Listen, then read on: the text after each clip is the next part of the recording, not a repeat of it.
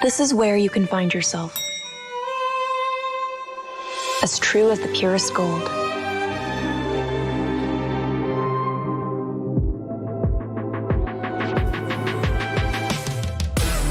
Be forever young. Be lavish. Be timeless.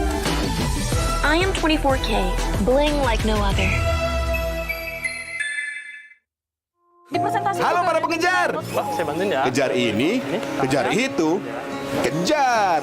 Keep kalem, pasti ada diskonnya. Pesan GrabCar pakai promo Yuk Grab.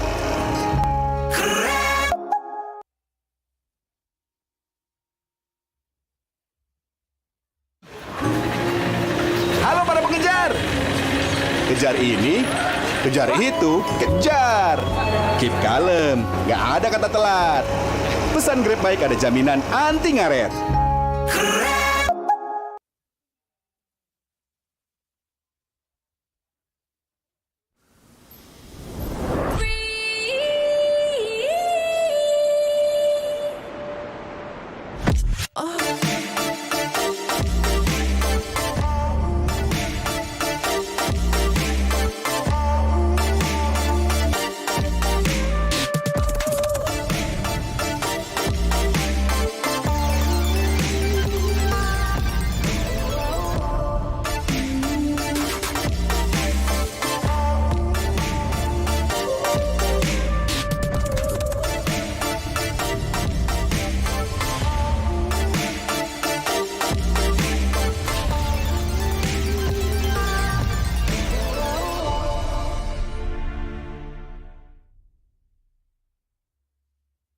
Gas sabar Ramadan beli gas ambil rezeki, voucher combo bertubi-tubi, pasti puas belanja di beli-beli. Belanja di Indomaret makin banyak untungnya. Kumpulkan cashback poin jadi untung terus. Makin sering belanja, makin banyak poin yang kamu dapatkan. Dapat diskon, jadi untung terus. Bayar belanjaanmu dengan poin yang kamu punya. Belanja jadi gratis, jadi untung terus. Dan untung terus dapat banyak promo. Jadi member Indomaret Poinku sekarang. Untungnya non-stop.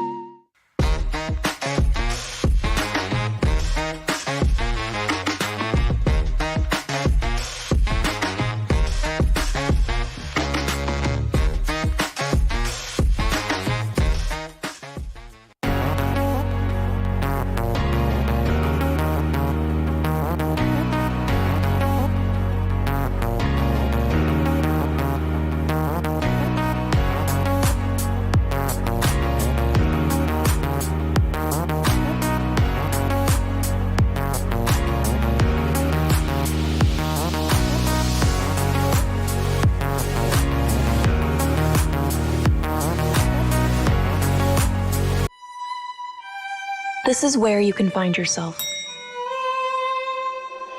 As true as the purest gold.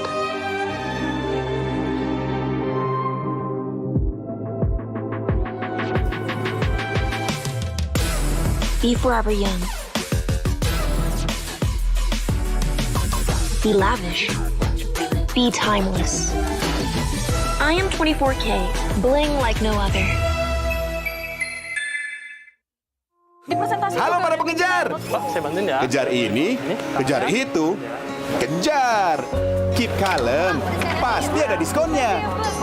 Pesan GrabCar pakai promo Yuk Grab.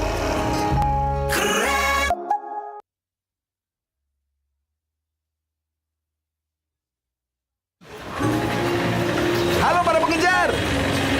Kejar ini, kejar itu, kejar. Keep kalem, nggak ada kata telat. Pesan Grab baik ada jaminan anti ngaret.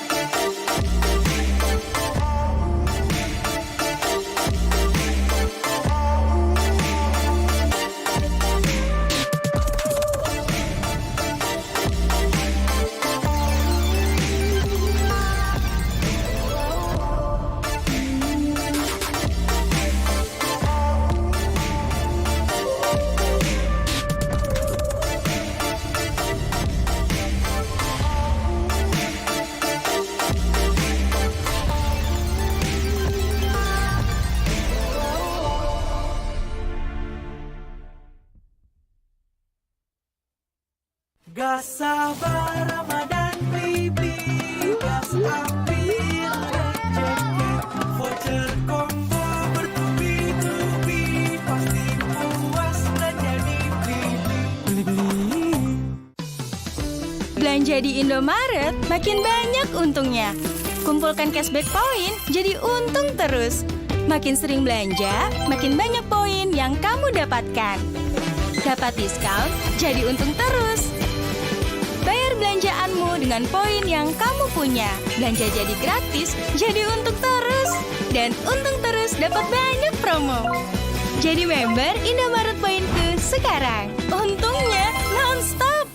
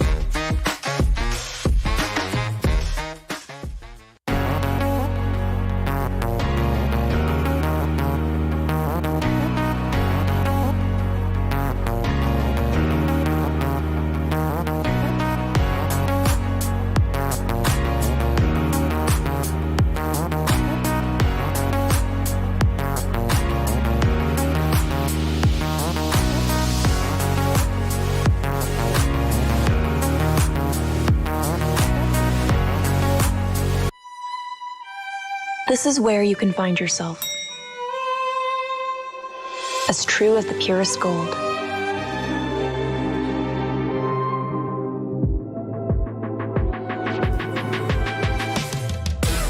Be forever young. Be lavish. Be timeless. I am 24K, bling like no other. Halo para pengejar. Wah, saya bantuin ya. Kejar ini, kejar itu, kejar. Keep kalem, pasti ada diskonnya. Pesan Grab Car pakai promo Yuk Grab.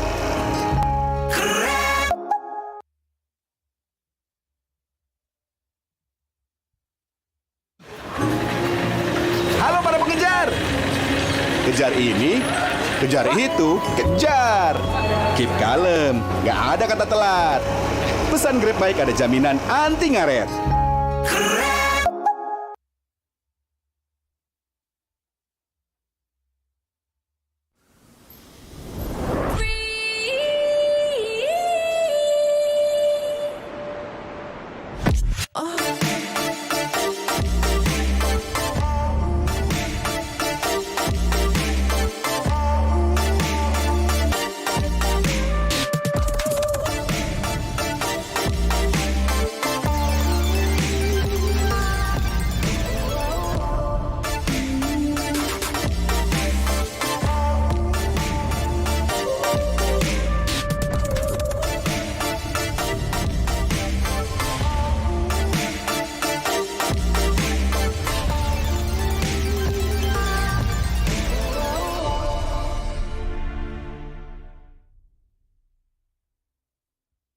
Gas sabar Ramadan baby, gas ambil rezeki, voucher combo bertubi-tubi, pasti puas belanja di Beli-beli.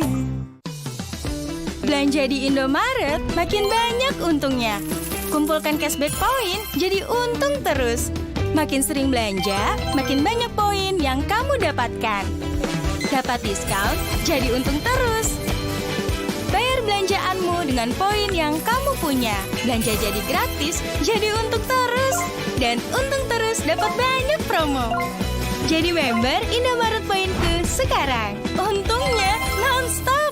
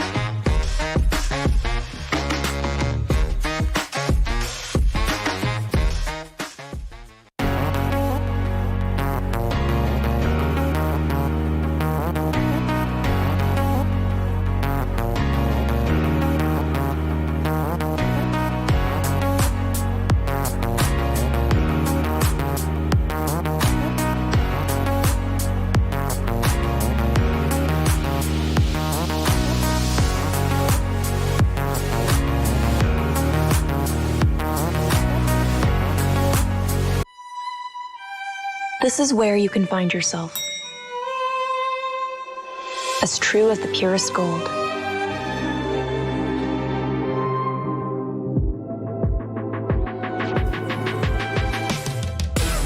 Be forever young.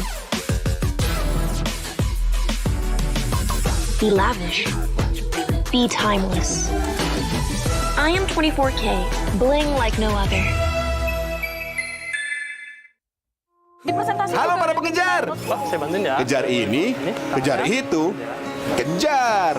Keep kalem, pasti ada diskonnya. Pesan Grab Car pakai promo Yuk Grab.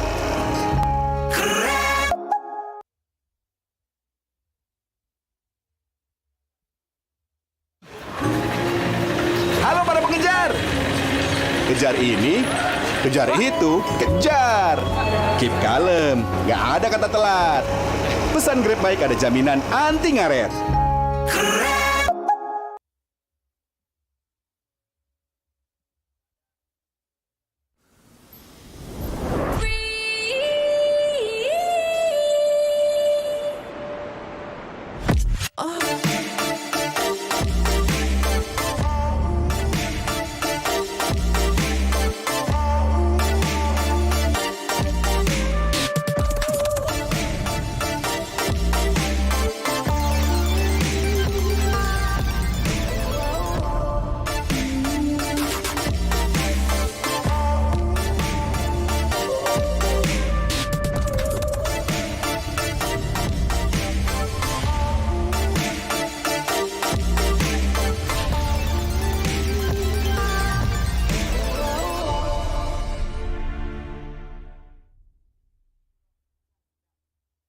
Gas sabar Ramadan baby, gas ambil rezeki, voucher combo bertubi-tubi, pasti puas belanja di Beli-beli.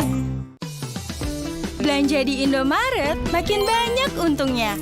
Kumpulkan cashback poin jadi untung terus. Makin sering belanja, makin banyak poin yang kamu dapatkan. Dapat diskon, jadi untung terus. Bayar belanjaanmu dengan poin yang kamu punya. Belanja jadi gratis, jadi untung terus. Dan untung terus dapat banyak promo. Jadi member Indomaret Poinku sekarang. Untungnya non-stop.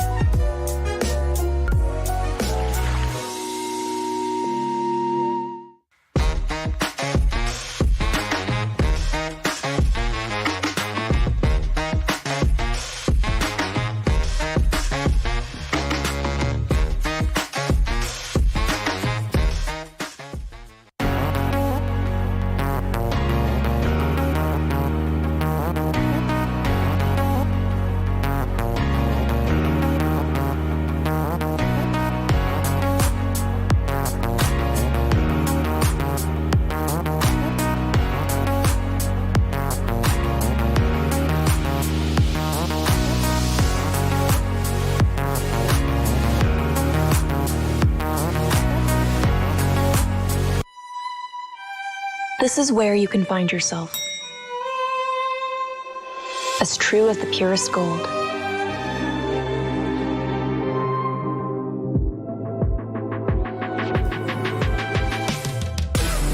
Be forever young. Be lavish.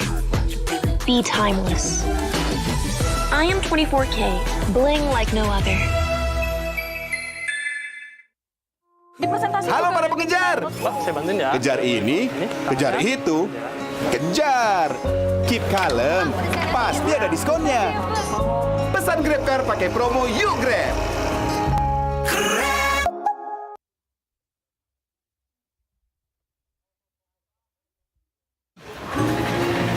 Halo para pengejar. Kejar ini, kejar itu, kejar. Keep kalem, nggak ada kata telat. Pesan Grab Bike ada jaminan anti ngaret.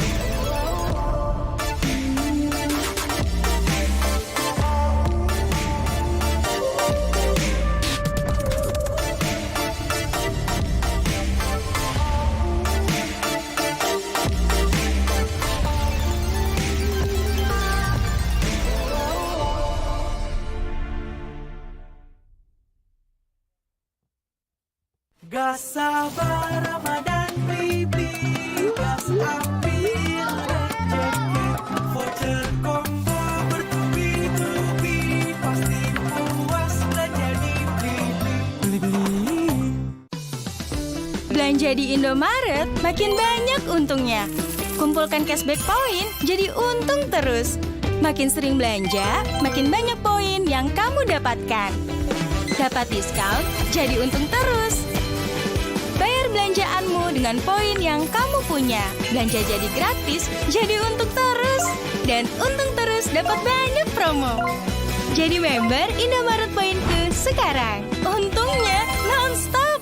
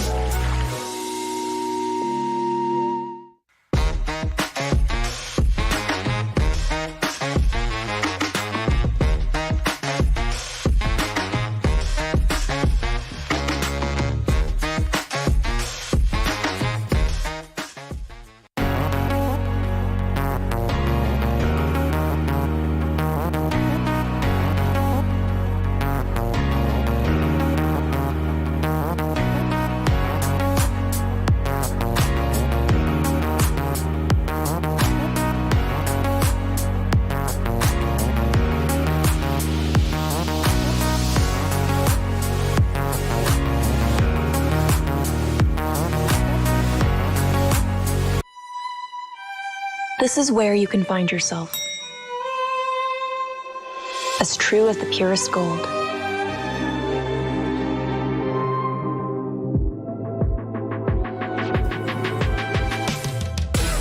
Be forever young. Be lavish. Be timeless. I am 24K, bling like no other. Halo para pengejar. Pak, saya bantuin ya. Kejar ini, kejar itu, kejar. Keep kalem, pasti ada diskonnya. Pesan Grab Car pakai promo Yuk Grab.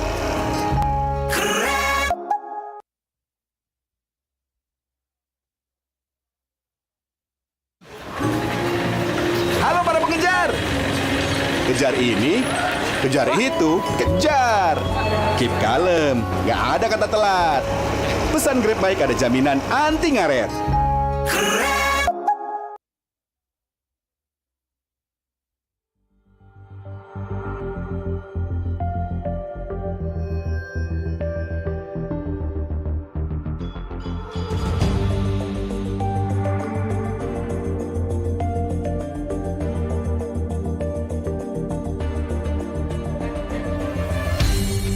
Aku kan berdiri dan terus berlari, terus ke arah puncak tertinggi.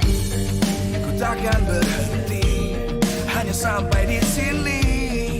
Kemenangan abadi menanti. You know we won't miss if we unite our focus. And if you haven't noticed, we all live. Nyalakan apimu, hadapi semua tantangan, hadang semua serangan, jatuh bukan halangan. Bakar semangatmu, janganlah engkau menyerah. Kita akan buat sejarah. We all this, we won't miss. We all this, we won't miss. Saatnya beraksi, jalani ambisi.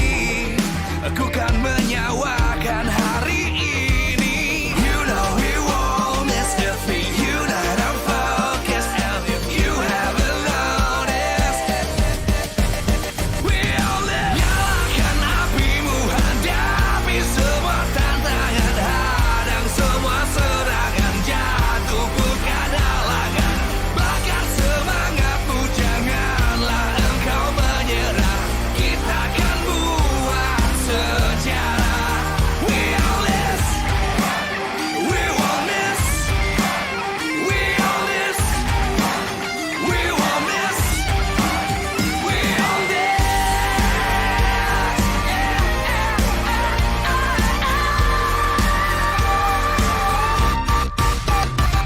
Nyalakan apimu, hadapi semua tantangan, hadang semua serangan, jatuh bukan halangan.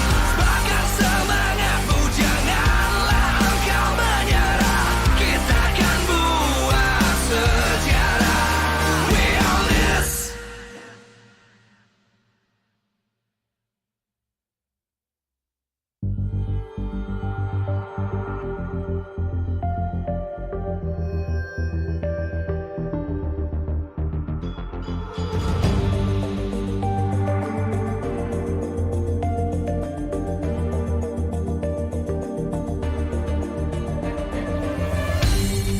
Aku kan berdiri dan terus berlari, terus ke arah puncak tertinggi. Ku takkan berhenti, hanya sampai di sini. Kemenangan abadi menanti. You know we won't miss if we unite our focus. And if you haven't noticed, we all live. Nyalakan apimu, hadapi semua tantangan, hadang semua serangan, jatuh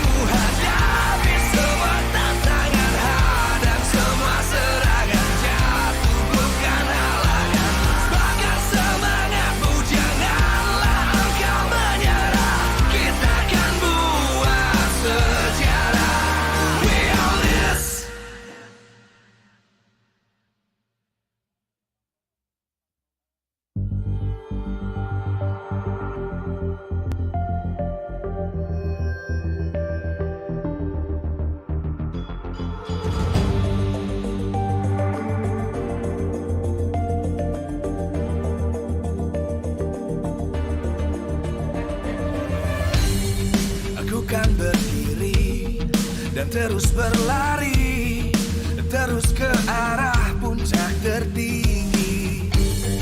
Ku takkan berhenti, hanya sampai di sini.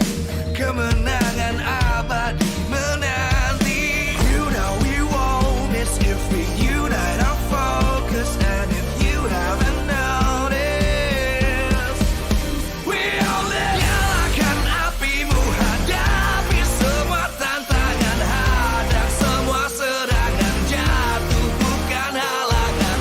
Bakar semangatmu, janganlah engkau menyerah. Kita akan buat sejarah. We all this, we won't miss. We all this, we won't miss. Saatnya beraksi, jalani ambisi. Aku kan menyawakan hari ini. You know we won't miss if we unite our focus. And if you haven't noticed, we all live. Nyalakan apimu, hadapi semua tantangan, hadang semua serangan, jatuh bukan halangan. Bakar semangatmu, janganlah engkau menyerah. Kita akan buat sejarah. We all this, we won't miss. We all this, we won't miss. We all this.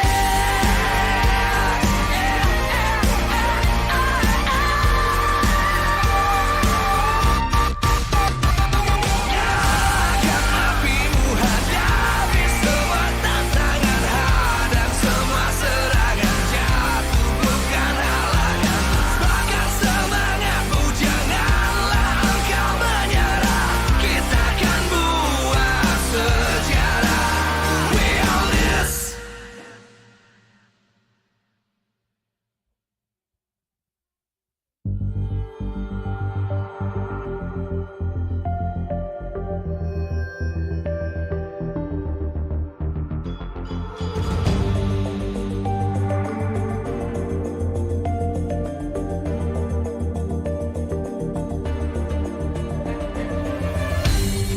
Aku kan berdiri dan terus berlari, terus ke arah puncak tertinggi. Ku takkan berhenti, hanya sampai di sini. Kemenangan abadi menanti. You know we won't miss if we unite our focus. And if you haven't noticed, we all live. Nyalakan apimu, hadapi semua tantangan, hadang semua serangan, jatuh bukan halangan. Bakar semangatmu, janganlah engkau menyerah. Kita akan buat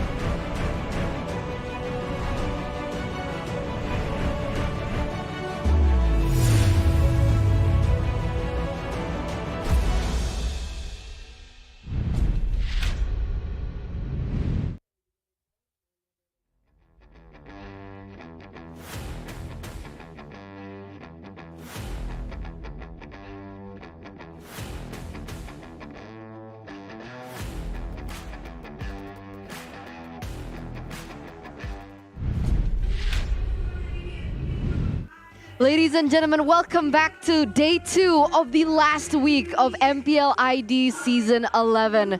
We have 3 matches upon us, starting with Bigetron versus Rebellion Zion, the battle for the playoff run. And to accompany you throughout the entirety of today, it's me, Eterna, Mirko, as well as Gani. And of course, MPL ID Season 11 would not be here without our wonderful sponsors. MPL Indonesia Season 11 is powered by Moonton, presented to you by the Samsung Galaxy A Series A34 and A54 5G. Our official mobile internet partner, Telkomsel. Our official gold partner by UBS Gold. Our partner in esports, we have Dunia Games, Grab, Secret Lab, Blee. Our official broadcast, Maxstream, a broadcast partner, TVRI Sport. And our partners, Indomart and Point Coffee. And of course, MPL Indonesia Season 11 is supported by PBSI. Now coming into Friday, right? Now it's the second day.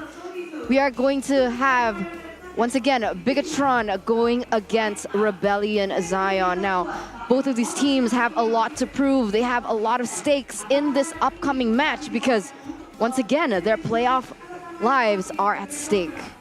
This is a very scary situation for both of the teams right here. Rebellion Zion, obviously, right after the win that Alter Ego got yesterday, they have been placed into the red zone in the depths, Gani.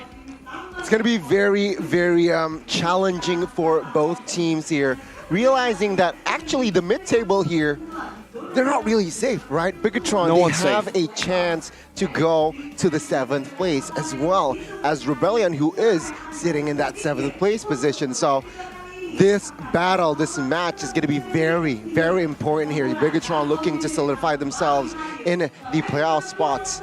Meanwhile, Rebellion, they're crawling their way here from that 7th place. Yeah, that's especially true because Alter Ego were able to win it yesterday in their matchup. What was it, 2-1? 2-1. Against2-1. So GEEK. that actually makes both Bigetron and Rebellion Zion's playoff run a little bit more difficult, a little bit more precarious, as people would like to put it here. But coming to this next matchup, they both have met before. How do you think things are going to pan out this time around? Oh man, you know, the first time they met in leg number 1, it wasn't really a good performance for the side of Bigetron Alpha, even though it was the debut of their prodigy jungler and gold laner, Ken and Saken. Unfortunately, it wasn't enough to give them that victory because Rebellion Zion were just playing super solid. Once again, they didn't rely on anything too cheesy, going back to their comfort, and I think that's where Rebellion Zion really shine, when they play through their comfort and through their power heroes. It's going to be very interesting here, leg 1. Remember, Ken, sure, he brings inspiration towards the side of Bigetron, but in the match against Rebellion in that first leg, doesn't really come to fruition, unfortunately. Rebellion, they managed to get that dub 2-1, though it was close. And perhaps the one department that where Bigetron can improve definitely is that late game, right? Their late game in leg 1 has been the theme. They're lacking in that late game department. Sure, they get the early lead. They somehow control that mid game, but after that, it's a loss there in that late game. And in that side, Rebellion, they managed to somehow win in that department, that late game. They managed to capitalize and exploit. Well, let's take a look here. The playoffs fight, it's still definitely on, all right? Bigetron with 5-6 record. Meanwhile, Rebellion, they're at a 4-7. If Rebellion loses this match, it's going to be 4-8, decreasing their odds to that playoff spot as well. And let's see Rebellion here in that first game. Actually, Super Ken on that Fanny, they're unstoppable. Again, Bigetron, their concept in the early game, they're very strong. Their first leg, Rebellion, they couldn't withstand Saken in that gold lane with the carry here. Very, very important to see that somehow Super Ken in this Fanny unstoppable. And of course, in the second game, Rebellion, they banned the Fanny out. Bigetron again showing quality in that mid game where in the Lord fight, it was actually Super Ken getting that clutch Lord. So Super Ken very reliable on that jungler position here. Meanwhile, Rebellion, it seems like in that first game, it was a warm-up game. They weren't really ready from their composition here. Again, in that Lord fight. Rebellion, though, in this fight, they managed to find the clutch here with that retribution. But what happened was, was actually Bigetron. Now slowly but surely here, even in the first game, started lose tempo, losing on multiple fronts here. But again, Super Ken was just unstoppable on that Fanny for the first game. Feel like Super Ken has a bright future, and after that wiped out, it was a clear straight push for Bigetron. Different story for second game here, where Rebellion relied on Vincent on that Lancelot. And again, in the early game, it was pretty much Bigetron's game. But Rebellion, they know, they wait it out. Moreno again just finding the right positions in the back line, and as well as timing that feather airstrike again can be prio in the second leg. So let's see here the battle for that Farsa perhaps here. Because in the first leg, it played a huge role in Bigetron's win here. Again, Rebellion, though, they managed to find the comeback right here, right now, with the defense. With the opening of Wijanarko as well, they managed to find the right loopholes, and Bigetron was forced to a fight that was very, very messy. Take a look at High's positioning here. In the back, free hitting, and of course, Bigetron will fall here. They lose this fight here. Technically, they escape, but at what cost? Highs jumps in again with the Wind of Nature. Thankfully, did not work for their side. But Bigetron in this game, again, they need to somehow be careful of that late game, because it's not going to be very, very easy now, Rebellion. They learn, they will adapt, and they will manage to fight as well. They will try to somehow exploit that late game as well. This is where perhaps Rebellion, they find their jam here. With this fight, winning the Lord as well, that's just the momentum swing. Rebellion finding again that late game where Bigetron, after a match, yeah, I mean, multiple matches, right? Bigetron is just weak, I would say, in that late game. And this is where Rebellion, they managed to equalize in that department. And after this, it's all Rebellion game. Super Ken getting the Fanny again. Seems like Rebellion, they managed to counter it with what? With Sway Low, with the Lunox, with Highs, as well with the Claude. Why? Lunox can escape with the order of the pressure that Super Ken can give. And it's just GG's. Rebellion in third game, not really a contest. Bigetron losing that early game, the momentum shift is very, very clear. And after Highs gets his prio items, it's just smooth sailing, I would say, for the side of Rebellion. Bigetron, even though they got the Farsa, they got the Lolita to provide cover for Saken, but it seems like the Melissa in this game, Mirko, your hero, isn't able to find their jam, to find the right targets, and to find the right farm as well. This is, I believe, the first Lord, second Lord, and Rebellion, they're still maintaining pressure. Super Ken in this game wasn't able to just pop off like he did in game one. Take a look at Highs. He just focused on the base. After this Lord here, it seems like it's just a little bit too much for Bigetron to handle, to defend. And again, I feel like if the department of that late game Bigetron can somehow repair, they're a scary team. I feel like if they really want to, if they want to go far in their playoff run, they need to repair that late game. Yeah, what I've observed from both of these teams is that momentum is really important. And when I mean momentum is how they're able to control that early game, right? Because when they snowball, then usually they're able to get the game. But of course, there's still that factor of the late game, like you mentioned here, Gani, that in Bigetron Alpha's aspect is related to their decision making. And sure. The fact that they need to stay disciplined, right? But now coming into the second leg here, there are a few differences. And one of the differences is the fact that now Razorboy has been promoted to head coach and Aldo coming into the assistant coach position. Do you think that this change is going to be a factor, or what factor for Bigetron Alpha here, Mirko? I think we saw even in the first leg, the drafts from Aldo have been very, very risky, and it has worked a lot of times for Aldo, the architect himself, building a very good foundation for the new Bigetron Alpha era. But with Razorboy, you cannot deny his achievements. You cannot ignore it. First in MWI 2022 with BTR era, proven in the Women's League, proven in the MDL, and proven even in the big leagues, with them taking Biela President, the trophy, with Bigetron Alpha. Let's see here, the keys to victory for Bigetron, Samsung Galaxy A34, A54, Super Ken getting his power hero. He's a reliable jungler and he hasn't matured. That's the scary part. He is a prodigy, it seems like. And Bigetron, they're investing a lot in Super Ken. It seems like Bigetron can be scary in the coming seasons, but also optimizing the zoning potential from the side of Rebellion or optimizing it for the side of Key. He likes to zone, he can zone, and Key, as we all know, is a very aggressive roamer. Now on the other side though, Rebellion, Chico, keys to victory here. Samsung again disrupting that rotation from Key, right? Key needs to somehow exploit his aggression, and that is where Rebellion can perhaps exploit. They need to let him overextend. They need to play the mental of Key, trying to somehow, by denying rotations, and of course maximizing the pressure in the gold lane highs.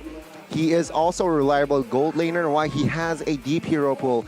He doesn't only play the gold lane, he also play the mages as well. So it's going to be very, very crucial here. Even though in the second leg we haven't really seen a lot of mages for highs, I believe they surely need to somehow capitalize. Like, okay, give him the mages, because we saw Kadera can play spectacularly on that Valentina. Perhaps we might see a Harith gold lane today. I think that's really important, right? Being able to utilize that flexibility, especially in the gold lane when there's going to be a lot of bans towards that. And having that extra layer of flexibility might actually help them a lot, because we've seen that actually come to fruition for Geek, right? Chidera on the Valentina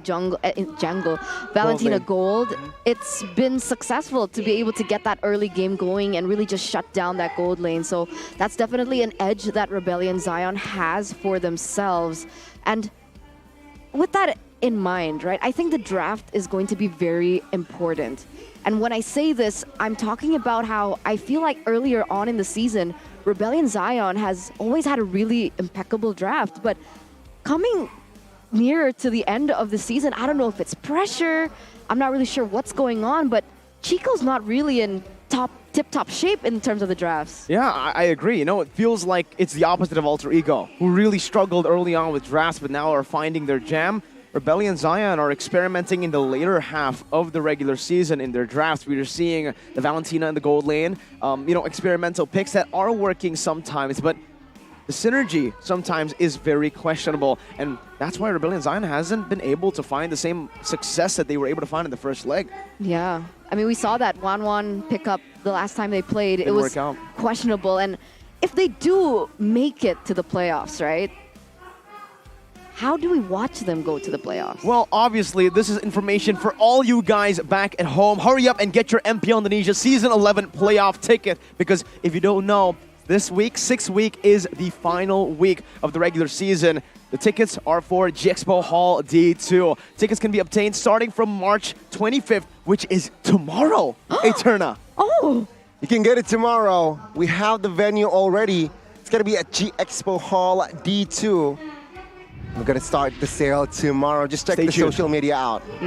Yep, definitely don't forget to check social media, especially from the official MPL ID, to get your hands on it. As of now, we're taking a look at the official starting lineup here for the side of Bigetron. Moreno, Sorizo, Saken, Super Ken, as well as Key. We can call them the main 5 for Bigetron Alpha right now. It's not going to be Verno Cure. And on the side of Rebellion Zion, Cars, Big Mac, Highs, Vincent, and Suelo. Wait a second.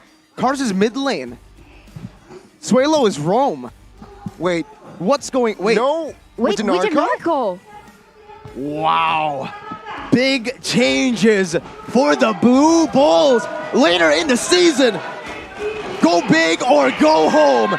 It's time for Rebellion Zion. Wow. Let's see. No Wijinarco here. Is this the right call? The Star Boy. Who will play Rome? Is it going to be the Cars? Is it going to be Sway Low? Let's see here. It seems like it is going to be Sway Low. But my goodness, they're experimenting in the very, very late stage. Let's see. Against efficiency, still staying with their main lineup. Welcome the Red Robots, Bigetron Alpha. Now, there's a lot of questions that we have, but it's a huge gamble. Honestly, sorry, I'm coming back to the side of Rebellion Zion here. Without Wijanarko, who I feel has really enhanced their gameplay from last season, I wonder what's happening. Why is Wijanarko not being played here? Gotta be honest, this is not a good sign, all right? Playoffs is around the corner. They're even battling for playoffs, and they're changing their lineup. I feel like that's a huge gamble, and I don't think that's a good sign. Chico, I think he's up to something. Hopefully it comes to fruition here. And also do note that Razeboy is now the head coach. So we'll have to see his impact with Paulo Esports, what he will bring to the table. It's going to be very interesting to see because Razeboy is a very creative coach himself. When I saw him draft for the team in Bigetron Beta in the MDL.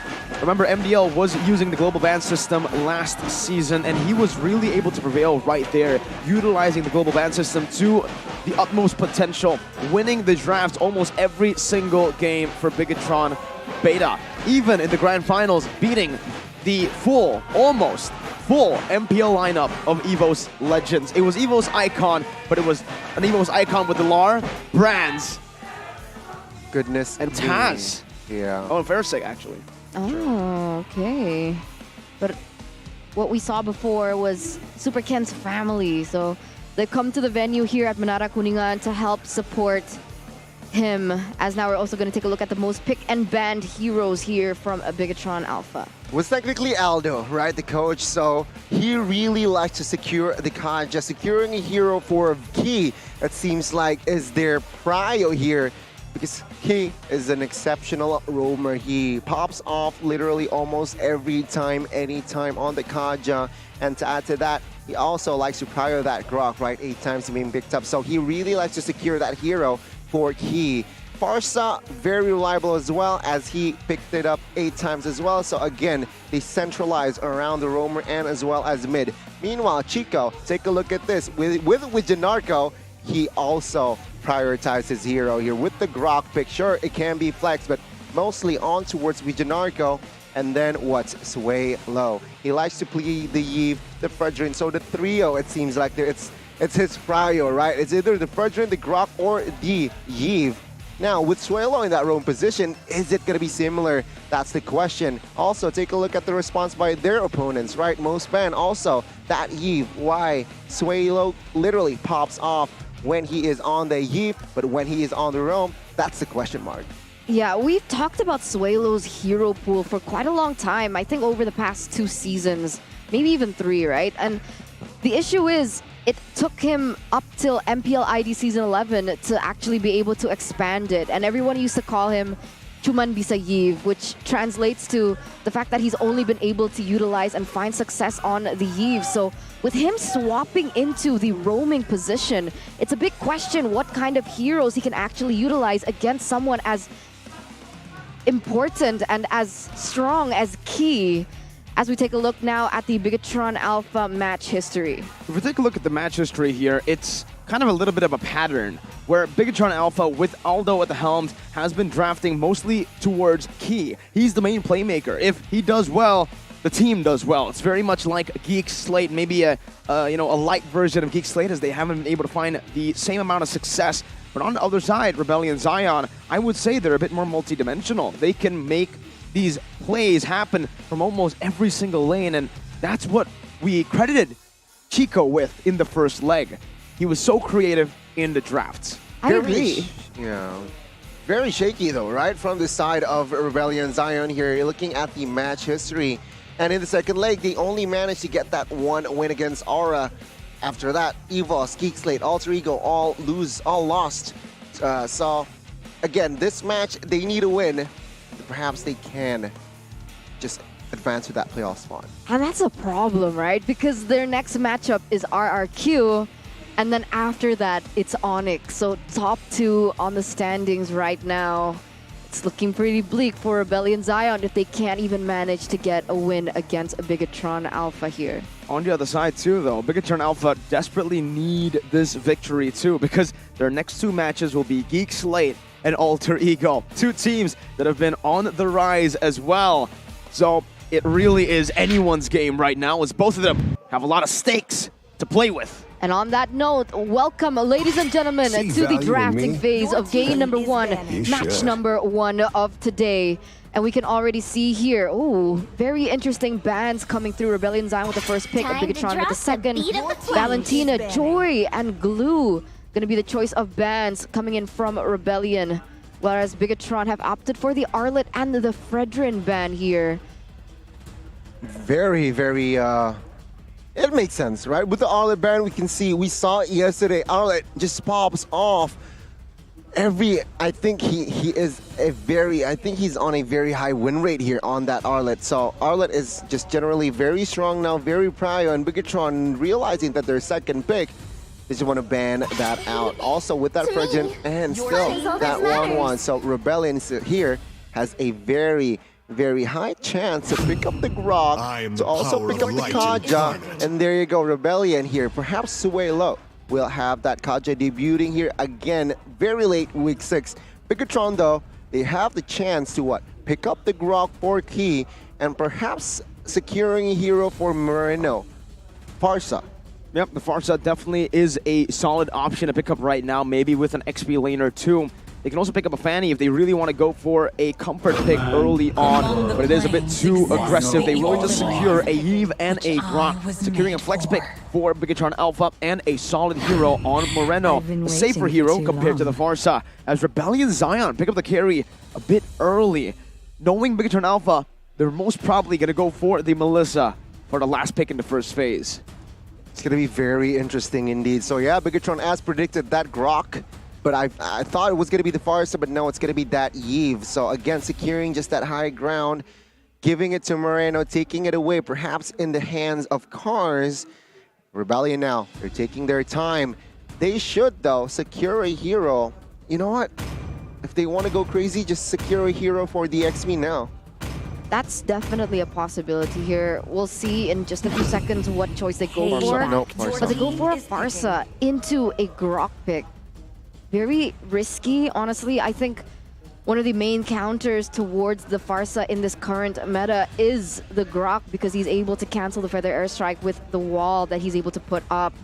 Very risky play here by Rebellion, and now Bigetron with the last pick here in the first phase. Securing the Melissa definitely makes sense here, getting a winning lane for Saka and to bully the carry. We know how good Highs is, especially on the heroes, where you can just play in the back line. So Bigetron Alpha have the chance to go for that, but if they want to go for just pure counter towards that back line, they can go for the Yu Zong. They decide to go for the Melissa as expected though, and it's a solid draft so far for BTR.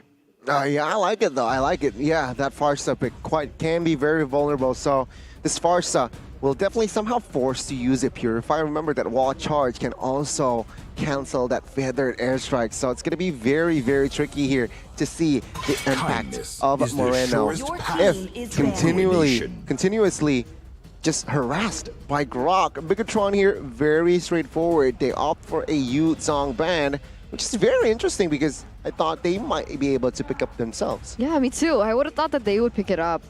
Maybe they're going for a different kind of plan to be able to dive into the back line, right? They already have the Grok, so maybe they just need a little bit more sustain coming through instead of someone to dive into that back line.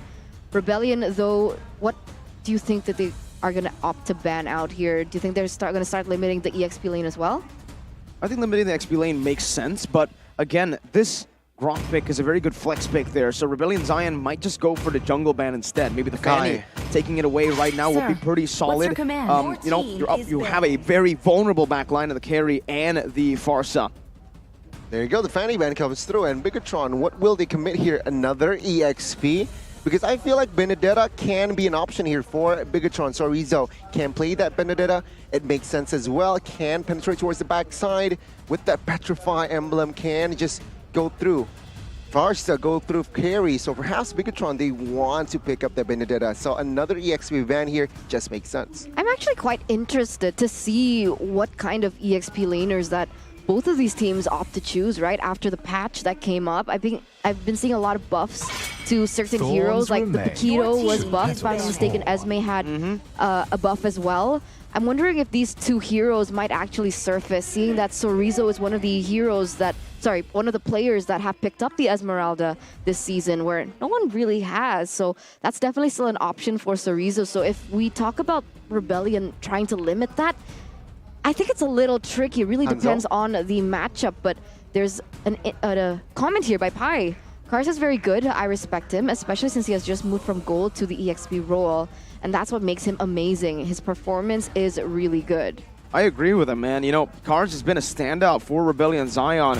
Everybody expected him to crumble under the pressure, being so new, very young, 16 years old on the MPL stage. But he has been performing out of his mind with another roster change, role change.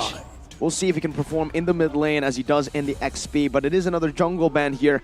Bigetron have the chance to pick up the Lapu. I think that's what they've kind of been setting up with the Yuzong and the Arlet ban, but they go for the Lolita instead, trying to bully this carry even more. So Grok EXP or Grok jungle here, right? Is the question. Rebellion, very good, right? 2 assassins ban Hanzo.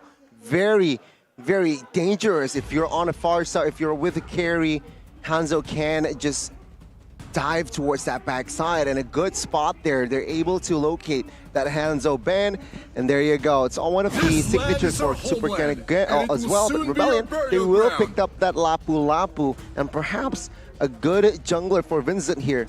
I don't mind the Ling actually. Ooh, not a big fan of the Ling here, up against the Melissa and the Eve. I think a better choice would just be utility, anti-CC would definitely work here.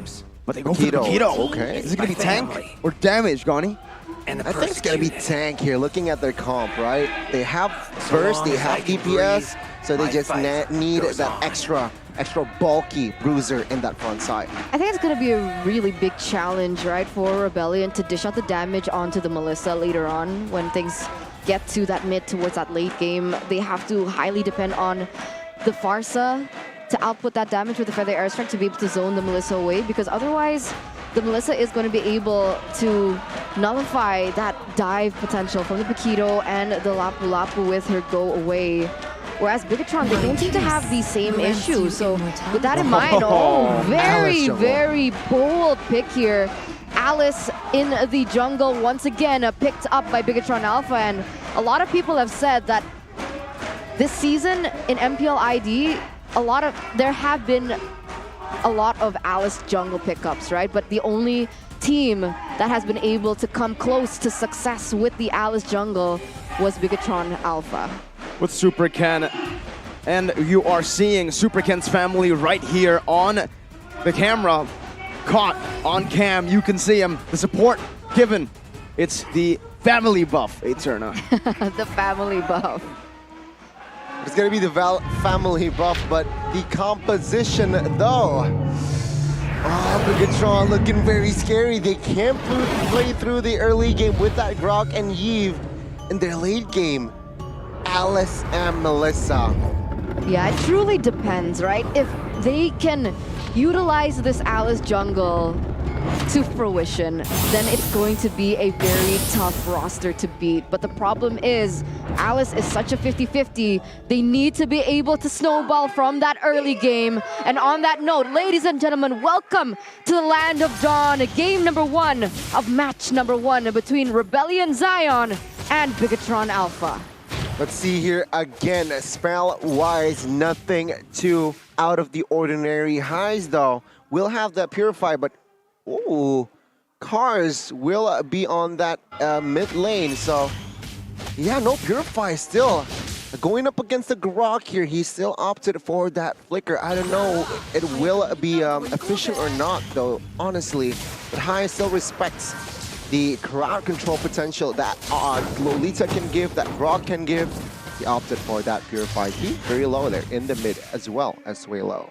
I mean, other than compositions and laning, right? We got to really just center focus on the fact that Rebellion Zion have swapped roles, right? We'll see exactly how Suelo does in that roaming position, as well as Kars here from the EXP into that mid lane.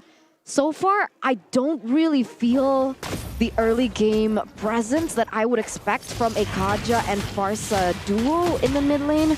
And they haven't been able to bully Super Ken just yet, and that's looking bad for Rebellion. Vincent, though, is all alone right now. Super Ken pops in Flowing Blood, looking for a flank towards Vincent, but there is no more. That's gonna be the flicker coming in from Key, locking Vincent down. That's first blood over to Key. Bigetron Alpha drawing first blood early on in the game. Perfect timing right as the turtle spawns in.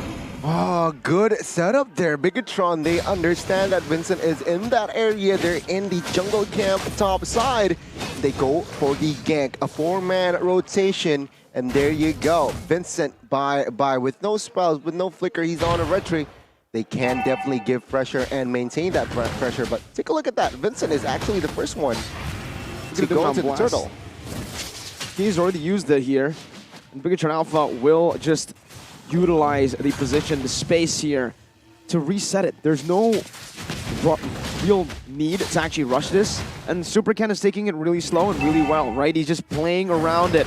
Big Mac, though, with the Bravest Fighter, trying to zone him away, but Flowing Blood does go through in the end. Super Ken with the rage, gets it with Retribution, a solid one. BTR with 2 early dubs. That was so effortless by Super Ken. He knows exactly how to go back into the turtle pit and being able to get that objective. And this is exactly what Rebellion Zion does not want, right?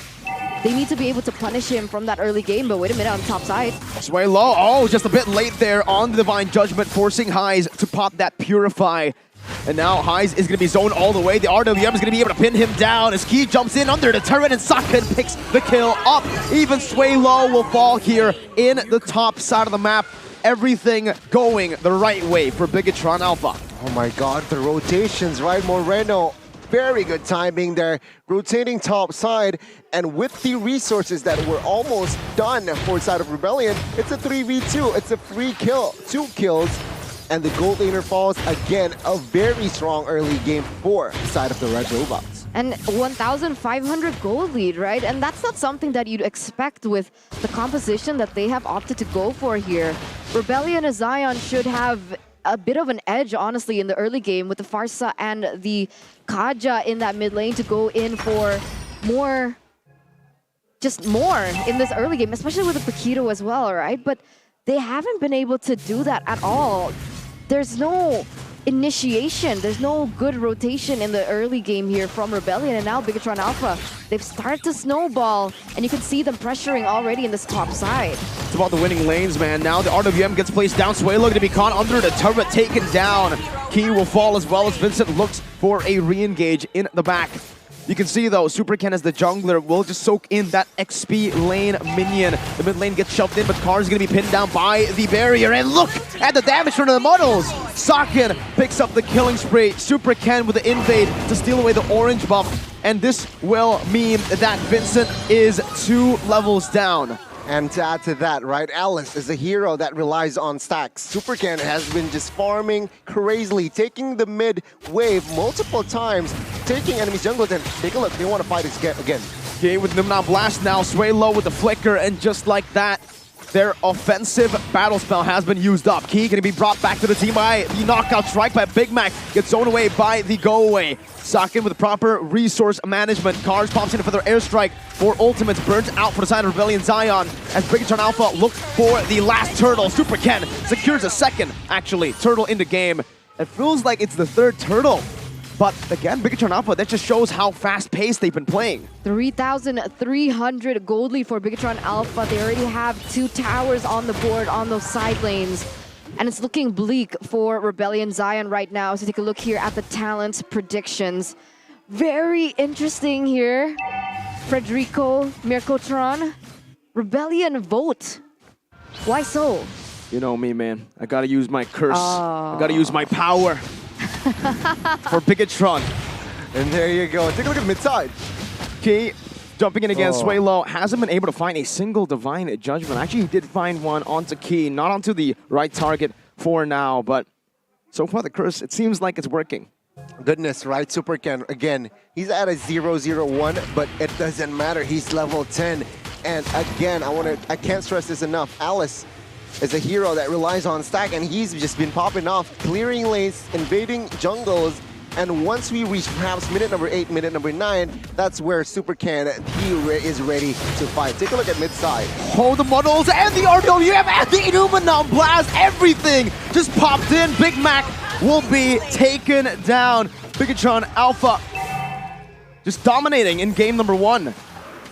I don't really know what to say about this, right? It was questionable with how Rebellion Zion played in that early game. One of the main things about the Alice jungle is that she's very, very vulnerable to invades in that early game, but they did not utilize that at all. And now you can see here 4,800 gold lead. They're looking for more on the board as well. Vincent, even they already lost that mid lane control as well. So map control at the moment, very, very dominant by Bigetron Alpha. And they're going in. Soriza with a wild charge still going to be taken down though by the fadeaway hits from Highs with that passive. Rebellion Zion with a slight chance right now to contest the turtle, but then you look at Super Ken through 2 levels ahead of Vincent, about to be 3 as he gets level 12. Oh, looking at the setup, it's just another clean, perfect turtle here from the side of Super Ken without contest. Though Rebellion, they get a slight compensation by taking top side, but it really doesn't matter, right? Bigetron Alpha, they understand here. Take a look at the items. Alice, he is building already Clock of Destiny, and after that, not magical items. He understands he relies the damage from that stack, so he builds Dominance Ice. Another, perhaps Steel Leg Plates is on its way as well. Take a look at Saken, DHS and Corrosion, so he is ready for a fight. Meanwhile, on the other side, Carry is still struggling here. He needs more items. He is behind almost 1,500 gold, and that's not a good side. Entering the mid-game of the phase here, that's where you want to pop off. As well as Farsa here. Lighting Truncheon is on its way very soon. But this is where Rebellion Zion can make the most out of it, right? Their mid-game carry, Farsa, mid-game centric. Perhaps they can win a couple of fights here against Bigetron, but they need to also understand that they're behind 4,000 gold. So control, it's all still for the Red Robots. I mean, to be fair, with how far behind Rebellion Zion is in the 8th minute of the game, Highs with a 1,000 gold deficit, and they both have 2 items, so it's not that bad, is it? It's good, but no, it might be bad because Saken, take a look at the fight earlier. He rarely pops the Inspire off, so it's he's like testing the damage. Without Inspire, he can already deal a lot of damage, and perhaps this might be the opening they're looking for here. Yeah, and now with Illuminum Blast, Waylo's going to be forced to flicker out there. The Feather Airstrike does no damage, not even to Moreno. And to answer your question, Eterna, it's about the little out items as well. Sure, they have 2 fully built items, but Saken is just a few items away, little items, a few just minions away actually from securing the Golden Staff in the 9th minute. So that 1,000 gold lead will play a huge part with that Golden Staff, as Saken is also a level ahead, about to be 2 as he clears out the minion waves here in the mid lane. Even Super Ken has gone to Winter Truncheon. That's gonna be nasty here. So Super Ken has a extra life, technically, right? With that Winter's Truncheon, and now they're moving on towards the next objective, but they do not want to go hastily here. Seems like they're also taking their time here. They want to wait for information. Take a look at Highs there. So with that information in mind, it's gonna be 4v5 if they force a fight. Look at Highs though, good trades on the board, just opting to split push here as he understands that there's no way they go for the 5v5 contest. Will he be able to take the tier 2 down? The answer will be, yeah, maybe the minions do, but he will recall. Saken rotating down below, but it's a bit too late. Tier 2 taken down. Well, looking at that, right, Rebellion Zion, they understand, yeah, it's not contest, and Highest with the split push there, that's a win, but Bigetron seems like they don't care. They know they're still controlling. They do not care they lose to turrets, so perhaps they will somehow fight this. They want to bulk it here in this Lord push, and there you go. The 3 minion wave push is going to be full effect here from the side of the Red Robots. I think they do want to push in for a fight, right? Because with the Feather Airstrike already baited here, in a 5v5, Bigetron Alpha, they're going to do so much better in that team fight. This was what I was really concerned about, right? Who's going to be able to take Saken down in that back line? Because up until this point, he's only been free hitting with no disparity whatsoever, but here we go. The non blast now. Swalo again, defensive flicker back. Not going to be able to use that offensively. Lord gets cleared out in the bottom lane, but all tier 2s have been taken down with the first Lord. Now it's going to be the concealed play now.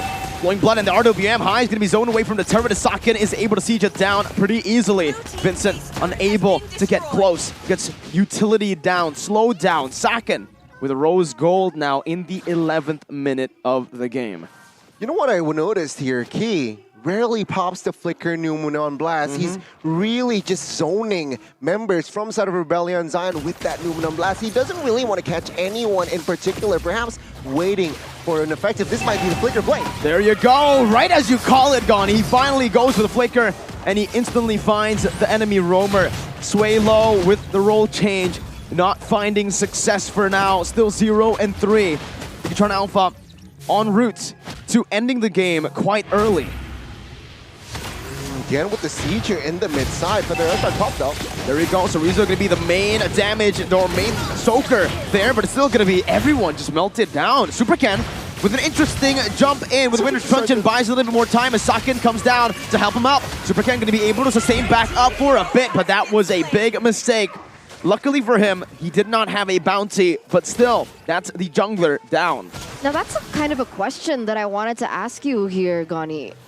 The point of the Winter Truncheon for Super Ken, for Alice, is I want to say that it's actually a power spike, right? Because usually when you pop in your ultimate, you can pop in the Winter Truncheon at the same time to be able to sustain through the damage, but I saw that the ultimate didn't get pop off when he pushed in the Winter Truncheon. Was there a change? He didn't activate it just now. Yeah, he wasn't. It wasn't activated, and it was a little bit too overzealous. I feel like from the side of Alice here, from the side of Super Ken, he miscalculated. Perhaps he miscalculated the timing that Sakin came, perhaps, and that is where I feel like the mistake. But then again, Mirko mentioned it earlier, no shutdown, so it is a blow, but it's not too big. Let's see here, the Lord fight though. It seems like Rebellion Zion, they want to contest this one.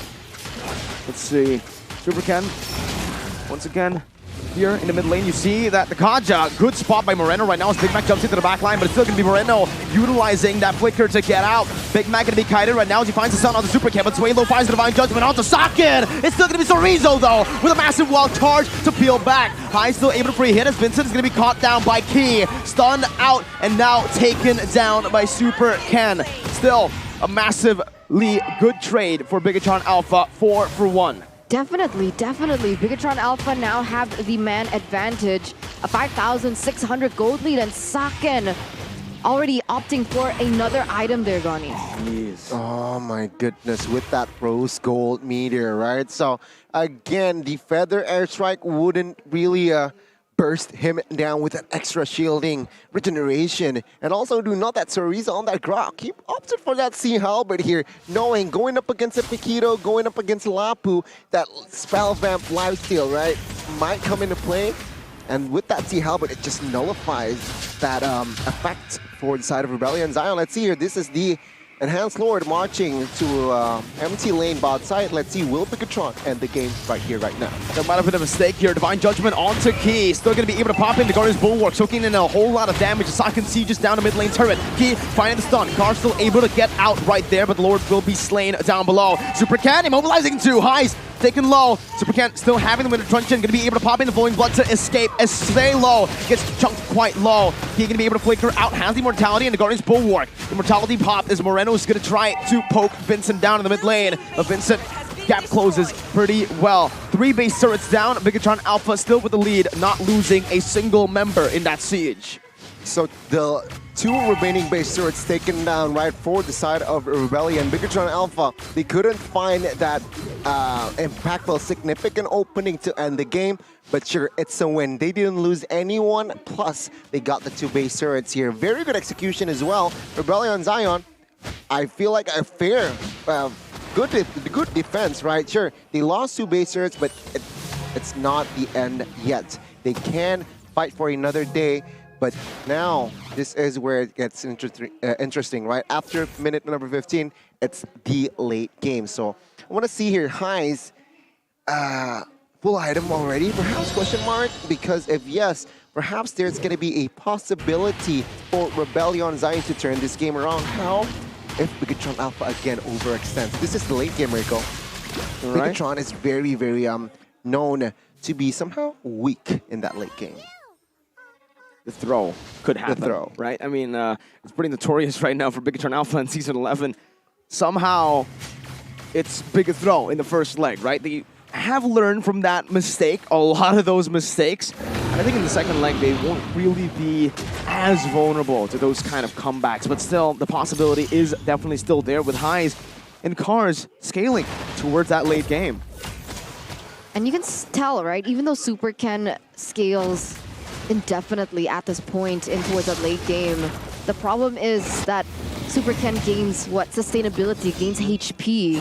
And that's exactly what Highs was built for, to shred through that HP. So it doesn't really matter how much Bigetron Alpha scales because of the presence of Highs. And I feel like Highs is already reaching that power spike, but Sorizo here. Oh, that might be a steal. No, it's still Super Ken who finds it. Would have been the Truncheon. Vincent now with a knockout strike onto 2 members, but Immortality will be bought. Sorizo with a big smack to silence Vincent. Suelo with a great play. Flicker Divine Judgment, but Rebellion were not able to capitalize. Oh, very, very gambly type of game plan here. Sure, take a look at that. Highs also built that winner. See Halbert even right to shred through Alice. But this might be their final defense here. Bigetron with 5, Rebellion with 4. Things are not looking good for the Blue Bulls. They're looking for more right now. They might actually be looking for the end. That's going to be Sorizo with a wild charge and Super Ken with the flowing blood. The winner Truncheon just in time by card, but Sorizo will fall to the turret. It's an execute as Big Mac finds a stun on the 2 members, but Sakin's still going to be able to kite away now with the Athena shield as well. Moreno buying the Immortality, poking Highs down. The Lord now marching down into the base. It's going to be wide open for the taking, but Sakin is still in the midst of it all, looking for the damage. Vincent jumping in, gap closing. Highs going to be able to dish out the damage, but will be poked down to death by Moreno as Bigetron secure game number 1. Bigetron lead the series with an Alice jungle and a really good game plan from that early game. Rebellion Zion unable to respond as the tempo, the map control, everything was just secured, controlled by Bigetron Alpha. A very, very solid performance here from the Red Robots again. Nothing too flashy, right? Everyone just played their roles here objectively. Sakin farming up. Super Ken also in the early game just farms up. Invade minions, getting those stacks. And there you go, it's a GG. Rebellion Zion, they got out macro. They got, objectively also, they lost the turtle fight. They lost the Lord naturally. And it's going to be tough here, game 2. What should they go for here? Because it seems like banning out Super Ken in that second phase doesn't really come to fruition. Is it the drafts or is it the players, right? That's the question. Because honestly, from the drafts for Rebellion Zion, correct me if I'm wrong, Miracle, you may have a different opinion, but I thought that it could have worked, especially in that early game. Kaja Farsa in that early game, they're super strong. They hit level 4, they can go in for ganks. There's a lot of follow-up from the Paquito as well. Remember, the Paquito was also buffed. The damage has been increased as well as his sustainability. And yet they weren't able to capitalize over that draft that they could have been able to utilize against a weak Alice in that early game.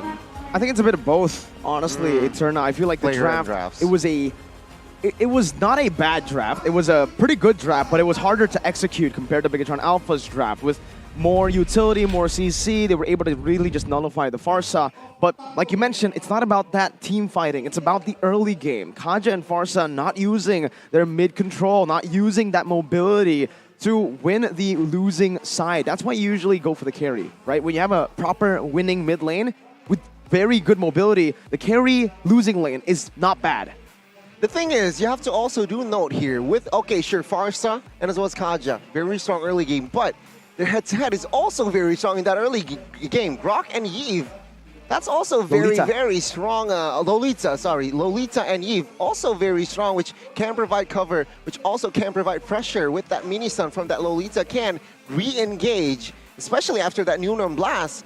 So, it's, sure, it's you can say very strong early game, but it's a very, very, very good response from the side of Bigetron as well. Sorry, to combat that again, I was mentioning more about like their wave clear, right? I think Farsa and the Kaja has better wave clear and they have better mobility, which is why, like, if the duo was, who was it again, Lolita and Yves alone, then yes, they are strong in the early game. But compared to a Farsa who has the wings by wings to be able to roam quicker, as well as the Kaja to help clear that waves, I think it's better the Farsa and the Kaja, in my opinion, that early game. Yeah, perhaps that might be the case here.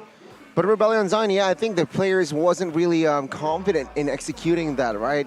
Alice just as a nuisance, just going in, even after what? The first 5 minutes, he was just invading the jungles of Vincent. 2 levels ahead already. And he opted for that just one magical item there in that Clock of Destiny after Antikyros, Oracle, Dominance Eyes. He understands that he is more as a tanky build. He wants to open fights. He wants to soak in the damage. Just relying on that Unistruncheon to perhaps adding to buy that more time for the team to be more in sync. But yeah, very textbook performance from the side of Supercan. He wasn't too flashy in a sense that he wants to get that outplay, wants to go for that 1v5s. He's just playing there to win, playing there for the neutral objectives. And you can see that in the numbers as well. The GPM, Supercan has the highest here in 795. A rare thing to see to have Melissa in your composition. But Saken though, 85,000 gold, 85,000 worth of damage. That's also a lot here on a Melissa, 88% KP. But the sandbag, of course, will be that Kaja here with Sway Low. And Moreno will get the forgotten one. Take a look at the numbers as well, right? The damage to tower and also the damage from Turtle, Lord, it's all significantly towards the side of Bigetron Alpha, which means their game plan, it's well executed. I think it just shows the inexperience as well, mainly, right? Massive difference in the mid-control battle. Once again, Cars and Sway Low, I just realized again, while we were talking there about the mid lane, these are the 2 new members who swapped their roles, right? And with Sway Low on the roam, the Kaja, it's very different to how you would play a Yves, a Cars as well on the Farsa, very different to how you'd play an Arlet or a Benedetta. And I feel like for Cars, he's still playing the mid lane very much like an XP lane. Very solid, staying in the mid lane, staying in lane. And for Sway Low, also playing a bit more as a mid laner. He's playing behind, he's playing to cover, not in the front, looking for picks. That's why I mentioned, is it the draft? Sure, of course there's a factor in the drafts, but are these players comfortable with the role swaps? As now we're going to take a look at the MVP by the Samsung Galaxy A34, A54 5G. It was Moreno on the Yves. 3-0-12 KDA and an KP of 94%, Goni. Just one shy away from being 100 KP. But take a look at the items, right? The 2 wands instantly build here before the Enchanted Talisman. Why he, again, right now, Yves, he doesn't care. Sure, I can't just recall and recover my mana. The one thing that I really just want to give for my team is that utility. The slowing effect, and also he builds that glowing wand as soon as, right? So again, burning effect, slowing effect, I can just recall. And this is the recall just to recover that mana. And this is going to be the heat map for Moreno. He's all over the place, right? Top side, mid side, EXP. Why? He wants to somehow, again, get that pressure, give pressure on towards the new guy here, Big Mac. And this is going to be the replay here.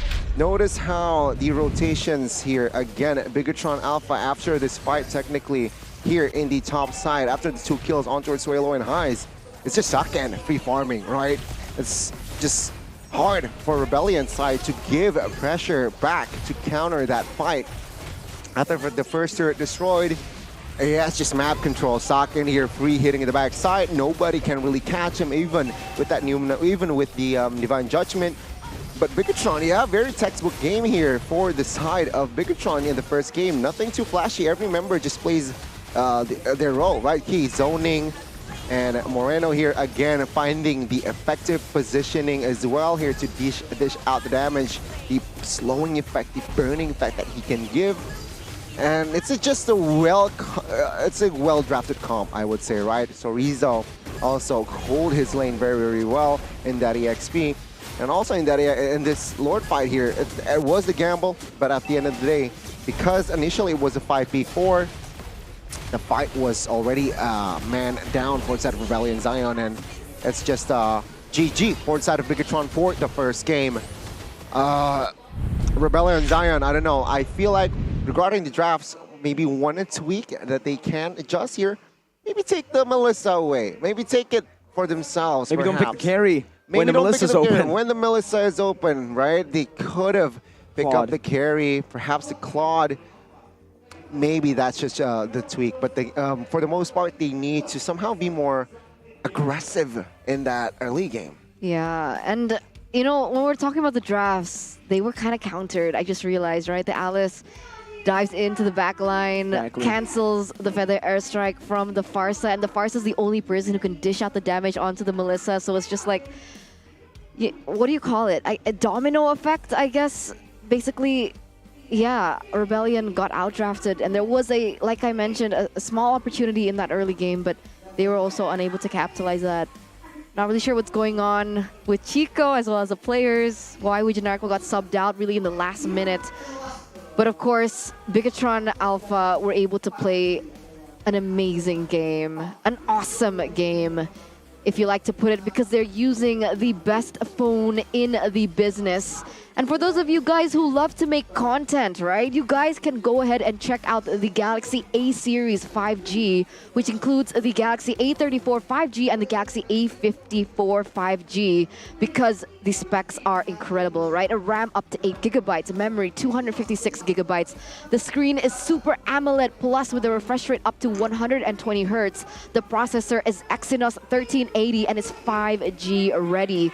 The battery is 5000 mAh, and the best part about this phone to make content is the quad cameras that is up to 50 megapixels, and you guys can create content in the water because it's IP67 resistant.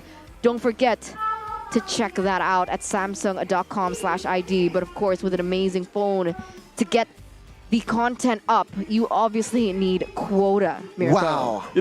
You really do. And you can go the boring way and just, go for quota, or you could do it the real way. You could go for a gamer way. With every purchase of items and vouchers for MLBB using Telkomsel, you guys can get up to 3 gigabytes of quota every time. So, you get 3 items. That's 3 times 3. That's 9. Quick maths. 9. Wow, multiplies. But so this is the perfect timing, right? Check it out, duniagames.co.id, or just check the QR code, all right? Scan it here, below, here on the left. Yeah, on below me. Below you. Below me. you. Below me. Usually Right? we say below Samsung Arashi. phone. Below. But Where now is it's below Arashi? Gani. Rashi's watching with his date somewhere here with Sheffin. Okay. Oh, there you go. Hey, Rashi Sheffin. What's up? Hello. It's Rashi All Sheffin. right. But okay, ladies and gentlemen, that is the first game. That is the first game. There could still be 2 more games Yeah. Potentially. because that's a best of 3, and that's how best of 3 works. Again, math. I think at this Quick point, maths. But of course, it really depends on how Bigetron Alpha as well as Rebellion Zion play in the second game. It's match point for Rebellion Zion right now. So take a look at the game recap here. Bigetron Alpha were able to win a very, textbook win, honestly. That game wasn't, like you mentioned, nothing too flashy. They were just playing towards their composition. The synergy was there. GG is GG. Again, Keen, Yeah. right? you know why it's textbook? Why? Paulo has been smacking Moreno on the head with that textbook. You see it, you goodness. saw it. Now look at him. Smacking again. Every single smack, that's a stack. That's a textbook stack. The MVP. The MVP stack. That's well, look at Moreno. He is getting coached by 2 coaches. Blessed. And for Rebellion, unfortunately, they're getting cursed by Mirko. And the predictions, man. I'm curious, though. You want me to vote for BTR now? Yes. Wait, just as whichever. a BTR fan, I would really want it to be 2-0. Like, just look at the drafts, right? And then you choose which draft you think is weaker. That's what I've been doing. That's legit what I've been doing. Oh. Yeah. You liked Rebellion Zion's draft better No, before? I liked Bigetron's draft. That's why I Oh, went for that's why you Rebellion picked Zion. Rebellion Zion. I gotta use the curse, man. Somehow, some way. But here, Super Ken's family seems to be pretty happy A that I proud went for family. it. A proud, fighting Ken. Fighting Don't Ken. fight Ken. Don't fight Ken. You want to support Ken, Yeah. but fighting is a way to support Ken. It's a wordplay, all right? It's wordplay. It's not real. You don't actually fight I thought Eterna. you literally meant fight him. No. Because he's scary. There is. Looks pretty, you know, there's the- doesn't look pretty, doesn't look scary. It looks like a very, You know what? His Should we gameplay change the is- Starboy yeah. to Super Ken? I think if he wins Rising Star, sure. But Yeah. for now, it's Ouijanarco. Yeah, talking about that, back to that point, right? Where in the world is Ouijanarco and why was he swapped out in the last week of MPL ID Is he regular here now? season? No. We saw him, Gani. Is he here? Yeah, we did. He's not sick or anything, right? No, me and Gani saw him. We were talking to him. We're like, dude, you're a crazy good roamer. Are you gonna be playing today? And he said yes. So he literally lied to our faces. So what's going on? He's no info? resetting. Is he? He is sitting in the time chamber. He is working his way back. At a moment this important for Rebellion Zion, huge question there. But ladies and Need gentlemen, some welcome stitches? to I can game wait. number Is there? 2 as we enter the drafts of Bigetron. Swapping sides with Rebellion Zion here as they are going to have the first pick. Arlet Fanny Band comes through. Wow. Rebellion Zion respond with a Melissa as well as a Joy Band here in the first phase. So they were listening to you. Melissa, if we want to pick up the carry, the Melissa has got to go, and they respect that option. It seems like here Bigetron though, same approach here, even though they swap sides. Meanwhile, Rebellion with the adjustments, right? You mentioned the Melissa ban again. Bigetron though will ban the Valentina again, signifying or signaling here that they want to pick up the Faramis, perhaps for that first pick. Scary though. 1-1 and Joy. Also Oh well, true. Joy's been banned now, but like you mentioned, they can't go for the Kaja, the Faramis ban, or the 1-1 ban. Baiting, right? Rebellion questions heroes, so many heroes to ban out. If Faramis is left open, Bigetron can't pick it up for Moreno. You know, honestly, I would have thought that Rebellion would have wanted to go for the Faramis in that first game because they had the first pick. The reason I say this is because Suelo can translate his skills on the Faramis into that roaming position with slight changes in the rotation. So that's something that Suelo's familiar with, which is very different to him picking up something like the Kaja, which we've never seen before here in the regular season. But Rebellion Zion with the blue ban here in the first phase. Bigetron, Fredrin first pick. So it seems like Bigetron again playing for the objectives here. Securing, first game it was Super Ken given the hero last pick, but now it seems like Fredrin can be the priority Along here. the Again, still plains flexible though. exists the Rebellion with equilibrium, the same which response I here. was made for. Well, not same, but hero that is also very, very Dangerous. trademark, very dangerous here. Trademark of Rebellion, even though it's not Suelo playing it. It's gonna be the Eve. Maybe it is Also, Suelo playing. Maybe Highs Suelo rotates to the roamer. What? Or, I mean, maybe. Cars, my bad. Cars. Maybe, Honestly, maybe. that would make a little bit more sense. Kaja again, though. So Kaja Eve. Kaja and Eve. Okay, so they've set up pretty good mid control here, but they have ignored the 1-1 yet again. And with the Carry. Eve and the Kaja, I would actually say it's not too bad to pick up the 1-1 right here. It's a good hero up against most heroes in the gold lane when you already have the Melissa banned out. It's just the Irithel. And at this point, I feel like Bigetron Alpha should just try to force the Irithel out. We have a comment from Aldo, though, the architect himself. I believe, and my players believe, that if our preparation is good, the results will follow because the process will not betray us. Trust the process indeed here. Bigetron with the switcheroo as well here, picking up the Farsa. But it seems like 1-1 question mark? I will protect you. It's not. it's not going to be with the 1-1 here. It's going to be a Lolita again for Key. The 1-1 counter. The 1-1 counter setting it up perhaps in that second phase, anticipating if Rebellion opted for that 1-1. But honestly, they can pick up the carry or even the Claude here. Do we still like 1-1? I mean, I Do like we? 1-1. I don't I really like like Melissa 1-1. What's her More. win rate this season, though? 0%. Exactly. So, Is I it mean, still Prio? oh, definitely not. I don't think it's Prio, and I think this will set the trend, the new trend, because even yesterday, we still saw it banned almost every single time, but yeah, the 1-1 just hasn't been good, really. When it gets picked up, it's been losing. But I don't know. Maybe it's lethal different. during screens. Yeah, maybe it is, but as a first pick, you get countered so easily, and you can see right now they're not even going for it. First time ever, ladies and gentlemen, in Season 11, that the 1-1 doesn't get banned or picked in the first phase.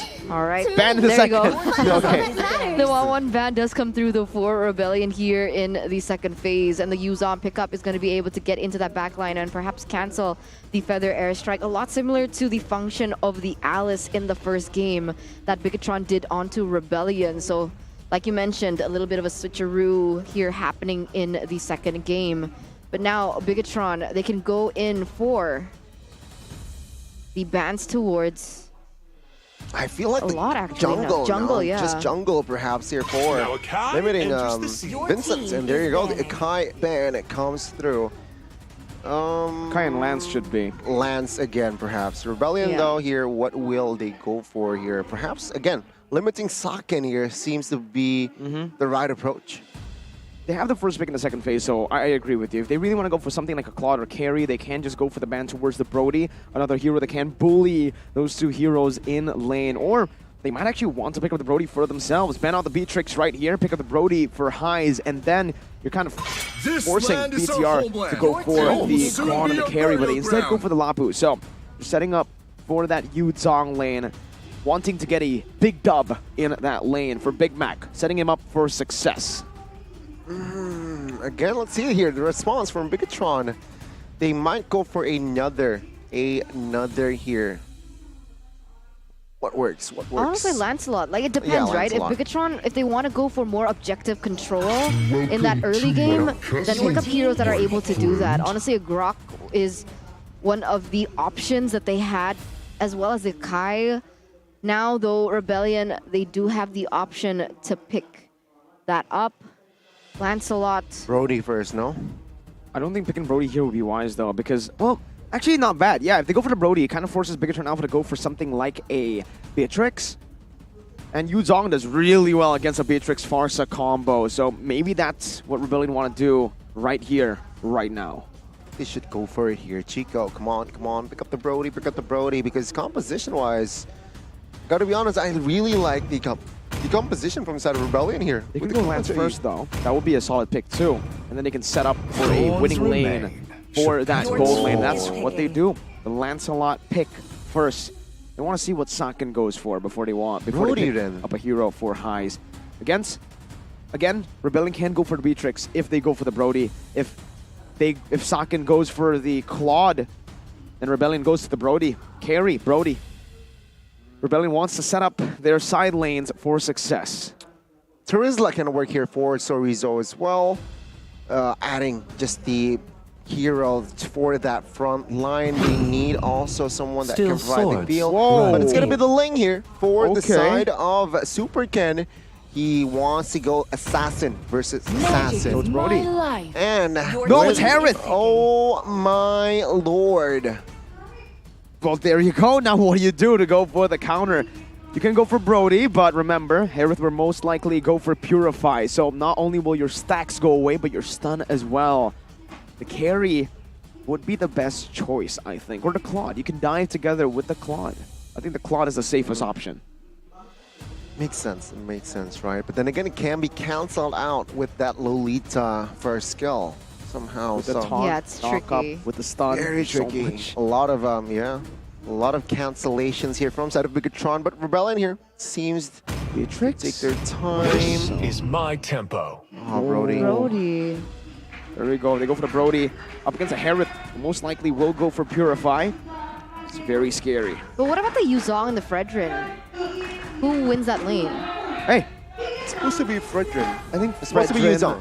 I think honestly it's like the skill matchup. It really depends. If they go for all-ins, Fredrin does okay. But I think Fredrin just wins out in trades overall. When all-ins, Yuzong should have the dub. So it's a skill matchup. All right. So the compositions have been set in stone, ladies and gentlemen. Let's go. The deciding match. Can Bigetron win 2-0 against Rebellion? Or can Rebellion force a game number 3? The question is all up in the air. As once again here, still The swap in roles, Wijanarko, as we saw, is in the talent room. And we're gonna see exactly how this pans out as we jump in to the land of Dawn. Let's see, ladies and gentlemen, it's time to jump in. Match point for Bigetron Alpha. Rebellion Zion needs to climb their way back, but it's an uphill battle for them. We have a pause right here as we start the game. We get to dissect the draft a bit more. I'll give it over to Mr. Ghani. Let's see here. Early game, I gotta give it to the side of Bigetron, right? With Ling damage even, right? Can somehow provide pressure in the jungles and the lanes as well. Brody needs to be careful with that. But 1v1s, I gotta say, Brody has an edge going up against a Harith pre-level 4. After level 4, it's gonna be tricky for the side of Brody to dish out the damage, maximum damage. And to add to that, he is on that Lolita, so sometimes perhaps that torn apart memory can be deflected with the Guardian's Bulwark. So it's gonna be tricky for that Brody, but pure 1v1s, Brody has to exploit that early game if not accompanied by Key. Okay, so Superkin actually went for killing spree this game, not the Demon Slayer, on the Ling. So he is still opting to go for some more damage. Full assassin build you might expect here from the Ling. We are gonna be looking desperately for Arashi. Wait, what? Where Arashi? We're looking for him. Oh yeah, He's Arashi, chefing. chefing. Where are you? Don't see them just yet, but Cheeky casters there. what? But okay, ladies and gentlemen, we are still going. Oh my god, Marky, where are you? There's Wijanarko. Hey, Starboy sitting next to The coach. the coach. Why is he not playing? But it seems like the technical pause has elapsed, ladies and gentlemen. Once again, welcome back to game number 2.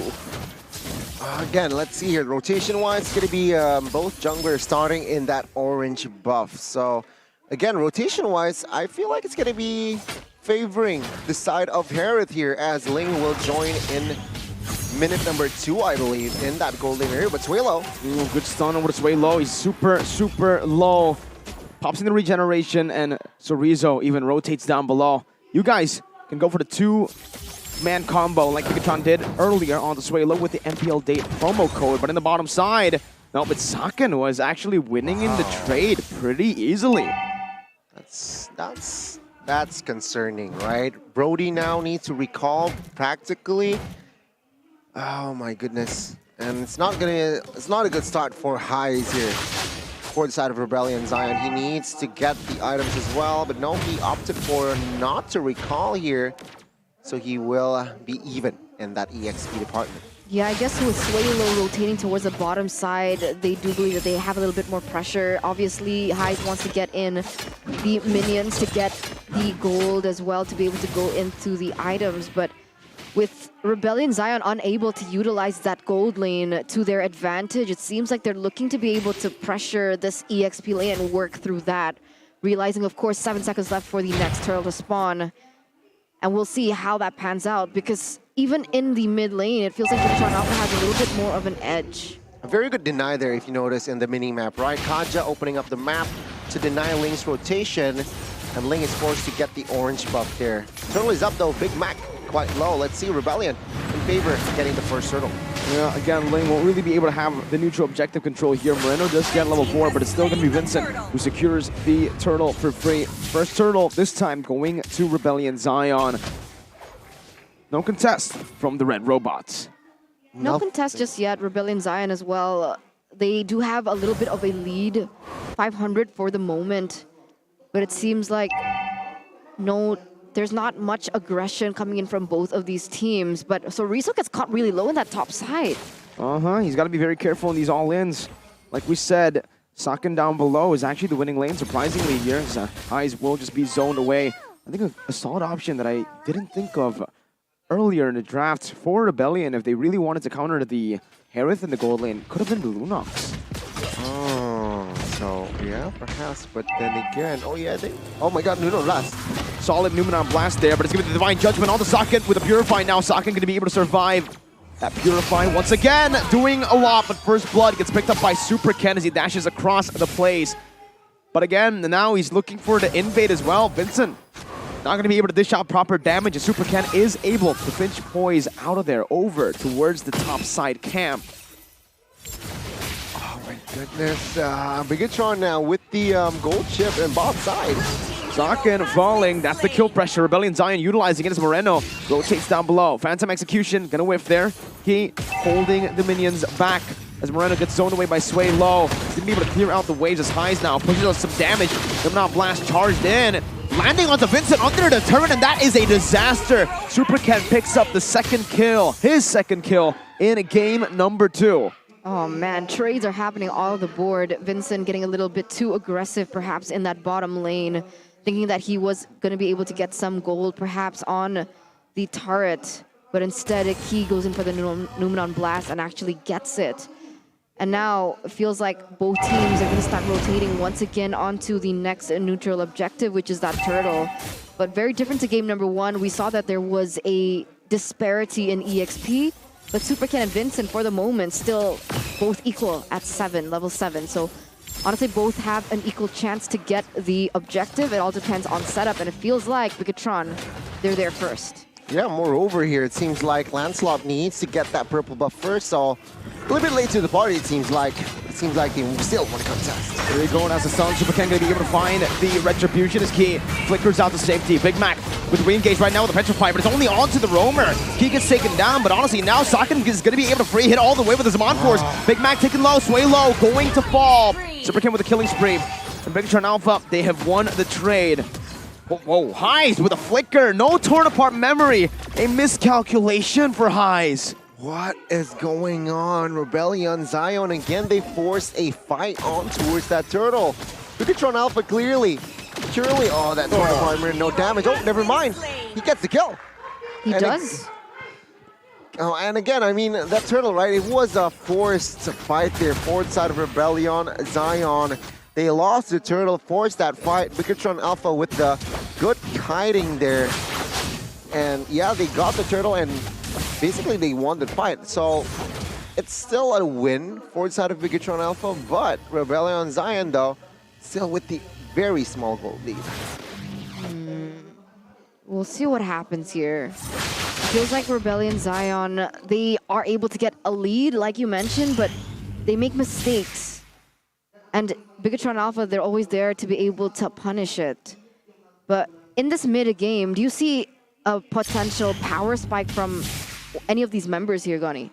I gotta say, it all just comes down to Brody, right? Lancelot is building tank, and take a look at the engage.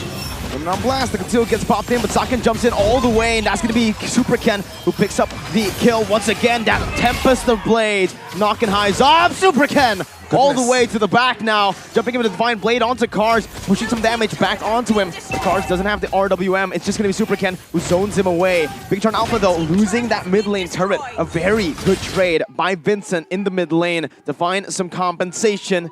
That prediction remains the same. 4 for 2, and again, Big A-tron.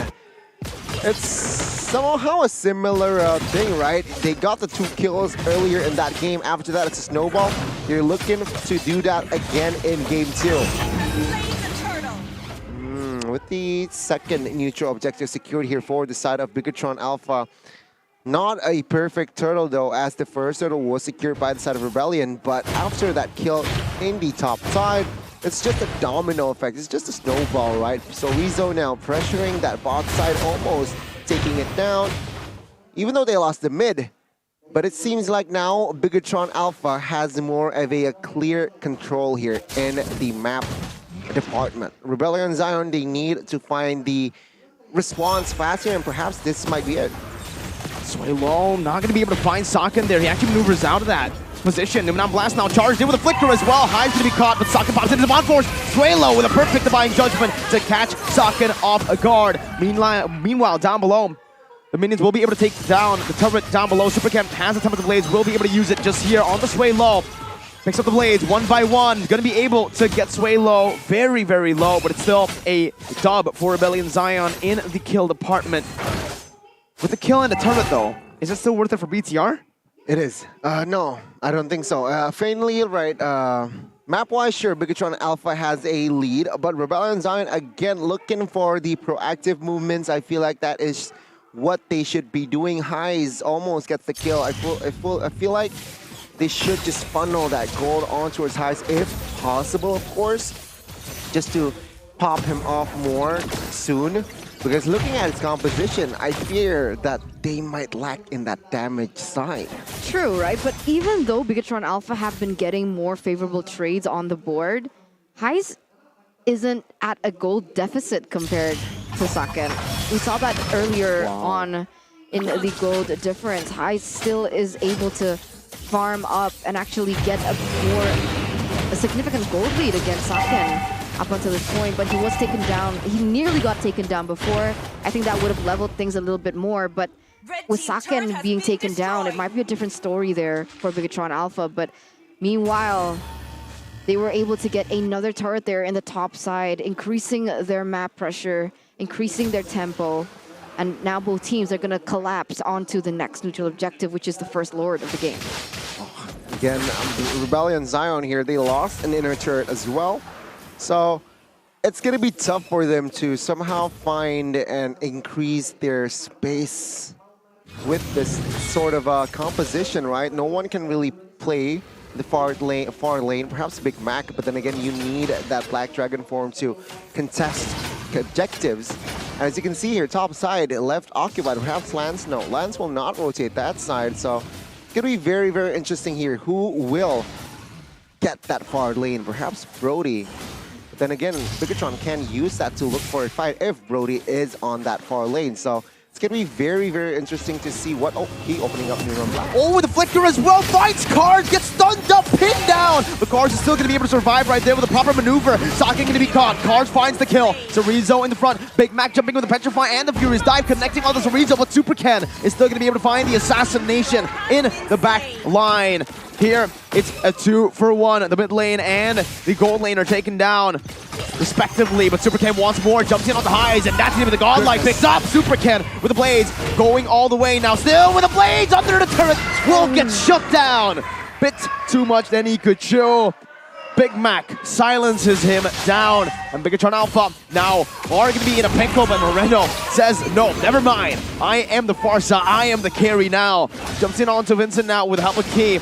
Trying to zone him away, trying to reset it for the side of Bigetron Alpha as they have more members walking down to give them some backup. Vincent going to be zoned away. That's going to be the Illuminati Blast connecting, and that's going to be Vincent zoned away with the damage coming through, but it's taking the Retribution secured by Vincent. He will not fall. Vincent with the save in the game. Man, a 3-for-3 trade at the very end, but Bigetron Alpha, they made mistake after mistake, in my opinion, in that particular team fight. Super Ken once again getting a little bit too greedy, looking for the kills when he doesn't exactly need to. And Rebellion Zion, they've instantly taken back that gold lead. And take a look at that. Yi building that brute force breastplate with that gold lead slightly, right? Means that Ling will not be able to somehow catch him off guard more. And also it adds magic defense as well. So Moreno, perhaps the magic power will be increased, but a concealed play. Swaylow looking for the play. Big Mac going to be able to dive all the way to the back line, but he is going to be the one who gets caught. Super Ken in the back line, dealing damage, one-shotting Highs, stealing everything now! Both of the back line has fallen to Super Ken as he picks up 4 blades. Styling on Rebellion Zion. You thought Rebellion are back, but Super Ken says no. This is my game. Goodness me, what the instinct, right? The killer instinct that this guy has, right? Concealed play. Let me shred your backlines. Nobody can cover you. And again, another kill perhaps might be happening here in the mid-side. Now Blast charged in. Saken pops into the Force. Vincent still going to be able to use the puncture, but meanwhile in the top side, Super Ken picks up the base turret. Vincent, Phantom Execution, not able to find Super Ken. Bigetron back where they left off, 1,000 gold lead. Reset. It takes just one big play by Super Ken to be able to get all that back. And Rebellion Zion once again in the back foot. You can see here by the player's gold, by UBS gold, Super Ken with 10,000. Vincent at the top, and it feels like the gold laners have actually fallen quite behind. Very interesting here, as it seems like, oh, did Vincent steal the purple buff? Yeah. So no purple buff here for Ling. But Super Ken, let's see here how he will handle, how will he play the sling. I expect him to just split push and rarely look for a fight. He has the endless battle as well, right? So that's 2 damage for you. The Wind of Nature perhaps will somehow be nullified with that true damage coming in if not placed properly.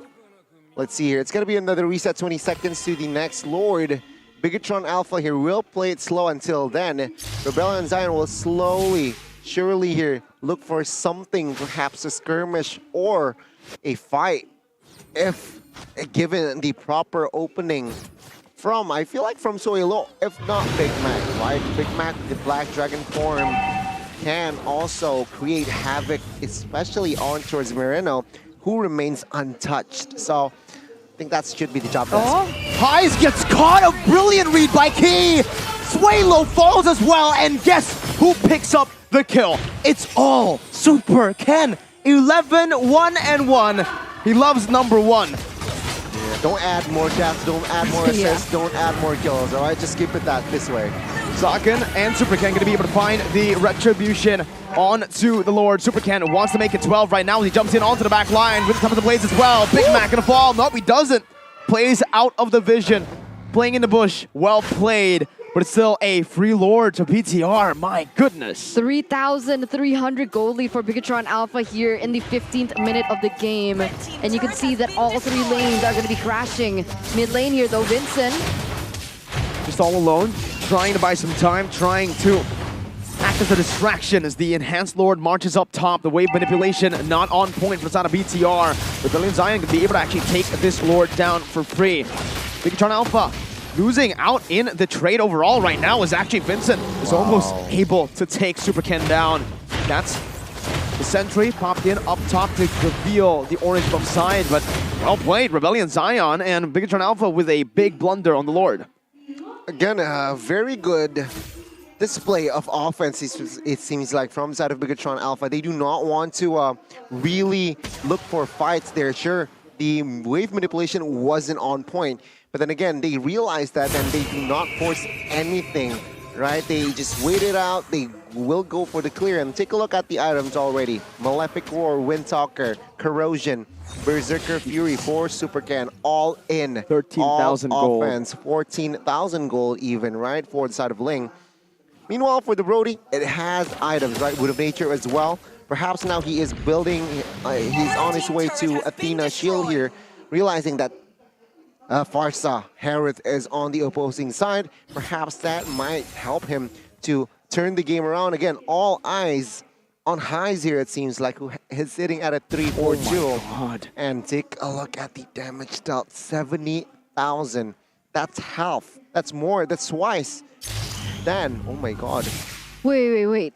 As So an assassin. As an assassin, in the yeah. first game, the Melissa, right, did 80,000 damage. Yeah. Super Ken on Ling 70,000, and the On game's not assassin. even over yet. Not even over yet, right? Nope, And nope.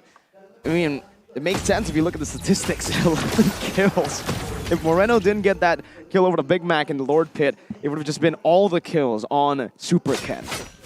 Look at Saken, he's 0-3-2. He has no kills to play with. Super Ken says, no, it's mine. Oh my god, you're right. Almost a 100% KP, but literally on the kills. So he's still sitting at 100% KP, including the assists. That's crazy. Super Ken is That's why he's insane. super. And it's not just the kills, right? It's not just the kill pressure that he gives for Bigetron Alpha right now. You can see that he's able to get a lot of objectives on the board as well. Just Bigetron doing Bigetron things. When they're sitting at a stalemate, perhaps onto the neutral objective, you can see Super Ken being very initiating onto the side lanes, right? He gets the turrets, looks for more pressure on the board, and Rebellion Zion, they're struggling to keep up with the side lane pressure that Super Ken is able to go for. I guess the main option they have is Big Mac on the Black Dragon form, but not really sure, not really been able to be capitalized over as well here, as once again, 18 minutes in, Bigetron Alpha and Rebellion Zion, they're looking once again for the engage on the Enhanced Lord. So Rizzo just, poking it little by little. There's also a little mechanical play that Super Ken did earlier in I think the 12th minute of the game. Bottom side, Suelo actually ulted him, used the Divine Judgment, but he tapped the Temper of the Blades right in time to cancel it. I didn't know that was possible. I had to replay the whole thing to see it again, and yeah, he was able to pull that off somehow. I've never seen that happen before. That's crazy, right? I mean, canceling technically that Divine Judgment is just so annoying for Suelo then. It's going to be very hard for him to, again, create impact. Perhaps his only target is Moreno, who is still, again, untouched here on that flicker. So perhaps that should be the play here also from Big Mac. But Bigetron now toying with Rebellion Zion, resetting it. Top side is slowly pushing here, forward side of Bigetron. This is dangerous. It really depends on who reads it out first. Suelo can look for a very, very good Divine Judgment onto one of the backliners for Bigetron, but Key, look at his positioning. This will cancel it out. Beautiful position by Key. Even now with an Domination Blast, gonna be able to find two, and that's gonna be a free lord over to BTR. Well played by Key. How did Key know that they were in the bottom side?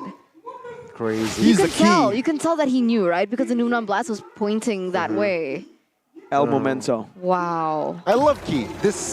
I love him too. In this match, right? He has just given the cover that the team needs on this Lolita. Both games very clinical, very sharp as well. Not too much, just perfect quality he has displayed, right? With the cover, with the initiation. And again, well-deserved here, 8 assists. Let's see here with this Lord push. If Rebellion Zion members falls, it's going to be the end here. So what they need here is to stay alive for their side. Again, though, look at it. Look at the wave management. Rebellion Zion doing a good job. Bigetron Alpha not playing it well enough. Evolved Lord now going to be chunked quite low as the mini waves won't be able to be pushing in. It's still one base to down. Key now looking for a moment to maybe end the game. So Reza with a taunt, Key with a flicker, one of them not flash, and that is a mistake. Moreno going to be all vulnerable in the back line, but is still going to be able to pop into Winter Truncheon in time. Buys the immortality. Well played by Moreno as he flickers out to safety. Meanwhile, Super Ken once again with Chorizo dealing damage to the back line behind, pops over nature, but Super Ken times it to perfection. Now jumping in once again. Vincent going to be able to use the Phantom Execution. Chorizo still having the immortality. Now it's going to be Saken with his Mod Force dealing damage with the help of Super Ken to finish the job off. That's going to be knocked up and for the airstrike. Saken still dealing damage with the Zaman Force. Vincent in the midst of it all going to be caught, but he still has the puncture to play with it. Suelo not having the Divine Judgment just yet, but it's going to be Vincent who gets stunned up. Saken still able to sustain for a bit, but immortality will be taken out. Vincent using the stacks properly. Super Ken jumping in only onto Suelo though. He's going to lose his immortality right here, and that's going to be the Temper of the Blades to bait them out. Super Ken running for the hills right now as Suelo looks to chase him down. Phantom Execution popped in, but Super Ken buys the boots! Rapid boots! The rapid boots to give him some move speed. Oh my god, that was so close! Super Ken nearly got taken down, but all in all, Rebellion Zion were still able to defend, but Bigetron Alpha gets the inhibitor turrets down. I think there's none remaining. Yeah, I want whatever he's having, man. Super Same. Ken. Give me whatever he's having. What the heck is going on? Did you see what he did in the team fight, Gani? He jumped in, baited the wind of nature, backs off, and then jumps in again. It was well played, but Rebellion, this may be a punish. Another airstrike popped in to clear out the mini waves, and it won't be enough. Meanwhile, top side lane going to be able to push in at that side lane. Rebellion, they equalize, right? With that base turret taken down, somehow they're saying here they are gaining more grounds. Let's see though, Magic Sentry popped off. And it seems like Rebellion Zion, they will not move again too swiftly here, taking their time here with this Lord, Super Ken. Notice his positioning. Perhaps if there is a chance he wants to split, but Rebellion Zion will cover that lane. Now it's going to be another Lord dance here, but it's still a 50-50 it seems like. Immortal popped everywhere, right? Left and right. So in that regard, in that extra life regard, it's gonna be equal. Wait, but Vincent doesn't have his ultimate up just yet. Everyone's spells are up though. Feels like Bigetron, they're looking for a pickoff perhaps before they go all in. And hopefully the impact from Saken is a little bit more evident. Because I don't think that Super Ken is outshining Saken. Of course he is, but a part of it is also because I don't really feel the impact that Saken has in the game. He always gets taken down first. I get a little bit difficult with how much maybe CC Rebellion Zion has. Maybe he's fearful of the Kaja. Maybe he's fearful of highs as well.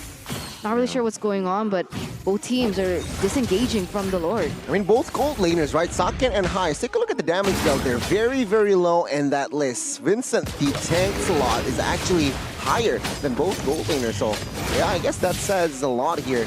High should be more aggressive. Let's see here the contest from the side of Rebellion Zion. Mid lane pushed in by Rebellion Zion, having a little bit more pressure to play with. Meanwhile, there you go. That's going to be the concealed play. Car's going to be able to poke key down as Moreno is going to be chased down by Swaylo. That's the winner truncheon a bit too early, but it does buy enough time. Swaylo is going to be caught in the Numenon blast. But their airstrike popped in. Swaylo going to be poked down as that's going to be the Ling looking for the flanks once again into the back line. Swaylo still having the Divine Judgment. Needs to be careful. Super Ken backs up with the Finch Poise. Saken very low. Needs to reset. Both teams disengaging. That entire team fight, Vincent wasn't even there. He was forced to clear the minions in the bottom side, and that's something that you can expect from Bigetron Alpha. Remember, in the late game, the thing that Bigetron Alpha does is they play the macro game really well, and we see that starting to come through here in game number 2. And you see that Super Ken trying to put some pressure on the side lanes once again, but Vincent also doing the same thing. Both teams are mirroring one another here when it comes down to the side lanes. It really depends on who's going to pull the trigger first in this mid side. Chorizo needs to reset this. He's doing a good job distracting because Bigetron Alpha can play the far lane way better, Donnie, with super minions, right? And it seems like it's clear, right? Looking at these spells as well, most of it is down. They're down, right? So they're not really looking forward for a fight unless it's really forced upon them. So they're just hovering around, looking perhaps for the perfect opening. Let's not fight, right? Let's just reset, wait for our cooldowns.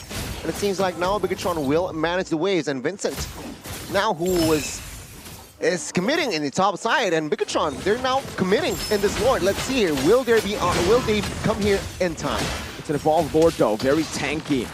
All that only for it to be half HP. Meanwhile though, that's going to be Car spotted out on the map. Bottom side, Bigetron wants to look for a fight. This is their chance.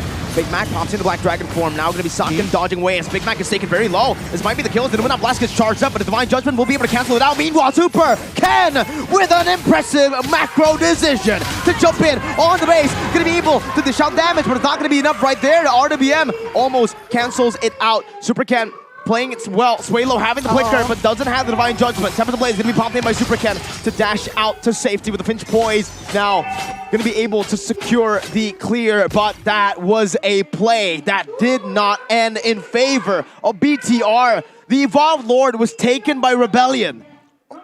Can they defend? Of course, right? 5v5. Let's see here. Highs here, clearing top side. And Lancelot. Oh my god. Flicker play does not connect there. It's going to be 3-wave push here, forward side of Rebellion Zion, so claiming more turrets. Bigetron Alpha with 5, I'm sure that they can defend. Let's see though, the offense. Link is already relieving, relieving pressure already in that mid side. This is very dangerous though. Vincent going to be able to chase him down. Super Ken buys the Immortality in a 1v1 right now. Vincent going to be able to find the kill back. The Immortality has been popped. Meanwhile on the base, it's going to be wide open for the taking right there. We're going to have to see it back as Saken pops in as Mon4. Still going to be able to defend for now. Swaylo, no Divine Judgment. Key going to be able to actually zone the members away. So Rizzo, Immortality popped in. Torn apart memory, dealing some damage. But Key with the Guardian's Bulwark and the Immortality will be able to survive for now. Saken with the Mon4 once again onto the back line. Highs will be taken out. So Rizzo now jumping on the car. Super Ken waiting for the moment to jump in as he's waiting on the Finch Boys. There you go. That's the moment. That's the double kill for Moreno. And BTR have played the defense quite well.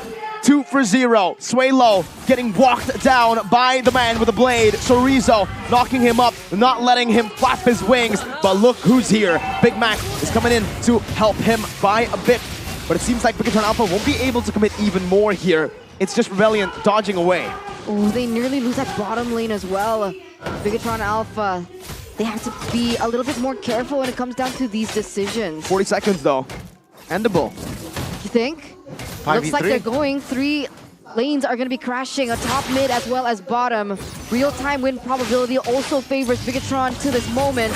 Super Ken going in for the kill. That's a feather airstrike. That's Vincent with the puncture and the Phantom Executionist. That's gonna be Suelo who jumps in with the Divine Judgment, finding Moreno, but there's no follow-up. That's the Black Dragon form. Highs, 15 seconds on the clock for him to respawn. Rebellion's doing a good job, but the Illuminat Blast will be able to connect onto the back line with Suelo taken low. It's gonna be Super Ken and Socket dealing damage. Super Ken gonna be able to escape right now. The Immortality will be popped, and that's a big pop from Socket. That's the Immortality and the kills over to BTR as they clean sweep Rebellion Zion. One of the longest 2 games ever, but Bigetron will be able to manage a 2-0 clean sweep against the Blue Bulls. And this means that the Blue Bulls have a lower chance, once again, of staying in their playoff run, and Bigetron making it a stronger run for themselves. It's 1-1 regarding the series as well, right? Remember, in leg 1, it was Rebellion defeating Bigetron 2-1. But Bigetron in the second leg will respond with a 2-0 victory. Again, you're right, Eterna solidifying themselves in that playoff run, playoff spots. Meanwhile, decreasing the odds of the Blue Bulls. It seems like the change with the Suelo roam with Janarko out, cards mid, doesn't come to fruition. Chico asking a huge favor for their side here. Too much, perhaps. And it's GG. It's just so odd, right? Because like Very earlier odd. on in the season, Rebellion Zion were looking really strong. I thought that they would able to honestly make it top 4. But the longer the season went, the more things kind of went downhill for them. This last minute roster swap happening, Suelo, like you see on your screen, from mid to the roam, with Janarko coming off, the draft's looking quite shaky. What's going on with Rebellion Zion is the question that we need to ask. Remember 2 seasons ago, Rebellion Zion, they didn't make it to the playoffs. Last season, they made it into the playoffs and they looked good. They looked promising to be able to get top 4 this season. And this is the Rebellion Zion that we are given? Is Dyron and Fearless that much of a factor in their gameplay? Just so many questions for Rebellion, but we're gonna get answers from the winning team, Bigetron Alpha. Budeklar Mongstar, take it away. Bigetroopers, inilah dia Bigetron Alpha yang semakin menjauhi zona merah dan bahkan mereka berhasil membalaskan dendam di leg yang pertama dengan 2-0. Dan spesial juga hari ini Super Ken, kedatangan dari keluarga besar. Bahkan kakak, adik semuanya datang bersama papa mama. Ini surprise ya Super Ken? Ya. Surprise, ya. bukan Super Ken yang minta. Nggak tahu, tiba-tiba datang. Tiba-tiba datang dan kamu sendiri kalau ngelihat keluargamu datang sendiri di sini, ada perubahan dari gameplaymu atau semangatmu nggak sih Super Ken? Pastinya tambah semangat. Tambah semangat ya. Ya. Dan dari tadi mereka ini loh bersorak-sorai. Boleh dong kamu sepatah dua patah kata buat keluargamu di sini yang udah dukung. Makasih udah datang. Makasih udah datang. Memang begini ya keluarga. Iya, emang ya udah nggak apa-apa. Tapi iya, Super Ken, kamu di leg pertama debutmu adalah match melawan Rebellion Zion. Apakah match hari ini ada sebuah boostingan tersendiri, mental tersendiri, atau ada arti tersendiri nih untuk match melawan Rebellion Zion? Mungkin di leg ke-1 masih penyesuaian di MPL. Oke. Ya. Terus ngelawan kali kedua mereka, apakah ini kayak ajang pembuktian Super Ken? Pastinya udah lebih santai, lebih enjoy main di panggung. Lebih santai, lebih enjoy main di panggung. Ya. Dan pada akhirnya bisa memberikan inilah Super Ken gitu. Ya. Ya, luar biasa. Dan ini ada dari keluarga juga. Ini tante spesial ya di sini ya. Tante Iya. lihat Super Ken di panggung akhirnya gimana tante? Ya bangga. Bangga sekali ya tante Iya. ya. Dari awal didukung dan Super Ken, kamu didukung sama keluarga dari awal juga. Ya. Dan mama selalu mendukung kamu juga ya? Ya, selalu. Di keluarga siapa yang paling nyemangatin kamu kalau lagi mungkin di rumah musreng lagi? Semuanya sih. Semuanya? Ya. Ya. Berarti nggak pernah diomelin ya tante ya kalau main game ya? Nggak ada support semua. Dari awal gimana sih Tante Super Ken untuk izinnya masuk ke Bigetron juga kan di usia yang sangat belia ya Tante? Iya, ya pertama sih surprise juga sih dia bisa gabung dengan BTR. Tapi bibitnya itu kelihatannya dari mana sih Tante sampai Tante bisa percaya gitu sama Super Ken menjadi pro player? Tiap hari main, Oh dan sering main ya. kepercayaannya itu dari mana Tante? Kepercayaannya berarti memang kelihatan. Dari Kenneth sendiri sih, dari Kenneth. Meyakinkan Iya. berarti ya Tante ya. Iya. Dan mungkin Om atau kakak adiknya ada yang mau nyampein sesuatu gak sih buat Super Ken? Spesial loh hari ini 2-0. Keren banget hari ini, keren.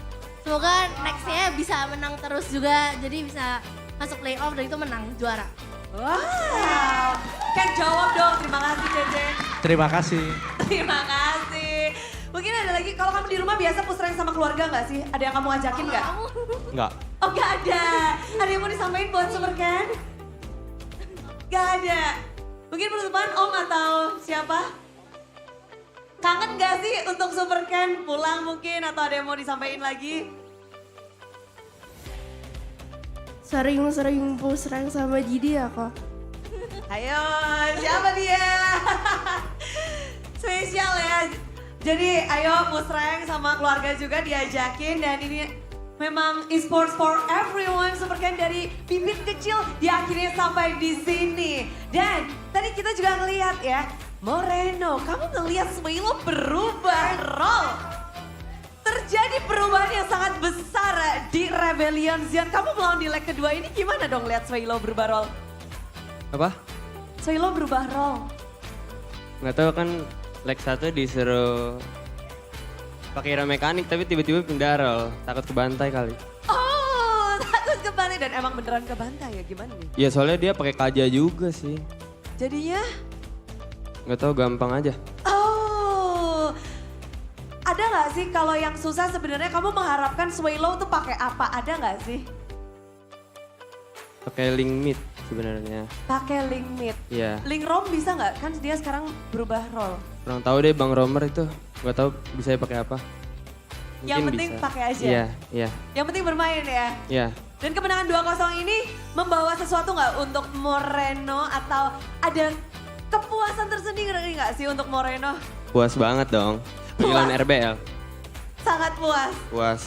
Boleh dong salam-salam buat Rebellion atau Swalo mungkin?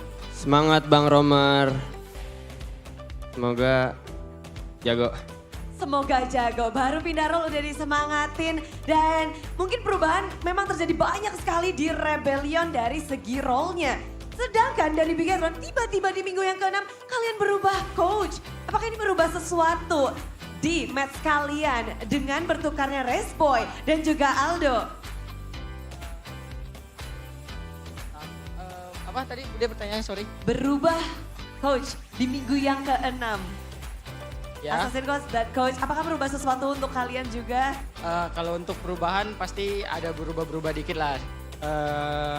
Kayak contohnya yang misalnya si Saken dulu sering dimarahin Paris, mungkin sekarang enggak. Oh gitu. Sekarang lebih kalem kayak dia, gara-gara kesorot kamera kan.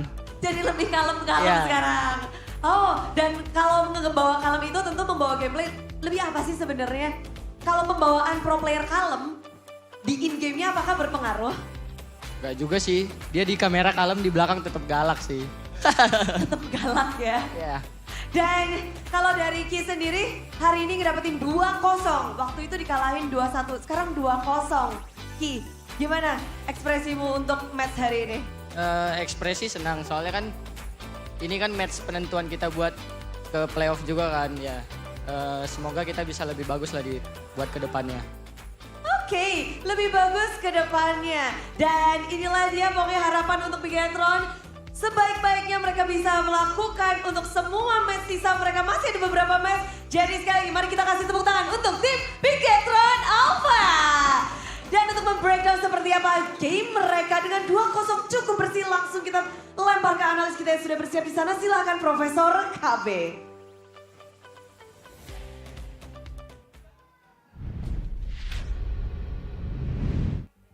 Bigetron Alpha have left their adjustment period. That's what Super Ken is mentioning, and now they're strong as ever and relaxed as ever with their main 5, and they're looking to get more during their playoff run. We'll see if it gets to that. But ladies and gentlemen, welcome back. Thank you so much, Buddha Clara Mongstar, for that interview. As now, 2-0, Bigetron, how are you feeling, Mirko? The curse is real. I had to test it again today, and it is true so far. So I'm feeling pretty okay. Are you okay with having a Curse, a curse inside you? Of course, Or are I you can feeling... decide I can decide everything that happens in the world. You're not gonna have a good day, Gani. Oh my goodness. That means you're welcome. gonna have a good day, right? Oh, thank you. There you go. Thank you. Opposite. But ladies and gentlemen, game 2, what happened? Super Ken, I feel like it was one of the, if not the, cleanest Ling performance in For season sure. 11. I mean, very clean. Sure, he got shut it down. He got taken down rather in that game just once though. But after that, 13 kills, almost 14. Ooh, that was clean, right? His switch items, his rotations, his timing, looking for cars and the marksman highs, right? He only 2 targets there. After that, he's just pops off everywhere, every time, and it helps because Eterna earlier mentioned as well, the gold lane Saken was somehow out of nowhere near there, nowhere in that fight here most of the time. So very good weight off the shoulders here from the side of Saken here, realizing that Ken, take a look at his positioning already, looking for that low HP cards in that backside. Again, focus on Super Ken, right? His mechanics, his macro game also just, sure, he got the miscalculation there, but after that he recovers, right? What is more important. And again, his timing, his pathing is also very, very good. Double kill there. Again, he is everywhere, literally all over the place, right? Taking the kills, taking the turrets, finding the right mechanics here, just cleaning house at this point, right? Trying to find the right targeting. Again, highs there, pops that Wind of Nature, but I believe it was the endless battle that just the true damage comes through. And again, here Ken. Yeah, nobody can really catch Ken here. Sure, it has Sway Low, but remember, Sway Low was usually a mage, so he's still adjusting on that Kaja. And ladies and gentlemen, that was the highlights for game 3. Again, that was one of the cleanest Ling performance, if not the cleanest Ling performance in season 11.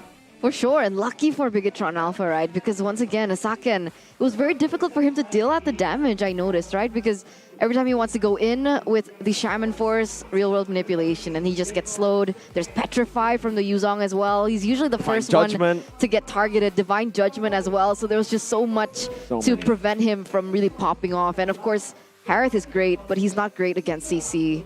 And ladies and gentlemen, this is not something that we are surprised about, but the MVP by the Samsung Galaxy A34, A54 5G is Super Ken on the Ling.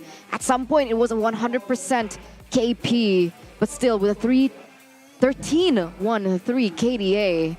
Man, like you guys mentioned, it was a really good performance. Just the swap in item, like this does not do it justice. The early, mid, and the late, because we want to see those item changes. We don't get to see it here, but it was so impressive. To the rapid boots, immortality to the winter, just trading all back and forth, and even in the end, buying the DHS, knowing that he needs a bit more damage, and then Windtalker, it was already built early on, was still there. My God. Let's just throw it over to the mic check.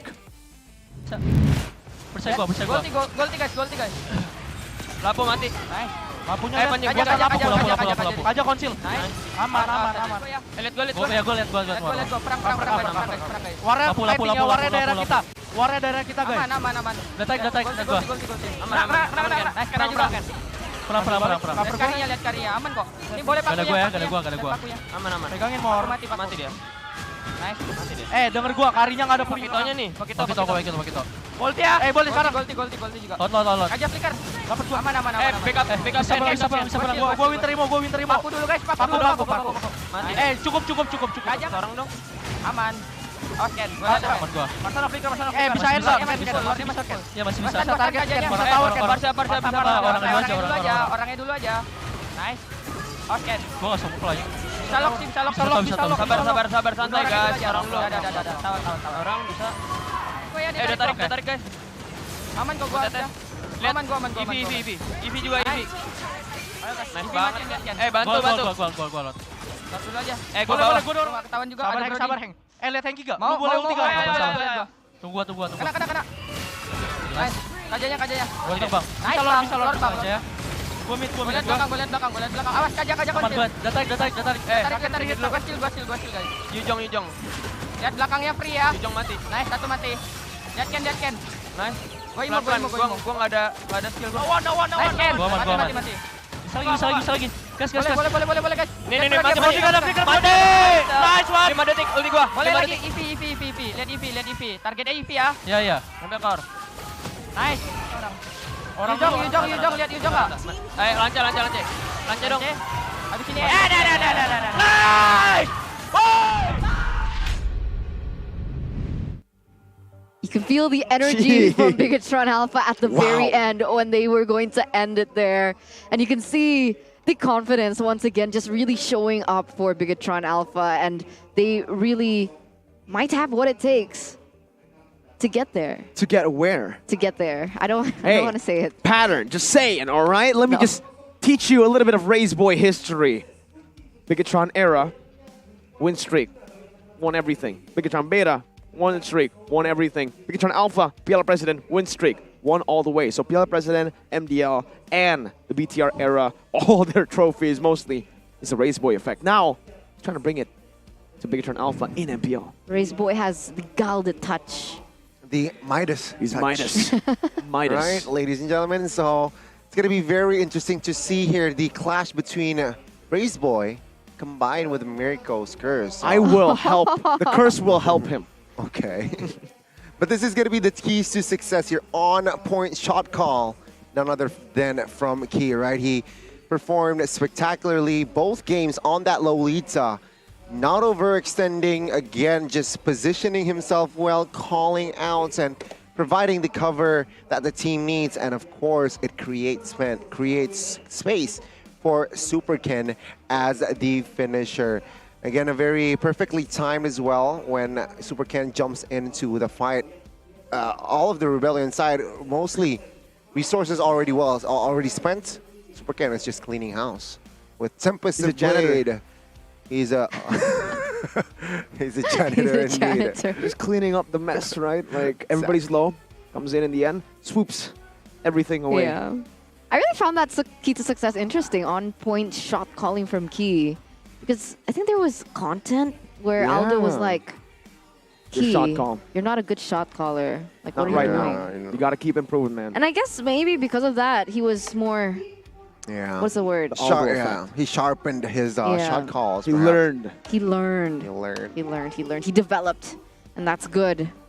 Like, you guys can develop your game by using Indomart Point Coup. We even have a stand at the venue here at Menara Kuningan where you guys can get the loyalty membership app to get the maximum benefit and the best deals through every purchase in Indomart.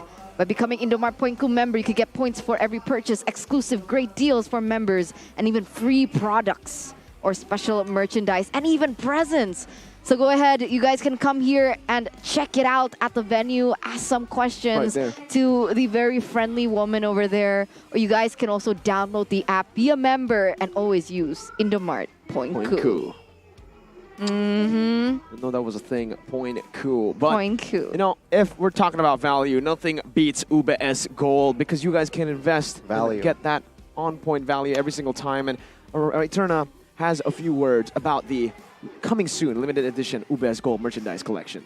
Show him. Good things come to those who wait. Trust the process. Trust the process.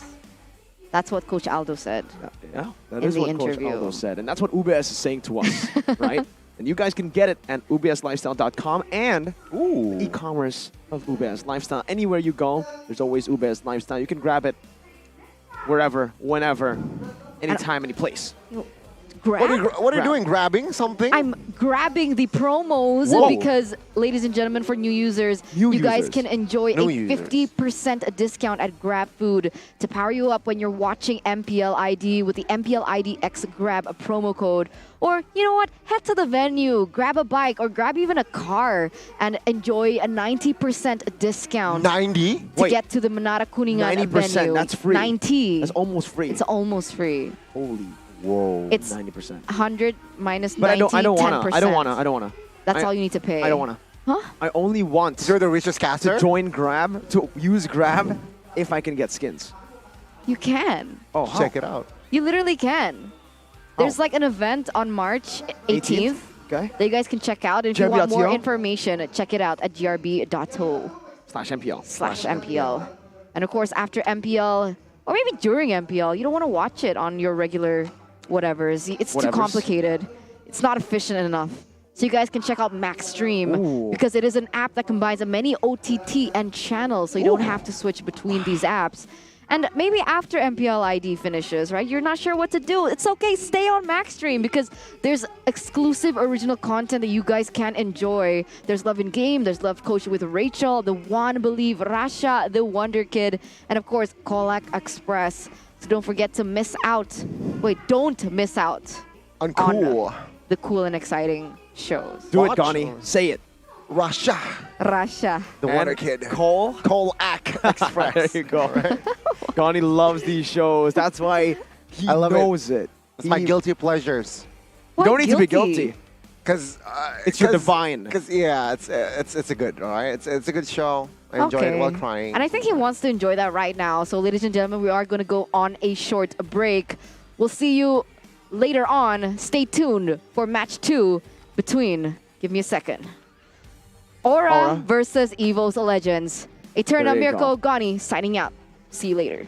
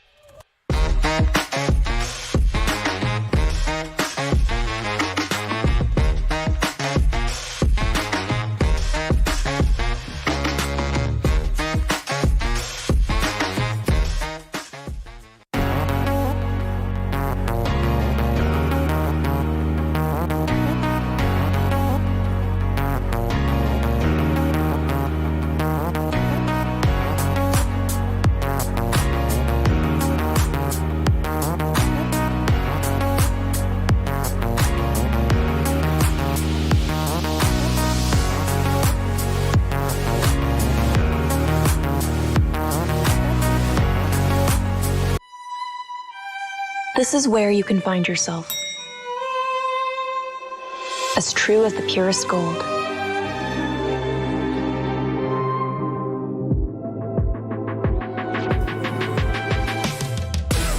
Be forever young.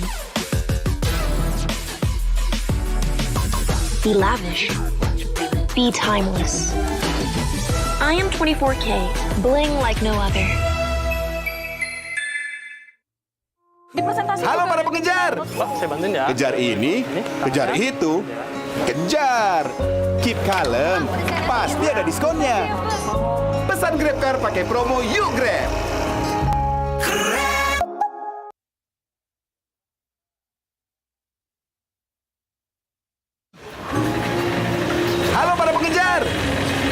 Kejar ini, kejar itu, kejar.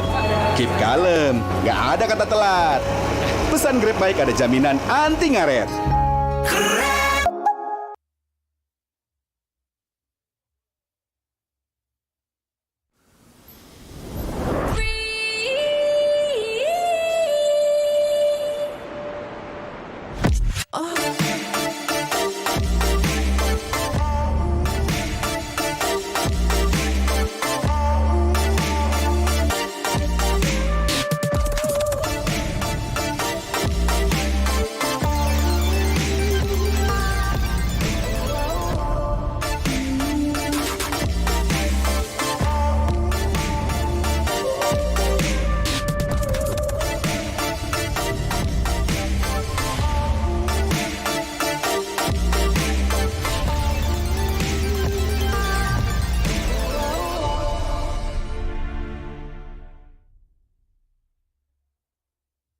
Gas sabar Ramadan baby, gas ambil rezeki, voucher combo bertubi-tubi, pasti puas belanja di Beli-beli.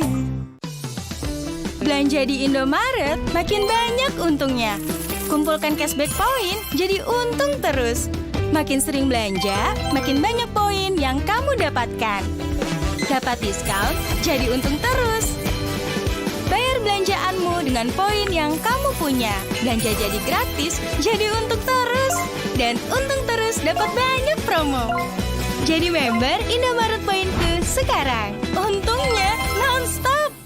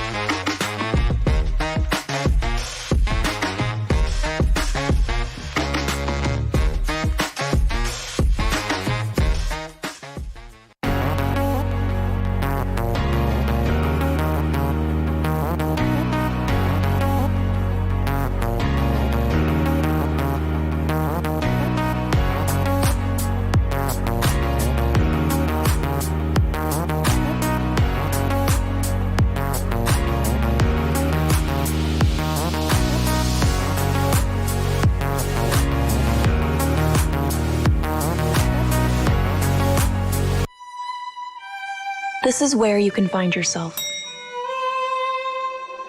As true as the purest gold.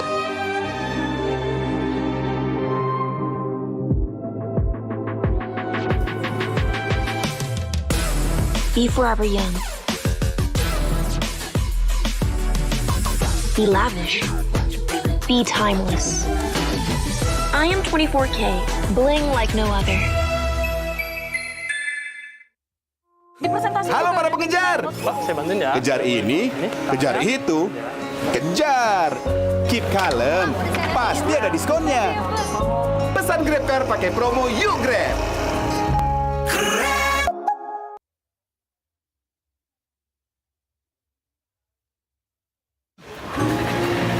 Halo para pengejar. Kejar ini, kejar itu, kejar. Keep kalem, nggak ada kata telat. Pesan Grab Bike ada jaminan anti ngaret.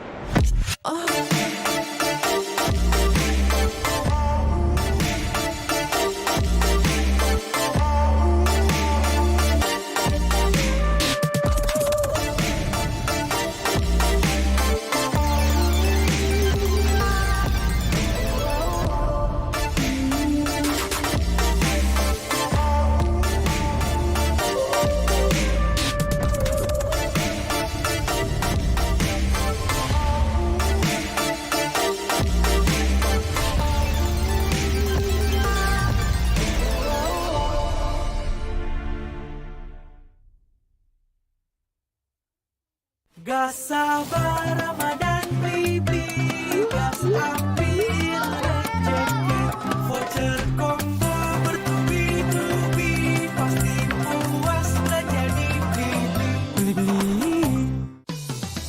Belanja di Indomaret makin banyak untungnya. Kumpulkan cashback poin jadi untung terus. Makin sering belanja, makin banyak poin yang kamu dapatkan. Dapat diskon, jadi untung terus. Bayar belanjaanmu dengan poin yang kamu punya. Belanja jadi gratis, jadi untung terus. Dan untung terus dapat banyak promo. Jadi member Indomaret Poinku sekarang. Untungnya non-stop.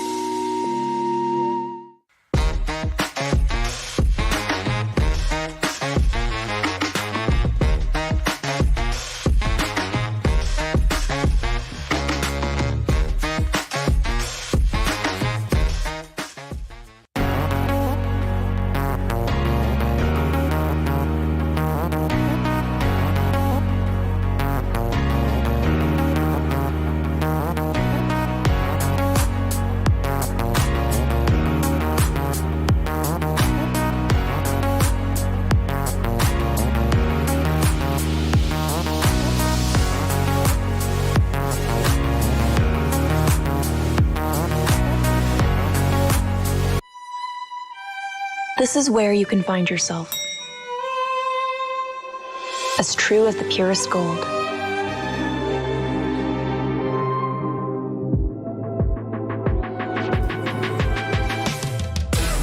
Be forever young.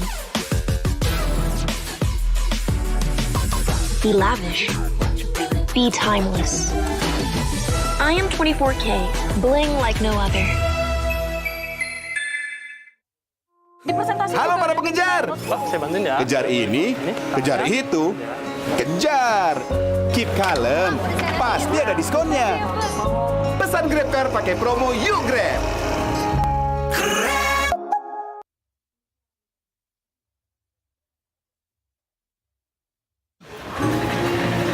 Halo para pengejar. Kejar ini, kejar itu, kejar. Keep kalem, nggak ada kata telat. Pesan Grab baik ada jaminan anti ngaret.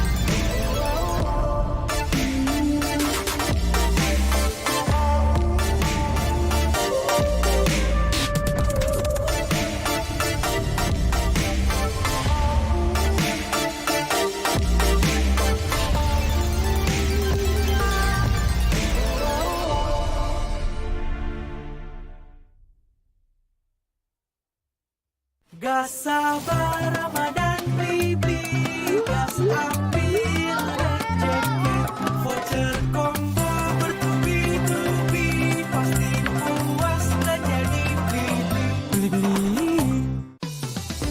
Belanja di Indomaret makin banyak untungnya. Kumpulkan cashback poin jadi untung terus. Makin sering belanja, makin banyak poin yang kamu dapatkan. Dapat diskon, jadi untung terus. Bayar belanjaanmu dengan poin yang kamu punya. Belanja jadi gratis, jadi untung terus. Dan untung terus dapat banyak promo.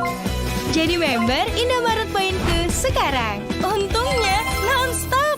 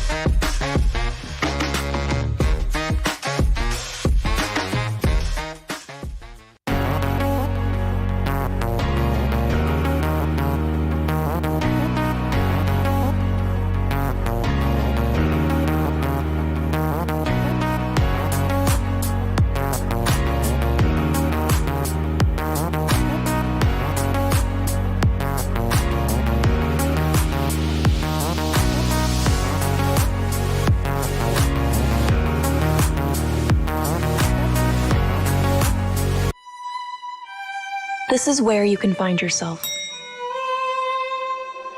As true as the purest gold.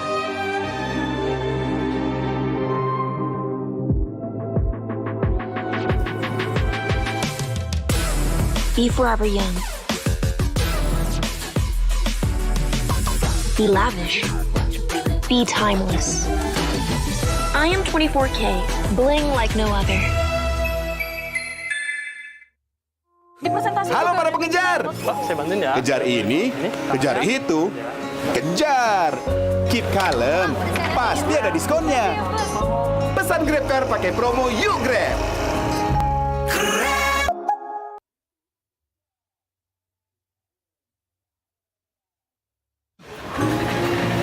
Halo para pengejar. Kejar ini, kejar itu, kejar. Keep kalem, nggak ada kata telat. Pesan Grab baik ada jaminan anti ngaret.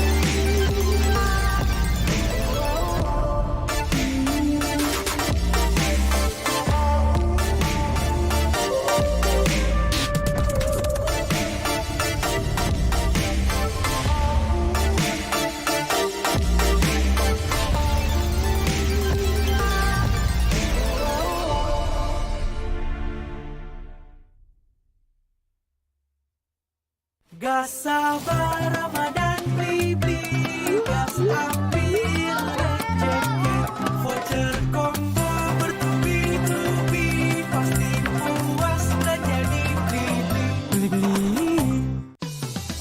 Belanja di Indomaret makin banyak untungnya. Kumpulkan cashback poin jadi untung terus. Makin sering belanja, makin banyak poin yang kamu dapatkan. Dapat diskon, jadi untung terus.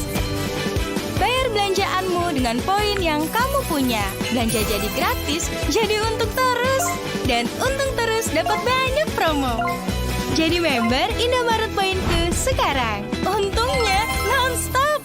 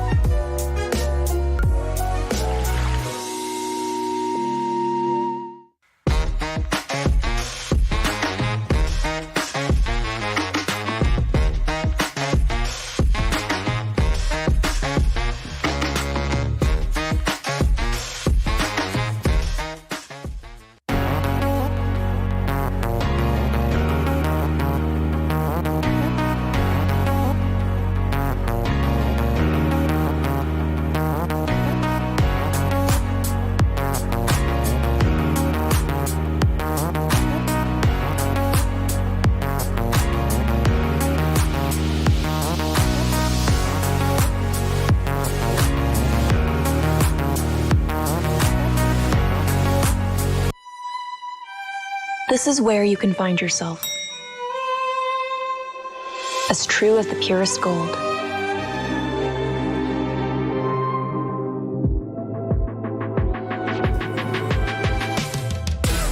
Be forever young. Be lavish. Be timeless. I am 24K, bling like no other. Halo para pengejar. Saya bantuin ya. Kejar ini, kejar itu, kejar. Keep kalem, pasti ada diskonnya. Pesan GrabCar pakai promo Yuk Grab.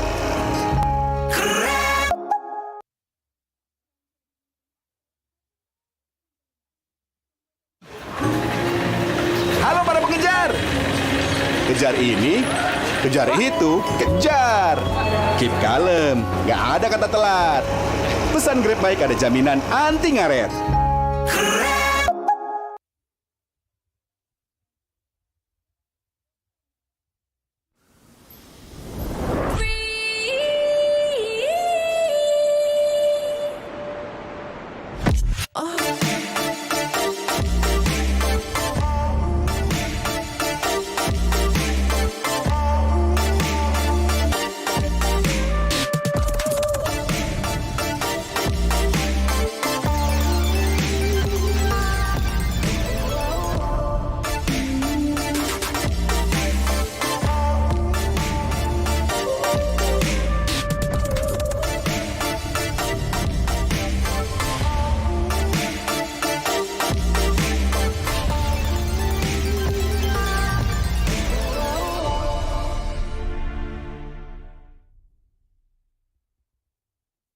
Gas sabar Ramadan baby, gas ambil rezeki, voucher combo bertubi-tubi, pasti puas belanja di Beli-beli.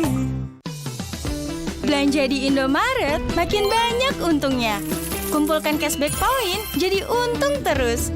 Makin sering belanja, makin banyak poin yang kamu dapatkan. Dapat diskon, jadi untung terus. Bayar belanjaanmu dengan poin yang kamu punya. Belanja jadi gratis, jadi untung terus. Dan untung terus dapat banyak promo. Jadi member Indomaret Poinku sekarang. Untungnya non-stop.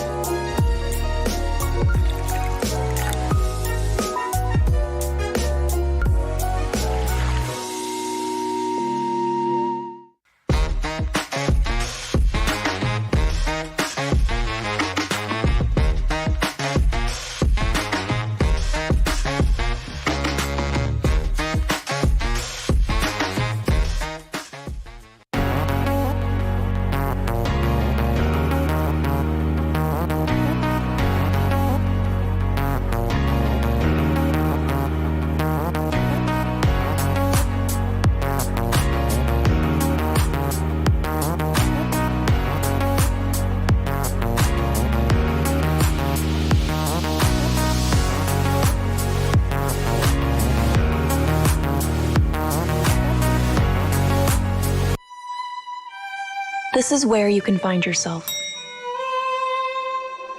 As true as the purest gold.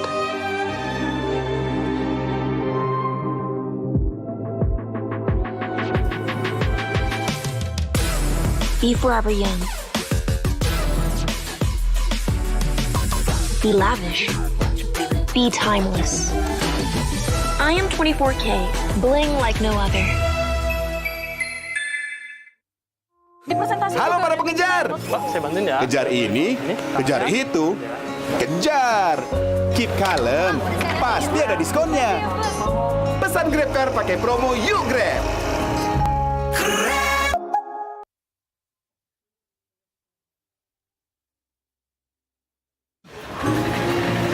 Halo para pengejar. Kejar ini, kejar itu, kejar. Keep kalem, nggak ada kata telat. Pesan Grab baik ada jaminan anti ngaret.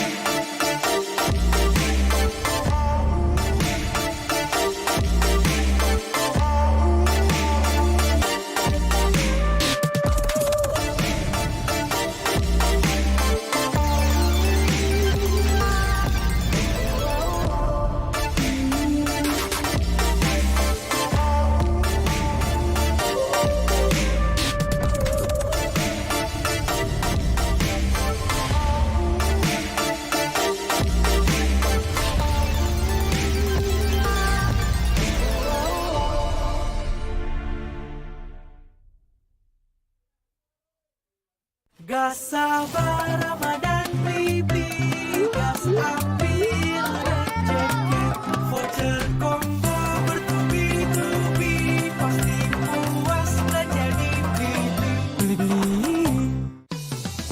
Belanja di Indomaret makin banyak untungnya.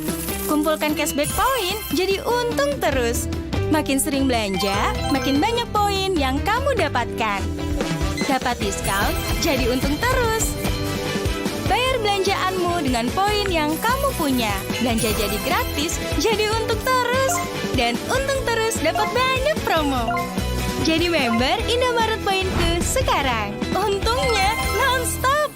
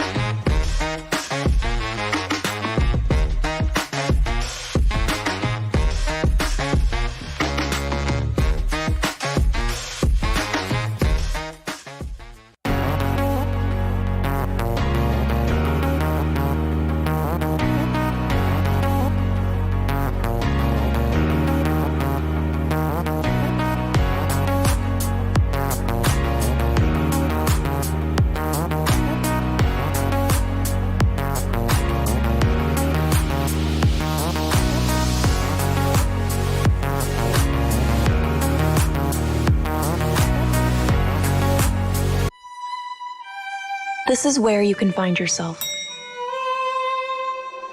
As true as the purest gold.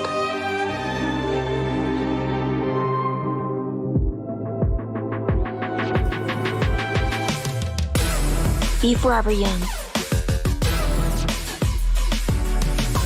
Be lavish. Be timeless. I am 24K, bling like no other. Halo para pengejar.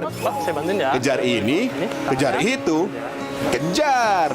Keep kalem, pasti ada diskonnya. Pesan GrabCar pakai promo Yuk Grab.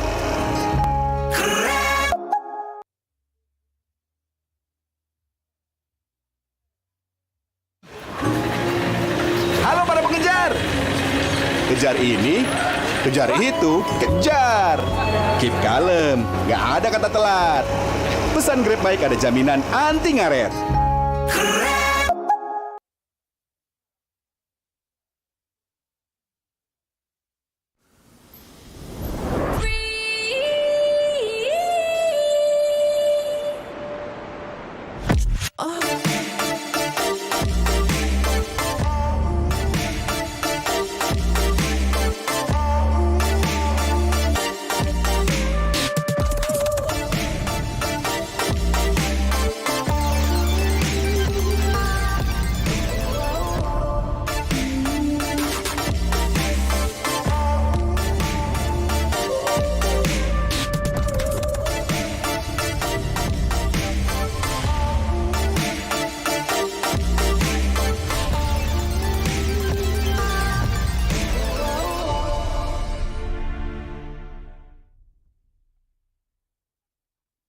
Gas sabar Ramadan baby, gas ambil rezeki, voucher combo bertubi-tubi, pasti puas belanja di Beli-beli.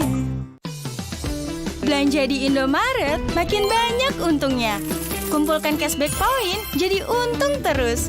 Makin sering belanja, makin banyak poin yang kamu dapatkan. Dapat diskon, jadi untung terus. Bayar belanjaanmu dengan poin yang kamu punya. Belanja jadi gratis, jadi untung terus. Dan untung terus dapat banyak promo. Jadi member Indomaret Poinku sekarang. Untungnya non-stop.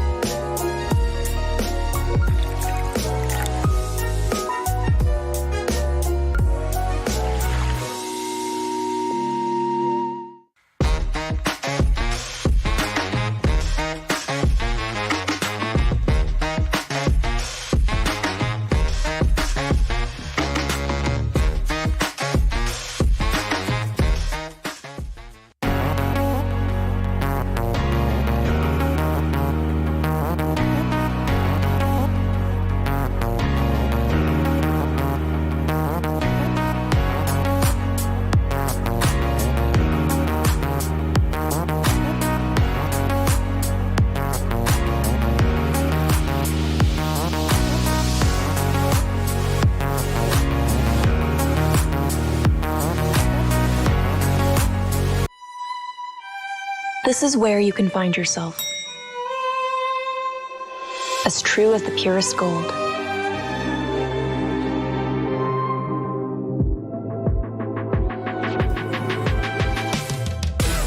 Be forever young.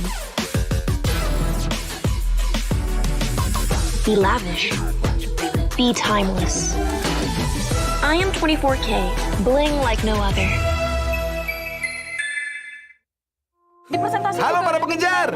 Saya bantuin ya. Kejar ini, kejar itu, kejar. Keep kalem, pasti ada diskonnya. Pesan GrabCar pakai promo Yuk Grab.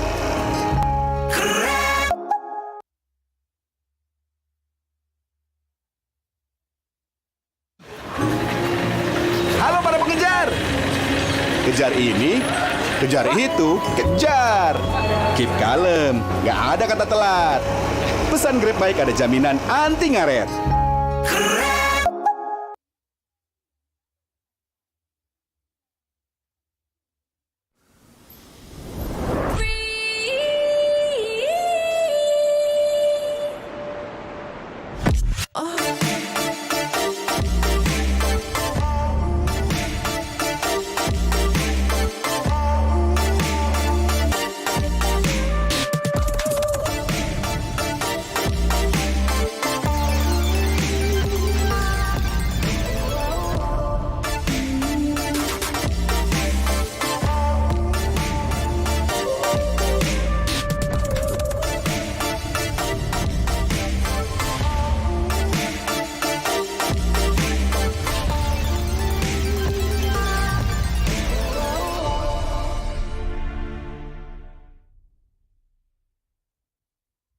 Gas sabar Ramadan baby, gas ambil rezeki, voucher combo bertubi-tubi, pasti puas belanja di Beli. Belanja di Indomaret makin banyak untungnya. Kumpulkan cashback poin jadi untung terus. Makin sering belanja, makin banyak poin yang kamu dapatkan. Dapat diskon, jadi untung terus. Bayar belanjaanmu dengan poin yang kamu punya. Belanja jadi gratis, jadi untung terus. Dan untung terus dapat banyak promo. Jadi member Indomaret Poinku sekarang. Untungnya non-stop.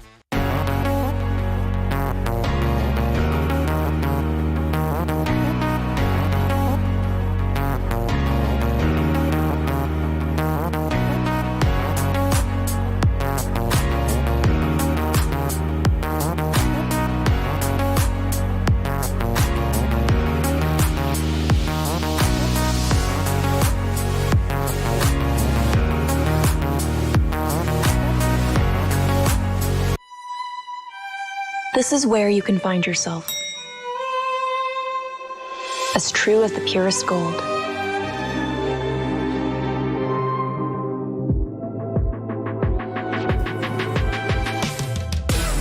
Be forever young. Be lavish. Be timeless. I am 24K, bling like no other. Halo para pengejar. Saya bantuin ya. Kejar ini, kejar itu, kejar. Keep kalem, pasti ada diskonnya. Pesan GrabCar pakai promo Yuk Grab.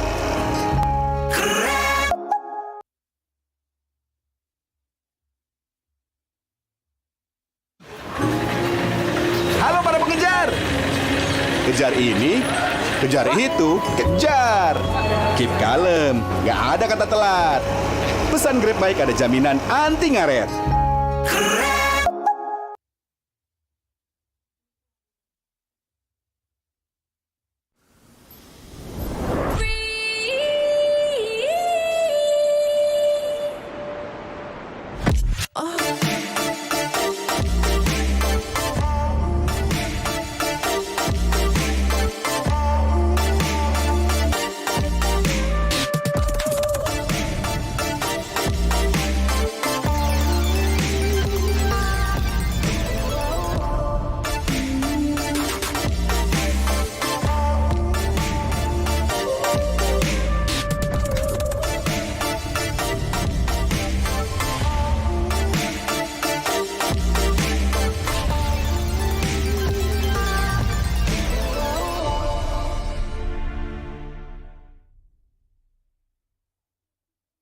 Gas sabar Ramadan baby, gas ambil rezeki, voucher combo bertubi-tubi, pasti puas belanja di beli-beli.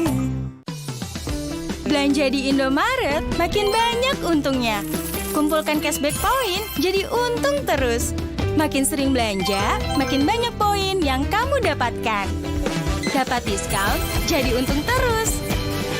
Bayar belanjaanmu dengan poin yang kamu punya. Belanja jadi gratis, jadi untung terus. Dan untung terus dapat banyak promo. Jadi member Indomaret Poinku sekarang. Untungnya non-stop.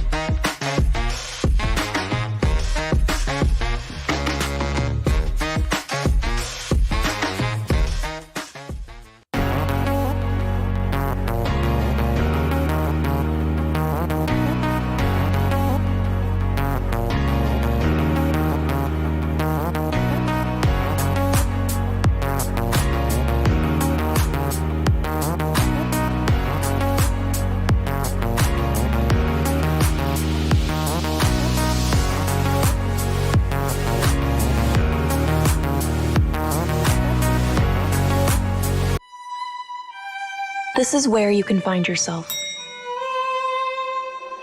As true as the purest gold.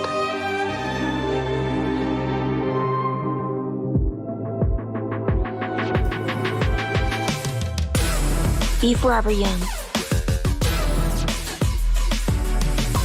Be lavish. Be timeless. I am 24K, bling like no other.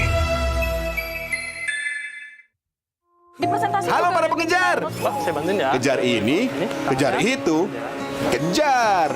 Keep kalem, pasti ada diskonnya. Pesan Grab Car pakai promo Yuk Grab.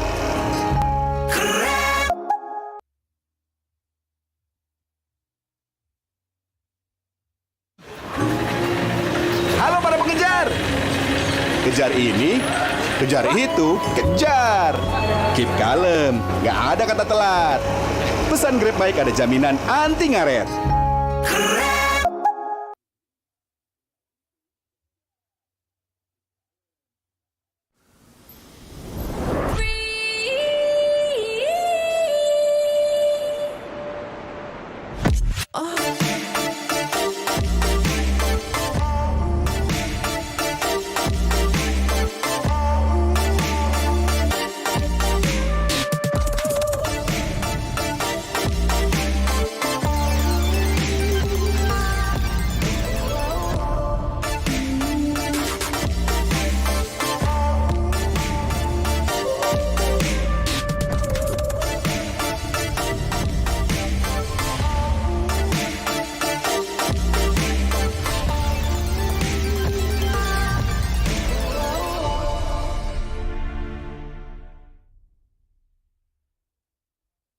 Gas sabar Ramadan baby, gas ambil rezeki, voucher combo bertubi-tubi, pasti puas belanja di Beli-beli.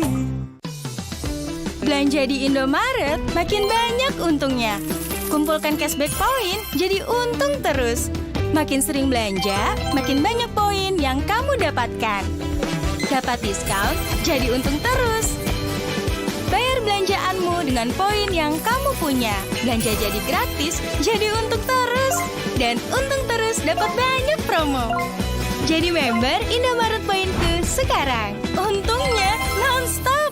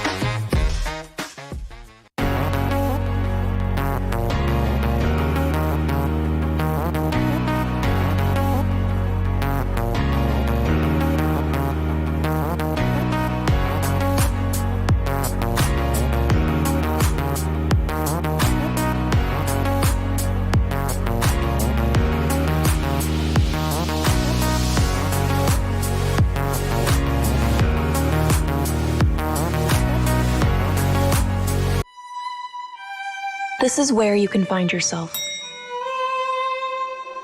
As true as the purest gold.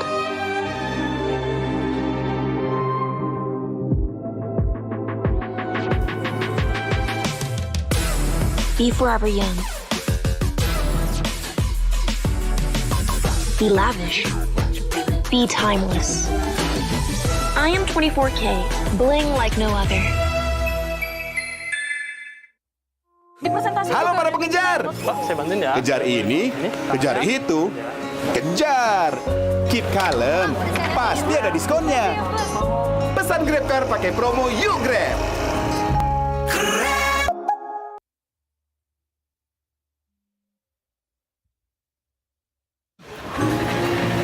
Halo para pengejar. Kejar ini, kejar itu, kejar. Keep kalem, nggak ada kata telat. Pesan Grab baik ada jaminan anti ngaret.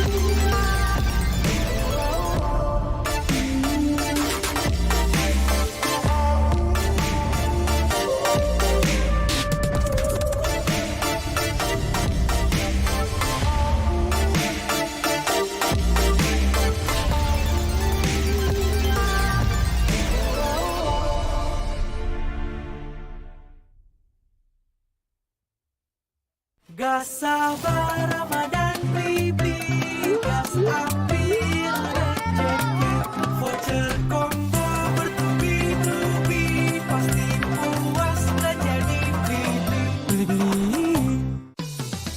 Belanja di Indomaret makin banyak untungnya.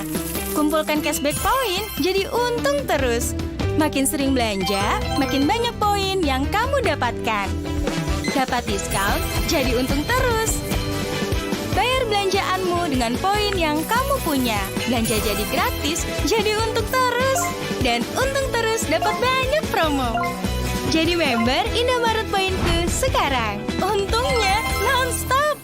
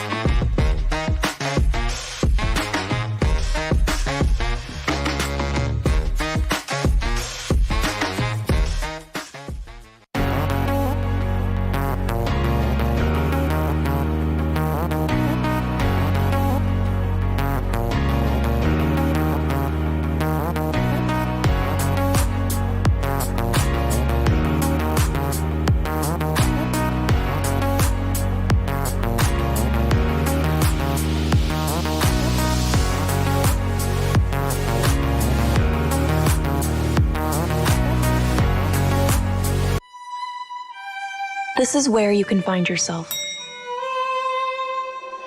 As true as the purest gold.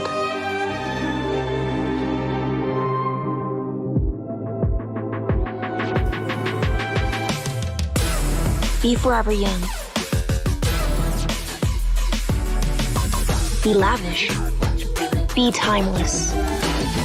I am 24K, bling like no other. Halo para pengejar. Saya bantuin ya. Kejar ini, kejar itu, kejar. Keep kalem, pasti ada diskonnya. Pesan GrabCar pakai promo Yuk Grab.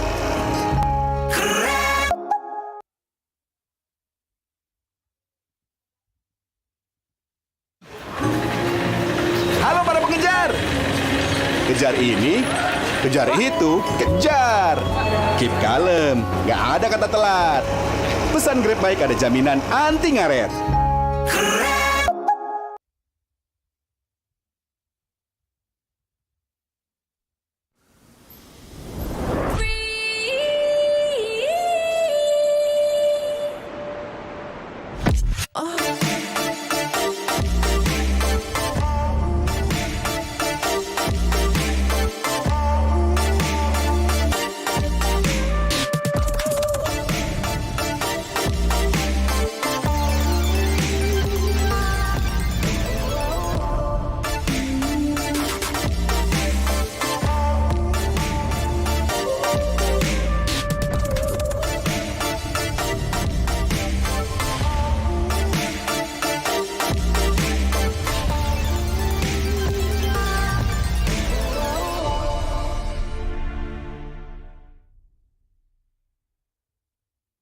Gak sabar Ramadan beli gas ambil rezeki, voucher combo bertubi-tubi, pasti puas belanja di beli-beli. Belanja di Indomaret makin banyak untungnya. Kumpulkan cashback poin jadi untung terus. Makin sering belanja, makin banyak poin yang kamu dapatkan. Dapat diskon, jadi untung terus. Bayar belanjaanmu dengan poin yang kamu punya. Belanja jadi gratis, jadi untung terus. Dan untung terus dapat banyak promo. Jadi member Indomaret Poinku sekarang. Untungnya non-stop.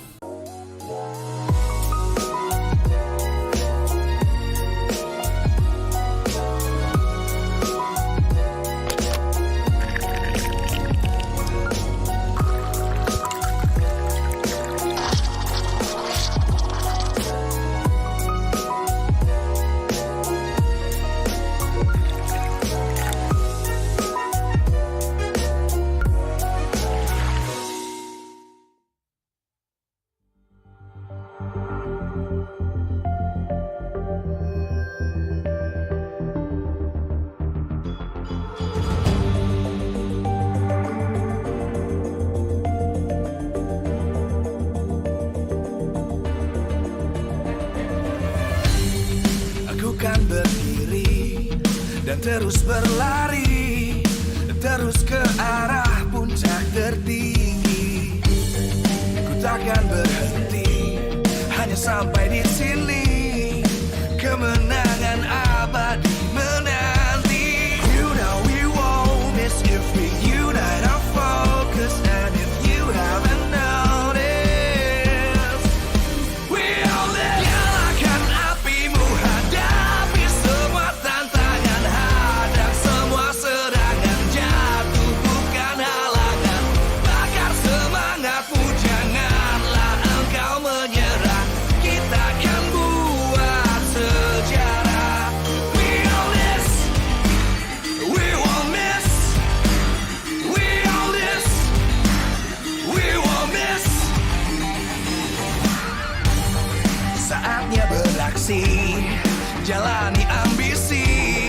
Aku kan menyawakan hari ini. You know we won't miss if we unite our focus. And if you haven't noticed, we all live. Nyalakan apimu, hadapi semua tantangan, hadang semua serangan, jatuh bukan halangan.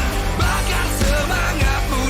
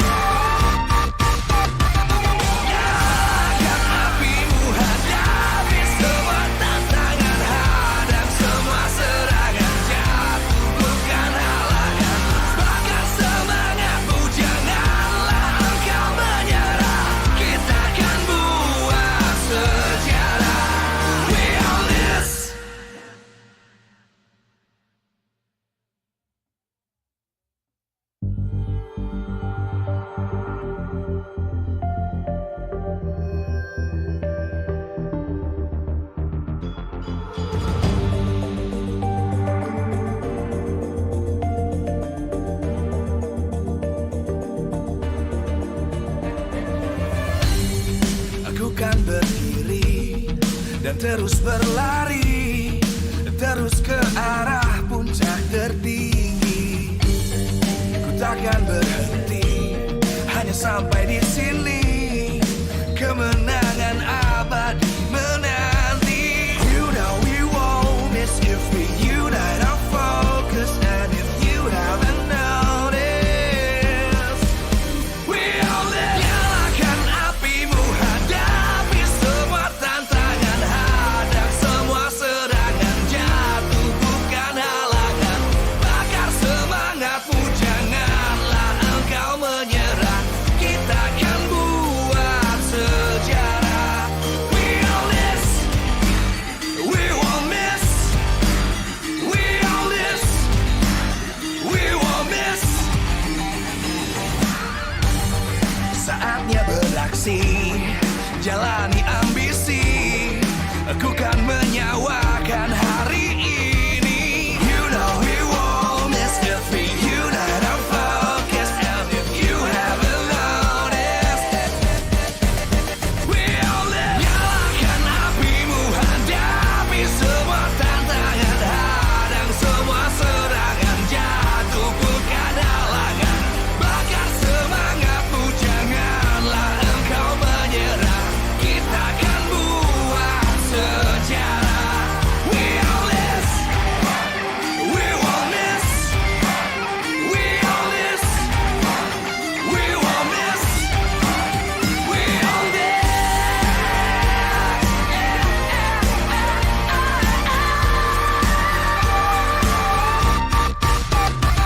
Nyalakan apimu, hadapi semua tantangan, hadang semua serangan, jatuh bukan halangan. Bakar semangatmu, janganlah engkau menyerah. Kita akan buat sejarah. We all this.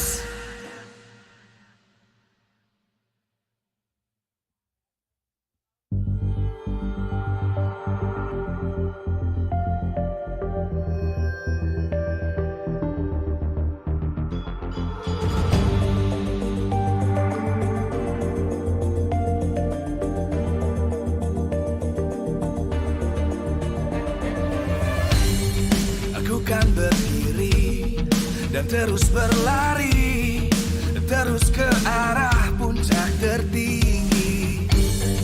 Ku takkan berhenti, hanya sampai di sini. Kemenangan abadi menanti. You know we won't miss if we unite our focus. And if you haven't noticed, we all live. Nyalakan apimu, hadapi semua tantangan, hadang semua serangan, jatuh bukan halangan. Bakar semangatmu, janganlah engkau menyerah. Kita akan buat sejarah. We all this, we won't miss. We all this, we won't miss. Saatnya beraksi, jalani ambisi. Aku kan menyawakan hari ini. You know we won't miss if we unite our focus. And if you haven't noticed, we all live. Nyalakan apimu, hadapi semua tantangan, hadang semua serangan, jatuh bukan halangan. Bakar semangatmu, janganlah engkau menyerah.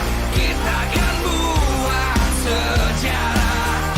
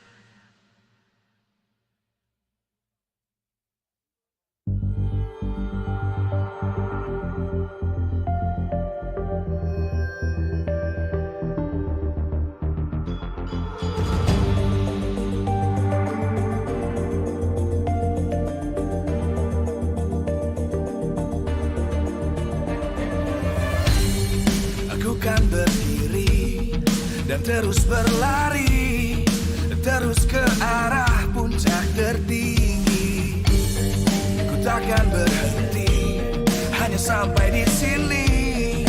Kemenangan abadi menanti. You know we won't miss if we unite our focus. And if you haven't noticed, we all live. Nyalakan apimu, hadapi semua tantangan, hadang semua serangan, jatuh bukan hal.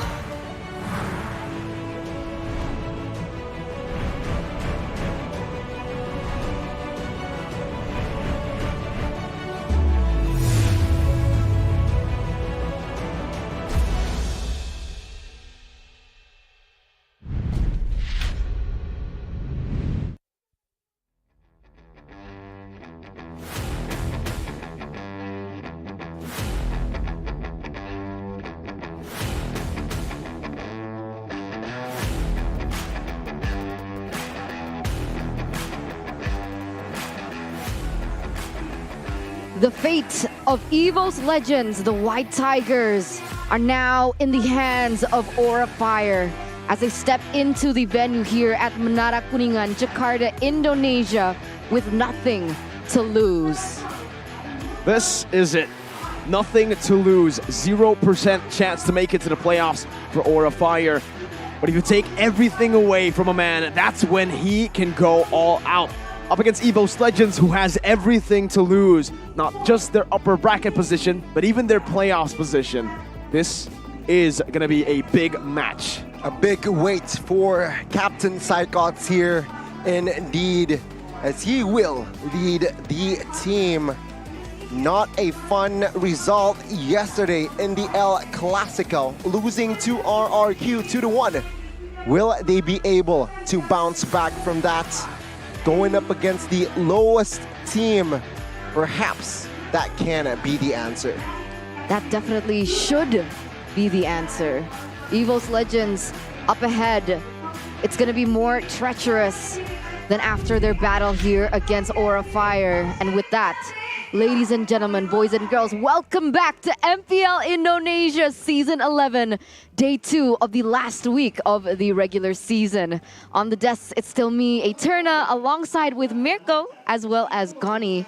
And before we begin our deliberations on both of these big teams, we would like to thank our sponsors. MPL Indonesia Season 11 is powered by Moonton, presented to you by the Samsung Galaxy A Series, A34 and A54 5G. Our official mobile internet partner, Telkomsel. Our official gold partner by OBS Gold. We have our partner in esports, Dunia Games, Grab, Secret Lab, Blee Blee. Official broadcast Maxstream, broadcast partner Teferi Sport, and our partners Indomart and Point Coffee. And of course, MPL Indonesia Season 11 is supported by PBSI. Now coming into the second match of today, Aura Fire once again going against the White Tigers, where, as you guys already know, because of yesterday's match Alter Ego with the victory, there is no chance for Aura Fire to be able to make it to the playoffs. Now, the playoff run for EVOS Legends, though, it's still up in the air. And if we take a look at the hot topic here, the Dragons fight to block EVOS' chance for the playoffs. It's going to be really scary. Once again, like we mentioned earlier on already, EVOS Legends have lost in the El Clasico, the second leg, to RRQ. So now it puts them in a position where they're really vulnerable. Aura Fire can capitalize on this fact, Gani, knowing they have nothing to lose. They need to capitalize again to look for the White Tigers' weak area. Is it the jungle? Is it Brands? But remember, let's rewind a bit. In leg 1, EVOS Legends, they were struggling somehow in that series, winning against Aura Fire with a 2-1 score. It was Van in that jungle position, giving them perhaps a surprise play, surprise game plan, and this is what happened. Throughout game 1, it was actually Fluffy on that Terizla, managing to mostly zone members away here. And somehow EVOS, though, being Brands, of course, Brands will be able to locate the perfect positioning for his team. But again, EVOS Legends in that first game, actually Van shines through that aura of fire. Remember why he was able to claim most of the neutral objective here. Again, surprising the EVOS Legends side and giving the perfect game plan, executing it to perfection. Kabuki was given the hero that he's most comfortable most here in the season, right? With that Claude, it seems like. But with the rise of Beatrix, perhaps in leg 2, Kabuki can show that he is still very reliable, very strong with Beatrix. Back in leg 1 here in that first game, EVOS Legends struggled with Dreams on that Diggy. Sure, multiple time journey was spent there to provide assist, giving the aid. But it shows that Kabuki was just too strong with this Claude. Perhaps that's also a lesson that EVOS Legends should be concerned with in this leg 2. Take a look at game 2 though. It was actually Aura Fire that wasn't able to bring the momentum. Why? Game plan wise, they have a clear game plan, but the execution actually was a little bit iffy. EVOS Legends with Taz here, with the Owlet Jungle, they were able to give the surprise back towards the side of Aura Fire. Again, playing a very perfect team fight here. Brands taking away Kabuki's Claude. And it shows, right? During team fights, it's just more clear that Aura Fire, they were the ones that were a little bit lost in that sense. EVOS Legends, they were able to somehow get the better fights. The teamwork, the pathing, Dreams getting his Kadita as well. It's just a one-sided game for game 2. And there you go. EVOS Legends equalizing in game 2. In game 3, similar story. Hai was given Akaja, a hero, of course, that he is not really familiar with, and that is instantly exploited by the side of EVOS Legends. Brands given the Claude again. It's just too much, man. Taz also perfectling almost, right, in this game as well. And it was just Aura Fire got outplayed here in this game. Kabuki was on a carry, going up against Ling, and that's a little bit hard in that early game, in that mid game especially. And the captain played a huge part as well in that win. Psychots getting that 3-stun. Aura Fire, after that, they were pushed back instantly. And after this Lord, it seems like EVOS Legends, they were the ones just looking for that. And Aura Fire, again, they weren't able to somehow just exploit that momentum that they have in game 1. Kabuki, again, not having the Claude, not a fun game. Claude can be a perfect key here, key factor, if not the Melissa perhaps, for both of the teams. So again, I think the main point with the Melissa and the Claude is also just how important the drafts are, because in game number 1, I think we saw that the Digi Kaja was kind of forced by EVOS Legends, by Taxsum at the time. Now it's Age at the helms, and those little things really add up, because it really felt like in the first leg, it came down to the draft, how EVOS won and how EVOS lost. They overthought it in game number 1, and they lost. Then they went back to the standard, and they were able to beat Aura Fire just fine. Yeah, that's important. And even for the side of Aura Fire as well, right? Put these people, these players on heroes that they're comfortable with, and usually they do perform. And that's maybe something that we also can expect from Aura, the cheese picks that could definitely surface here. But of course, the thing about their last meetup, right, was the fact that that was a debut for Van as well. And the facts are, like you mentioned, it wasn't almost perfect. He had a perfect turtle rate, Van, going against Taz in that regard. And so, honestly, looking at the stats, right, that could actually be an edge that perhaps Aura Fire can work on. He's like a diamond in the rough, right, this season, this roster. He's the shining member in that Aura's lineup. Perhaps they can revolve around Van here next season.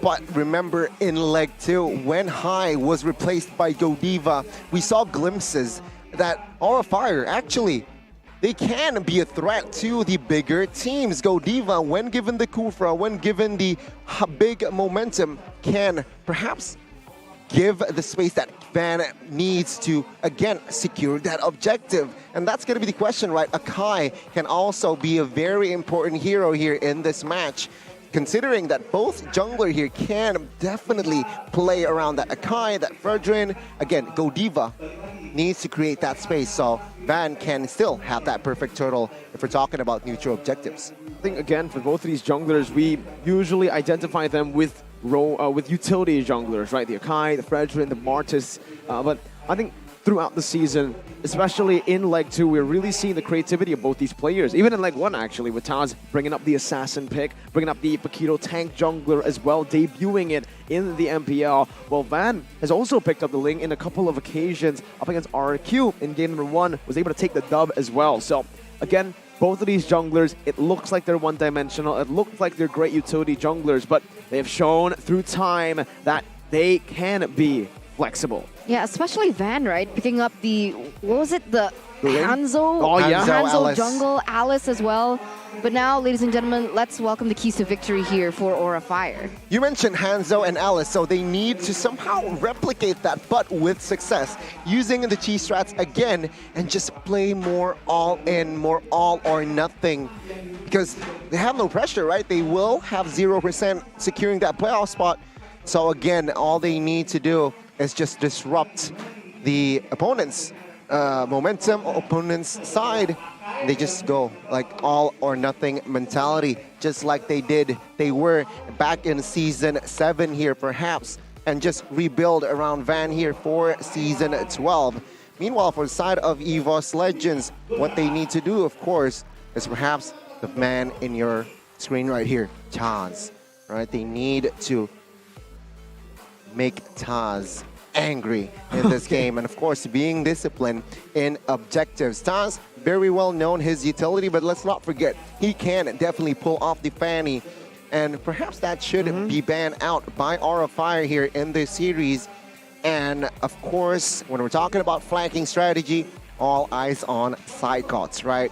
Skycots, very brilliant EXP laner, was selected for the national team as well. This guy, this man on your screen, should be able to find the angles to open fights, to find the right targets as well, with the Yuzong, with the Arlet perhaps, and expect perhaps a Terizla if possible. And honestly, the keys to victory for EVOS using the flanking strategy, I feel is especially true for Aura, because if we notice how they play, Aura, they like to group as 5. They like to go in for that full 5 team fight, and they always try to protect their backliners, and it's exactly that template, right? So definitely in this case, that use of flanking strategy can go very far with this, being able to flank, get Kabuki off the board, and so on and so forth. Of course, this is realizing and depending on what Kabuki is playing in the back line, right? Because if he's on something like the Claude, that's going to be a little bit more difficult.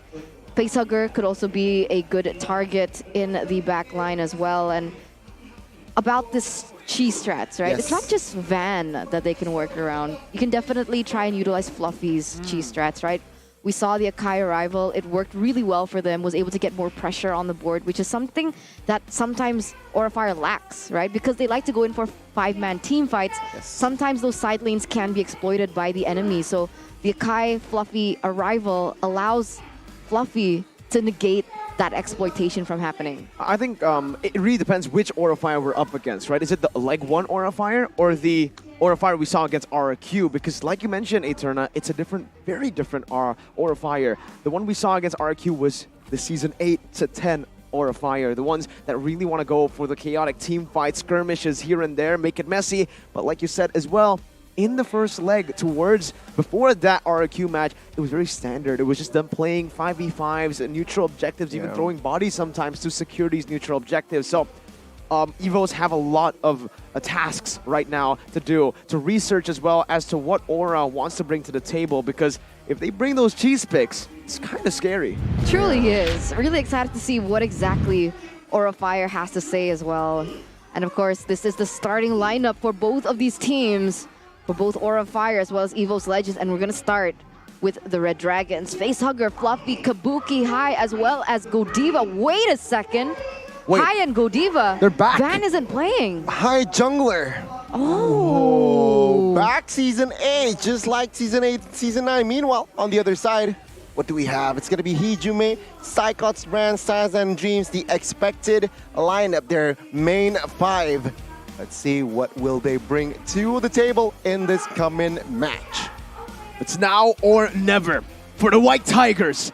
They need to secure the playoffs and they will have a chance to secure upper brackets.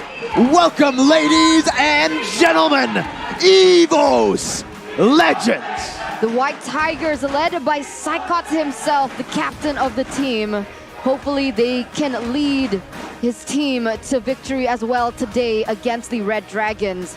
But of course, looking at the keys to victory, there's a lot of things that both the players and the coach need to be aware of, especially going against this team. With nothing to lose, it's no longer the Indonesian Dragons. It's back to the Indonesian Hydras. Aura! Fire! With High stepping in week 6, day 2, we wonder what impact will he bring to the table. Remember, Season 9, it was with this lineup that they were able to defeat most teams, including EVOS Legends. Now, that's the question, right? With High stepping back into the jungle, it's tough because honestly, with Van in the jungle, perhaps Aura Fire could have worked with the fact that they could secure these objectives. But High lately, he's proven that his retribution has been questionable. But of course, High has flexibility on his side. He's able to utilize different junglers. We'll see if that comes true. As we saw there, both of the team coaches coming onto the stage. There's going to be a lot of pressure on Tax Stump in particular and Coach Age. It's going to be very interesting, right? Earlier, it was Van going up against Taz here in that hot topic. But with High coming into the fray, neutral objective-wise, it favors Taz. So again, it's going to be the job for the other members of our Fire to be able to contest that neutral objective. Godiva should zone members away to, again, maybe increase the odds of High securing that neutral objective. This is the question now. I think they want to rely heavily on that Season 8 to Season 10 playstyle once again. They are bringing up their main lineup that we saw for 3 seasons in a row, and that will mean a whole lot of chaos, and they don't care about the neutral objectives. They'll just fight it out. It's been mostly Fredrin here being first picked for the side of Palevi. For the side of our Fire, why Van mostly played the Fredrin. Very reliable still, but now with Van, will he prio that Fredrin again? We touched on the quad as well here, being the most picked. Again, the comfortable hero that Kabuki really likes this season. And it seems like, yeah, the data agrees. Of course, being most banned here, Paramus, Facehugger plays a very mean Paramus as well as that Kadita. Multiple times we saw opponents here somehow doesn't really like going up against Kadita's, our Fire's Kadita. So there you go. Same story from the side of EVOS Legends here. Kadita banned out 17 times. Why? They got Dreams combined with Brands. It's going to be very scary though. In the last game yesterday, going up against RRQ they managed to take this Kadita down. Most picks for the side of Age, for the side of EVOS Legends, is still that Eve and Lapu Lapu, but let's not forget that Akai down there, 9 times you may have picked up. Again, perhaps a comfort for Taz, and even it was once flexed towards that Dream position, towards that Roamer position. So perhaps we might expect an Akai here in this current match. And it could be, right? Because Akai is so great at just making chaotic team fights even worse, right? You have a systemized team fight, your positioning is on point, but going against something like the Akai, it just ruins a lot of things. It disrupts your initial game plan, but not really sure what kind of playstyle Aura Fire wants to go for this time. Miracle here mentioned that they're going to go for Chaos, but earlier on, we didn't really see that Chaos, even with High in that jungle, but the EVOS Legends match history here, you can see very up and down. Earlier on in leg number 1, they were able to dominate a lot of the games, but afterwards, it became an up and down trend. Yeah. A lot. Well, I can see here.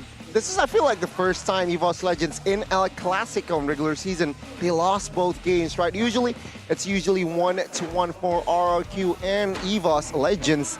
But this season, different story. RRQ, they were able to manhandle EVOS Legends in both legs, it seems like. Both reverse sweep.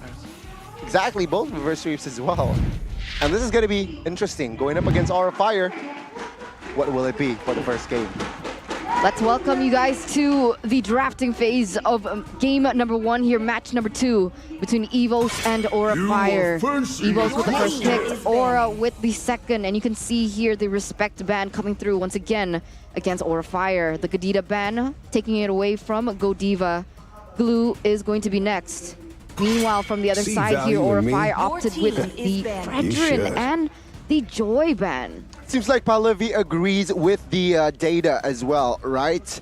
Palevi likes the Fredrin, but remember, he is on the red side, so he will somehow eliminate that option for EVOS Legends. Doesn't want to give it freely. EVOS Legends, interesting enough, they banned the Kadita out, just like the data as well, right? Most picked for side of Aura Fire has been also that Kadita, but also that Glue.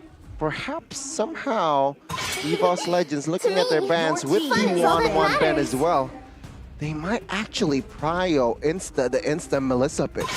Definitely, right? That's definitely an option right now, but they need to be careful though, because the Claude is still wide open. Unlike yesterday, they're not banning out the Claude here, so EVOS Legends, I feel like they can go for something like a Melissa, but maybe a safer pick would do them better. Here, maybe a Valentina. But I do want to talk a little bit about the Kadita. Sure, it's Godiva's power hero, but so far in the season, we've only seen it once on him, and lost. 0% win against Rebellion. Exactly. Leg 1. So it's tough. Why are we still seeing the Kaja? Even yesterday, Dreams played the Kadita, lost. Yeah, exactly. Come on, Dexter. It's just a respect, I feel like. But there you go, the Claude and Valentina quick response here. It seems like Palevi, he has that scenario first Arlet pick for in hand, and there you go, Claude and Valentina asking a question here. EVOS Legends, different story, taking their time. What is good going up against Claude? Perhaps a Brody here might make sense. And a hero for Hijume, give him the Eve. Yves is an option, Farsa is an option. Honestly, Faramis is an option as well, if they want to utilize that. I think Eve does a bit better up against someone like the Claude. So mobile, you need those spammable abilities.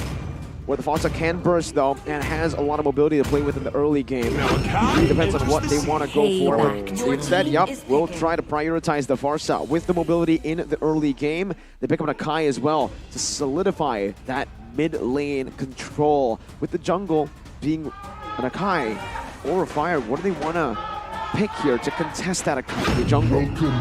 Okay, there you go. Instantly, right? I mean, Rock pick here, it seems like. It makes sense as well. Godiva played a, multiple times he played a very, very clean Grok as well. But here's a comment from Zuyan. Maybe because our Fire's roster just changed with Van, it takes time to improve better. Maybe next season, yeah, I feel like our Fire can definitely build around Van. For sure, for sure. There's a lot of potential from the kid. There's a lot of potential from the team. They can work for it next season.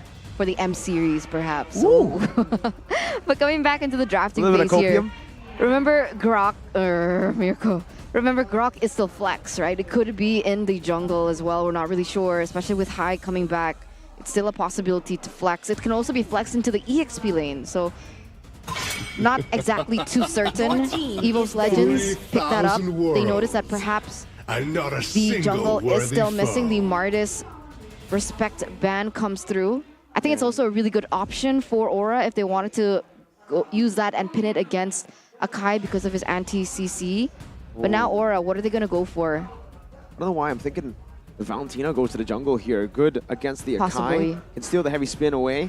Then they can pick up a mid laner later on, especially considering EVOS Legends are already banning out Time and tide wait for That's no going to be the man. Beatrix ban as well for the side of Aura Fire. Respecting brands and trying to force him on the Brody. Of all things, they want the counter matchup in the lane, or possibly they want to see a Melissa from the side of EVOS. Very interesting, right? I mean, both teams here still somehow banning out Fanny, banning out Martis, somehow not convinced, right? You mentioned about the flexibility that this Akai and as well as Grok can bring to the table. And Aura Fire and EVOS, they're saying, yeah, we're not convinced, let's ban out Martis and Fanny. EVOS Legends hot seats, last ban.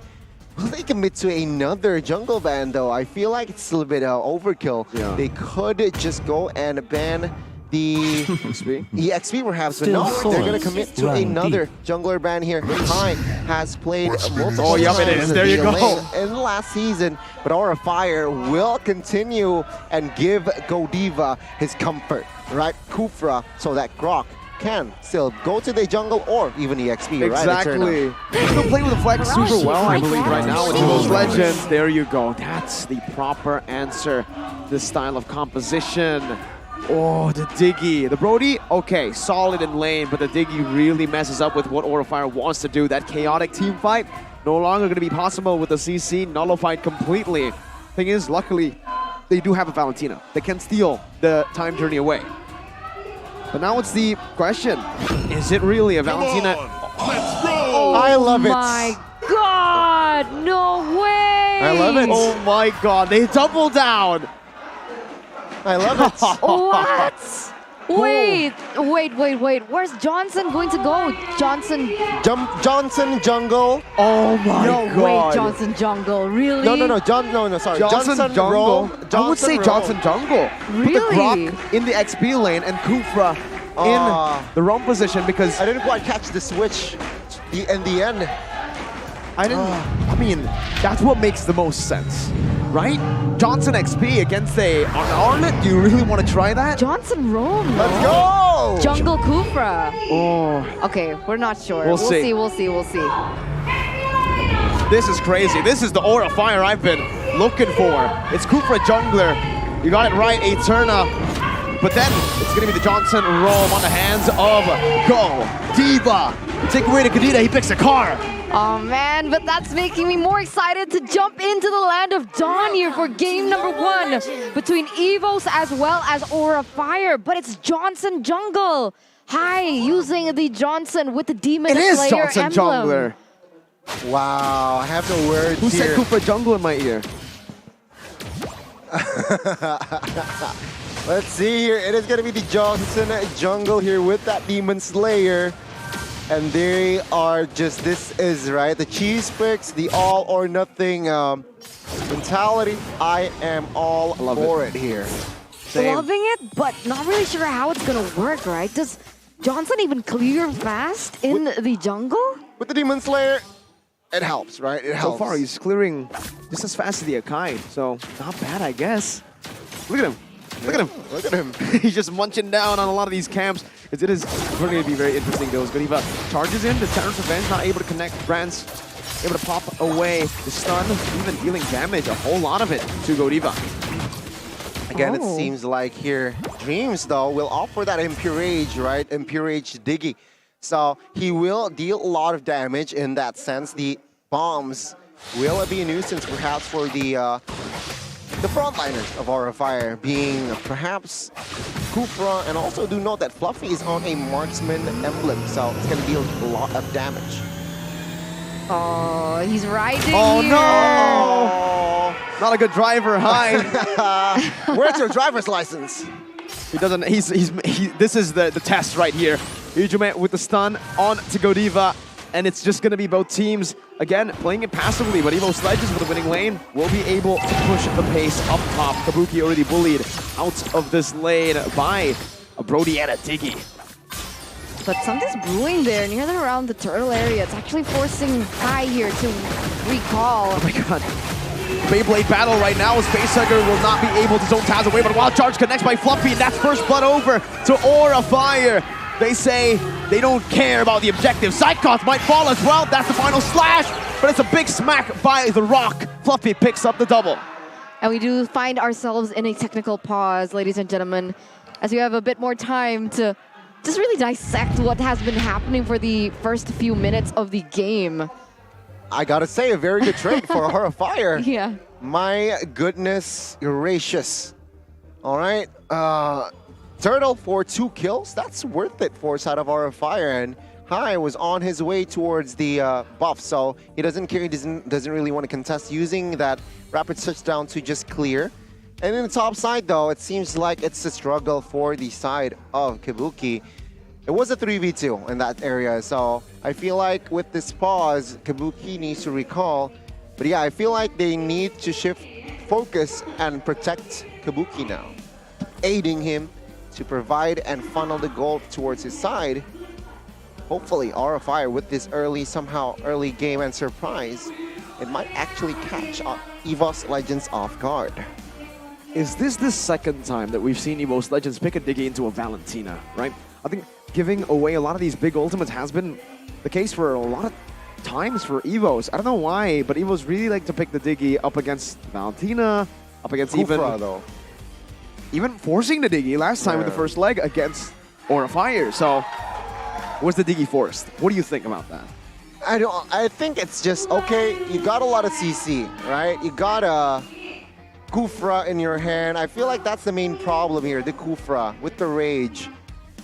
With Diggy, I'm a Kufra player. I hate going up against Diggy, nonetheless. Thing is, though, giving the time journey away might be more expensive for EVOS than it is for Aura, because the Diggy gives the time journey away. Remember, this composition, Akai Arlet, that combo really needs the CC to land. Even with the Akai, it's already troublesome, right? With the Akai, the heavy spin can be stolen, and the engage, the vengeance popped in by the Arlet can be cancelled. Now you add in the time journey, and what's going to happen? We'll see. As ladies and gentlemen, we're jumping back into the game here. 2 minutes, 3 minutes has elapsed already. Aura of Fire with a slight lead here, with the aggression that they have portrayed onto EVOS Legends right now. And you mentioned that they need to focus onto Kabuki, and it seems like that's exactly what Breeze was doing. But Fluffy here. Oh, he has the wild charge. He can knock his opponent up. But right now, I think so far we're seeing that, right, Eterna? The chaos, you know what, we don't care about objectives. Definitely, definitely. Look at Hai here, always looking for another pick on the board. Will he get it? 700 gold lead right now for Aura of Fire. As we take a look at the talents predictions, 4 versus 2 once again. Is this your Mirko curse? Mirko I don't know. Lim Kochul, not Mirko and Kabe. We'll see if your curse happens once again, as look at this. Reverse time bringing Kabuki back, and that is going to be the torn apart memory by Brands to take the kill on the gold lane. Luckily for Kabuki, he was able to clear out the waves before that, so no siege for EVOS. Very straightforward strategy here. Dreams just accompany Brands. Oh, heavy spin. They're going to pin down right now, but a cancel from the side of Godiva. Still, that's the equalizer, and the final splash as well. Godiva with a clap, but he ends up getting clapped. Rapid touchdown by Hai, going to be able to push some damage back in as Kabuki puts some damage back with the BMI, is able to escape, but Hai will fall, and EVOS Legends will pick up the gold lead. It's an Aura of Fire platter here in the early game after that aggressive stance coming in from Aura of Fire, but meanwhile here, it's going to be more damage again. Hijime going to be able to survive, not even the basic attack, taking him down there. Godiva with a Time's Revenge, but Psychoth with the vengeance goes through the bouncing ball. Godiva not able to pop that ability on time. All right, not a good trade here forward side of the Aura of Fire. They got the first 2 kills, but it seems like EVOS Legends, they were able to take and even claim 6 kills back.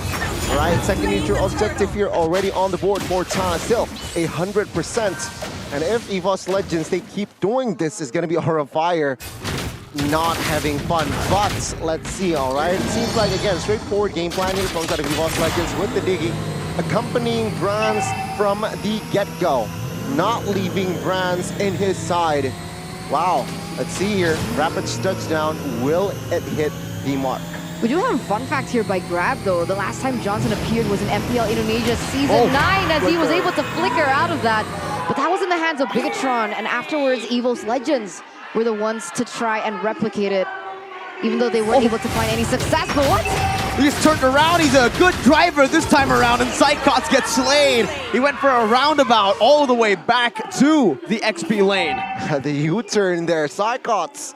Of course, doesn't have the flicker, and with that, right, the first structure in this game will fall. So Aura Fire, they lost 2 neutral objectives, but they get a slight compensation with that turret take bot side.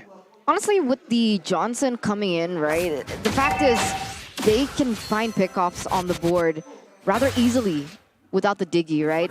As soon as the Diggy is going to be able to pop in the time journey, it's a little different, but they've been playing to that lane, but here, Hai gonna get caught out. Ijume actually was standing in front, but now Godiva goes in. That was all a bait. The time journey was used up already, and Dreams will fall. The jungler for the roamer. Still worth it for Aura or EVOS Legends actually for now. But again, Aura Fire doesn't care about the objectives. They're just going in.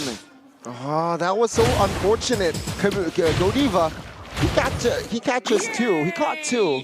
But Brands was able to flicker away in that last moment.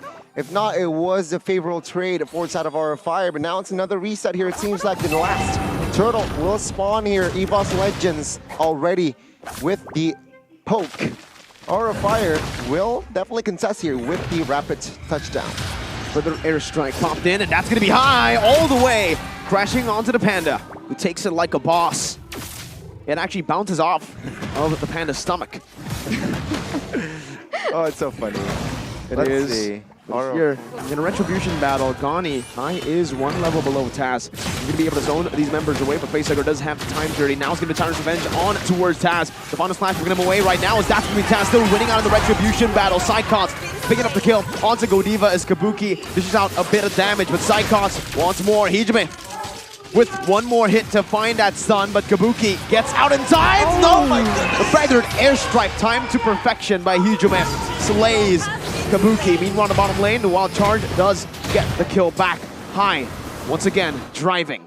Dreams, though, gets taken down. A good trade for EVOS Legends still, despite losing their roamer.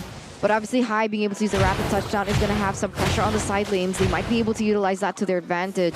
As we take a look at their in-game items. But wait a minute, the mid side here. Will fall. Rock, though, will have the BOD build, again, with that marksman emblem, right? So he wants damage. Very interesting head-to-head going up against an Arlet tank here who built that Radiant armor first, perhaps going dominance next. Brody, though, a very fun game, right? 6,000 gold lead plus already. Malefic Roar and as well as BOD. Wall charge. Wall charge, but it's going to be an easy kill for EVOS Legends. Hijime picks that kill up, giving him a killing spree and a bounty to play with. 3,000 gold lead for EVOS. Again here, EVOS Legends, pretty much they were, I think they're unfazed here, right? With the Johnson last pick, they were still able to somehow play around their draft very, very well, establishing already a 3,000 gold lead here in the first 9 minutes. And this is the mid game, all right? This is where usually Brody, Farsa pops off. Of course, Psycho's already getting his defensive item as well. Can soak in the damage from inside of Aura Fire. And take a look at that. With that knowledge, EVOS Legends, they're able to defend. Hai going to be able to find a crash onto Taz, but it is going to just be Hai getting the purple buff. That was a proper heavy spin by Taz. Oh man, I thought they were going to combo it because Kabuki was inside of Hai there. Oh my god. Oh, here though, Godiva trying to bait out Purify, I believe. Facehugger steals away the feather airstrike, now pops it in. Brand's going to be chunked quite low. There's a torn apart memory. Dishes out damage, but not as much as what Facehugger was able to do on Brands. Now it's going to be the recall. A man advantage for the side of Aura Fire. Kabuki, does he have his item? Power spikes is the question right now. Let's see. Aura Fire, though, they're still persistent in taking these turret. Let's see. Oh my god. A beautiful final slash, but it's going to be the Johnson Hai who picks the Retribution up now. Taz going to be able to actually crash Hai once again. But the airstrike popped in onto Hai's Kabuki. Will be forced to pop into Battle Mirror Image down the back line. Godiva will be chunked down, taken out. Psychops taken low. Kabuki not going to be able to find the kill just yet, but will be able to in the end. It's still, though, going to be Brands who finishes Kabuki off. Fluffy finding another trade. It's a 4 for 2. Make it a 4 for 3 with the Lord to the side of Aura. also very worth it for EVOS Legends here in the 10th minute of the game. Already with a really good gold lead as well as pressure onto the side lanes. But look at this, Brands. He's gonna be able to outplay the situation and flicker out before the damage coming in from Facehugger actually catches up on him. But look at this, as we take a look at the instant replay. This is going to be the fight where actually Aura Fire, they got the Lord, but they overstayed. They still occupied in that turtle Lord pit. And EVOS Legends saw that opportunity to go all in on towards the members. 4 members taken down here. Unfortunately, for that 1 member from the side of EVOS Legends were taken out. But it's still a win for the side of EVOS Legends. And a win for Brands. Look at the damage he's able to place onto Godiva. That's a tank. Holy moly. What is that damage, my guy? This Brody, 4-0 and 5. This is what you don't want to be facing. A Brody who is snowballing. 4,000 gold lead, right? Already established here again in that mid game. EVOS Legends shows that Hijume, take a look at his stat, 307. Again, this high ground hero, this high ground, this Farsa, it's just a very, very reliable mid laner here, it seems like. Again, this is the mid game. Of course, the damage is already there for their composition. It's going to shine here in the bot side as well. Time Journey popped in. That's the final slash. Still going to be able to connect right there. Psychons has lost the vengeance. No, he doesn't actually. Psychons beats the entire team. Before the airstrike comes in, it's Taz will be able to pin Fluffy down. That's a double kill for Brands. Oh man, Aura Fire, it's troublesome for them at this moment. Evo's going to be able to pick up another turret in the bottom lane. The mid lane is also crashing. 20 seconds left for Fluffy and Godiva to spawn. And it looks like EVOS Legends want to commit. They want to go for it, man, with the siege potential of that. Brody, they were going to be able to do it. Facehugger disappeared from the map, and it's Brands again. They might be able to end the game right here, right now. 12 minutes in the game. Kabuki now jumping in, but the further airstrike zones him away. Jumping back to the battle mirror image, but now the base is wide open. Kabuki jumping back in with a battle mirror image, and the blazing duet, but will be cancelled out. Fluffy with wall charge, but it's still going to be Brands who will be able to free hit. One more hit finishes Godiva off, and it's a triple kill for Brands as they end the game in the 13th minute of the game. I gotta say, that was an entertaining game. Of course. It was entertaining. Of course. Like you'd expect a serious game, but of course with Aura Fire with nothing to lose, they pull off something crazy like a Johnson jungle, and everything was just really fun to watch. It's a nice change, but of course this actually gives EVOS Legends a little bit more drive to make it back into the upper brackets perhaps. Let's see. Definitely right with the first game intact. Very straightforward game, very clear as well. Aura Fire with the all or nothing mentality, it seems like, with the cheese strats here. Yeah, again, displaying a very entertaining composition, entertaining gameplay as well.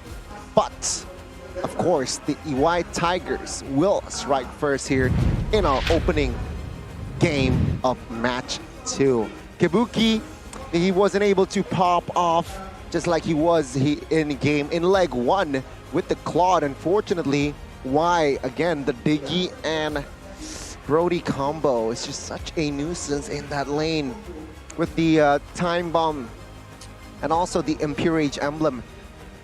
Even Godiva couldn't really tank through that bombs, right? So it's going to be very tough for the side of Kabuki to farm comfortably. And it shows in that game after Brody gets 2 items, the BOD and the Malefic, can just dish out damage for the side of Aura Fire. And they cannot withstand that. It's just objective, pretty textbook, but that rapid touchdown from high, he needs a driver license.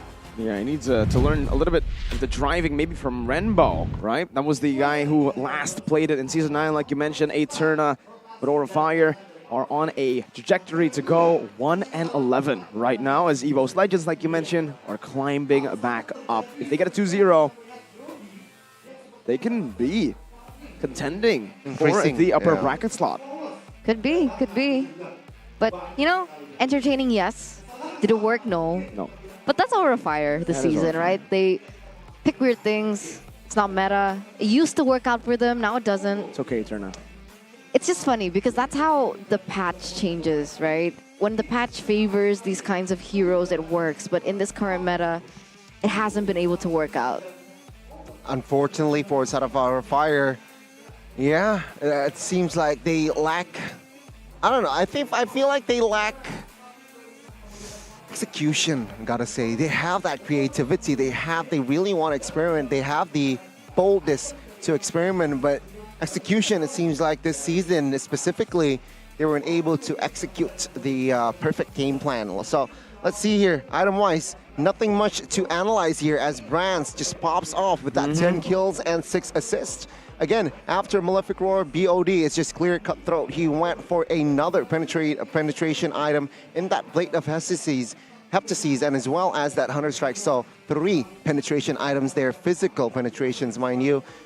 And it's just unbearable for the Side of Our Fire. Even the tank, Godiva, you saw how many damage that he was given towards Godiva. But also do note that he was not on a anti-cuirass, not on a steel-like plates as well, so the damage will definitely be evident in that area. Again, 10 kills, almost double-double for the Side of Brands. It shows, again, why? Dreams.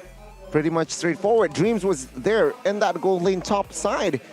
Again, Kabuki couldn't really farm with that Claude. It seems like EVOS Legends, they were able to somehow learn from leg 1, right? Game 1, Kabuki was on a Claude. How do we defeat this Claude? The answer is Dreams, right? Gotta assist the gold laner, and seems like a lot of 2v1s occur in that area. Sure, Godiva can assist, but remember the time bombs is a very annoying element. So Godiva can't really open maps, can't really soak in the damage, and when he soaked in the damage from the time bombs, he was already half HP, and he was somehow forced to recall, couldn't really do much. As it shows also on the post-game, Godiva was the sandbag there, 93,000 worth of damage in what, 13-minute game. And take a look, it shows as well that Brands was funneled that gold, the rich guy, almost a 900 GPM, and dishes out at 69,000 worth of damage. That's a lot in a 13-minute game. Let's not forget Hijume here, Farsa, right? 12 assists again. It shows how Farsa, Yves, the quote-unquote high ground AoE mages, very prio. Truly is, truly is. That's why I thought that Aura Fire would want to pick that up in that first phase, but EVOS Legends were first to it. And it's interesting, right? Because you were talking about the Diggy during the breaks, and I feel like what you mentioned was true. Diggy is not just an anti-CC hero. He's not just a counter to that, but he's also a counter to the setup, which is very important. Time Bomb's gonna be able, like you mentioned, to chunk down the health of whoever wants to set up. And then he's also really good at opening up the map, opening up vision for his team. And he's really good at harassing the gold lane in that early game, which is what was able to really allow Brands to snowball. As we take a look here at the gold curve, and there you go. Yeah, pretty straightforward. Sure, RFI has this slight win there in that department, but after all that, it was just EVOS Legends leading and snowballing, right? 3 turtles taken away. Sure, RFI, they got the Lord. EVOS Legends, though, they understand in that situation. Sure, you got the Lord. I lost the Retribution. What can we get? Team fights. They have more resources. They have more goal in that sense. Brands, perfect positioning as well. With Dreams, of course. And there you go. They saw that window. Let's just go fight. And there you go. The perimeters were built into 2 as well. Kabuki was in that bot side. And it wasn't in sync for Side of Our Fire, unfortunately, in that fight. EVOS Legends, they were able to capitalize on the setups. And it's just GG's. 4-man taken down. Only Fluffy was left. And of course, MVP, self-explanatory, 10-0-6, right? Again, take a look at his items. He doesn't finish his boots. He went instantly for the Fury Hammer and Legion Sword. So signifying that he wants to go BOD. That is where you know that your marksman is way ahead, right? Very confident here. BOD first item, Heptases, and then Malefic Roar as well. GG for the side of Aura Fire, unfortunately. I think the main win condition for Aura was they wanted to buy time for Claude, for Kabuki to get to a point where he can carry the game. But again, you really got to set him up for success if that was the case, because I kind of understand with the Johnson, with the Grok, with the Kufra, I think they wanted them to die. They wanted them to be the distraction across the map. But again, when you give Kabuki the Claude, it's just going to be an easy Brody pick. And on top of that, the Diggy, that bullies. If Brody bullies Claude 1v1, imagine what a Brody Diggy does to Claude, right? I think picking up a Melissa would have been a bit more solid there. Very solid. So let's take a look at the highlights here for the first game. It was nothing too out of the ordinary, honestly. Very textbook, right? EVOS Legends off the bat, they were able to get the lead. And this was the fight here in team minute number 10 where the Lord take was Aura Fire that won the Lord, but it was actually Brands here dishing out most of the damage. It was a 4-4-2 actually here trade, but the Lord was given to the side of Aura Fire. And also this fight here, Taz pinning two members on separate occasions. Very, very good display of mechanics there. As well, after this one lane push, they know they were just too far ahead. That's why they also just maintain pressure. They re-engage here, seeing Brands is still okay, seeing that Brands is just a-okay, right? I mean, after this push, it's a wiped out, and it's GG for game 1 for the White Tigers. Job is not done though. Aura Fire can find that reverse sweep, perhaps, taking revenge of leg 1 of EVOS Legends, for EVOS Legends, because that is what they did in leg 1. Definitely a possibility. I don't know. Again, looking at it, the way they're drafting, they really need to, again, set their side lanes for success or set their winning condition at least for success. If they want to go for these gimmick, cheesy, experimental drafts, they need at least one member that can be the solid one. Can be revolved around. True, true. Maybe they were trying to work to the bottom lane because earlier on we saw that Hai rotated a lot to the EXP lane, and remember, it wasn't a Grok tank. It was a damage Grok. Full damage. Yeah, he was using the marksman emblem there. But ladies and gentlemen, Iftar is upon us, and for that we are going on a break before we continue on match number 2 here between Aura as well as EVOS.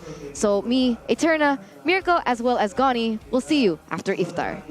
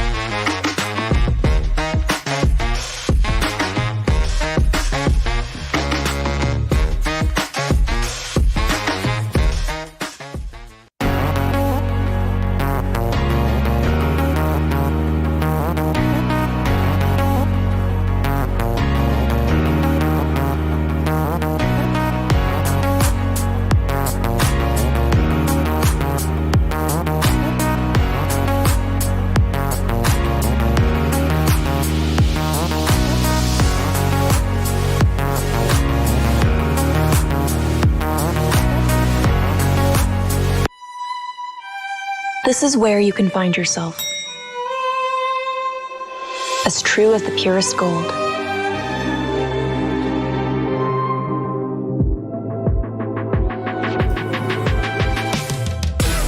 Be forever young. Be lavish.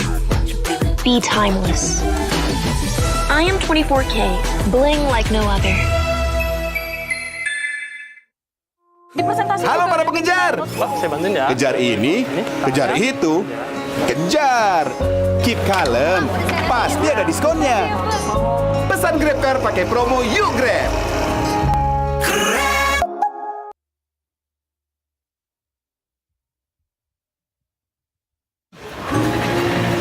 Halo para pengejar. Kejar ini, kejar itu, kejar. Keep kalem, nggak ada kata telat. Pesan Grab baik ada jaminan anti ngaret.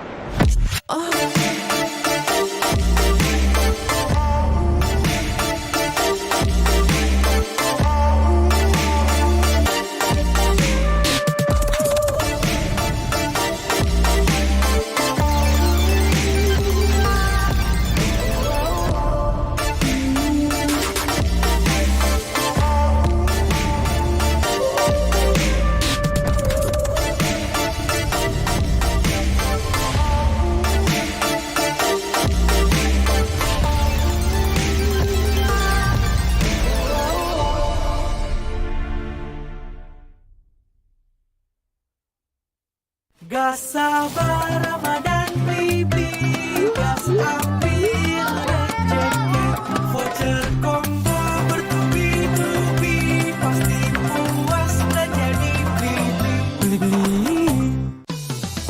Belanja di Indomaret makin banyak untungnya. Kumpulkan cashback poin jadi untung terus. Makin sering belanja, makin banyak poin yang kamu dapatkan. Dapat diskon, jadi untung terus. Bayar belanjaanmu dengan poin yang kamu punya. Belanja jadi gratis, jadi untung terus. Dan untung terus dapat banyak promo. Jadi member Indomaret Poinku sekarang. Untungnya non-stop.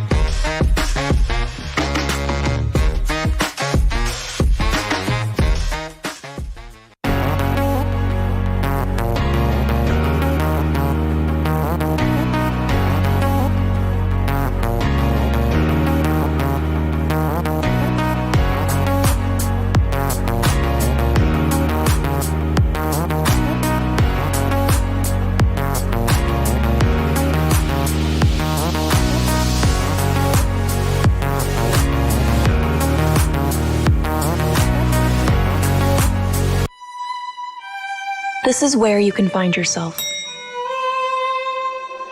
As true as the purest gold.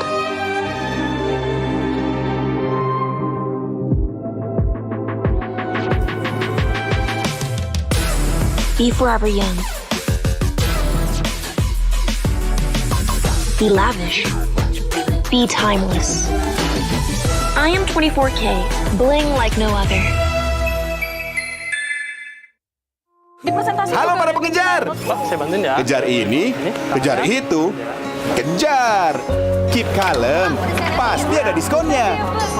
Pesan Grab Car pakai promo Yuk Grab.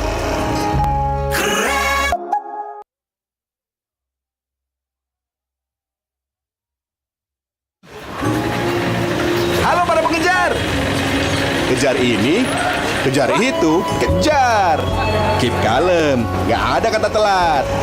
Pesan Grab Bike ada jaminan anti ngaret.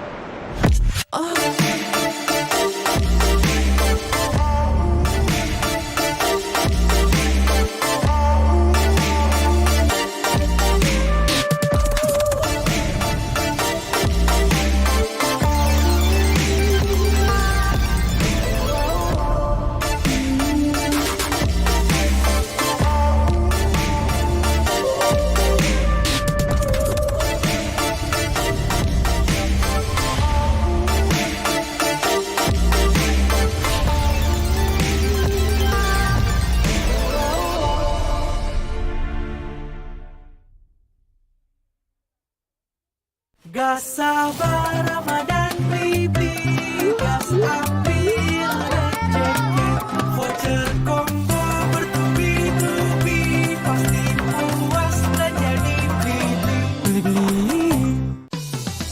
Belanja di Indomaret makin banyak untungnya. Kumpulkan cashback poin jadi untung terus. Makin sering belanja, makin banyak poin yang kamu dapatkan.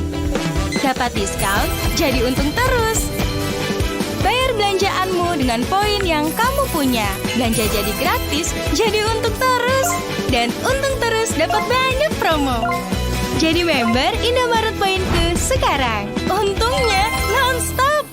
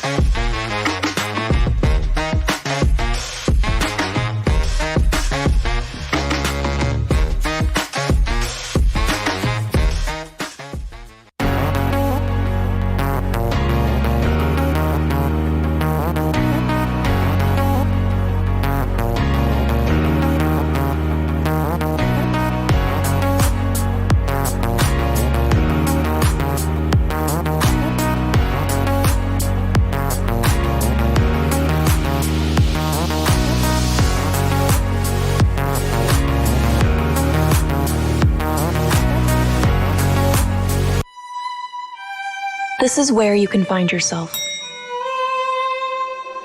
As true as the purest gold.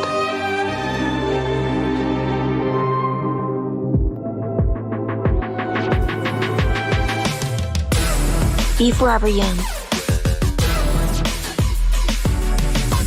Be lavish.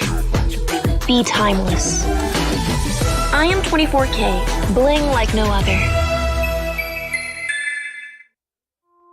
Halo para pengejar. Saya bantuin ya. Kejar ini, kejar itu, kejar. Keep kalem, pasti ada diskonnya. Pesan GrabCar pakai promo Yuk Grab.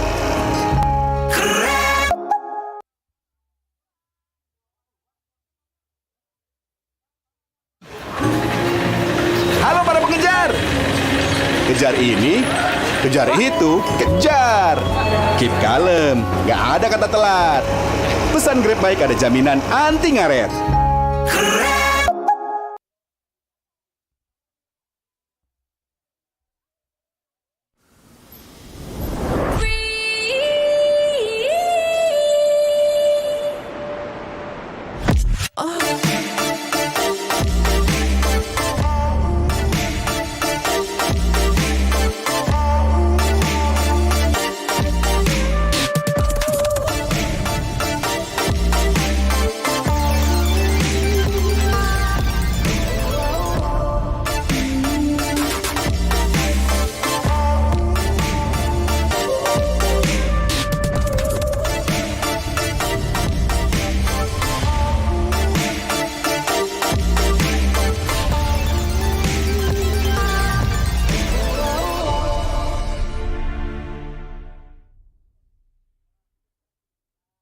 Gas sabar Ramadan baby, gas ambil rezeki, voucher combo bertubi-tubi, pasti puas dan jadi beli-beli.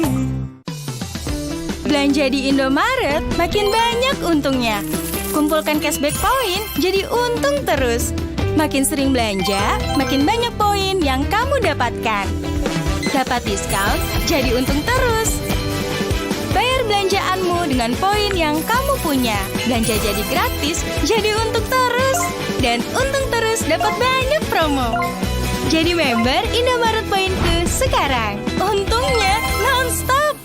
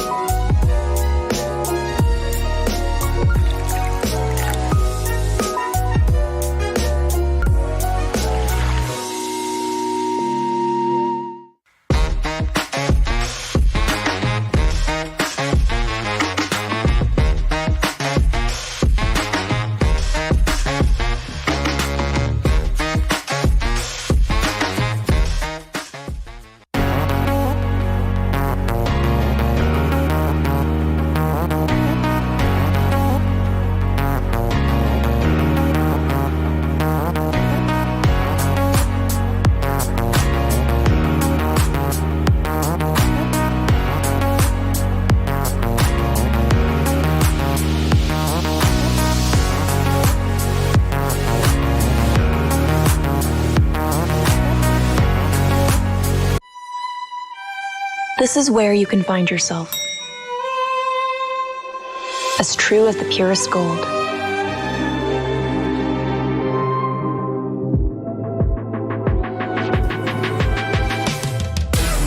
Be forever young. Be lavish. Be timeless. I am 24K, bling like no other. Halo para pengejar. Saya bantuin ya. Kejar ini, kejar itu, kejar. Keep kalem, pasti ada diskonnya. Pesan GrabCar pakai promo Yuk Grab.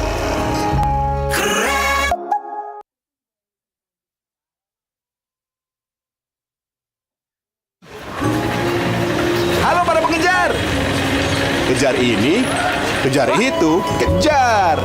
Keep kalem, nggak ada kata telat. Pesan Grab baik ada jaminan anti ngaret.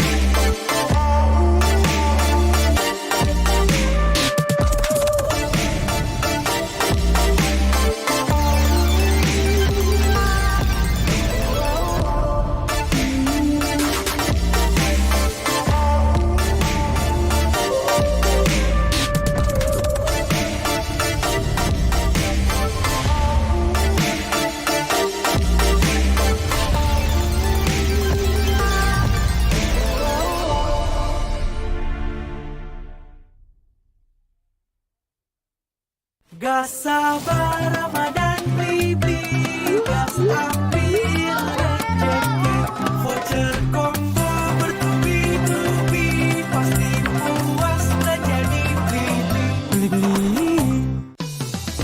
Belanja di Indomaret makin banyak untungnya. Kumpulkan cashback poin jadi untung terus. Makin sering belanja, makin banyak poin yang kamu dapatkan. Dapat diskon, jadi untung terus. Bayar belanjaanmu dengan poin yang kamu punya. Belanja jadi gratis, jadi untung terus. Dan untung terus dapat banyak promo. Jadi member Indomaret Poinku sekarang. Untungnya non-stop.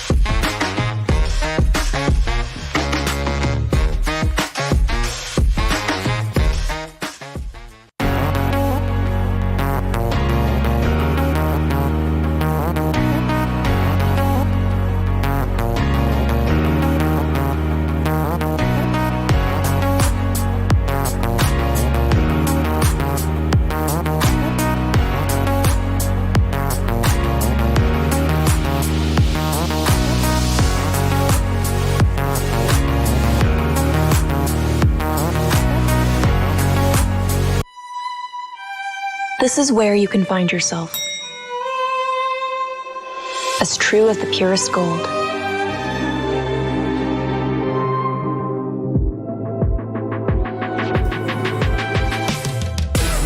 Be forever young.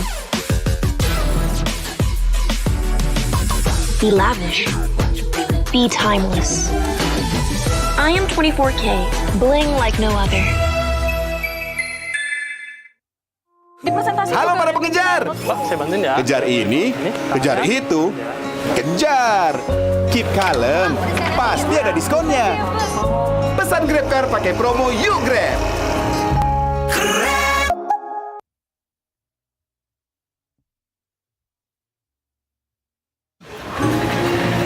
Halo para pengejar. Kejar ini, kejar itu, kejar. Keep kalem, nggak ada kata telat. Pesan Grab baik ada jaminan anti ngaret.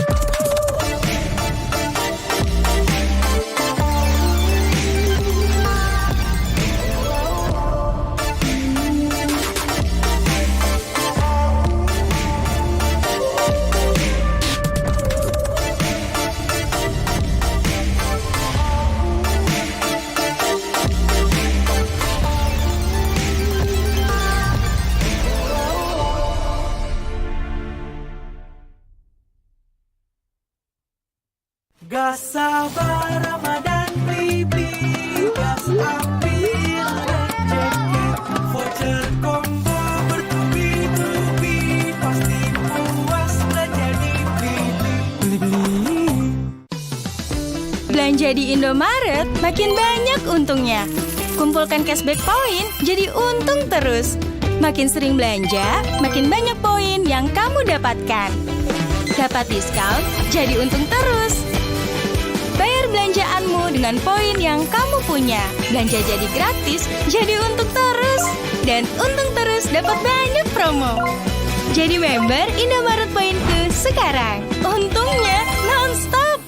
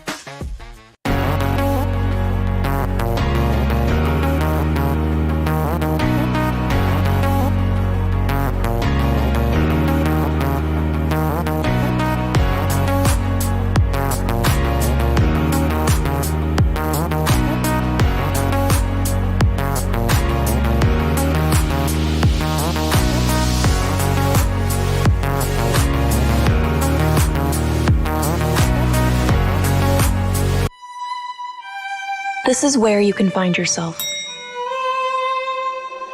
As true as the purest gold.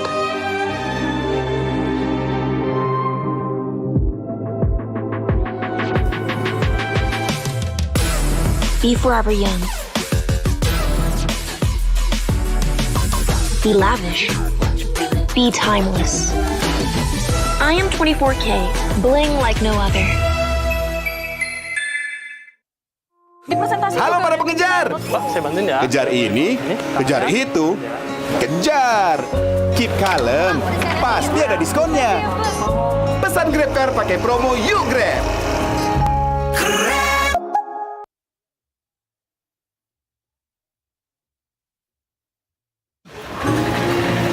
Halo para pengejar. Kejar ini, kejar itu, kejar. Keep kalem, nggak ada kata telat. Pesan Grab baik ada jaminan anti ngaret.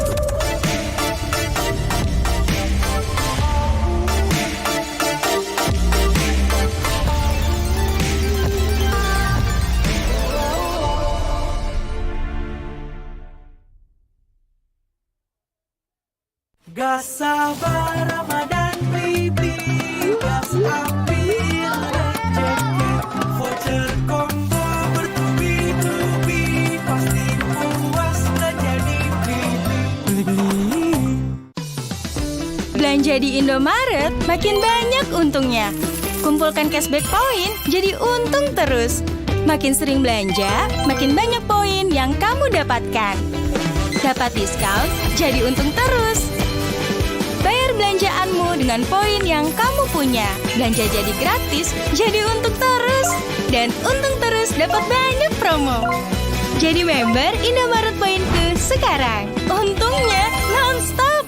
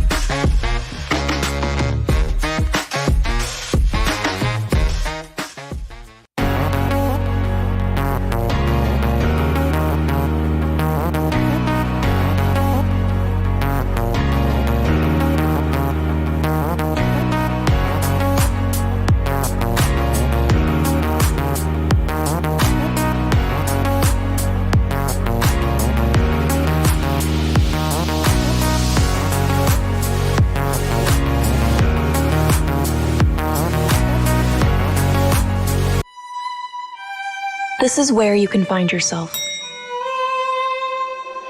As true as the purest gold.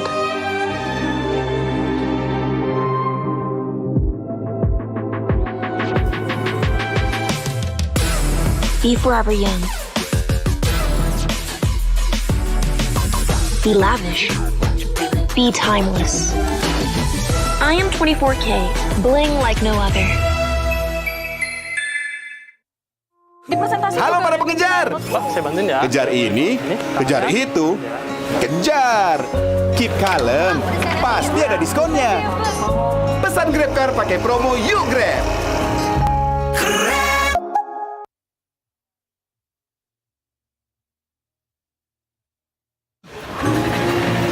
Halo para pengejar. Kejar ini, kejar itu, kejar. Keep kalem, nggak ada kata telat. Pesan Grab baik ada jaminan anti ngaret.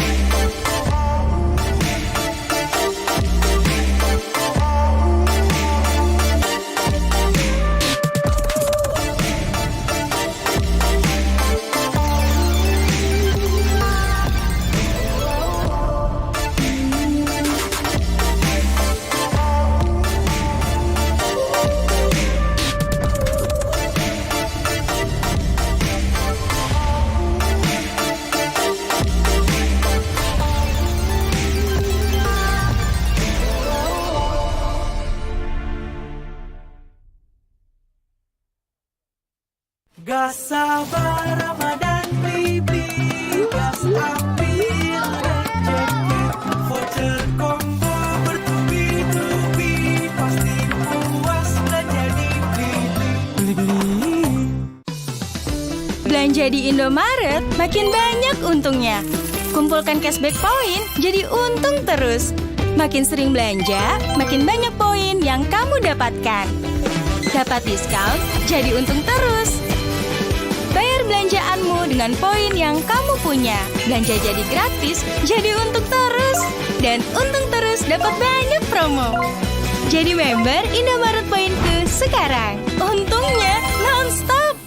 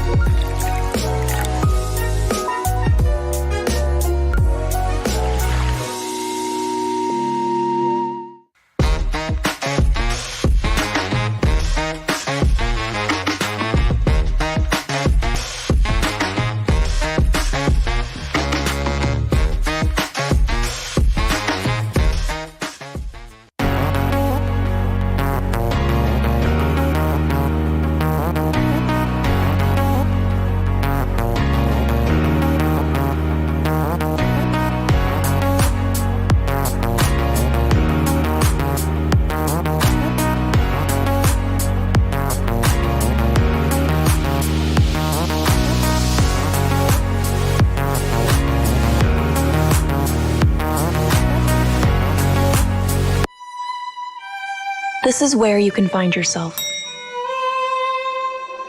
As true as the purest gold.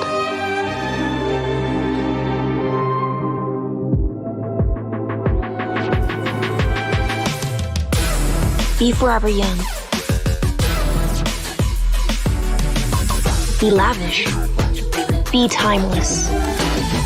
I am 24K, bling like no other. Halo para pengejar. Saya bantuin ya. Kejar ini, kejar itu, kejar. Keep kalem, pasti ada diskonnya. Pesan GrabCar pakai promo Yuk Grab.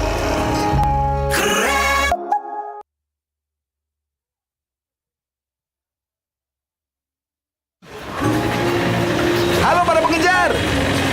Kejar ini, kejar itu, kejar. Keep kalem, nggak ada kata telat. Pesan Grab baik ada jaminan anti ngaret.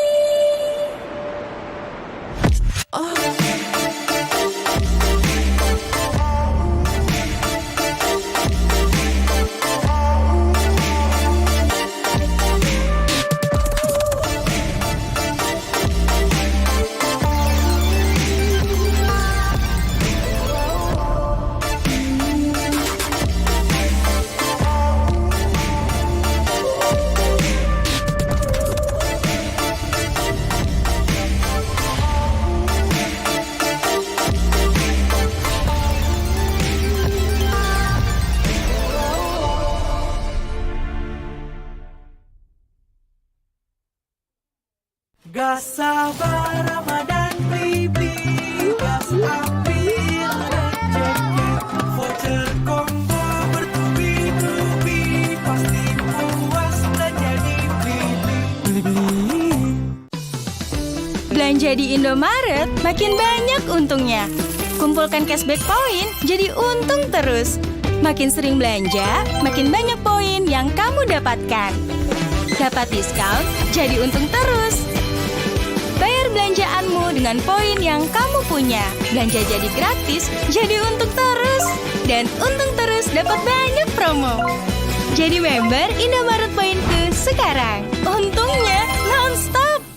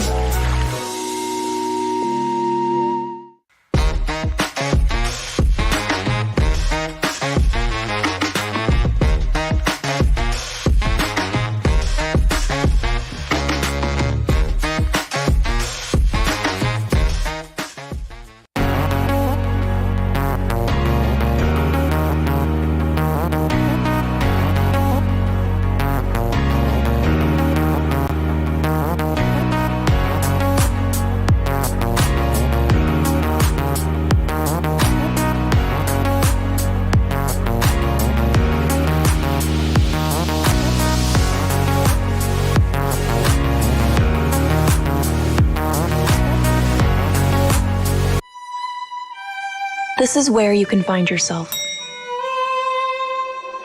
As true as the purest gold.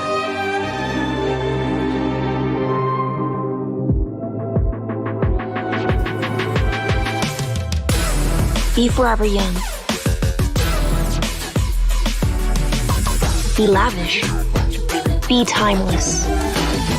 I am 24K, bling like no other. Halo para pengejar. Saya bantuin ya. Kejar ini, kejar itu, kejar. Keep kalem, pasti ada diskonnya. Pesan Grab Car pakai promo Yuk Grab.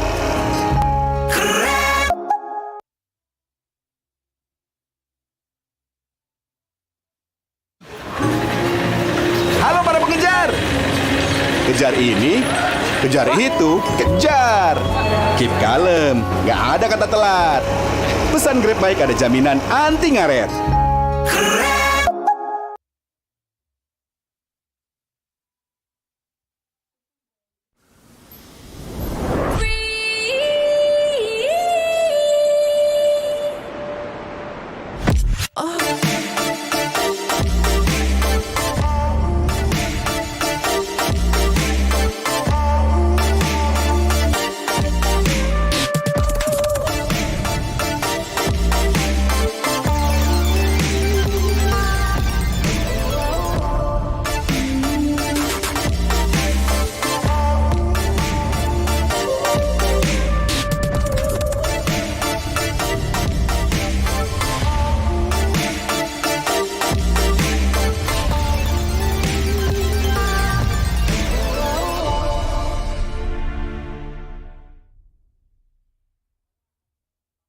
Gak sabar Ramadan baby, gas ambil rezeki, voucher combo bertubi-tubi, pasti puas belanja di beli-beli. Belanja di Indomaret makin banyak untungnya. Kumpulkan cashback poin jadi untung terus. Makin sering belanja, makin banyak poin yang kamu dapatkan. Dapat diskon, jadi untung terus. Bayar belanjaanmu dengan poin yang kamu punya. Belanja jadi gratis, jadi untung terus. Dan untung terus dapat banyak promo. Jadi member Indomaret Poinku sekarang. Untungnya non-stop.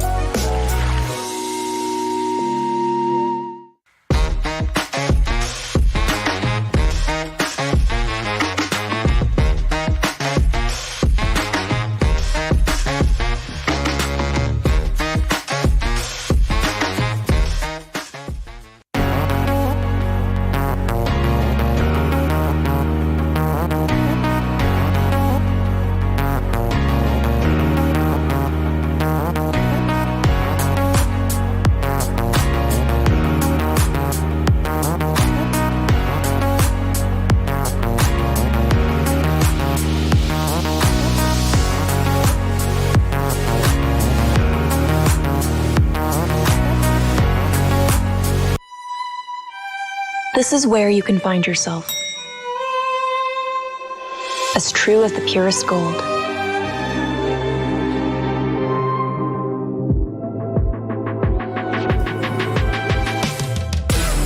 Be forever young. Be lavish. Be timeless. I am 24K, bling like no other. Halo para pengejar. Saya bantuin ya. Kejar ini, kejar itu, kejar. Keep kalem, pasti ada diskonnya. Pesan GrabCar pakai promo Yuk Grab.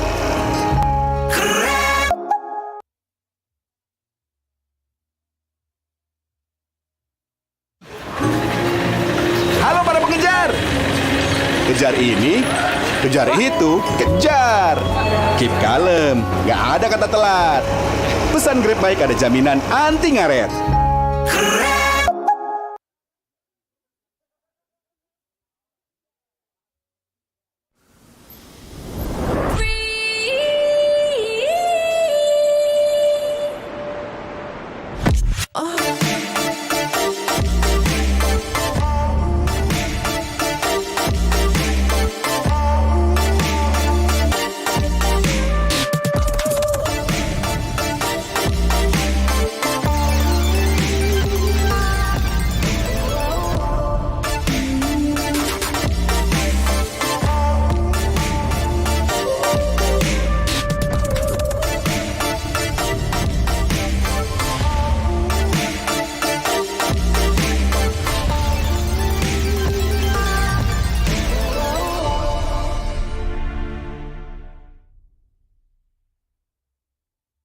Gak sabar Ramadan baby, gas ambil rezeki, voucher combo bertubi-tubi, pasti puas belanja di beli-beli.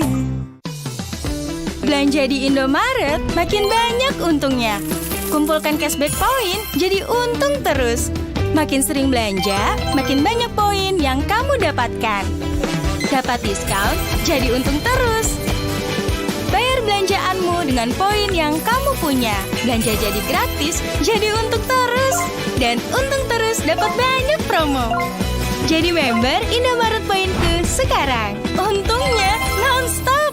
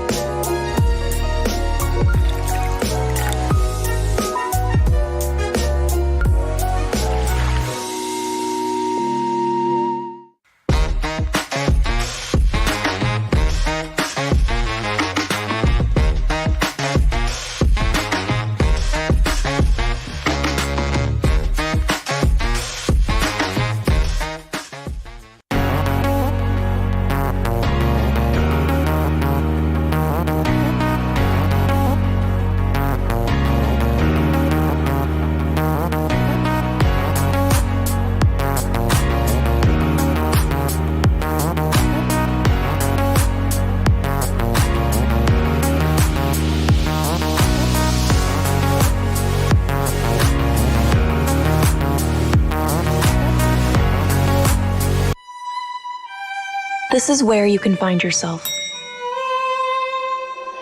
As true as the purest gold.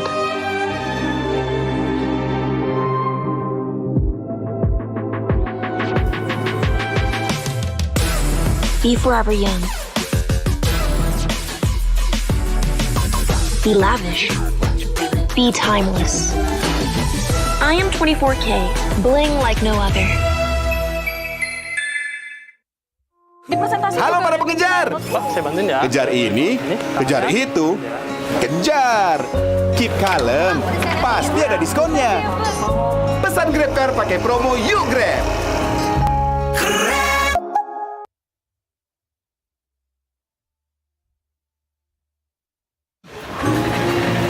Halo para pengejar. Kejar ini, kejar itu, kejar. Keep kalem, nggak ada kata telat.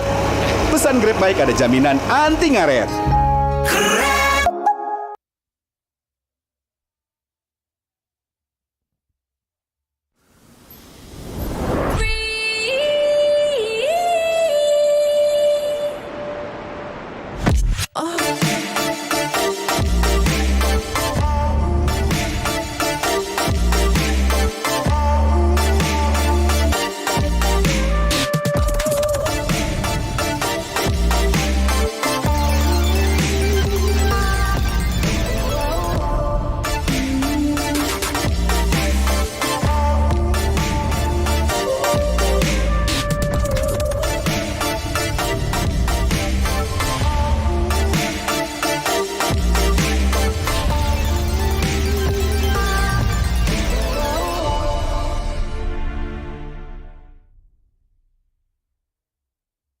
Gak sabar Ramadan baby, gas ambil rezeki, voucher combo bertubi-tubi, pasti puas belanja di Beli-beli. Belanja di Indomaret makin banyak untungnya. Kumpulkan cashback poin jadi untung terus. Makin sering belanja, makin banyak poin yang kamu dapatkan. Dapat diskon, jadi untung terus. Bayar belanjaanmu dengan poin yang kamu punya. Belanja jadi gratis, jadi untung terus. Dan untung terus dapat banyak promo. Jadi member Indomaret Poinku sekarang. Untungnya non-stop.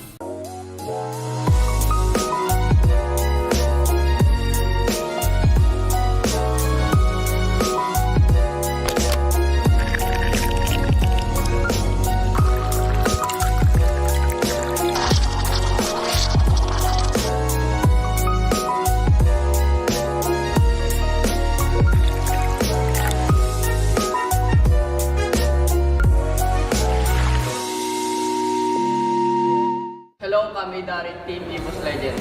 Selamat menunaikan ibadah puasa. Hai guys, kami dari Aura. Kami ingin mengucapkan Selamat berbuka puasa. Selamat menunaikan ibadah puasa. Selamat berbuka puasa guys. Selamat menunaikan ibadah puasa. Selamat berbuka puasa guys. Halo guys, selamat menjalankan ibadah puasa. Selamat berbuka puasa ya guys.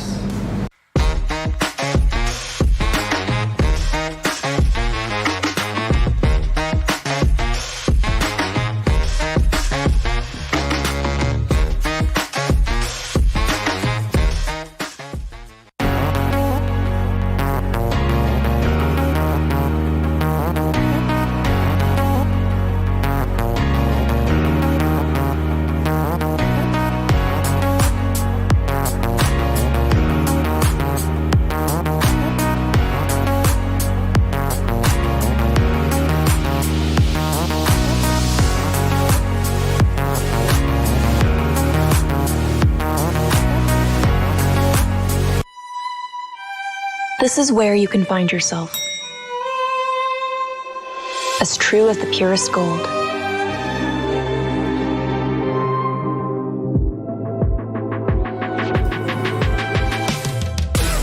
Be forever young. Be lavish. Be timeless. I am 24K, bling like no other. Halo para pengejar. Saya bantuin ya. Kejar ini, kejar itu, kejar.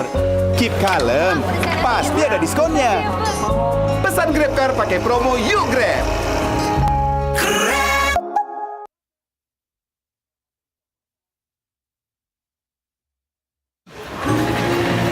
Halo para pengejar. Kejar ini, kejar itu, kejar. Keep kalem, nggak ada kata telat. Pesan Grab baik ada jaminan anti ngaret.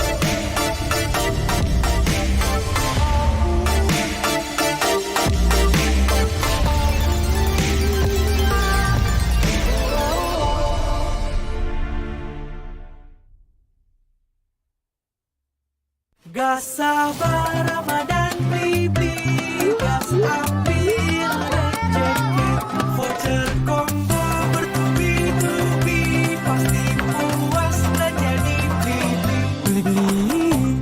Hai guys, kami dari Aura, kami ingin mengucapkan Selamat menunaikan ibadah puasa. Hello, kami dari tim EVOS Legends mengucapkan selamat berbuka puasa. Selamat menunaikan ibadah puasa guys. Selamat berbuka puasa. Selamat menunaikan ibadah puasa. Selamat berbuka puasa. Selamat berbuka puasa ya guys. Belanja di Indomaret makin banyak untungnya. Kumpulkan cashback poin jadi untung terus. Makin sering belanja, makin banyak poin yang kamu dapatkan. Dapat diskon, jadi untung terus. Bayar belanjaanmu dengan poin yang kamu punya. Belanja jadi gratis, jadi untung terus. Dan untung terus dapat banyak promo. Jadi member Indomaret Poinku sekarang. Untungnya non-stop.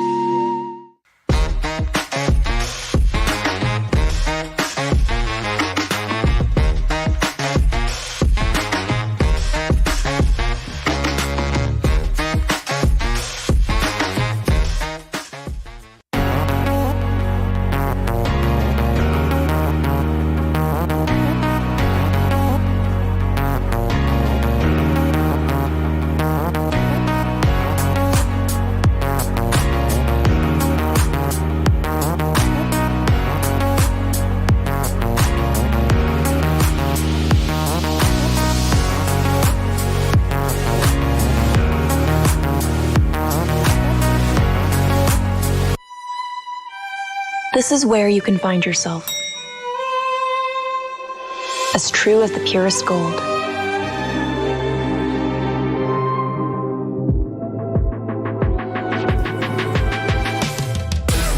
Be forever young. Be lavish. Be timeless. I am 24K, bling like no other. Halo para pengejar.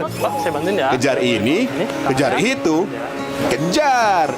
Keep kalem, pasti ada diskonnya. Pesan GrabCar pakai promo Yuk Grab.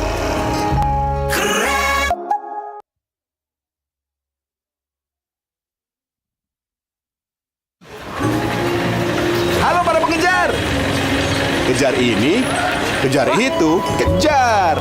Keep kalem, nggak ada kata telat. Pesan Grab baik ada jaminan anti ngaret.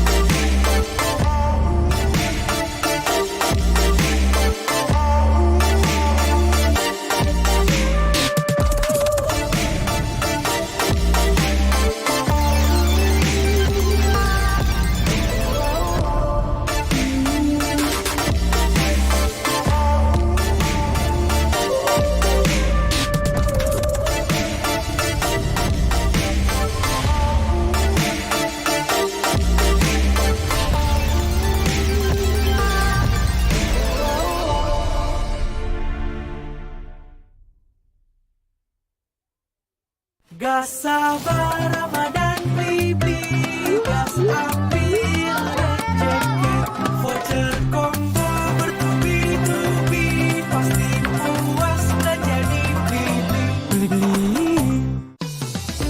Belanja di Indomaret makin banyak untungnya. Kumpulkan cashback poin jadi untung terus. Makin sering belanja, makin banyak poin yang kamu dapatkan. Dapat diskon, jadi untung terus. Bayar belanjaanmu dengan poin yang kamu punya. Belanja jadi gratis, jadi untung terus. Dan untung terus dapat banyak promo. Jadi member Indomaret Poinku sekarang. Untungnya non-stop.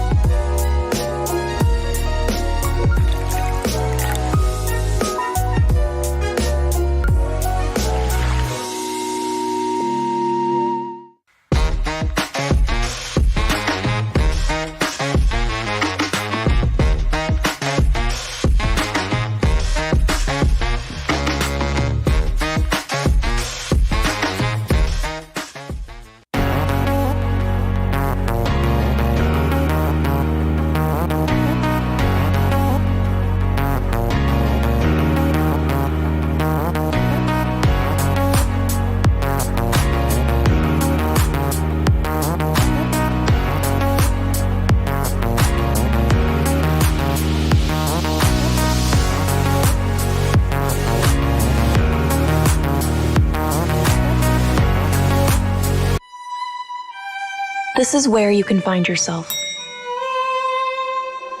As true as the purest gold.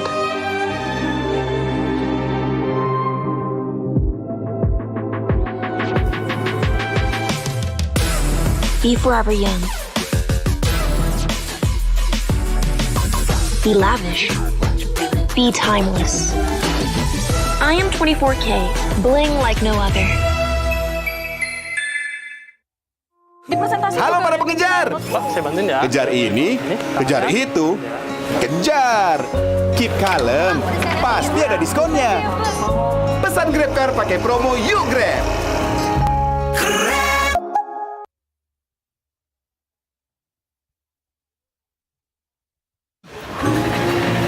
Halo para pengejar. Kejar ini, kejar itu, kejar. Keep kalem, nggak ada kata telat. Pesan Grab Bike ada jaminan anti ngaret.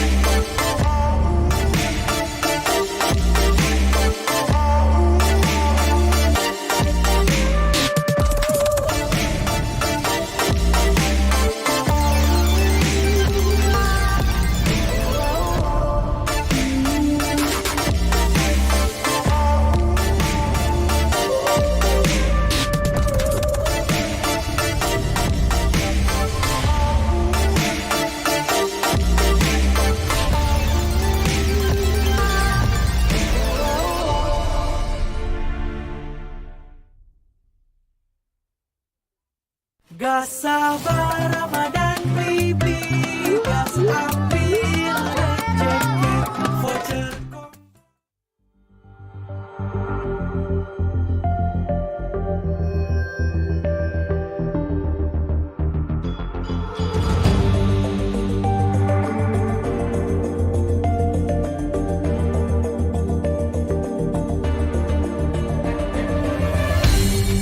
Aku kan berdiri dan terus berlari, terus ke arah puncak tertinggi. Ku takkan berhenti, hanya sampai di sini. Kemenangan abadi menanti. You know we won't miss if we unite our focus. And if you haven't noticed, we all live. Nyalakan apimu, hadapi semua tantangan.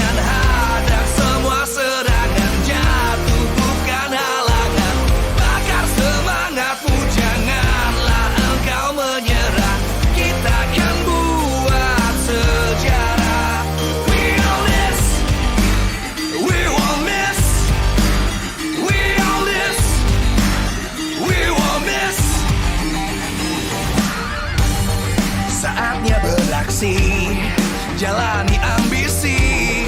Aku kan menyawakan hari ini. You know we won't miss if we unite our focus. And if you haven't noticed, we all live. Nyalakan apimu, hadapi semua tantangan, hadang semua serangan, jatuh bukan halangan. Bakar semangatmu, janganlah engkau menyerah. Kita akan buat sejarah. We all this, we won't miss. We all this, we won't miss. We all this.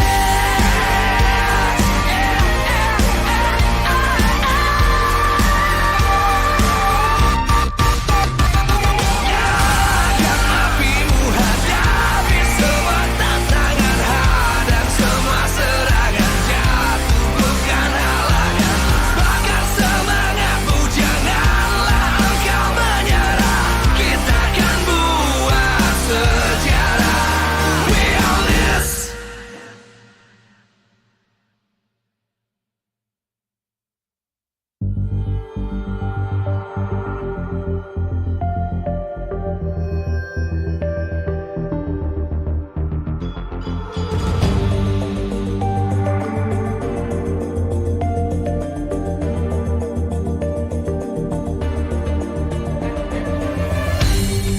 Aku kan berdiri dan terus berlari, terus ke arah puncak tertinggi.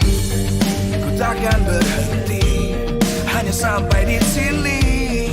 Kemenangan abadi menanti. You know we won't miss if we unite our focus. And if you haven't noticed, we all live. Nyalakan apimu, hadapi semua tantangan, hadang semua serangan, jatuh bukan halangan.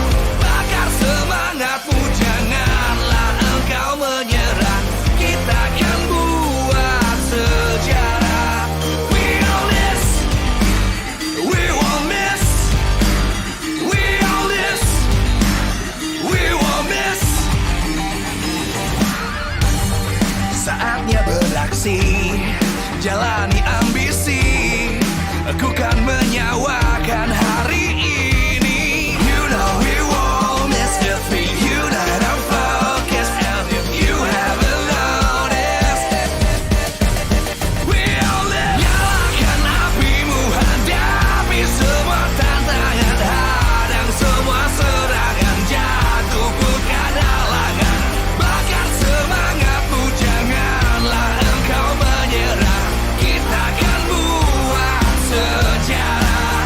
We all this, we won't miss. We all this, we won't miss. We all this.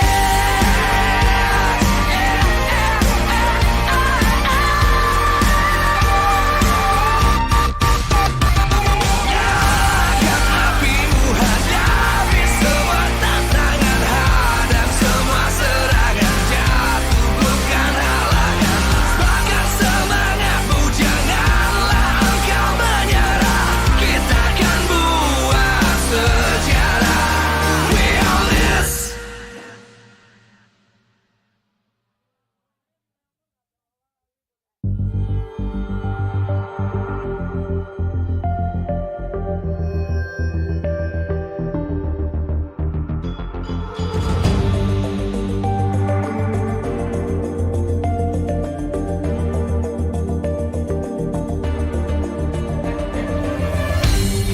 Aku kan berdiri dan terus berlari, terus ke arah puncak tertinggi. Ku takkan berhenti, hanya sampai di sini. Kemenangan abadi menanti. You know we won't miss if we unite our focus. And if you haven't noticed, we all live. Nyalakan apimu, hadapi semua tantangan, hadang semua serangan, jatuh bukan halangan. Bakar semangatmu,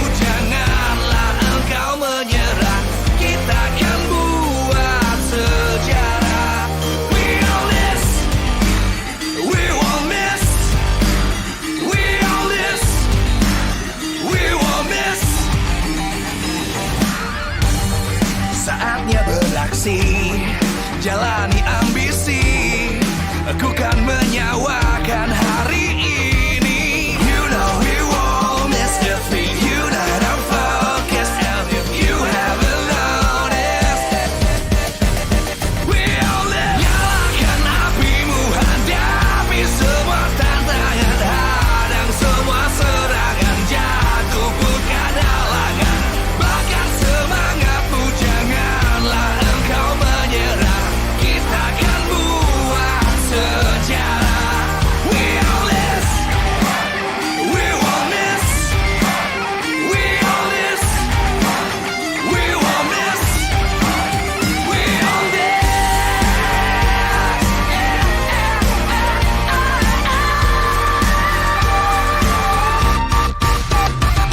Nyalakan apimu, hadapi semua tantangan, hadang semua serangan, jatuh bukan halangan. Bakar semangatmu, janganlah engkau menyerah. Kita akan buat sejarah. We all this.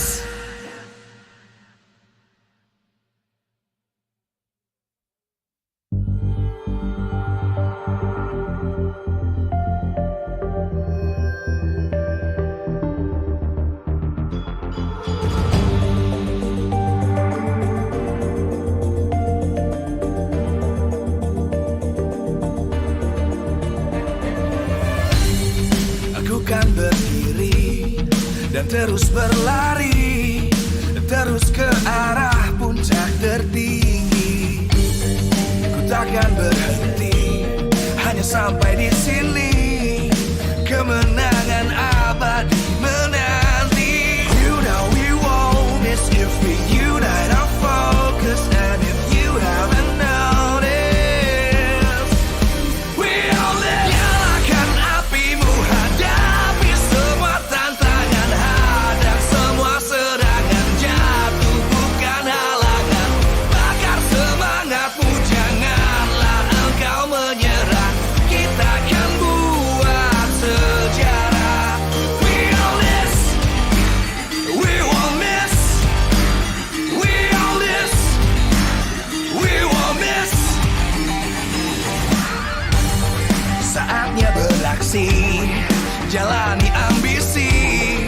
Aku kan menyawakan hari ini. You know we won't miss if we unite our focus. And if you haven't noticed, we all live. Nyalakan apimu, hadapi semua tantangan, hadang semua serangan, jatuh bukan halangan.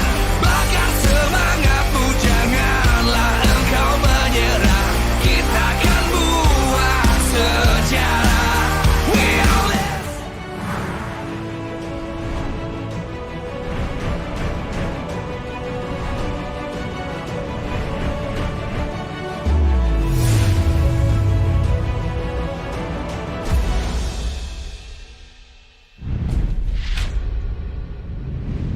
Ladies and gentlemen, welcome back to MPL ID Season 11, where we are about to watch and entertain ourselves with match number 2, game number 2 here between Aura Fire as well as EVOS Legends.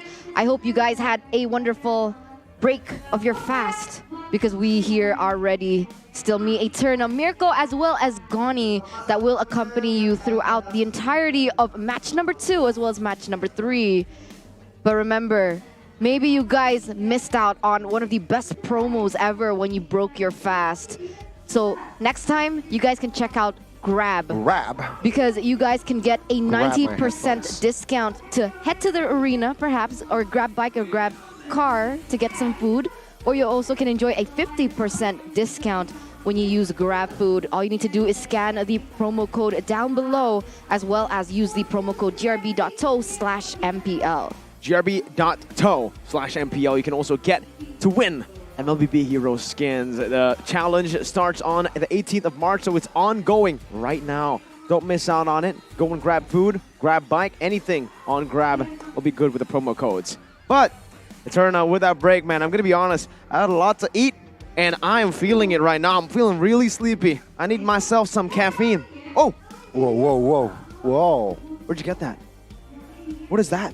It's magic. It's magic in a cup. Oh, because this is Point coffee. So, you know, Mirko, you can enjoy that quality coffee with 100% Indonesian coffee beans that are brewed directly with an international standard coffee machine through Point Coffee X MPL Season 11. And you know, with that, 40% discount. I must slurp it up right now. We got amazing baristas as well at Point Coffee with a special message. Tell them. May the force be with you. Aw, super cool. And if you guys are like me and you guys can't drink coffee, don't worry because they do have non-coffee options like this. This is good, dude. This is the peach tea. Good. There's also the cookies and cream as well. And if you want more information on that, go ahead and visit at Point Coffee ID or use the promo code Point Coffee Diskon 40 or 4T. So now, ladies and gentlemen, we'll take a look at the game recap from before the break.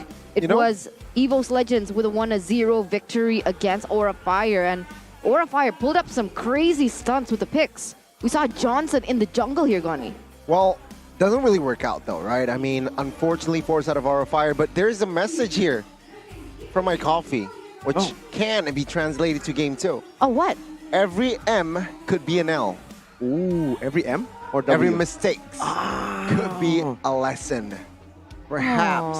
Well, that's also, you know, can be implemented from side of Aura Fire. Yeah, I think the whole season has been a big learning session for Aura Fire. They've taken 10 learns so far in MPL Indonesia Season 11, about to be 11 if EVOS Legends gets to beat them 2-0.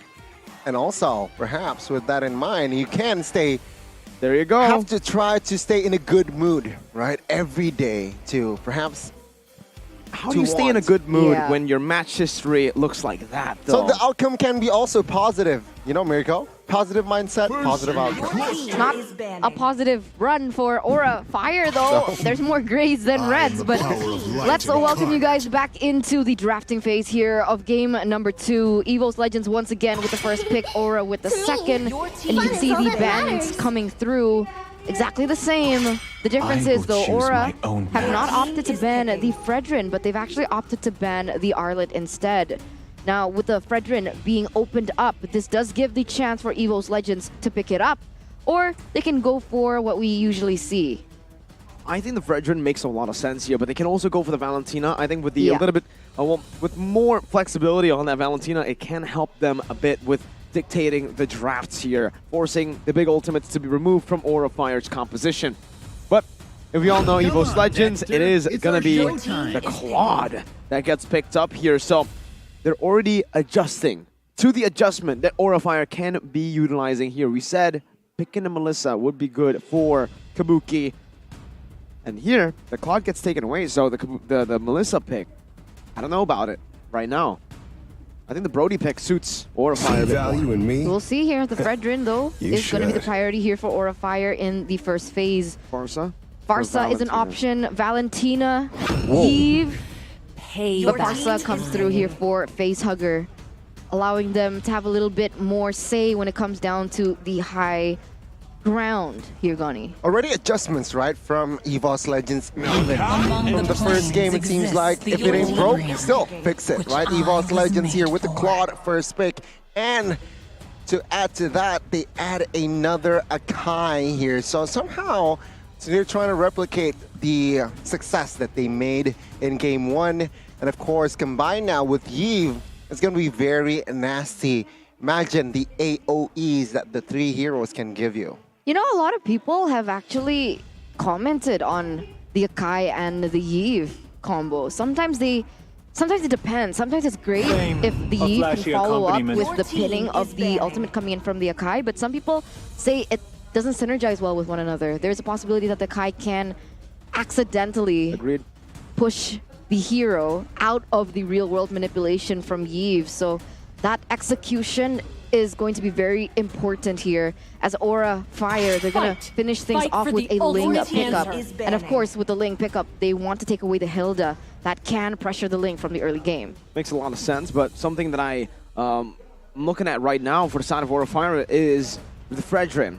So it's almost a guarantee that it's going to be flexed into the XP lane unless Aura Fire can once again make us think or, utilize the Fredrin with an idea that is outside of the box. Maybe they can go for a Fredrin roam. We saw Johnson last game, so honestly, anything goes for Aura Fire. But for EVOS Legends, they're again just taking away the counter heroes that can give Claude problems in lane, setting brands up for success, something that Aura Fire didn't do for Kabuki in game number 1. Let's see here what will be the response here. Perhaps if they, well, a Digiban doesn't really make sense here for set of Aura Fire, but they really can try to target again the dreams. Yuzong, Grok, honestly, seeing the Farsa, right? I think Farsa finds a lot of difficulties with heroes that can dive into the backline. Fanny is also an option, to be honest. It is going to limit Taz a little bit more here. I think they really want to try and protect that backline, but for now, EVOS, they are going to have the option of picking something like the Yuzong up, or even the Alice in the jungle if they want to. But we can see now Hijume has a lot of impact so far for EVOS Legends and the accolades, right? Second place of MDL ID Season 6.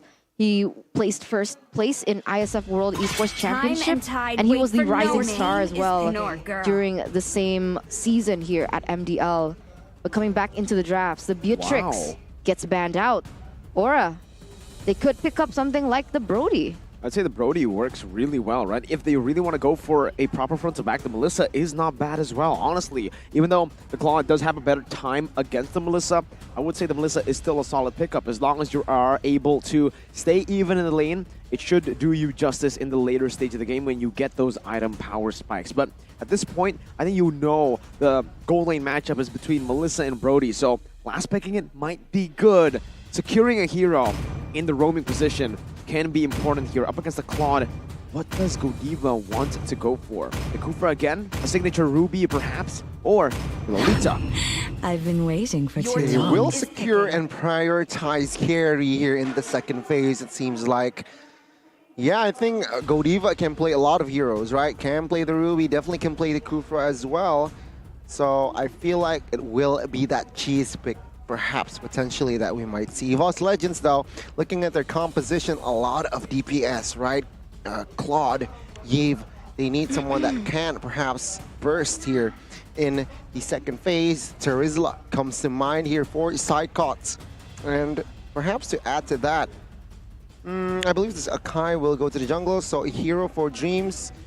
That is good for, yeah, I feel like, actually, This land is our homeland, and it will soon be our burial ground. But the Grok here will come into play again to add more peel in their compositions. It does make sense. And a lot of CC, right? And also an option to be able to cancel that Feather Airstrike in the later stages of the game, especially when the Farsa already gains that item. But now, Aura, how are they going to finish this off, right? Because so many eyes on Godiva right now. Oh, what? Angela is going to be the pickup for Godiva. This is the first time we've seen an Angela this season, if I am correct. Yep, this is the first time ever to debut for this Angela in Season 11. Oh, man. You saw this back in Season 9, I believe it was still Albert on the signature Ling and then Vin following through with the Angela. So it's the Ling-Angela combo that we have seen before. It has fallen in the meta quite a bit here. Up against this composition that relies heavily on CC and a front to back. Will it work? It reminds me of Wrecked. Really does, the roamer from EVOS back in the day. And they're using that same strategy against the new EVOS right now. But ladies and gentlemen, both compositions have been set in stone. Remember, Aura, they're in a tough position right now as we enter the Land of Dawn. Let's go. Game 2, potentially the last game for this match. It's going to be very interesting to see here. Brands, he will not go with a Purify here, realizing not a lot of crowd control in the Aura's composition, so he opted for that sprint in the gold lane. Meanwhile, of course, Facehugger here, realizing that are going to be a lot of crowd control, Facehugger will go for that Purify, right? Kabuki, though, still going to be the main prio here for the side of Aura Fire. Angela will somehow play like Dreams here, just accompanying perhaps very, very soon in that top side. Yeah, we talked about the matchup, right? And it seems like Carry, Kabuki, he's being very aggressive onto the Claude. But remember, the Claude gets that power spike when he hits level 4 in the early stage of the game before the important item. So there is a small window of opportunity perhaps for Aura Fire to capitalize over here. And you can see Godiva already rotating towards the top side. And now it seems like nothing fancy is just happening just yet. Farsa trying to get level 4 as fast as possible before the turtle spawns. And we'll see exactly what pans out. Yeah, it seems like High as well, right? He opts for that Demon Slayer, signifying that he doesn't really want to go that Assassin in jungle here. Assassin emblem, rather, for that lane, which is quite interesting. But we see perhaps a potential skirmish top side. Yeah, they're already grouping up. Here is Taz, tried his best to invade, but see the High actually jumps in right now onto Taz, forcing the heavy spin to come out from the side of EVOS Legends. Perfectly timed for the turtle. That is going to be spawning right now. They should eye for that turtle, right? Perhaps after Link gets the orange here, that should be their main agenda here. Godiva though, low end mana, so another thing that he needs to do is recall. He doesn't have level 4 just yet, but a Kabuki in the top side. Flicker, though, gets him back to safety. Also, the hard guard was ready to be popped. He could have actually went for an outplay, but Psychots, meanwhile, in the bottom lane, going to be able to find a solo kill on Facehugger. Oh, one man down here right before the turtle take, and EVOS Legends, they're already setting it up. You can see Taz already eyeing for that. Dreams trying to zone them away, but I don't think Aura Fire will let this go without a fight. Let's see, man. High is already on the wall with the Pinch Boys. Jumps in onto Taz, dealing some poke as Taz doesn't have the heavy spin. Pops in right now as he's going to be able to get out, but at what cost? It's going to be the wild charge now by Dreams for the airstrike as well, but Facehugger falls again. The point-blank feathered airstrike will end up with Psychons getting a double kill. High, still waiting, looking for a steal perhaps, as he is going to be able to invade some of the camps from EVOS Legends. Jumps in again with the Heavens Ablaze, has the purple buff, but will be knocked up now. It's going to be High versus the world. Dreams picks up the kill with a big smack to the head, and even Kabuki falls on the other side. Taz going to be able to secure the turtle for free. Psychos looking for another as he flickers forward to find the Angela. That's the captain right there. Psychots leading the pack already in the early game. 4 kills. What? Well, Tom's predictions here, it's going to be you, Eterna, here alone in the English desk with Lim Chol. But my goodness, EVOS Legends here, stepping in that gas battle and not looking back. I honestly thought I'd be alone here because draft-wise, I feel like EVOS Legends definitely has more to work with. They have way more initiation potential. They have really good early as well, and they win the side lane. So very interesting that Lim Chol actually opted for Aura Fire. But now coming back into the 4th minute of the game, you can see that EVOS Legends already leading with a 2,000 gold lead. Aura Fire, they're starting to fall, and EVOS, they're starting to snowball here. High, level 7 as well. Seems like Dreams wants to prevent more from happening as very aggressive. Oh, that's the purple buff taken away by Taz. Now High going to be able to jump in onto Dreams, dealing some damage as Dreams is going to be right there with Zykots. Now it's going to be the knockup, and High will be forced to run away, but Fluffy picks up the kill with a Appraiser's Wrath onto the back with a flicker as well. EVOS Legends backing off 7-1 in the scoreboard. How did Kabuki die? Did he die solo up top against Brands? Solo kill. Solo kill, it was. High got the purple buff, by the way, so it wasn't still in the way. Also do note that Brands used the sprint on that solo kill, so a lot of resources spent as well, but oh my goodness. Oh, Taz! That's the solo kill, just like in the Kung Fu Panda movie. Shen gets beaten up by the panda. With the emote. With the emote, too. Sorry, Uwu. Sorry, Uwu. The Onic emote. Donnie. Thank you. You voiced that line. Okay, sorry, Uwu. How's my Uwu? Pretty good, man. Almost as good as the Angela right now, as she says sorry with a flicker defensively to Dreams, who's looking for more of the barrier now, jumping in, Facehugger pops in that feather airstrike, but will be gunned down just a bit as the real world manipulation comes down. Psychots is waiting, that's the flicker under the turret, finds the kill. Psychots wants the clean sweep, and now he's going to be able to find a double Stun onto Aura Fire. Dreams walking up, smacking the Angela out of existence to pick up the 10th kill for the Tigers. This guy can't stop, right? He's literally been bringing a castle in his hands here, Dreams. Damn. And my goodness, EVOS Legends, they can't stop. They can't. 3,800 gold lead and counting right now. The pressure definitely on Aura Fire as they were able to get a lot of things on the board there in the top side, but Hasaikas once again. He's a monster. Oh my goodness, and the wild charge. EVOS Legends. Now Brands with the spread. Jumps in, gets knocked up, and now going to be taunted up as Kabuki's going to be able to find a little bit more damage with the BMI. Gets Brands to safety. Meanwhile, Dreams carrying that castle. No problem as Taz will be able to find the heavy spin. Bumping with the taunt, and it's Godiva. No! Godiva got out. Unfortunate. Nobody can save that little girl.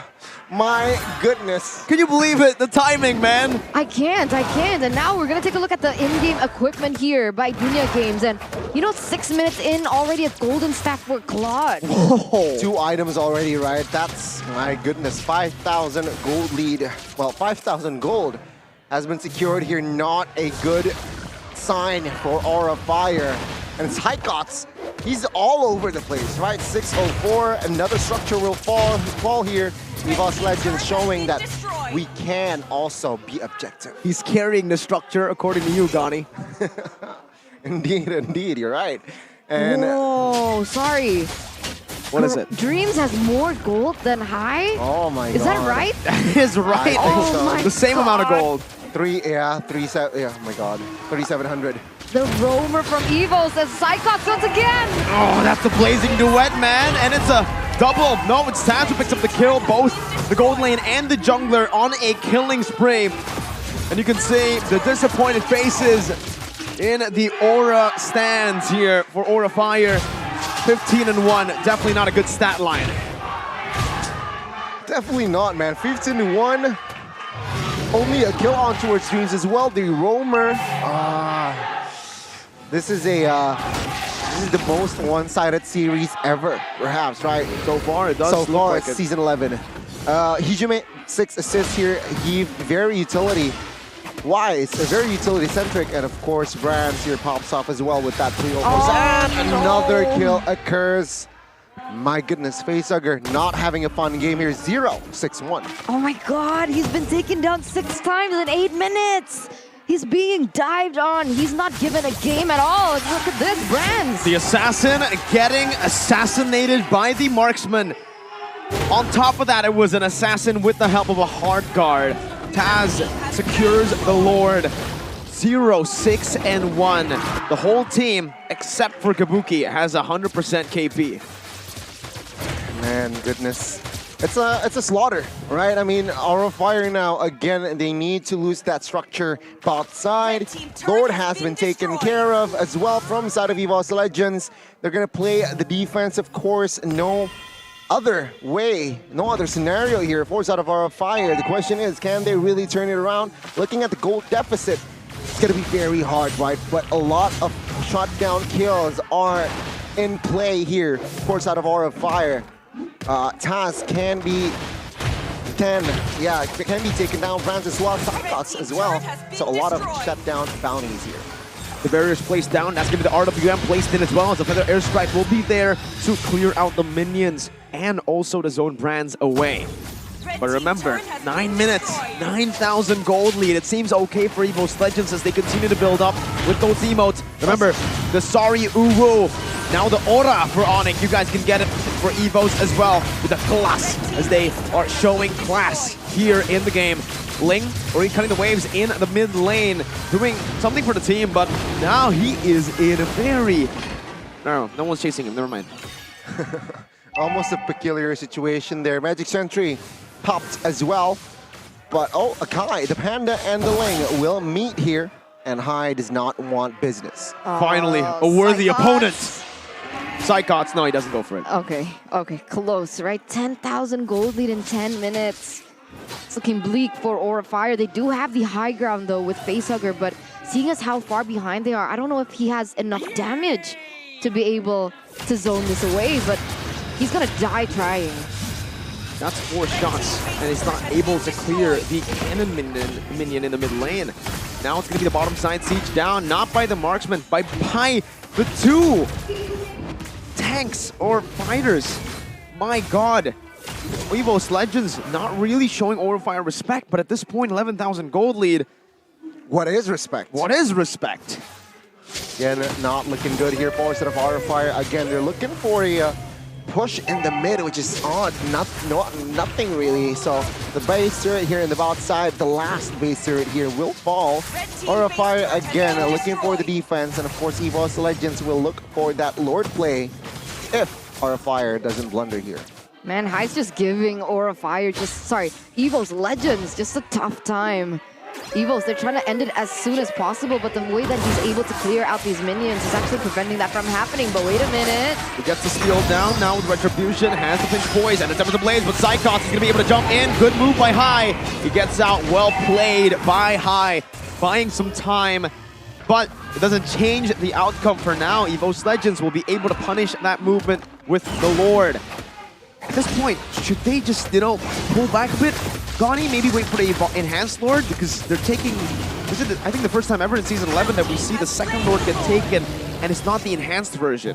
I think it's the same, right? Enhanced, unenhanced, the base turrets are taken down, so I feel like they're confident here, even with this Lord, unenhanced Lord, they can take the main base down, so let's see here the offense from side of EVOS Legends. That's a 5,000 gold lead between the gold laners. Yep. That's huge. That's massive. Fluffy gonna be melted down. Blazing Duet, everything used in the back line. A stun as well. That's gonna be Taz helping Aura away to get them away from Psychot. But it was inevitable. 17-1. EVOS Legends stomping on Aurafire. No enhanced Lord, no problem.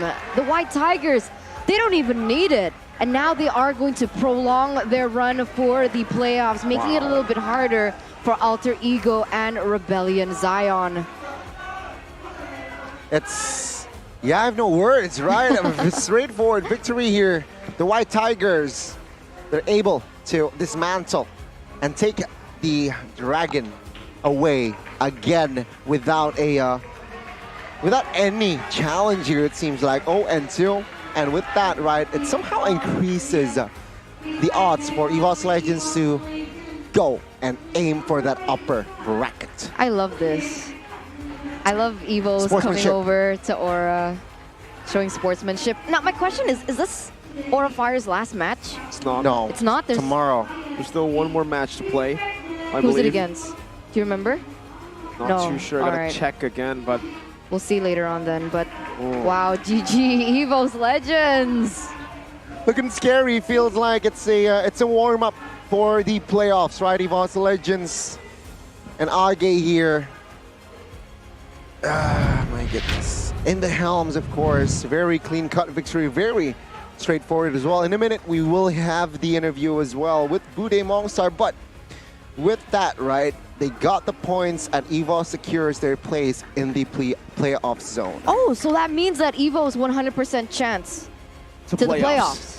With a win here, they needed to lose all matches if they were to fail to make it to the playoffs. So already a very good improvement from last season. Obviously, they were 7th place last season. Massive so improvement. No playoffs and massive improvement, as Gani is mentioning right now. 7-6 is their record.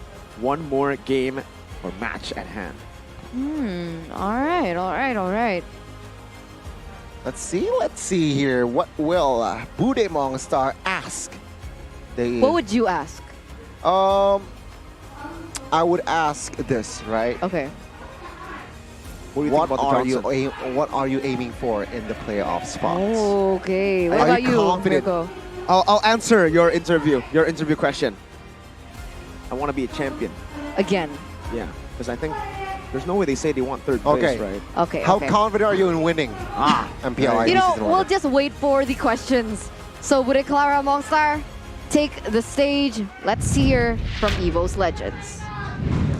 EVOS fans, inilah dia EVOS Legends. Kemenangan yang begitu manis dengan 2-0 lebih mantap daripada leg yang pertama. Congratulations. Dan tadi Tadi EVOS Fam juga bertanya-tanya, Bude, EVOS Legends ini bisa nggak lolos apa nggak? Mereka 100% ke babak playoff. Congratulations. Berbeda dengan season lalu ya Psychos ya, membawa 1 slot untuk babak playoff Psychos. Gimana menurutmu? Senang sih. Soalnya kan season lalu sedih banget kan sampai nggak lolos playoff gitu. Ya, dan season ini, apa sih yang mungkin yang kalian lakuin di season ini yang berbeda dari season lalu dan membuat kalian mengamankan 1 slot playoff? Mungkin kerja keras kita bareng-bareng sih. Kerja keras, lebih keras terus ya setiap season dan akhirnya membuahkan hasil yang sangat baik. Dan kita juga melihat pertarungan kalian sepertinya tadi 2-0 lebih mantap dan kita bisa melihat Aura sudah terhenti perjalanannya. Kita melihat persahabatan kalian juga. Mungkin ada yang mau disampaikan untuk Aura Fire? Buat Aura Fire, gue percaya kalian di season depan. Untuk season depan. Tas mungkin ada mau ditambahin? Kalau buat Aura sih ya kalian kuat lah. Cuma mungkin lagi bad luck aja. Gue juga ngerasain kok season kemarin kayak gimana kan. Tapi terutama gue lebih respect ke Aura fansnya sih. Karena setia banget walaupun udah ibaratnya udah diambang gak lolos kan. Tapi kayak masih ngumpul di sini bareng rame-rame masih support. Respect kalian guys. Supporter luar biasa. Dari Aura fans dan juga EVOS fans semuanya. Ini lagi rame banget. Dan pertarungan tadi ya ngomong-ngomong ya. Dari Tas sendiri kamu menghadapi Johnson yang kita terakhir lihatnya itu di season 9. Panik gak sih Tas? Bagus sih. Soalnya kemarin udah eksperimen juga Johnson. Mungkin kurangnya dia seharusnya build damage sih. Oh, dari buildannya itu. Tapi kalau ngeliat jungler sekarang di meta sekarang tuh semua hero bisa dipakai ya Tas? Bisa. Apa Tas yang kira-kira bisa muncul lagi selain Johnson Tas? Nana sih. Nana jungler ya. Ditungguin Tas, kamu nggak pakai Nana? Kita ubah dia, kita suruh cosplay pakai Nana ya. Gak bisa pakai Nana, maaf. Oh nggak bisa pakai Nana, ya oke.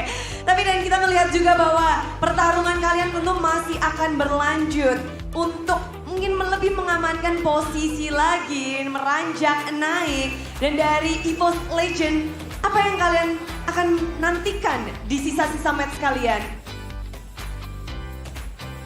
Gak ada yang nantiin sih, kita tetap ngasih yang terbaik aja. Ngasih yang terbaik. Yakin bisa ngedapetin poin-poin lagi gak nih Tas? Apa sih yang paling bikin EVOS Legends kesusahan? Kalau sekarang kita ngeliatnya super strong ya EVOS Legends ya. Kelas! Tapi apa sih? Kayak banyak sekali momen-momen yang mungkin bisa kalian ceritain yang bisa menghambat kemenangan kalian. Mas Haji penghambat. Loh Mas Haji, bentar lagi di ruangan nih kayaknya. Ya, pokoknya salah Mas Haji kalau kalah. Semuanya Mas Haji. Oke, kalau dari Tas kayak gitu ya. Kalau dari Brands gimana? Brands? Sama, Mas Haji penghambat. Mas Haji, dia kayak gitu ya. Enggak ya, kalau Brand sendiri nih ya, kita melihat performa EVOS sampai ini adalah minggu terakhir untuk regular season. Apa yang pengen kamu sampaikan untuk teman-temanmu di sini, untuk EVOS Legends? Apa yang mungkin bisa kamu sampaikan juga di sini? Ya ini aja lah, fokus ke playoff aja lah kita, do the best. Do the best untuk babak playoff. Dan gak ada yang kamu nantikan gak? Ada yang kamu nantikan gak sih untuk sisa minggu ini? Nggak ada sih, udah sisa match kita main nothing tulus aja. Nothing tulus dan memberikan yang terbaik. Terakhir nih, pasti ya Hijume. Hijume! Ini online lagi pada manggilin Hijume. Yang ada di EVOS juga di sini. Hijume, bikin pantun dong. Aduh. Ayo bikin pantun atau salam-salam boleh salam. Banyak fans ya lo ini di sini. Ya terima kasih lah buat EVOS fans yang udah dukung kita. Kemarin kita struggle juga ya, tetap dukung kita sampai sekarang ini. Nanti sampai playoff juga, semoga aja kita bisa juara lah di season ini. Amin. Untuk lawan-lawan selanjutnya EVOS Legends Hijume. Good luck, have fun aja lah. Good luck, have fun. Dan inilah dia EVOS Legends. Sekali lagi boleh kasih tepuk tangannya semuanya. Dan semangat tentunya ada di MPL Arena masih berlanjut. Ada yang mau dibuka dan dikupas oleh Profesor KB di analis segmen. Jadi langsung kita lemparkan ke Profesor KB, silahkan.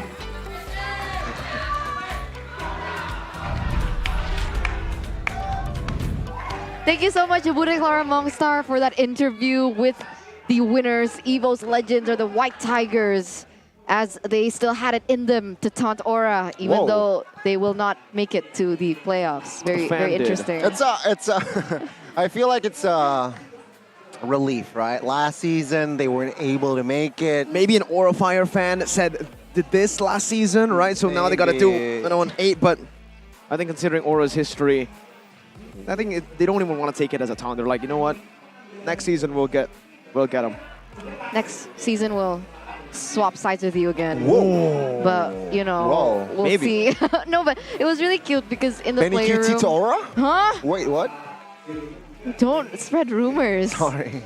They're going to clip it. But okay.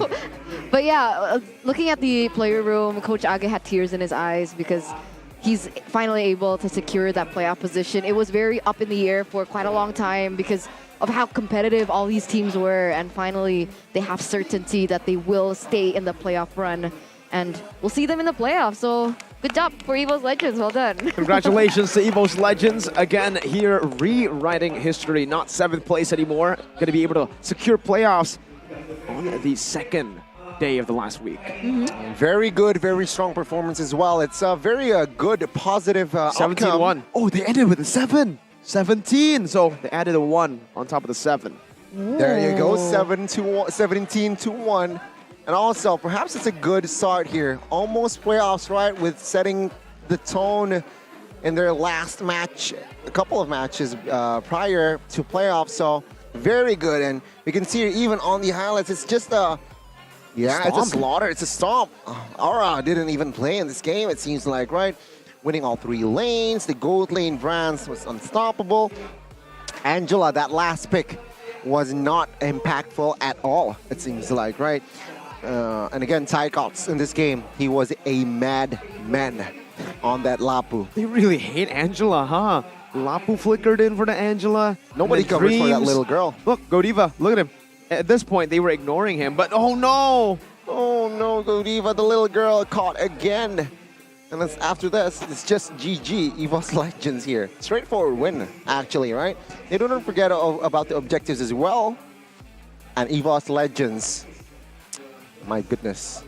Yeah, it's just GG. There's not really much to say about that. Honestly, like we were talking about a lot of games perhaps in the past that was really one-sided to slaughter, but no, that was a slaughter. That was more than the a slaughter. most one-sided game in the season. Yeah, I mean 17-1. That was a complete stomp. It turned out Gani 17-1, and it feels like they weren't really able to find anything. No, because you know it was kind of similar to last season if you guys remember, right? Aura second leg, full on like lose streak. They barely made it into the playoffs. Only winning against EVOS. Yeah, and that's when EVOS Legends were at their lowest point. And that was the only... That gave them the ability to make it into the playoffs. Yeah. And so a similar story here, but the difference is everyone really just leveled up this season, and it's very unfortunate, but better luck for Aura next season. They do still have 1 match, like you mentioned. So that will be their proper send-off. Oh, I think their last match is the one against RRQ. Oh. That match. Oh, or Onyx? So 2 matches. Oh, there's still 2 matches left. Onyx Wait, and have they RRQ. not met Onyx yet? This leg? I don't think so, but let's confirm later on. Captain Psychots will grab the MVP here, 605. 61% KP as well. Well, standard item here, of course, Lapu Lapu. You would want Bloodlust Axe first. Dominance Oracle for that mid game as well. And the late game, he adds a little bit spice with that Hunter Strike, right? Adding movement speed, adding penetration as well. Displayed a spectacular Lapu Lapu here. Provided cover, facilitates for his team as a damage dealer, especially in that early game. So now, curious to hear how the mic checks turned out, right? What did they see? What was the call? We'll hear from the captain himself. Let's hear it. Johnson. Claudio taruh skill 2 di belakang. Aman ya, Bos? Gue cicip. Orang aja orang. Tackle gue, tackle.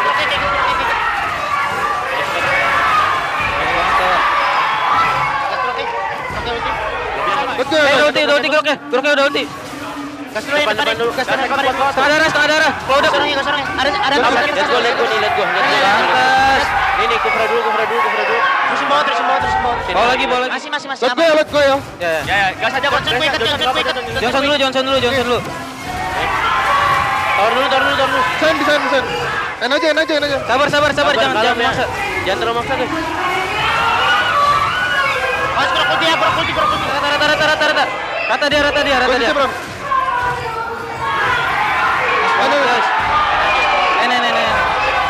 Alhamdulillah ya Allah. Ya, satu lagi. Dua detik. Dingin dah ulti sama Angela. Gua ke belakangnya. Ayo mau kot.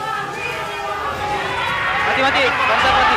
Nih, ready dulu. Kita kasih gue mati. Ya.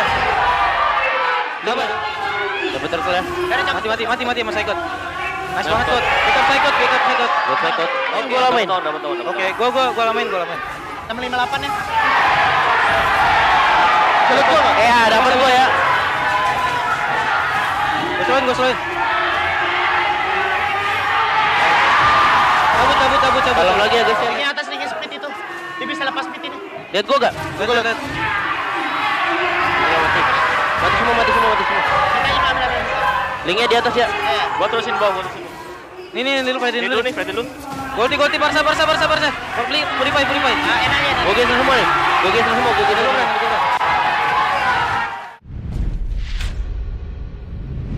That was the mic checks for That EVOS was- Legends in that match. That What's wrong? was the mic check. Man, it was, again, not as spicy. You know, EVOS versus Bigetron. After that match, I always expect EVOS to be yelling, shouting, but I guess this is a bit, it's not really a good don't think manners so, to be yelling I don't in think this it was a challenge. situation. for them. It wasn't as intense, right? Wasn't a challenge for the ISF champions, you know what I'm saying? Ooh. So I'm role-playing brands. Should I cosplay Taz? Sure. No, I'm not gonna do it. You can cosplay Taz. Just don't cosplay, All right, and that marks the end of match number 2. And 2-0 we again. still have to talk about the keys to success Yeah? very soon. But do you guys have a guess? Don't Okay, see your monitor. Psychots. Psychots. Okay, what about you? Castle Grok. Castle So Grok. Dreams. Dreams. See, but sneak peek, spoiler, there you go. It's gonna be Psychots. Alright. Psychots. It was after I predicted. There you go. Let's And go. punish Aura's overcommit movements. That there is Dreams. Also true. Punishing Aura's overcommitment movements, or it was Aura themselves, right? Prioritizing runs as a lane here should be the prio, as it was the keys to victory as well, which they executed to perfection. And Brands was just, free farming in the early game, dealing damage in that mid game, and of course at that late game, or for the second game, there wasn't a late game. There was only 12. It was only 12 minutes. So, yeah. Psychots was unstoppable though in that game. And on that note, ladies and gentlemen, this is a match 2. But you know what, Eterna? Yeah. I have a problem. What? alright? What's your problem? During You my free okay? time, I have nowhere to go. And no one to be with. Here you go, Gani. Wait, what's that? Oh, here you go. Check it out. Read what it is.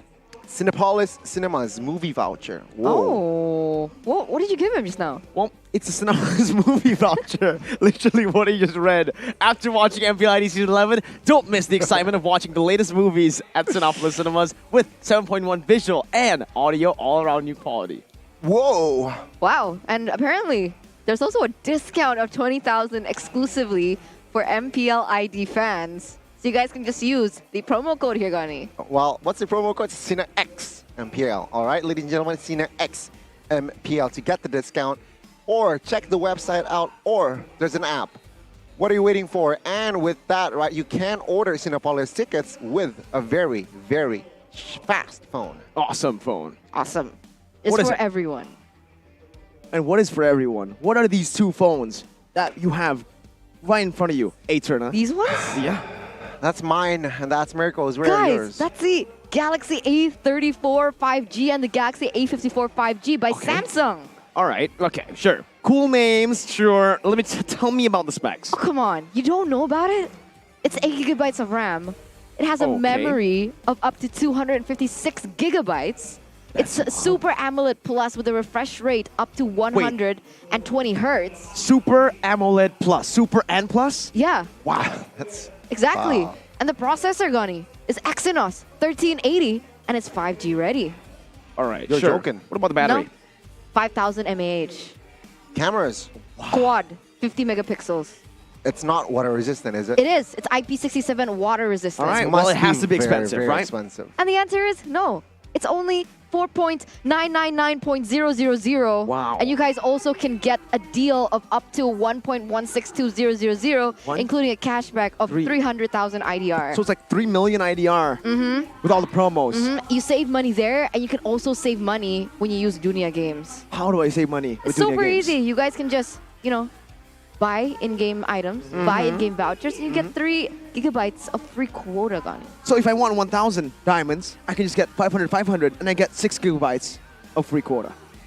Is that maths? That's logic. Am I mathing? That's logic for you. There you go. This is the perfect timing because there's this promo, right? 3 gigabytes, that's just what Eterna mentioned earlier, but you have to use Telkomsel as well. So hurry up and buy it on where? duniagames.co.id, or there's an app for Dunia Games called the Dunia Games app.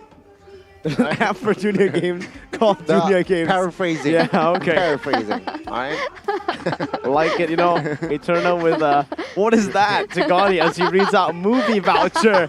So I have to rephrase it as well. Exactly. Just so that Eterna understands. Yeah. Dunia Games app, it's called Dunia Games. Yeah. And it's an app. I'm super simple like that, guys. I don't even know how to math, so he got me really confused. It's okay though, because you don't need to math, you don't need to calculate the value if it goes up or down if you invest in gold with UBS Gold. Also, if you guys don't know, we've been teasing a little bit here and there from We're week gonna 1 still to week tease you. 6. Well, it's Eterna actually who's been teasing, so do it again. Good things come to those who wait. And so you guys need to wait for the coming soon limited edition UBS Gold merchandise collection X MPL Season 11. So keep your eyes peeled at ubslifestyle.com and UBS Lifestyle e-commerce. Shout out Arashi. Shout out Arashi. Or shout out this, Arashi. sorry. I went like that. Triangle. No, because hey, Arashi. Oh. I don't know. Well, anyway, guys. Remember, we do still have one match ahead of us. And that RRQ is Geek Slate. the RRQ Battle. and Geek Slate, the battle for the upper brackets. The battle for second place here. Who will be able to accompany Onyx? And you guys can watch it, obviously, on Max Stream. MPL 2023 is also available on Max Stream. And the amazing thing about Max Stream is that it's an app that combines many OTT What is the app called? and channels. It's called Max Stream. Okay. So you guys don't have to switch between apps. So it's very efficient. And of course, once you're done with MPL ID for today with the last match, you guys can watch a lot of exclusive TV shows. Whoa. Like what? That Max Stream offers. Don't pretend like you don't know. I I don't see know. your iPad history. Oh, man, Gani. I think Gani knows. Love in game. Love coach with Rachel. The one believe. Russia. The one Russia is and my Kolak Express. There so we don't go. miss out on cool and exciting show. Yeah, don't forget to check out Watch Only on a Max Stream, ladies and gentlemen, as we are supposed to be about to go to a break soon. But we can talk about the matches a little bit more. RRQ and Geek Slate, the battle for the second place. RQ just got a win yesterday, and Geek Slate just lost yesterday. RQ won 2-1, Geek Slate losing 2-1. So again, it comes down to the momentum, right? Geek Slate, early on, leg 1, it seems like they're very momentum-based. RQ have proven that they are not momentum-based. With a few losses, they were able to climb back with 2 consecutive victories here against Onyx and EVOS. That's a statement, Gani. That's a huge statement, but also do remember Boloyski. He posted a story saying reset. So the momentum that they took in L yesterday has been resetted by the Boloyski himself.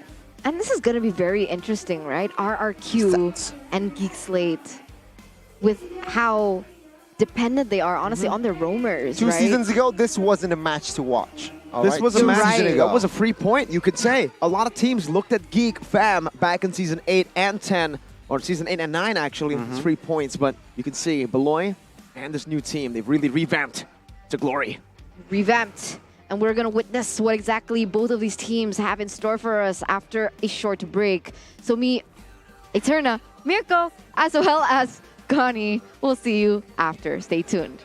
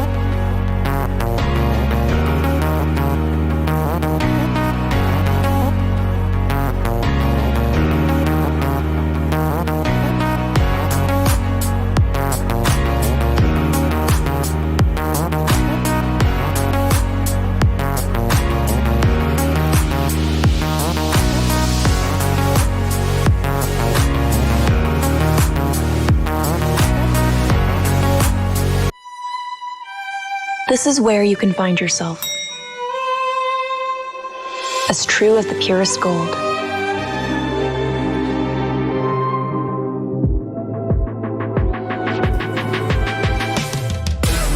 Be forever young. Be lavish. Be timeless. I am 24K, bling like no other. Halo para pengejar. Saya bantuin ya. Kejar ini, kejar itu, kejar. Keep kalem, pasti ada diskonnya. Pesan GrabCar pakai promo Yuk Grab.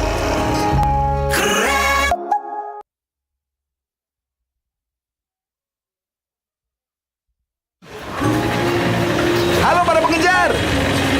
Kejar ini, kejar itu, kejar. Keep kalem, nggak ada kata telat. Pesan Grab baik ada jaminan anti ngaret.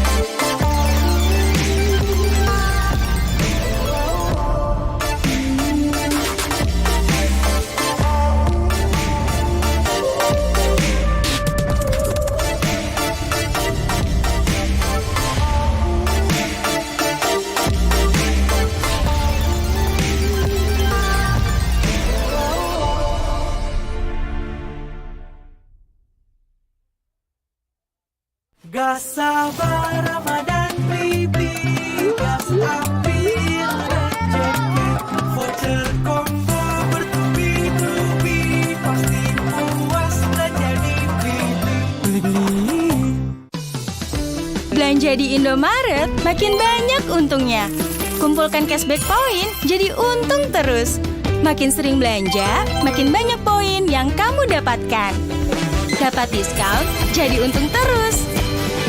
Bayar belanja belanjaanmu dengan poin yang kamu punya. Belanja jadi gratis, jadi untung terus. Dan untung terus dapat banyak promo. Jadi member Indomaret Poinku sekarang. Untungnya non-stop.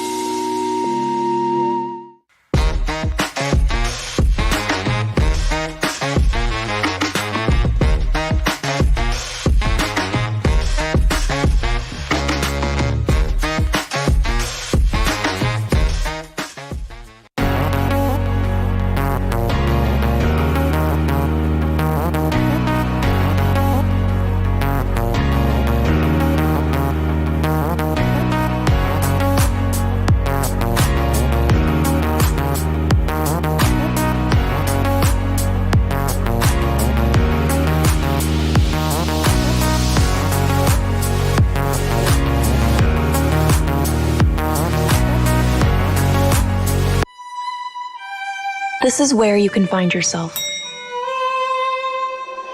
As true as the purest gold.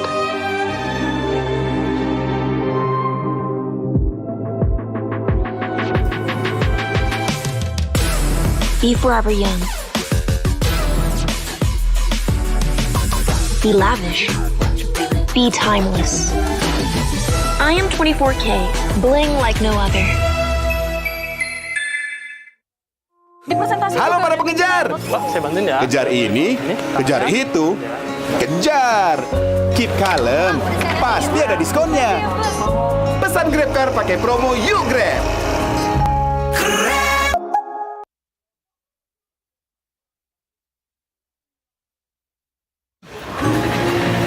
Halo para pengejar. Kejar ini, kejar itu, kejar.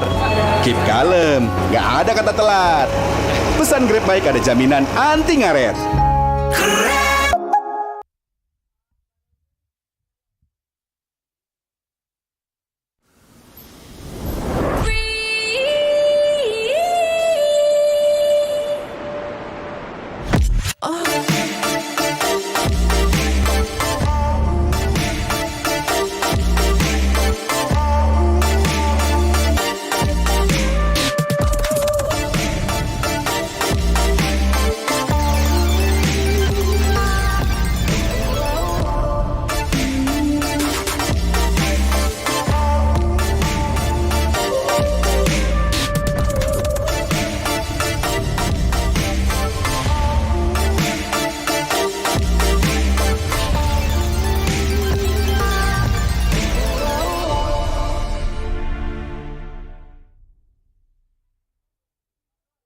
Gak sabar Ramadan baby, gas ambil rezeki, voucher combo bertubi-tubi, pasti puas belanja di Beli-beli.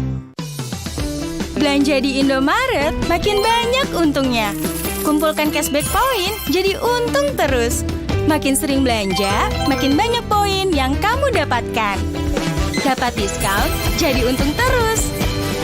Bayar belanjaanmu dengan poin yang kamu punya. Belanja jadi gratis, jadi untung terus. Dan untung terus dapat banyak promo. Jadi member Indomaret Poinku sekarang. Untungnya non-stop.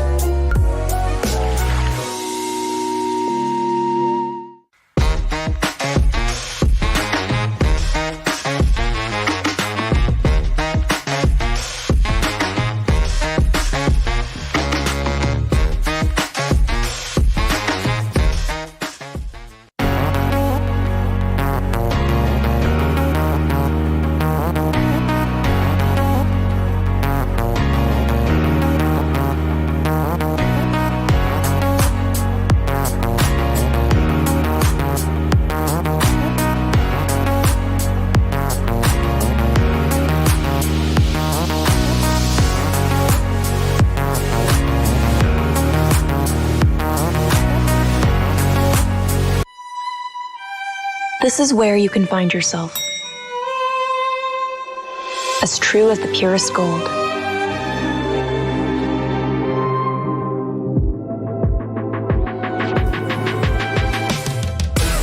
Be forever young.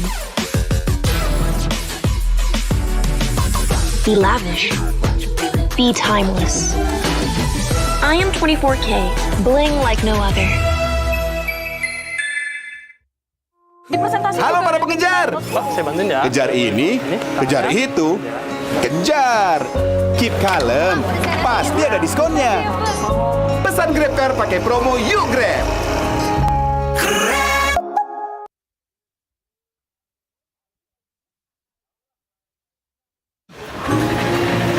Halo para pengejar. Kejar ini, kejar itu, kejar. Keep kalem, nggak ada kata telat. Pesan Grab Bike ada jaminan anti ngaret.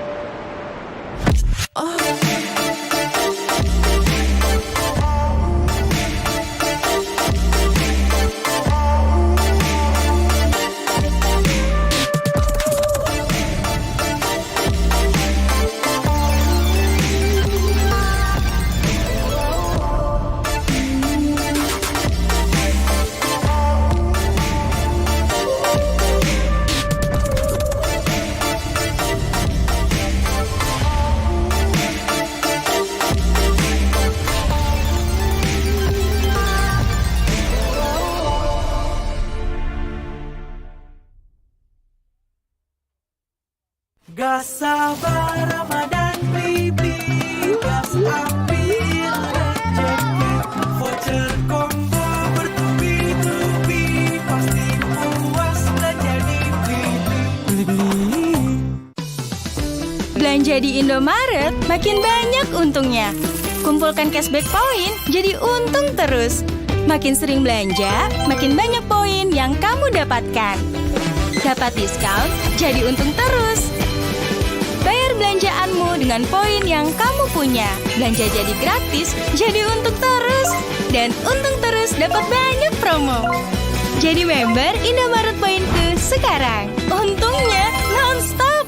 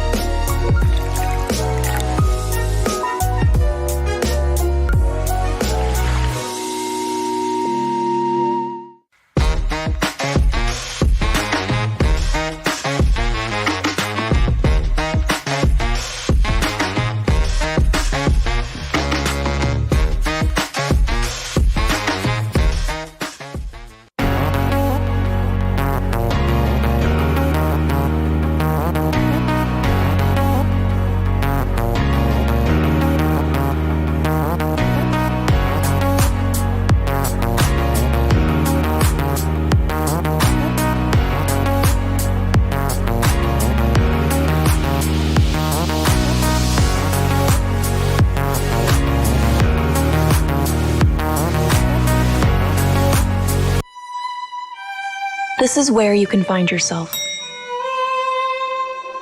As true as the purest gold.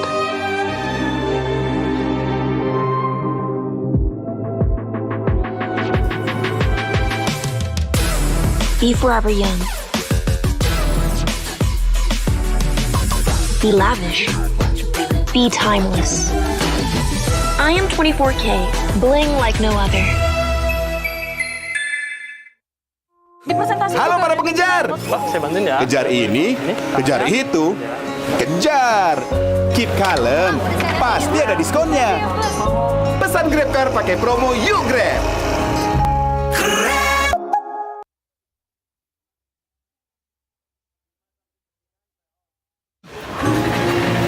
Halo para pengejar. Kejar ini, kejar itu, kejar. Keep kalem, nggak ada kata telat. Pesan Grab baik ada jaminan anti ngaret.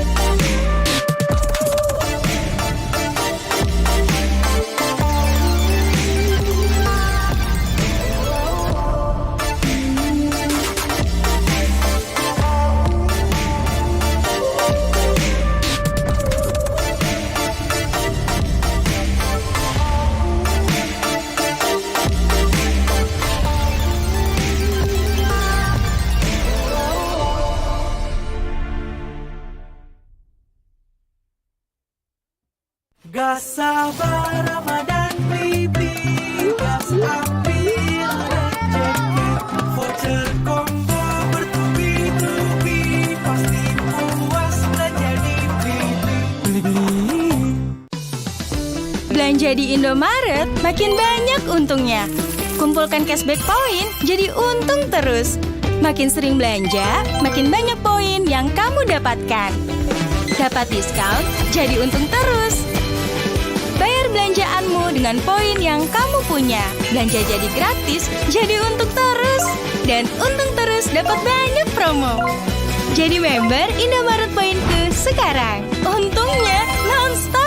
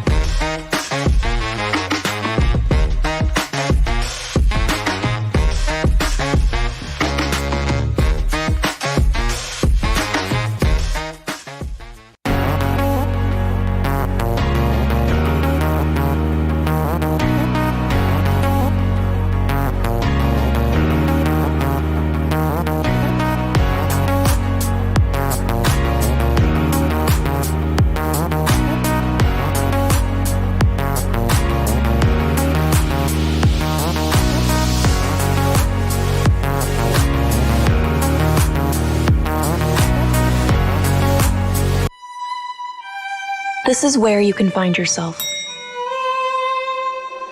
As true as the purest gold.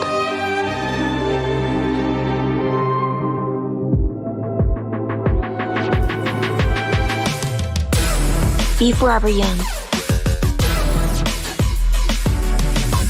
Be lavish. Be timeless. I am 24K, bling like no other.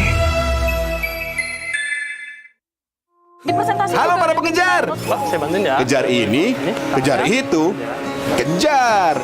Keep kalem, pasti ada diskonnya. Pesan Grab Car pakai promo Yuk Grab.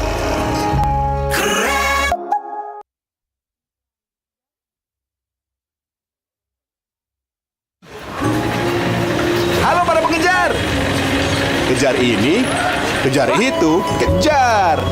Keep kalem, nggak ada kata telat. Pesan Grab baik ada jaminan anti ngaret.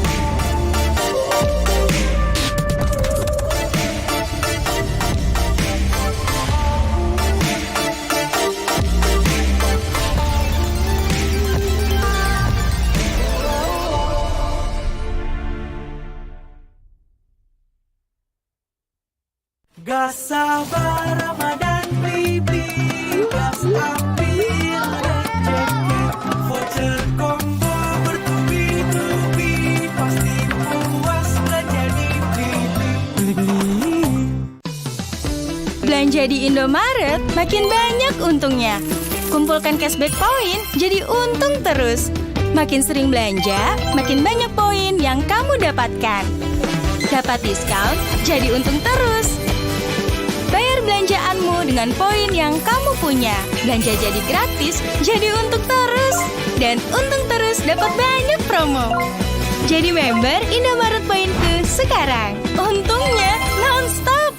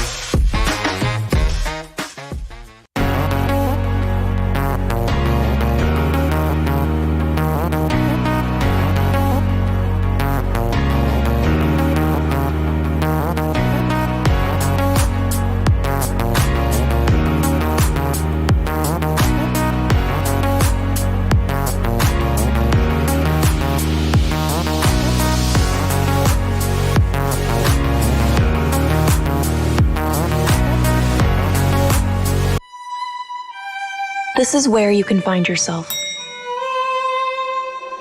As true as the purest gold.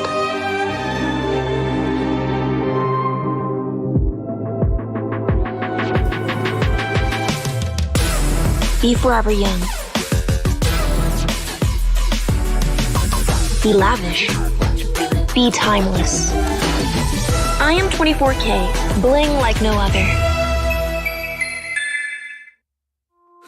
Halo para pengejar. Saya bantuin ya. Kejar ini, kejar itu, kejar. Keep kalem, pasti ada diskonnya. Pesan GrabCar pakai promo Yuk Grab.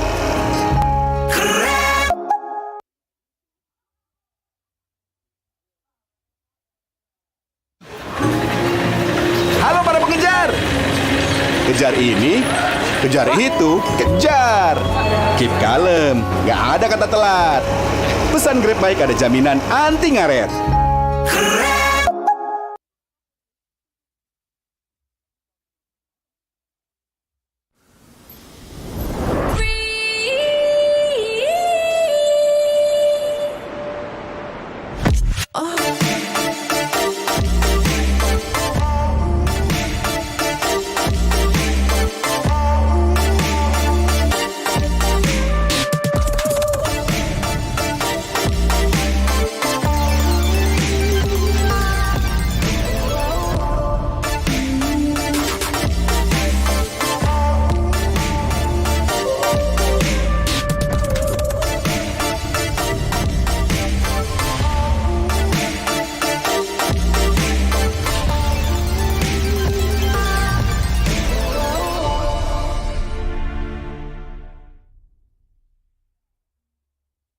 Gak sabar Ramadan baby, gas ambil rezeki, voucher combo bertubi-tubi, pasti puas belanja di Beli-beli. Belanja di Indomaret makin banyak untungnya. Kumpulkan cashback poin jadi untung terus. Makin sering belanja, makin banyak poin yang kamu dapatkan. Dapat diskon, jadi untung terus. Bayar belanjaanmu dengan poin yang kamu punya. Belanja jadi gratis, jadi untung terus. Dan untung terus dapat banyak promo. Jadi member Indomaret Poinku sekarang. Untungnya non-stop.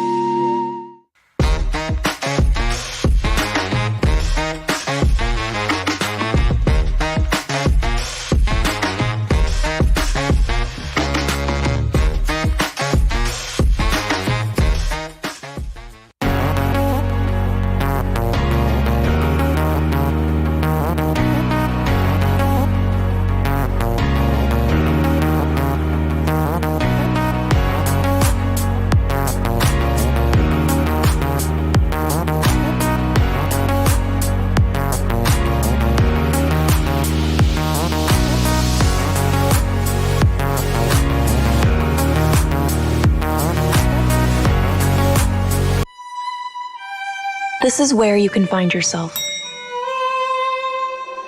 As true as the purest gold.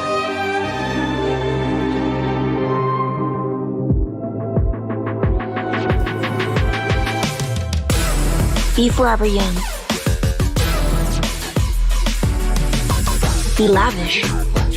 Be timeless. I am 24K, bling like no other. Halo para pengejar. Saya bantuin ya. Kejar ini, kejar itu, kejar. Keep kalem, pasti ada diskonnya. Pesan Grab Car pakai promo Yuk Grab.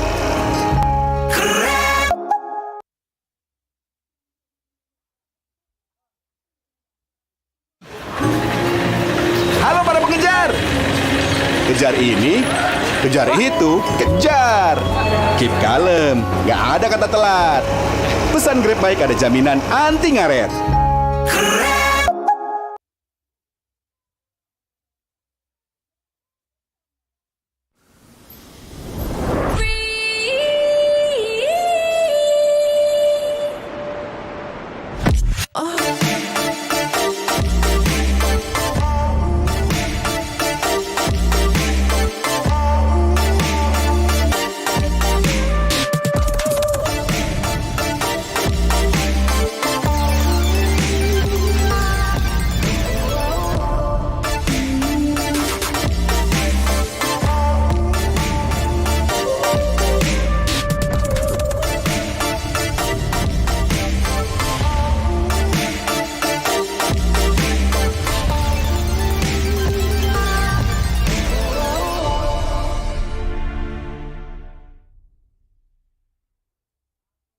Gas sabar Ramadan baby, gas ambil rezeki, voucher combo bertubi-tubi, pasti puas belanja di Beli.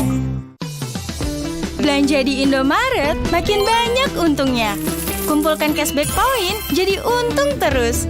Makin sering belanja, makin banyak poin yang kamu dapatkan. Dapat diskon, jadi untung terus. Bayar belanjaanmu dengan poin yang kamu punya. Belanja jadi gratis, jadi untung terus. Dan untung terus dapat banyak promo. Jadi member Indomaret Poinku sekarang. Untungnya non-stop.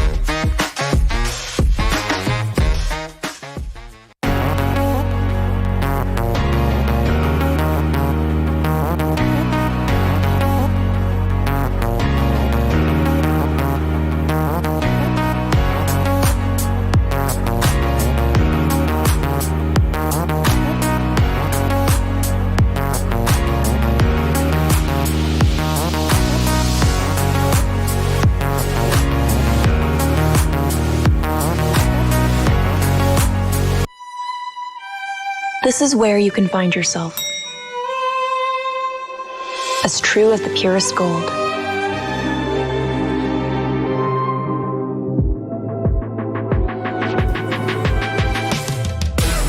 Be forever young. Be lavish. Be timeless. I am 24K, bling like no other. Halo para pengejar. Saya bantuin ya. Kejar ini, kejar itu, kejar. Keep kalem, pasti ada diskonnya. Pesan Grab Car pakai promo Yuk Grab.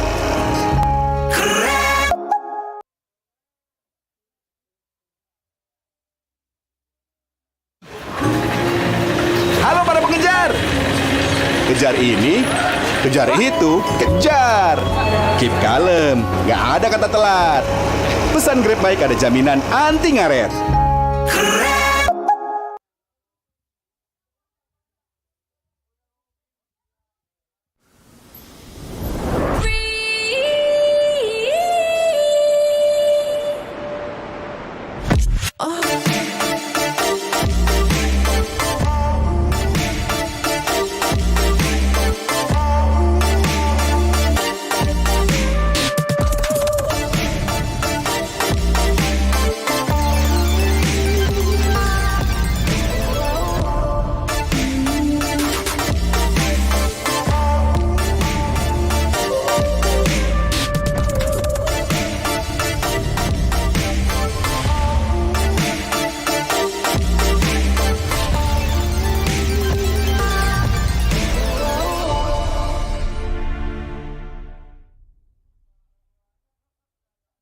Gas sabar Ramadan baby, gas ambil rezeki, voucher combo bertubi-tubi, pasti puas belanja di Beli-beli. Belanja di Indomaret makin banyak untungnya. Kumpulkan cashback poin jadi untung terus. Makin sering belanja, makin banyak poin yang kamu dapatkan. Dapat diskon, jadi untung terus. Bayar belanjaanmu dengan poin yang kamu punya. Belanja jadi gratis, jadi untung terus. Dan untung terus dapat banyak promo. Jadi member Indomaret Poinku sekarang. Untungnya non-stop.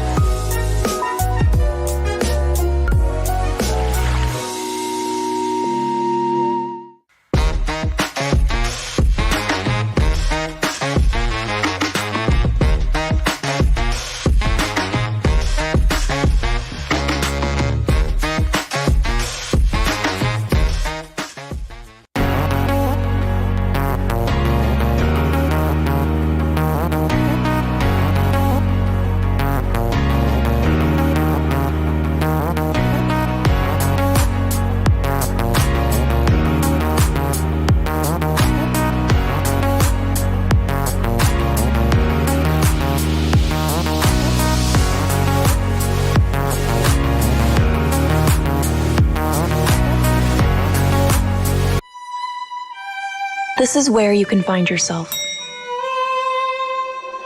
As true as the purest gold.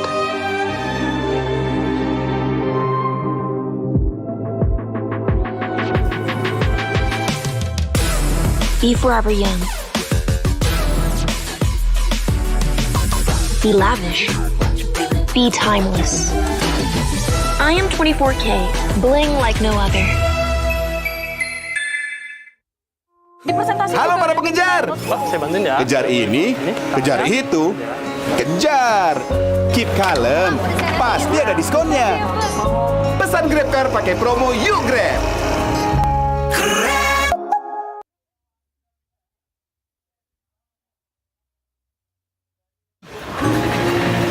Halo para pengejar. Kejar ini, kejar itu, kejar. Keep kalem, nggak ada kata telat. Pesan Grab baik ada jaminan anti ngaret.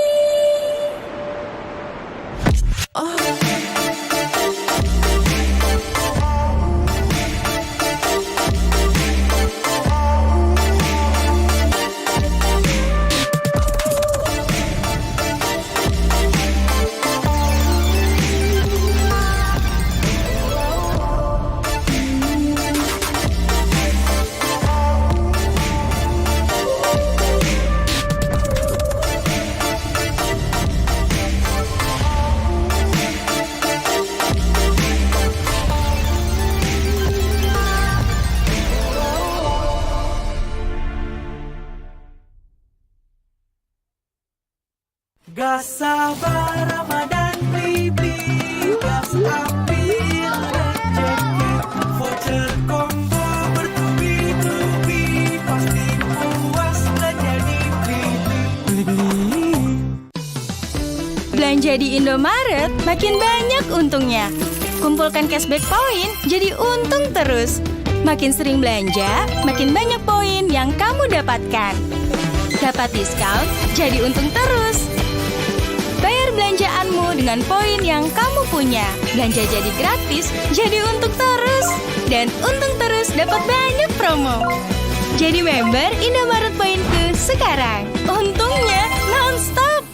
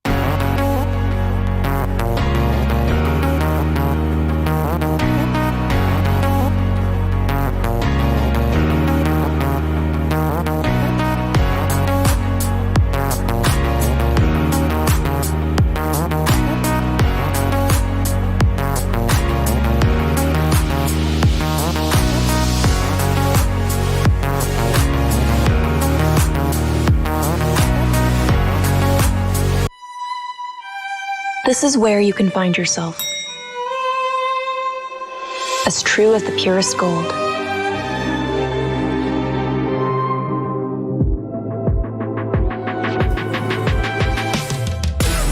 Be forever young.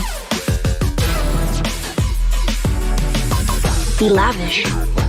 Be timeless. I am 24K, bling like no other. Halo para pengejar. Saya bantuin ya. Kejar ini, kejar itu, kejar. Keep kalem, pasti ada diskonnya. Pesan Grab Car pakai promo Yuk Grab.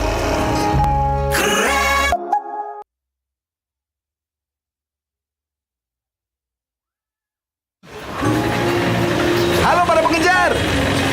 Kejar ini, kejar itu, kejar. Keep kalem, nggak ada kata telat. Pesan Grab Bike ada jaminan anti ngaret.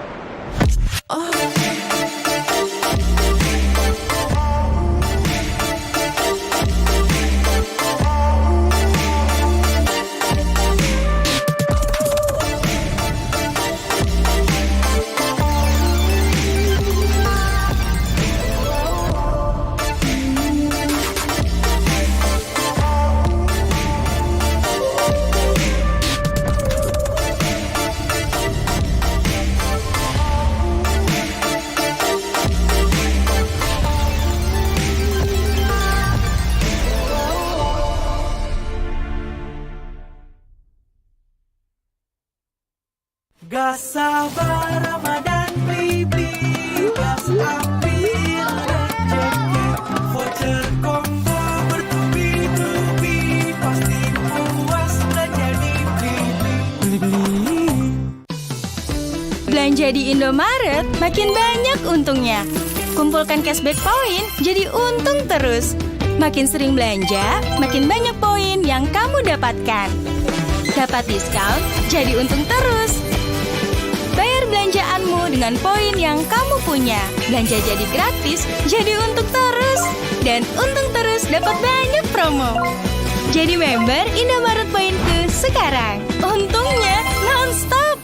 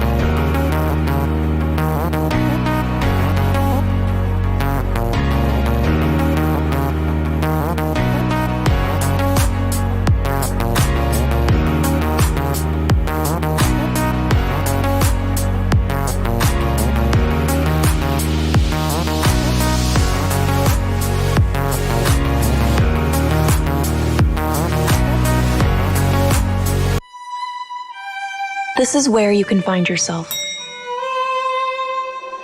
As true as the purest gold.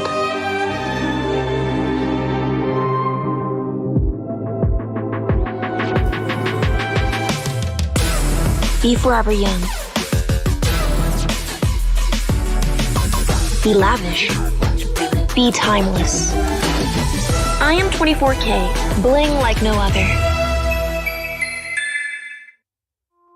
Halo para pengejar. Saya bantuin ya. Kejar ini, kejar itu, kejar. Keep kalem, pasti ada diskonnya. Pesan GrabCar pakai promo Yuk Grab.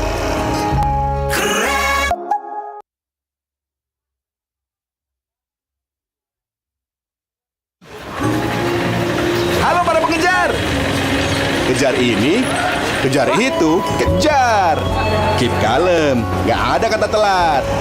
Pesan Grab Bike ada jaminan anti ngaret.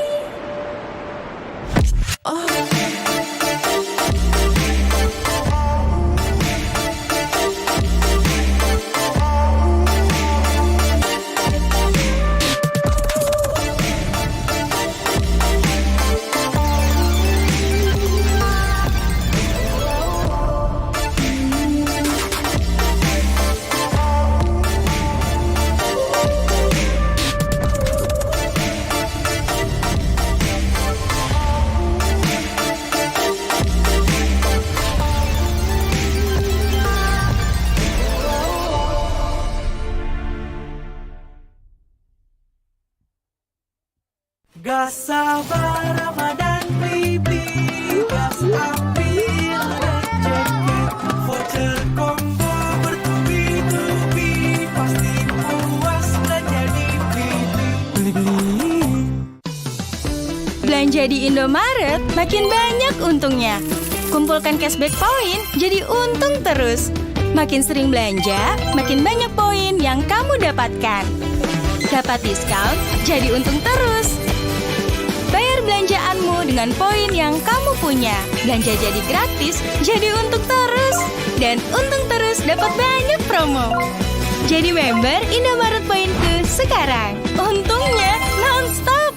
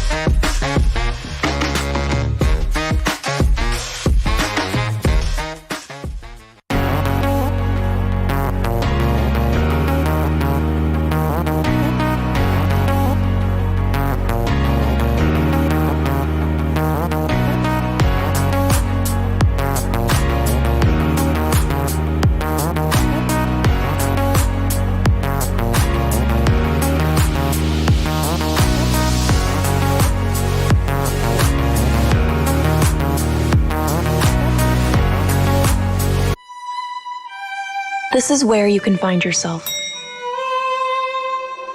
As true as the purest gold.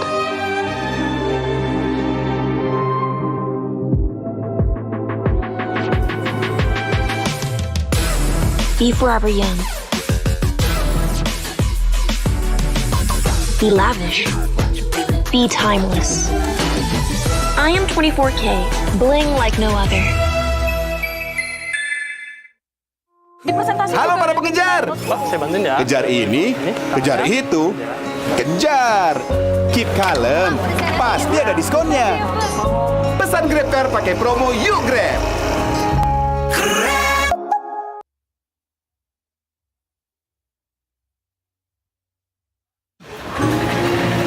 Halo para pengejar.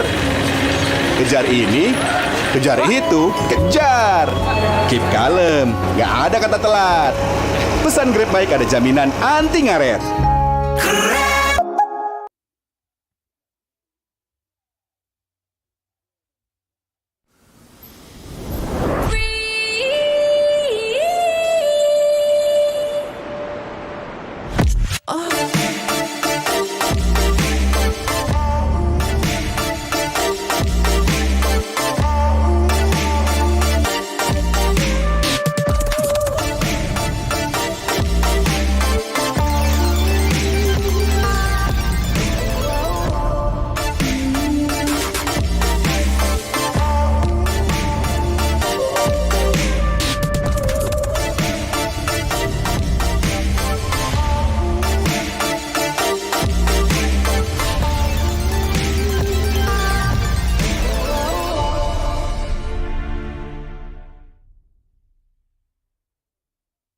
Gas sabar Ramadan baby, gas ambil rezeki, voucher combo bertubi-tubi, pasti puas belanja di Beli-beli. Belanja di Indomaret makin banyak untungnya. Kumpulkan cashback poin jadi untung terus. Makin sering belanja, makin banyak poin yang kamu dapatkan. Dapat diskon, jadi untung terus. Bayar belanjaanmu dengan poin yang kamu punya. Belanja jadi gratis, jadi untung terus. Dan untung terus dapat banyak promo. Jadi member Indomaret Poinku sekarang. Untungnya non-stop.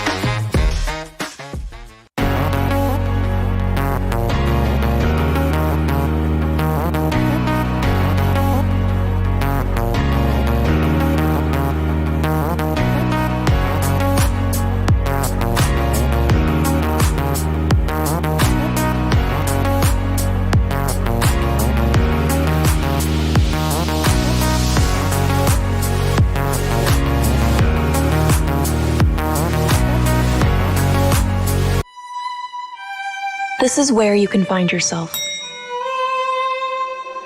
As true as the purest gold.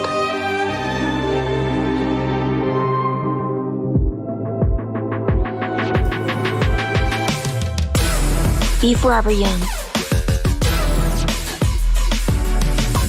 Be lavish. Be timeless. I am 24K, bling like no other. Halo para pengejar. Saya bantuin ya. Kejar ini, kejar itu, kejar. Keep kalem, pasti ada diskonnya. Pesan Grab Car pakai promo Yuk Grab.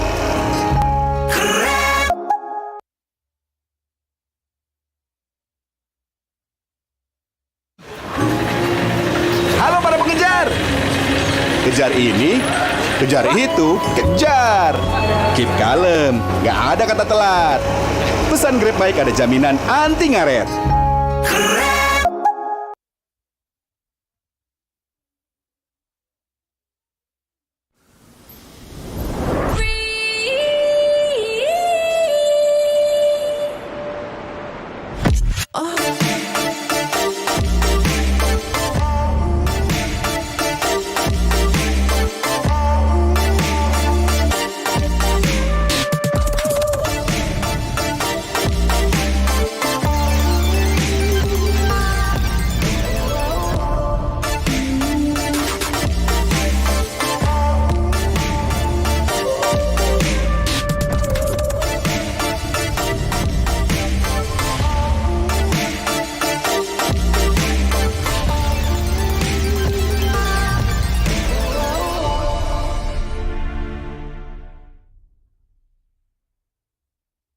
Gak sabar Ramadan baby, gas ambil rezeki, voucher combo bertubi-tubi, pasti puas belanja di Beli-beli.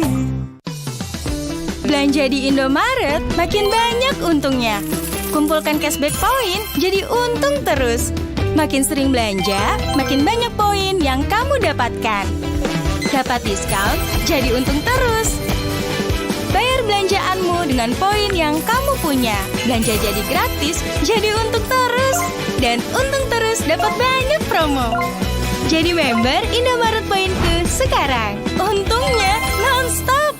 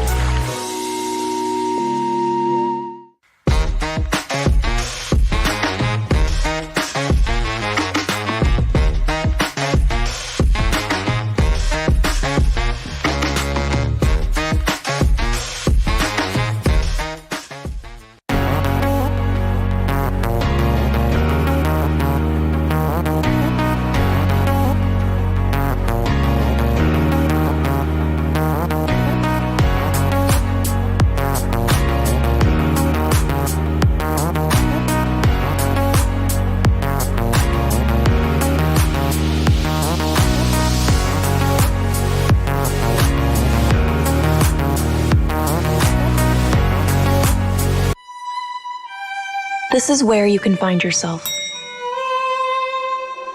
As true as the purest gold.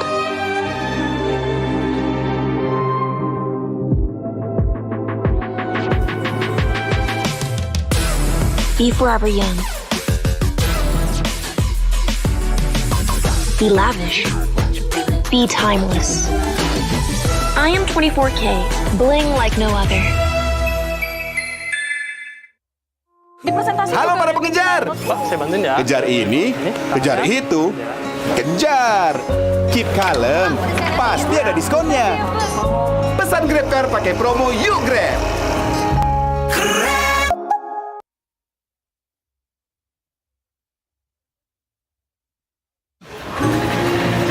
Halo para pengejar. Kejar ini, kejar itu, kejar. Keep kalem, nggak ada kata telat. Pesan Grab Bike ada jaminan anti ngaret.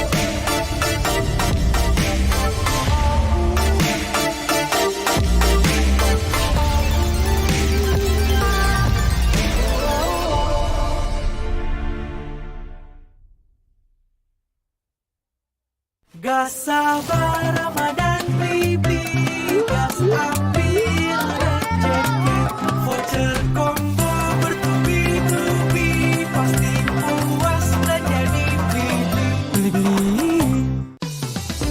Belanja di Indomaret makin banyak untungnya. Kumpulkan cashback poin jadi untung terus. Makin sering belanja, makin banyak poin yang kamu dapatkan. Dapat diskon, jadi untung terus. Bayar belanjaanmu dengan poin yang kamu punya. Belanja jadi gratis, jadi untung terus. Dan untung terus dapat banyak promo. Jadi member Indomaret Poinku sekarang. Untungnya non-stop.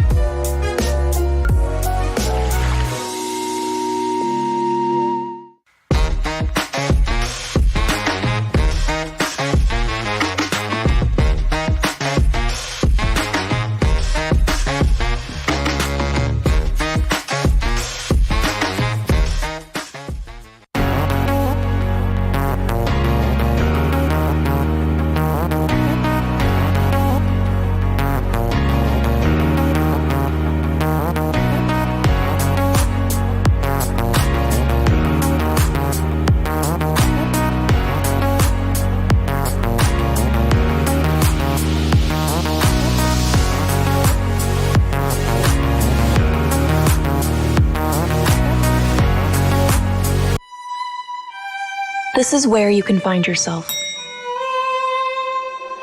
As true as the purest gold.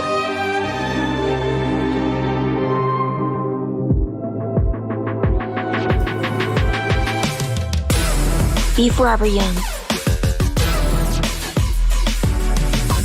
Be lavish. Be timeless. I am 24K, bling like no other.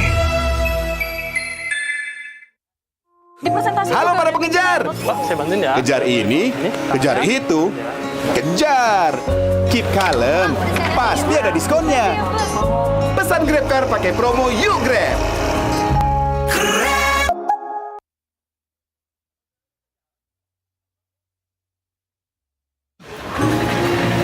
Halo para pengejar. Kejar ini, kejar itu, kejar. Keep kalem, nggak ada kata telat. Pesan Grab baik ada jaminan anti ngaret.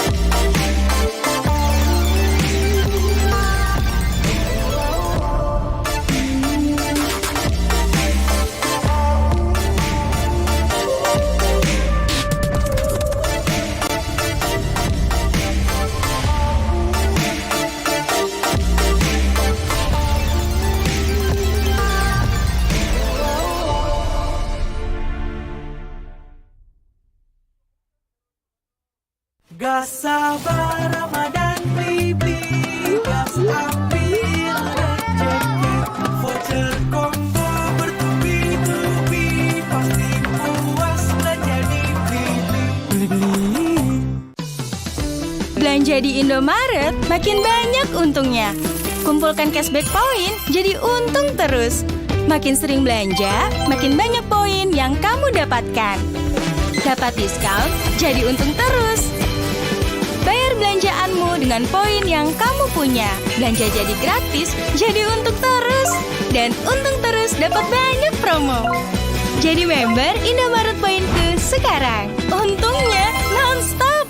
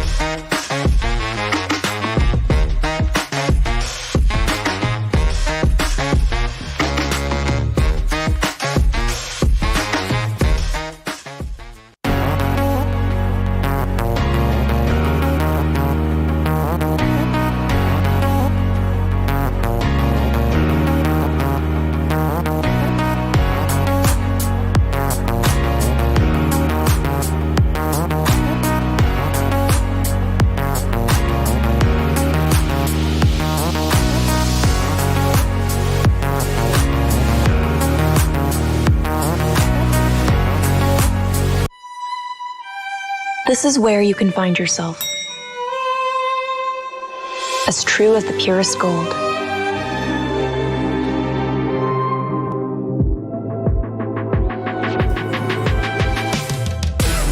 Be forever young.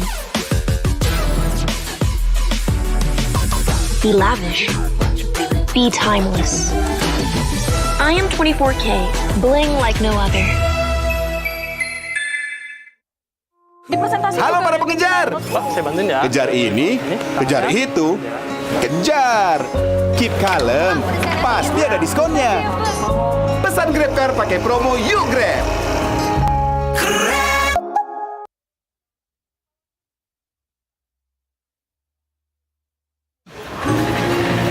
Halo para pengejar. Kejar ini, kejar itu, kejar. Keep kalem, nggak ada kata telat. Pesan Grab baik ada jaminan anti ngaret.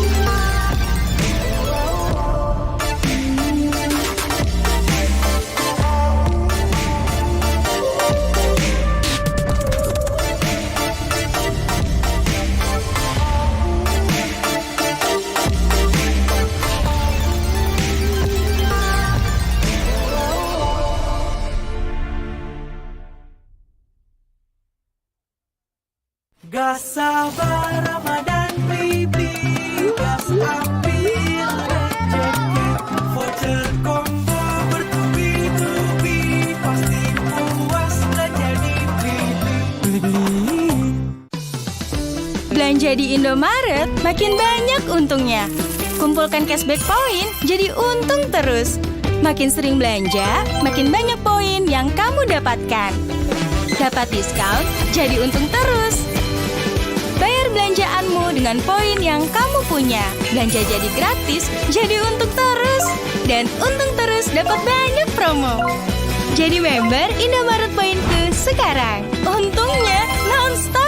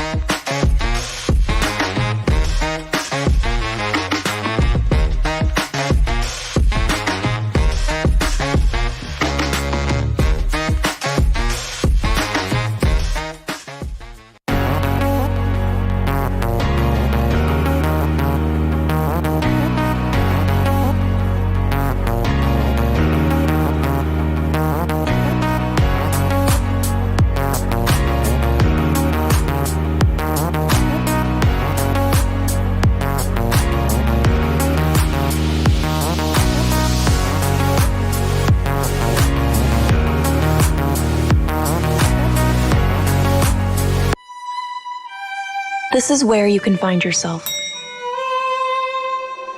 As true as the purest gold.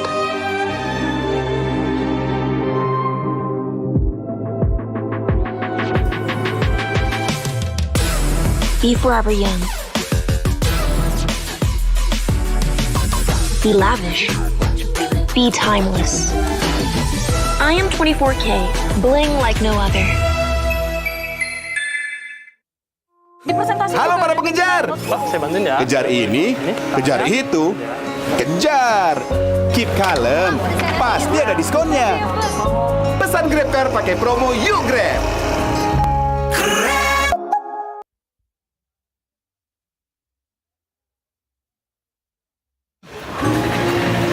Halo para pengejar. Kejar ini, kejar itu, kejar. Keep kalem, nggak ada kata telat. Pesan Grab baik ada jaminan anti ngaret.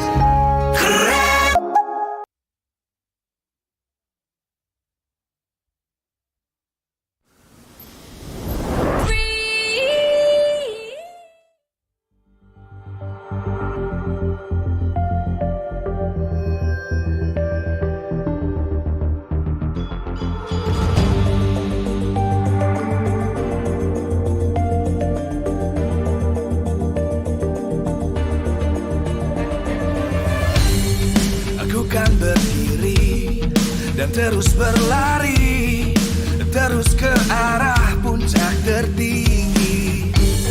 Ku takkan berhenti, hanya sampai di sini. Kemenangan abadi menanti. You know we won't miss if we unite our focus. And if you haven't noticed,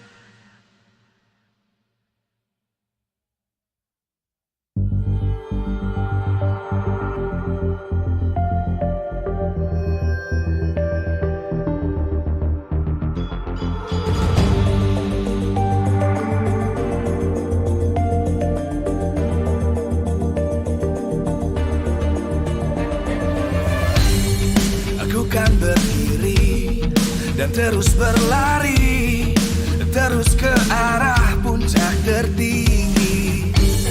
Ku takkan berhenti, hanya sampai di sini. Kemenangan abadi menanti. You know we won't miss if we unite our focus. And if you haven't noticed, we all live. Nyalakan apimu, hadapi semua tantangan, hadang semua serangan, jatuh bukan halangan. Bakar semangatmu, janganlah engkau menyerah. Kita akan buat sejarah. We all this, we won't miss. We all this, we won't miss. Saatnya beraksi, jalani ambisi. Aku kan menyawakan hari ini. You know we won't miss if we unite our focus. And if you haven't noticed, we all live. Nyalakan apimu, hadapi semua tantangan, hadang semua serangan, jatuh bukan halangan. Bakar semangatmu, janganlah engkau menyerah. Kita akan buat sejarah. We all this, we won't miss. We all this, we won't miss. We all this.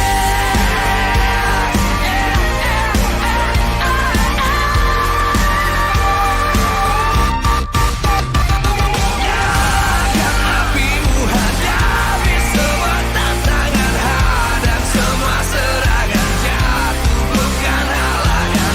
Bakar semangatmu, janganlah engkau menyerah.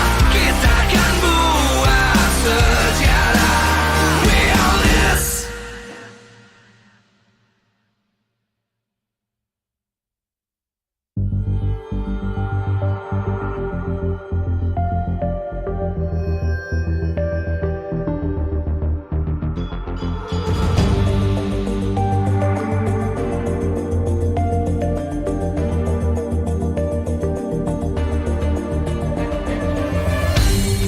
Aku kan berdiri dan terus berlari, terus ke arah puncak tertinggi. Ku takkan berhenti, hanya sampai di sini. Kemenangan abadi menanti. You know we won't miss if we unite our focus.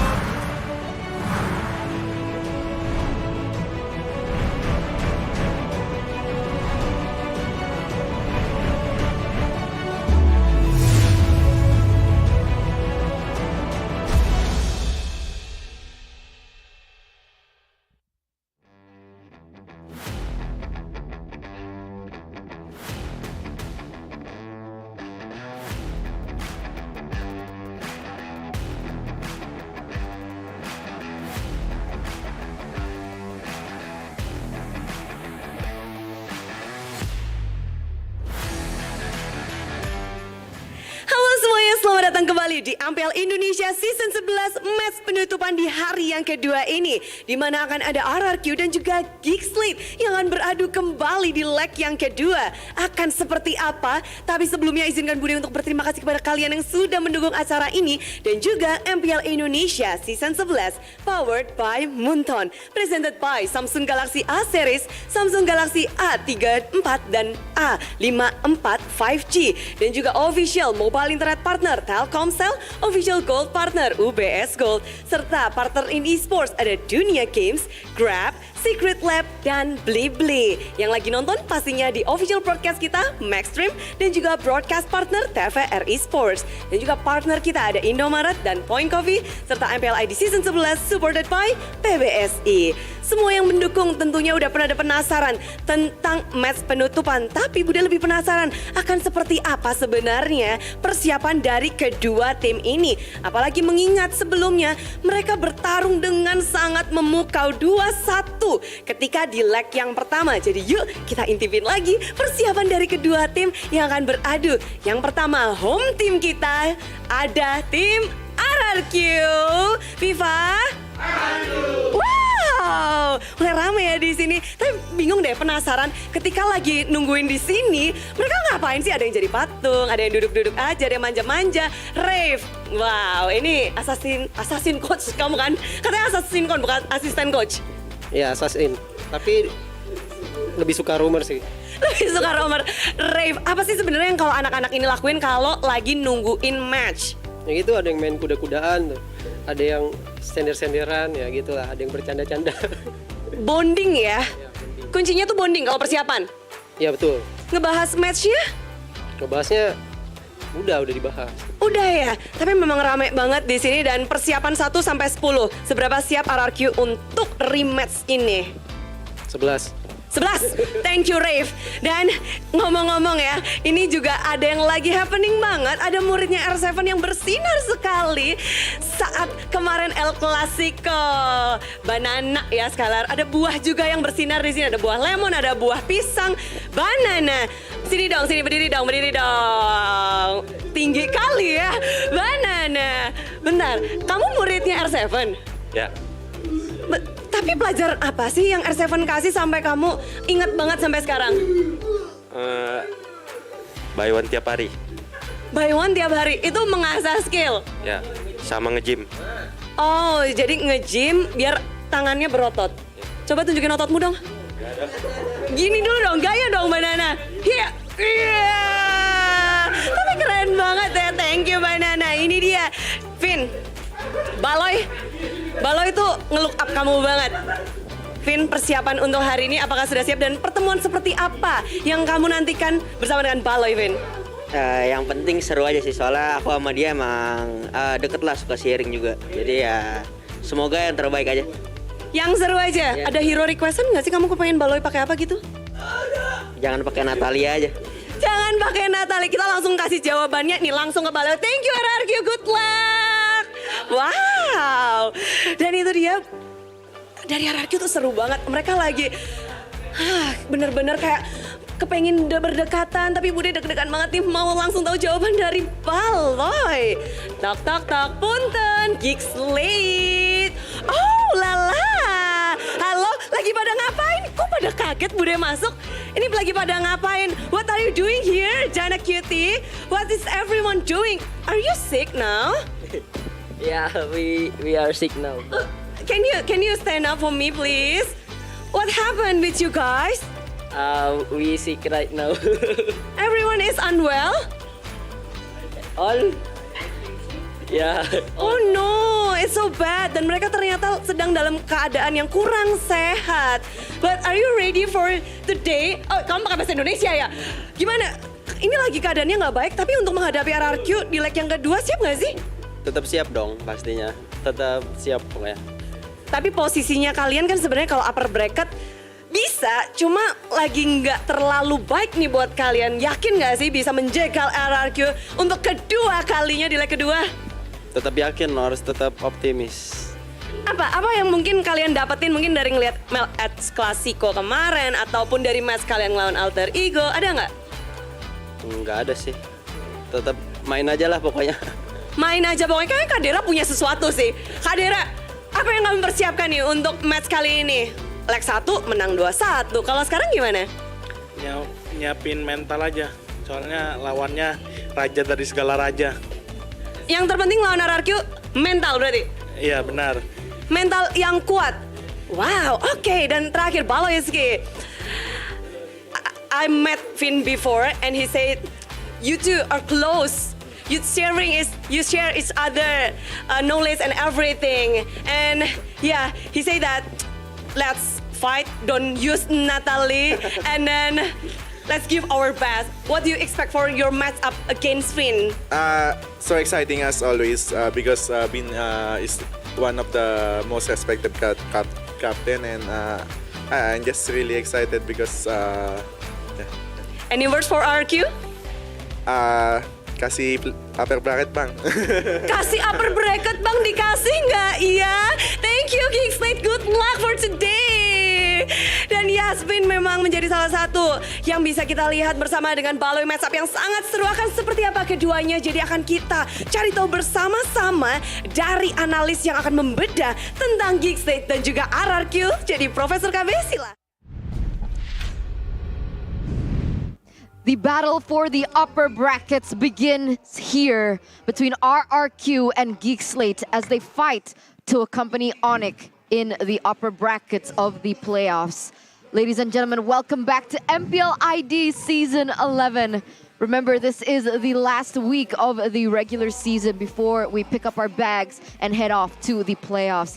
Accompanying you throughout today's match, it's still me, Eterna, as well as Mirko. And of course, we have Goni here as our analyst. Now, Mirko, coming into this match, last time it was a 2-1 for GEEK. Do you think the same score can be replicated by GEEK? I think so, right? It's, despite GEEK SLATE having experiencing a loss yesterday against Alter Ego, it really felt like even in the loss, in game number 1, they had the control. 11,000 gold lead, and Alter Ego were able to beat RRQ too. So Alter Ego, they're just really performing right now, and GEEK SLATE can learn from their mistakes. RRQ, though, with the momentum, they can also go for revenge this time around in leg 2. It's going to be very interesting here to see the changes from both teams, right? Let's see here. From gameplay-wise, leg 1, actually GEEK SLATE, they were able to somehow dominate in one of the games of against RRQ. Let's see here. Game 1. It seems like GEEK SLATE with Luke as well in that EXP position, they were able to find more pickups. Though, in that first game, of course, Vin, signature Kufra this season, he was merciless, right? RQ, they were able to grab more than just one team fight, of course. Take a look at this re-engage here. Sure, Beloyski almost got the catch, but it was the reinforcements again. So, with Rembo, it seems like RQ, this season, they're a little bit more just aggressive, right? Again, Vin, signature Kufra this season, very, very strong, able to just catch and somehow disrupt the momentum from the side of GEEK SLATE. After that catch, it was RQ again getting the space for them to secure that Lord. Of course, GEEK SLATE doesn't give it for free. It's just the matter of Beloyski here in this Kaja that wasn't really shining in that first game. It seems like RQ, they were able to again just read Beloyski's position out. It's a struggle. If Beloyski can't play around the map, it's a struggle, right? GEEK SLATE again here in this current fight. It's a long fight, but RQ got the better of GEEK SLATE after a very, very long fight. Again, carried mostly by Vin there on this Kufra, was RRQ getting that first game. But in the second game, we can see here a different story. How it's a battle between that mid lane, it seems like, right? Why? A boy on the Farsa is able to just deal more on the Valentina, rather, can deal and position himself very, very well in the most of the team fights, where RRQ, they weren't able to replicate the same success.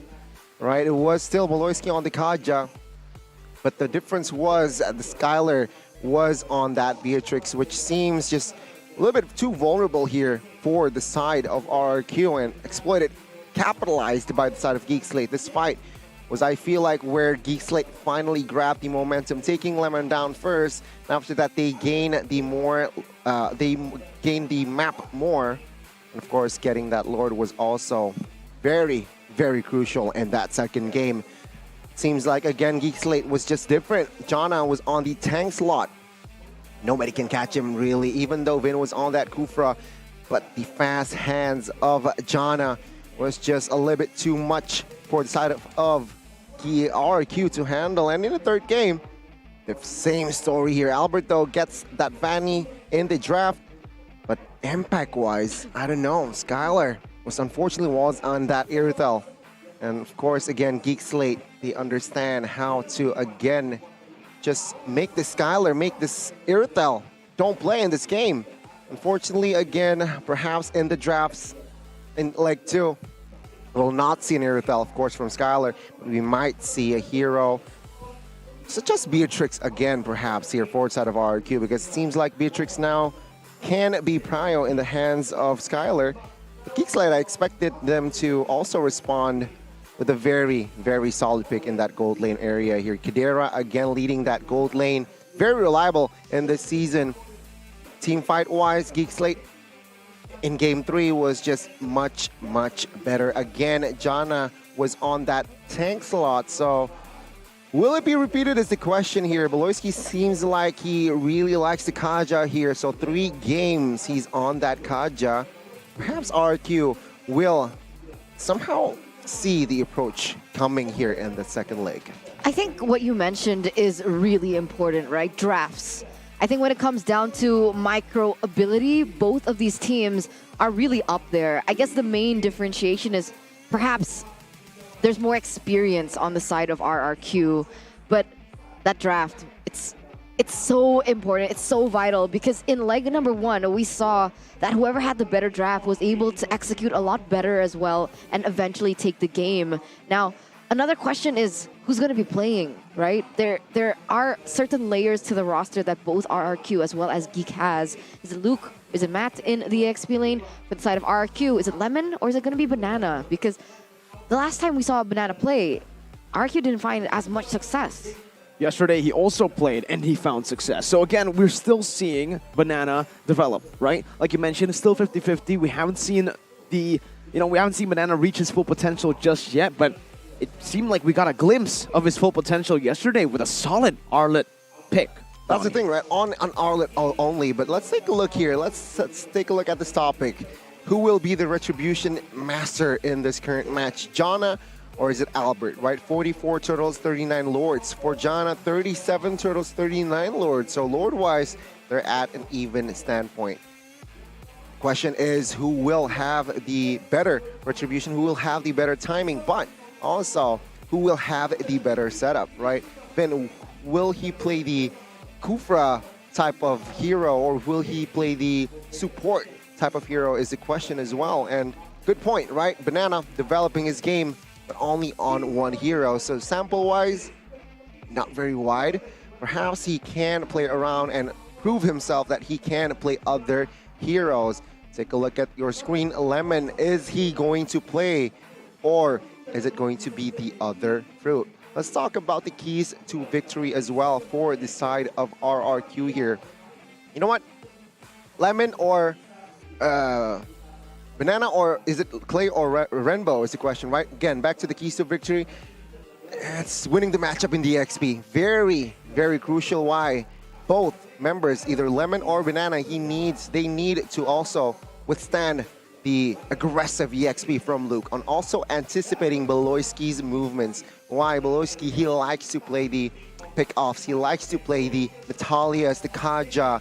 He doesn't really do well this season with that Kufra, so perhaps, again, the pick-off roamer, perhaps they need to anticipate that. And also on the other side, let's see here, Luke, again, winning his lane, but also they need to optimize the targeting in objective contests. So they need to perhaps target more on towards the mid laner, on towards the gold laner, or zone out the jungler. Zone out Albert is also the way to go. But of course, be wary of RRQ's counter setups, because they like to re-engage. They like to play the kiting style as well. So it's going to be very tricky here for side of GEEK SLATE. But in leg 1, they managed to handle RRQ in a reverse sweep fashion as well. So RRQ, they're in the hot seat this time. Yeah, and coming back to the keys to victory for RRQ, anticipate Beloyski's movements. We don't see this very often, but a lot of teams who go against GEEK SLATE, they all in on the tank. And that's not usually the hero that you want to take down and like just dry out all your resources onto, but that is something that we see often for Beloyski in particular. And the question is why, right? Why would you go to all that great length and take out all your resources on this one person? And I think we all know why, right? Beloyski, he's such a impact towards the team, micro-wise, macro as well. And that's why in the interview when Bude Clara Monster asked Vin, what can you say, what message do you have to GEEK? he literally said that we don't want to meet Natalia. So that's going to be something that we can expect from the bans as well. It's not just a really good hero for Beloyski in terms of pickoff, but we've seen that he's actually been able to do more with that, have an impact on the map, create imbalances in terms of how much domination you have over the map.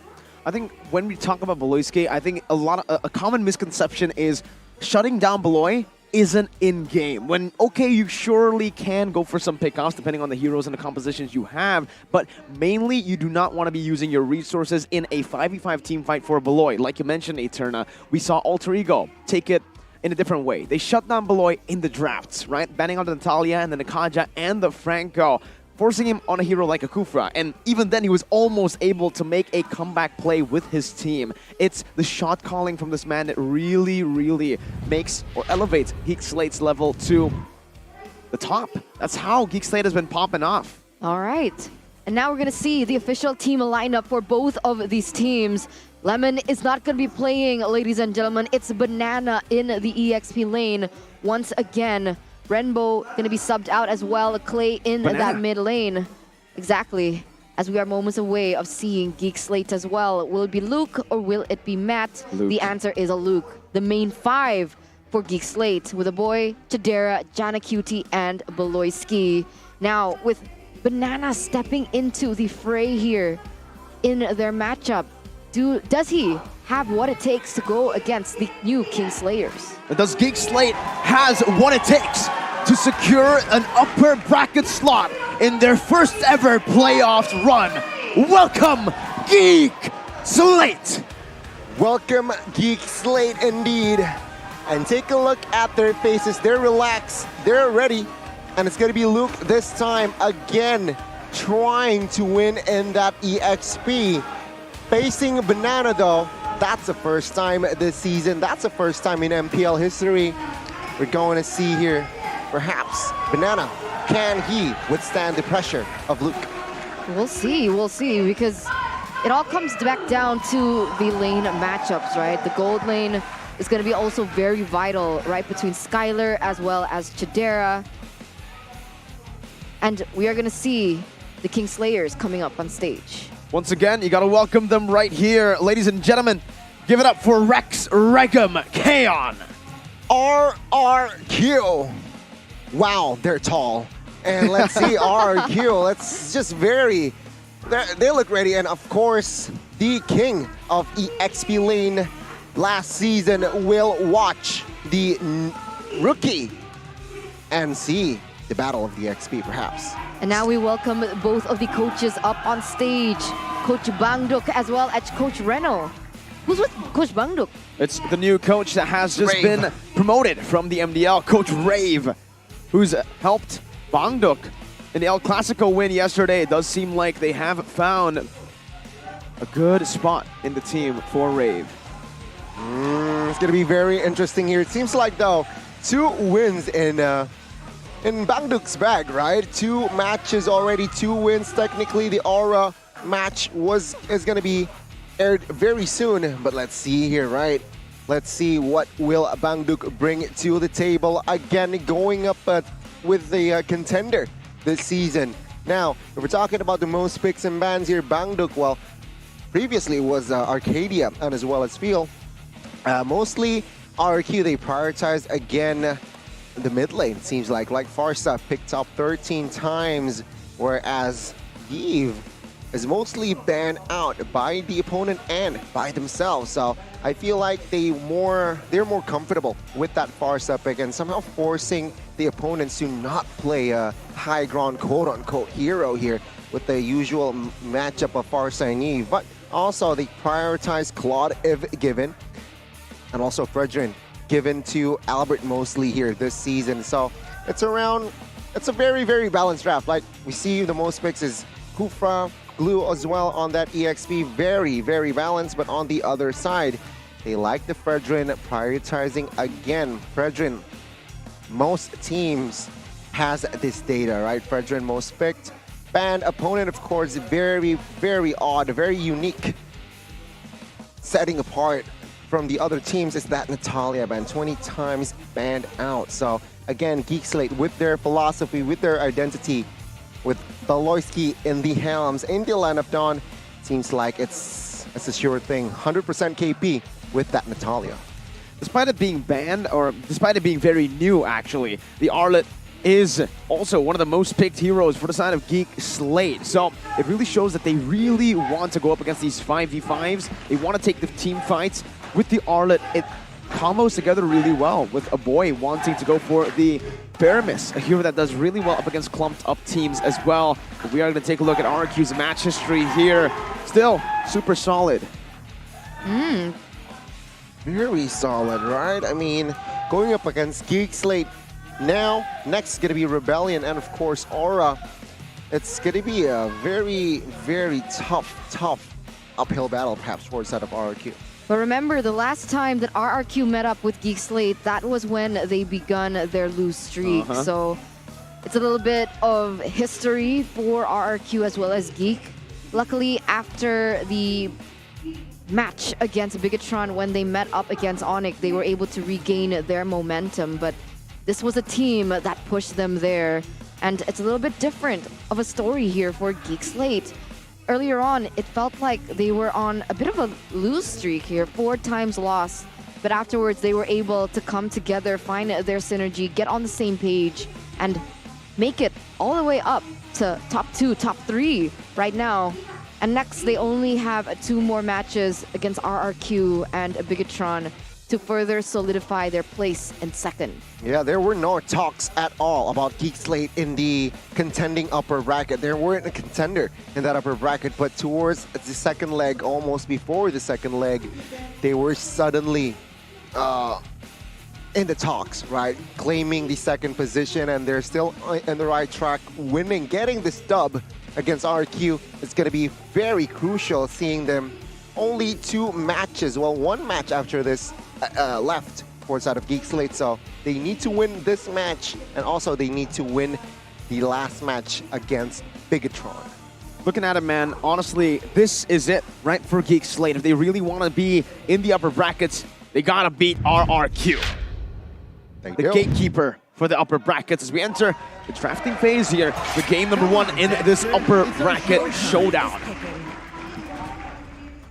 Let's see, RQ will open the ban, of course, with the Natalia ban, Fanny, and as well as 1-1. Meanwhile, GEEK SLATE will open in the first phase the Fredrin, the Joy, and the Claude.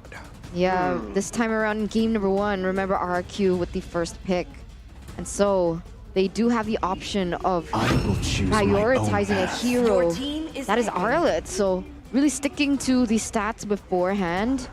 With the Arlet being picked up, it should be for Banana. Yeah. And now GEEK, how are they going to respond to this? The Eve is still available for them to pick up, the Faramis as well, and even the Valentina. There's a lot of heroes still up for grabs. With Fredrin banned out, though, GEEK SLATE, they might be able to put some pressure, I would say, in the mid lane, right? That's super important here for GEEK SLATE.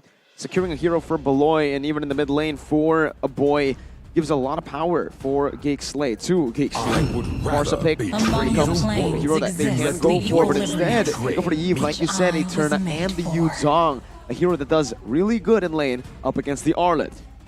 Yeah, it's going to be very interesting, right, Luke, going up against Banana. And yeah, Yu Zhong lanes very, very well against Arlet. The lifesteal just outlive Arlet, and perhaps that's going to be the challenge here for the side of Banana in a somehow losing hero in that lane. RQ, though, they need to secure a winning lane, perhaps in that gold, and perhaps some Melissa early could do them good here. Melissa and Farsa, again, giving a signature hero for Scalay this season. I don't know, but yeah, exactly. I don't know about the Farsa. I do agree with the Melissa, but not the Farsa here. Valentina definitely is the better option. I think the real world manipulation is a possibility for them to pick up for themselves. Very quick here, GEEK respond with a Beatrix. Interesting choice here to go with the Beatrix, despite seeing the Melissa already Beatrix, obviously in lane, gonna have a pretty hard time up against a Melissa. It is still a skill matchup in the end. It really depends on how creative you can be on that Melissa. If you go on to Bennett and keep on, if you keep on shoving the lanes, then using your Renner for poke and landing those Renner shots, then maybe you can come up ahead. Still, definitely the advantage is on the hands of Skylar on this Melissa, as we have a comment from the man, the myth, the legend, Bangdok. There's one thing they, Feel and Arcadia, are concerned about. It's understanding the children's characteristics first. That's why I'm paying attention to it personally. Interesting, interesting. Seems like he's doing quite a good job so far. He's been able to, it seems like he's been able to really synergize well with the team as well, realizing their vision as well as their comfort heroes, and that's kind of put RRQ in a bit of a win streak so far. And now, coming back into the bans, we can see respect bans towards the mid laners all around here. Lolita, Kufra, the Kaja as well, taken away for Beloyski. But there's still a few options on the board. Do they want to commit fully onto a Beloyski ban? Maybe, right? Perhaps that is the key. I mean, GEEK SLATE, they banned out Vin as well. Lolita and as well as that Kufra banned away. So perhaps RQ might commit and target Beloyski here. Remember that Diggy is also a very, very good option here now for both teams, right? Even though not a lot of crowd controls, but it still provides a good support, especially for your gold laner. But it's gonna be the Grok here for Beloyski, so a very strong, very straightforward purpose, right? Providing feel, soak in the damage, and facilitate, mostly, of course, for that mid and gold. But on the other hand, it's also a very good ultimate to take away. Yep. Remember, Clay is going to be playing the Valentina, and he's been able to find a lot of success on the Valentina as well. The Wild Charge going to be something that they can utilize for themselves in order to look for an engage here. But RQ, in order to close the drafts, they need to secure, assumingly, here a roamer as well as a jungler. Akai is still available, Martis as well. Do they want to go for an assassin, maybe? Fight for the We'll see ultimate Hilda answer. going to be the choice here for Vin, accompanied by the Hayabusa. Well, there you go. The Hilda pick here is pretty interesting. They wanted to pick up the Hayabusa, understanding the Grok can still be flexed into the jungle. They pick up the Hilda first. Again, just trying to give or set Albert up for success in the jungle on the assassin, also denying that Hilda pick away from GEEK SLATE. Now, GEEK, do they want to take this Grok into their own position or the jungle? They can certainly still go for something like a Diggy, but with the Hilda pickup as well, it also kind of denies that Diggy pick and the Grok flex. I think for GEEK SLATE at this point, Faramis Roam, why not? Faramis Roam. I feel like going for the jungler would be a bit better here. If they want to go for the flex, they might as well pick up the Diggy instead of the Faramis and then play with the Grok in the jungle. It's the Kadita pick for the side of GEEK SLATE though. Kadita, interesting choice. Very interesting. Up against the Melissa, your oddity actually does not go through the go-away. But we're taking a look at the audience prediction now. RRQ with 83%. The Kingdom really coming through here for this match. Very interesting. GEEK SLATE, if they win, it's going to be an upset victory. As once again, we are moments away of stepping into the line of dawn. Both compositions have been set in stone, and I do agree with you. Kadita, Grok, it's going to be very difficult for them to dive into that backline and target the Melissa. Even the Yuzong can't touch her if she pops in that go away. And with that being said, we'll see what happens. Ladies and gentlemen, both of the drafts have been set. It's time to jump into the Land of Dawn through the portal. As again, it's RRQ versus GEEK SLATE for the upper brackets. Welcome to the Land of Dawn, ladies and gentlemen. It's time for game number one. It is time, and you can see already that Grok, he opted for a barrier skill there from Jana, not the power of nature, so he's already looking for the delay on that mid-late rotation from that minions, but it's gonna be an insta pause here, so let's talk about this first, all right? So Banana will still be on his signature Tenacity Arlet. Meanwhile, this Kadita, somehow it makes sense, right? They have already enough peel with that Grok, with that Yuzong as well. It provides perhaps killing pressure and somehow forces some heroes from inside of RRQ to use that Purify, but I see no bait there. I see no Purify actually on the board. Correct me if I'm wrong. So with that in mind, right, with no Purify, perhaps this Kadita can, if not target the Melissa, if not bait out the go away, it can also perhaps target Clay. So it's going to be just a bait of go away here between the Yudzong, the Grok, and as well that Kadita. Ladies and gentlemen, we are experiencing a technical pause from the side of GEEK SLATE. But you don't have to worry. Just stay tuned. And welcome to the English podcast. Welcome. Once again. It's been quite a while since we had an English podcast You weren't segment there. here with the troubleshooting here. Yeah, I wasn't there the last time. It was a pretty long podcast segment. Last time I remember it, but here, again, ladies and gentlemen, looking at the drafts, honestly, with the Yudzong, there are some strong points, obviously, for the side of GEEK SLATE here, but I'm very concerned of the Melissa Beatrix lane, right? The Grok in the jungle, too. That wild charge, like you mentioned in the draft day turn-up, can be taken away by the Valentina, a massive playmaker. And we can see that really change the tides of the team fights. Here, though, you can change the tides of your skin game with the premium skin fragments. Redeem the codes right now. You want to read it out? 8VNYSDJDHFFF22Q5V. You're Boom. welcome. There you go. There you go. There you go. Don't read, listen. But what do you guys think about the jungle matchup, right? Grok and Haya. When it comes down to it, when they go in for objective takes, I think who has the upper hand? Looking at the composition, it's very smart, right?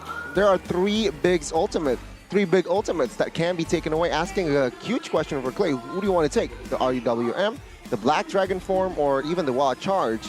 So they can only he can only steal one, technically. But that's a thing. That's the layer of flexibility that GEEK is giving to Clay on a silver platter. All he needs to do now is analyze it macro-wise, right? Which ultimate best suits the situation, right? Do they want more CC? Go for it. You can use Grok. You want more dive? Black Dragon form. You want more peel? Take in the real-world manipulation. Exactly. It's also very important for GEEK, realizing that Valentina is on the opposing side, to play the map very, very carefully. But even that is challenging because RRQ has the Hilda. The flexibility definitely does help, right? Again, 3 choices. That means they have 3 different openings in a team fight, 3 different tools or weapons to utilize. And to answer your question, it should be the Grok. If it comes down to neutral objective control, the Grok does better just because of the wild charge, right? Instant damage, a stun AoE as well. So if the Hayabusa is in range, it shouldn't even be a 50-50 because of the wild charge. Hayabusa gets stunned, 100% should just be the Grok there. What is another 100% is the tickets for the playoffs. It's 100% going to be sold tomorrow, right? Yes. And it's going to be sold out quick, 100%. Yes. So go ahead and buy it right now, only on Bleebly, not right now, tomorrow. Okay, Yeah. wait. They need to stand by, Good though. things come to those who wait. Who wait. They need to stand by, though, because last season, I got a lot of DMs, man.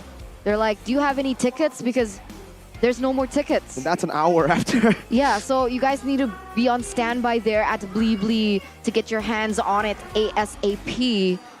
Remember, the venue is going to be at G Expo, so we'll see you there. But coming back, right, Grok and Hayabusa. So you think Grok. Neutral objectives. But remember, this is Hayabusa, Albert's Hayabusa. For sure. It's also Jana's Grok. It's fast hands. You know, quad shadow in, steal It the is. Lord, get out That type could of definitely- situation. If Valentina steals the wild charge and gets the wild charge down before Grok, then again, that could also benefit them, right?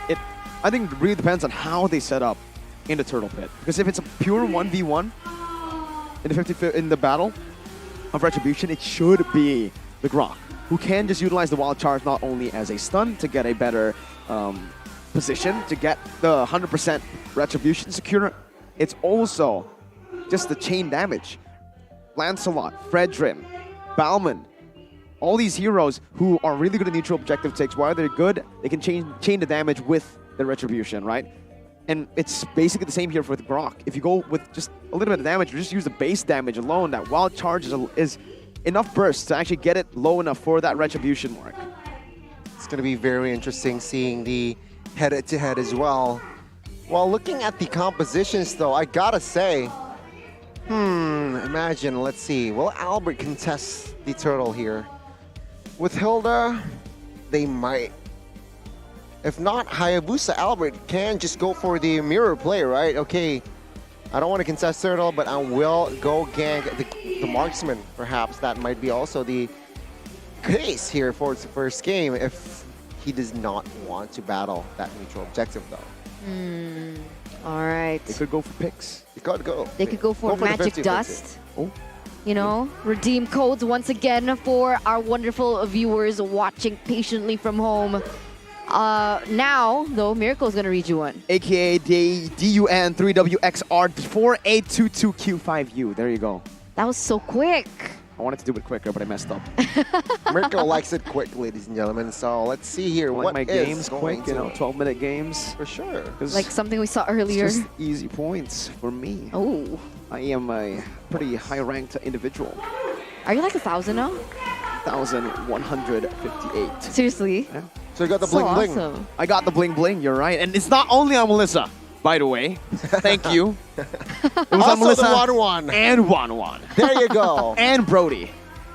Once. It's like 2 games on Brody. I think I've watched you play Ling. That was last season, that was 2 last seasons season. ago. Oh, that was 2 seasons ago. Mulling is amazing. That's why I don't play it. It's too easy of a game if I go for these Listen, assassins. this is a fact, right?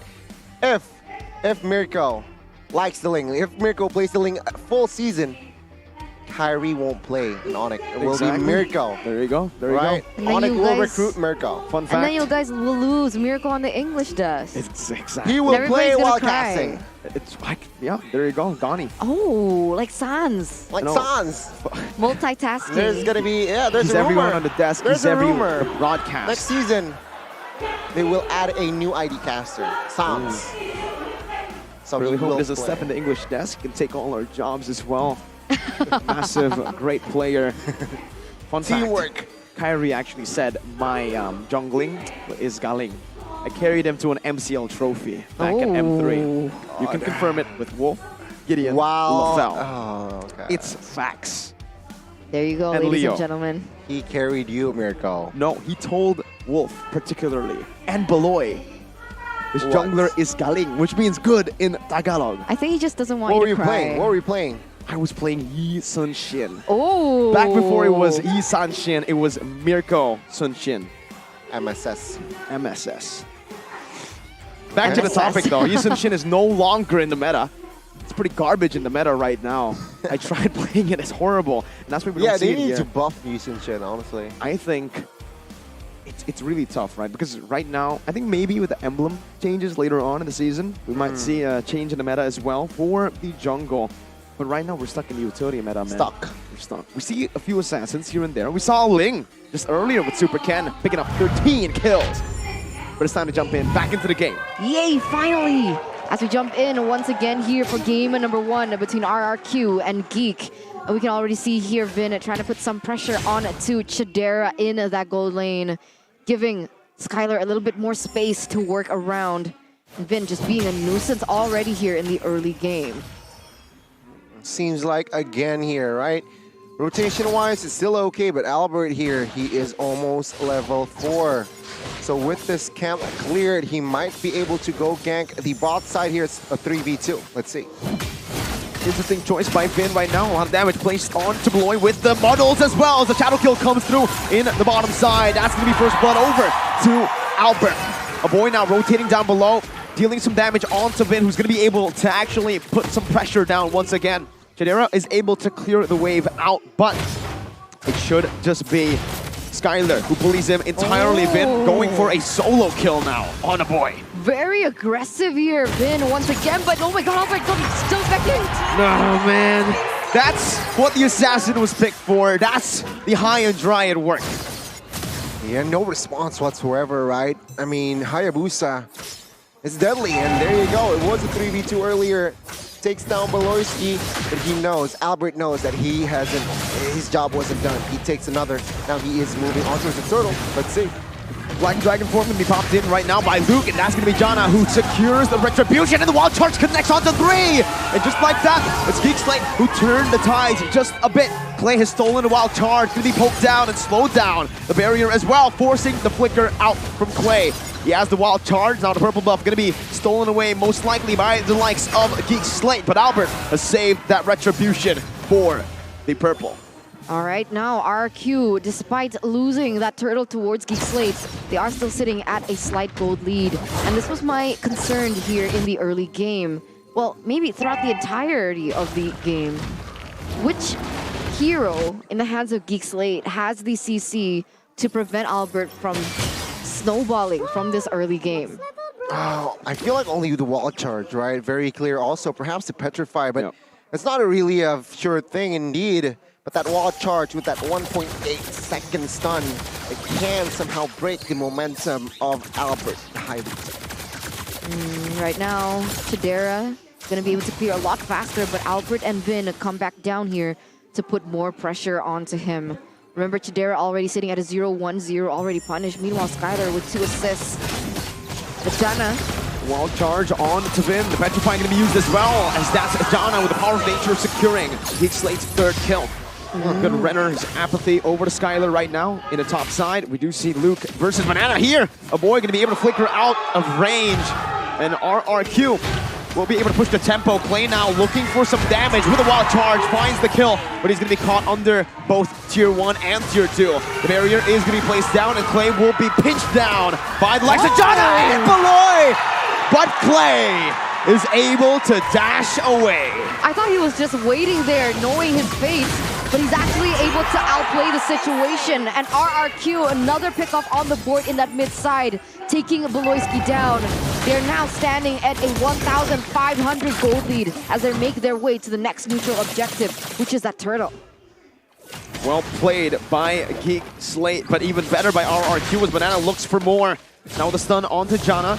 That Vengeance is not going to be able to get the reset. The final slash is going to be cancelled away by the power of nature. That's going to be the wild charge and the RWM combo together. Banana going to fall most likely to the passive, but will be able to flicker out to safety. Beloy now caught in the midst of it all. The power of wildness silences him as Jana looks for the retribution, but it's Albert who picks it up. Now with Finn picking up a double. Luke will be caught all alone, and RRQ finds a 4-0. Oh, they wasted a lot of resources on towards Banana, who he survived, right? So he didn't even die in that sense. Petrify was used, RWM was used, and after that RQ, they were cleaning house. Let's see here, Kadera again pressure, 3v1 bot side, 3v2 rather. Yeah, 5v1 in terms of the talents prediction. Everyone opted for RRQ other than Kabe, who thinks GEEK has a chance, but in the top side, whoa, it's Albert! You thought the shadow kill wasn't enough, he has the quad shadow. Oh my god, again, deadly mechanics there displayed in RRQ, 5 minutes and 3,500 goal lead here. And it's not looking good here for the side of the Geeks. Jana again now pressured in his own jungle. Vin, very annoying here, collected himself a 3-2-2, and the structure bot side will not fall yet, but Beloy moves in. Beautiful rough waves right there as Clay is forced to use the wild charge defensively. Vin going to be caught by a bit right now as the utility does connect. Just a little bit of slows, but Vin will be able to win out in this trade, getting some more damage onto Jana, who's forced back into the mid lane.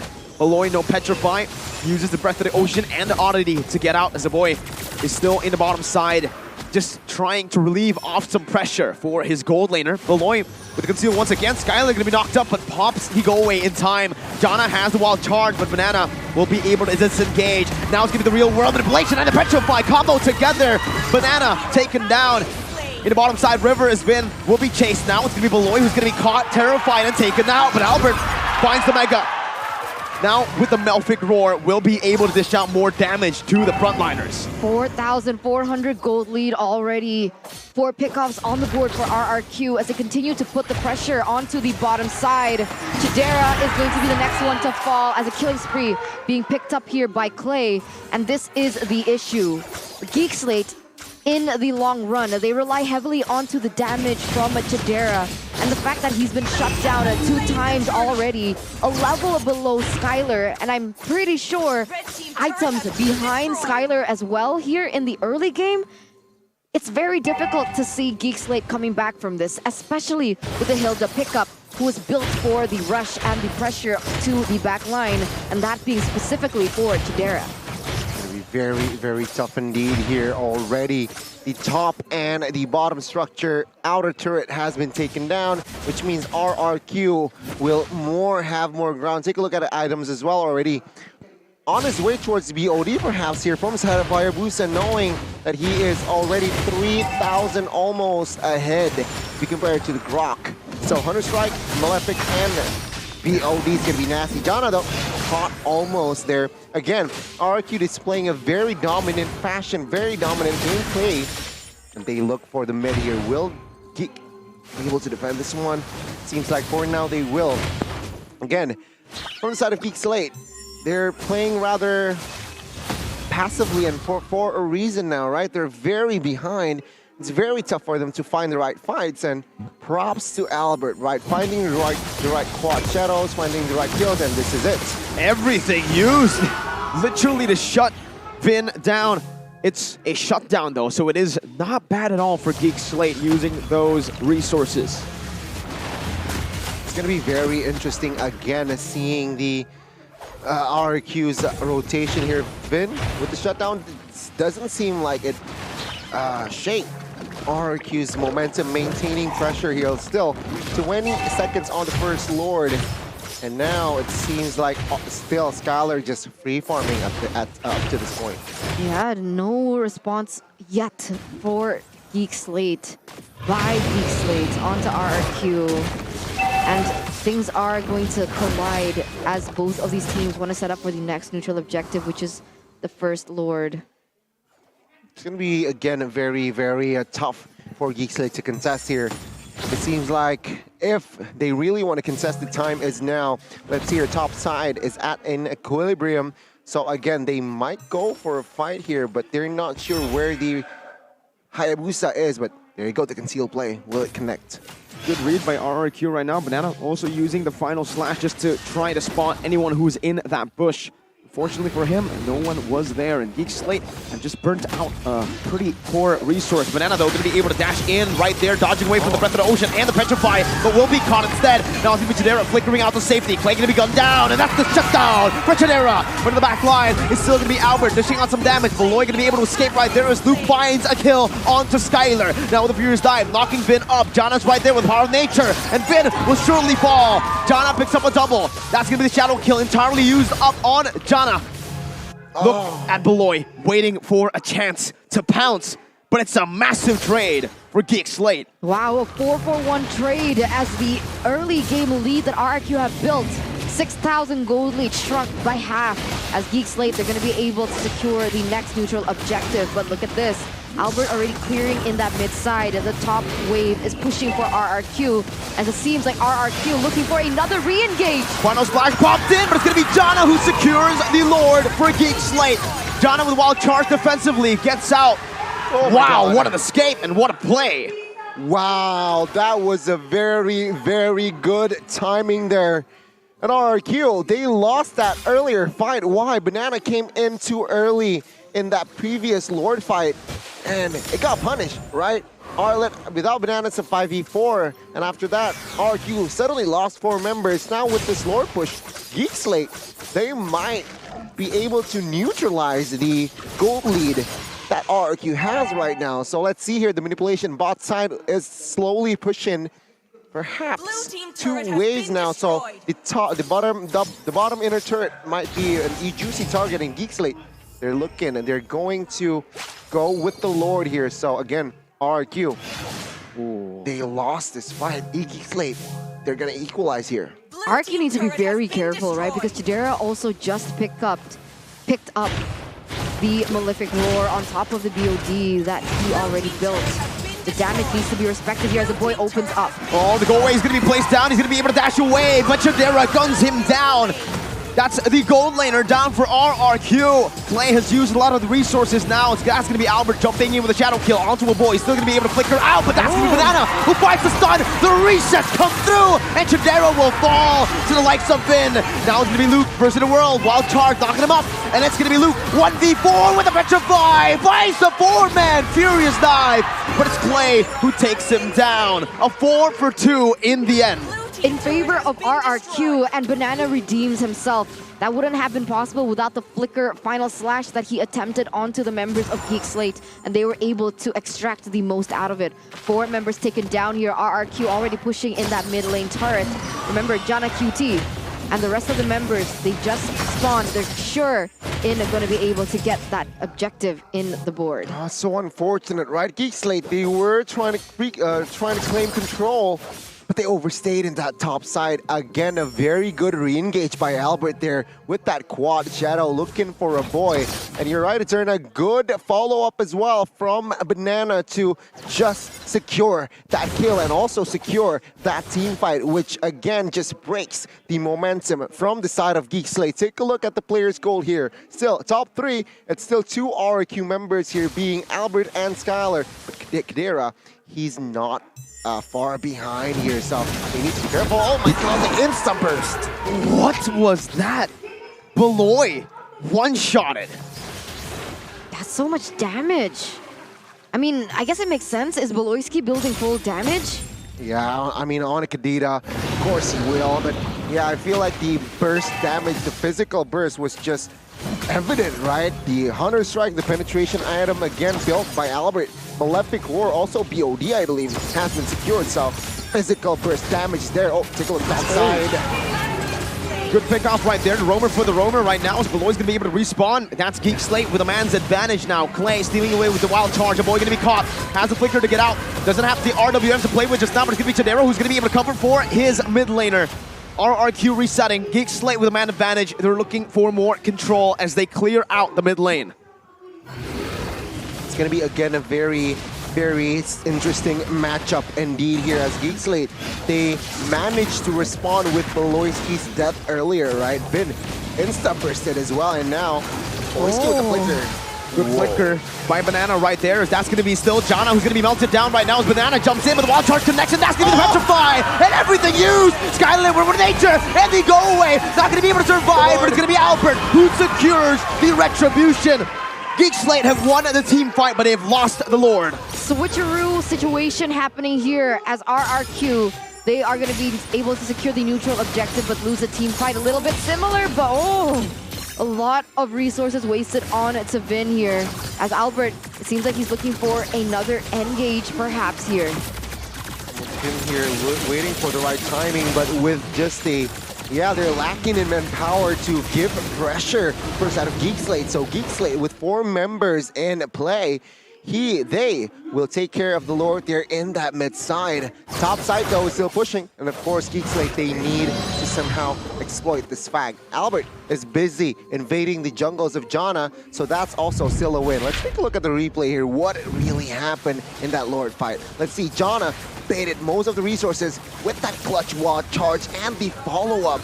He is able to survive for a little bit more time, but it gives Albert there looking for the right objective, claiming that Lord, finding the compensation. And again, GEEK SLATE, very in sync and coordinated fight there. Albert is still untouched though. Take a look at the items, right? Heptases also, and take a look at Beloyski. Oh, that's enough damage though. Skylar has been taken low. Now it's gonna be the dive. The real world manipulation takes Skylar down. Beautifully placed by a boy, set up by Beloy. 2-for-0 trade for GEEK SLATE now, and being able to take down Skylar, I would say that is very worth it here. Remember, RRQ had almost a 3,000 gold lead before that actually happened, and it's been shrunk to a 1,600 gold lead. GEEK SLATE with more map control as well. They're not pushing the top lane though, only the mid and the bottom lane. Let's see what they can do with this. The Render's Apathy not going to be able to connect right now, but that's going to be Chidera engaged on. Has it with a nature, pops it just defensively here. Albert gonna be locked down, and that's Jano with a wild charge. Luke now in the midst of it all jumps in with a petrify to take Albert down for the first time in this game. Luke's still able to survive. His play jumps in for some damage, but won't be able to find it. Now with the flicker and the terrify finds Luke, but that's gonna be a boy who gets caught as well. Base turret traded in for 2 members of GEEK SLATE. Oh, slight overstay there from side of GEEK SLATE. Sure, they got Albert. They should have just go out and fall back. What they did was they stuck around there a little bit, and which Skylar was able to somehow give damage from that backside. Take a look at item here. Wind of Nature also for Skylar, full items as well here, plus the Hot Claws. So it gives extra survivability for that goal laner, but oh, and another engage. Bennett's Rage, Wild Charge, Rough Waves. Wow. 3 ultimates and Vin survives. Wow, that's a lot, and that's right before the next Lord spawns. That's going to be information for RRQ to utilize in their next upcoming collision against GEEK SLATE here, as Albert picks up another item. Is that going to be important, Bunny, in the next upcoming fight? Very important, right? Let's see here, Clay, and as well as the boy here. You can see both mid laners very, very good in facilitating his team as the anchor. 10 assists and 14 assists for a boy. For Clay earlier, 10, right? So very important role again. And let's see here, in this Lord Dance, it's going to be very crazy. Early on, it was, I feel like, RRQ who got the better luck, right? Losing 3 members, but getting the Lord. Will it be the same this time? Let's see here. Still RRQ though with the 2,000 gold lead. Will they be able to capitalize on that partner here as GEEK SLATE? They're slowly but surely here trying to play it rather safely. Take a look at the rotation from Kadita here. Perhaps looking for a flank. They're looking for a flank, but they are also trying to manipulate those side lanes, right? They want to be able to push that a little bit more to prevent from RRQ from pushing the pedal or pulling the trigger. You can see there in the bottom side, GEEK SLATE already being able to utilize those waves to push, and it should push naturally because of RRQ's lack of inhibitor turret as well. So RRQ, they have a little bit more homework to deal with before they go in for the setup. You can see here the Melissa goes back to clear that wave. Once that information pops up, GEEK SLATE, they're definitely going to pull the trigger.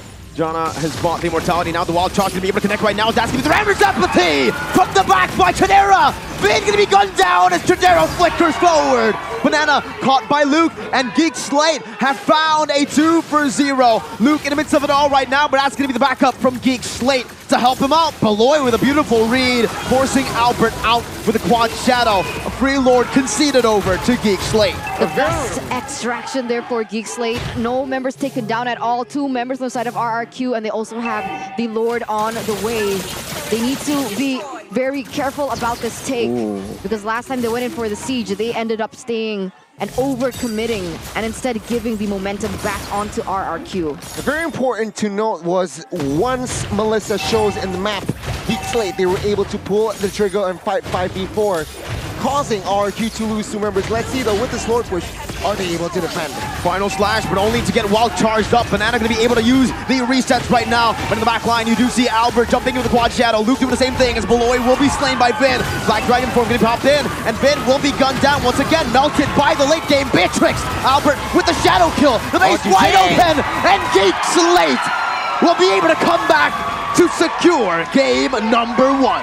GG, GEEK SLATE leading this best of 3 series. Very, very clean performance by GEEK. Very subtle, but very lethal indeed. Ladies and gentlemen, RRQ for the first 90 minutes, they were ahead. They were pressuring.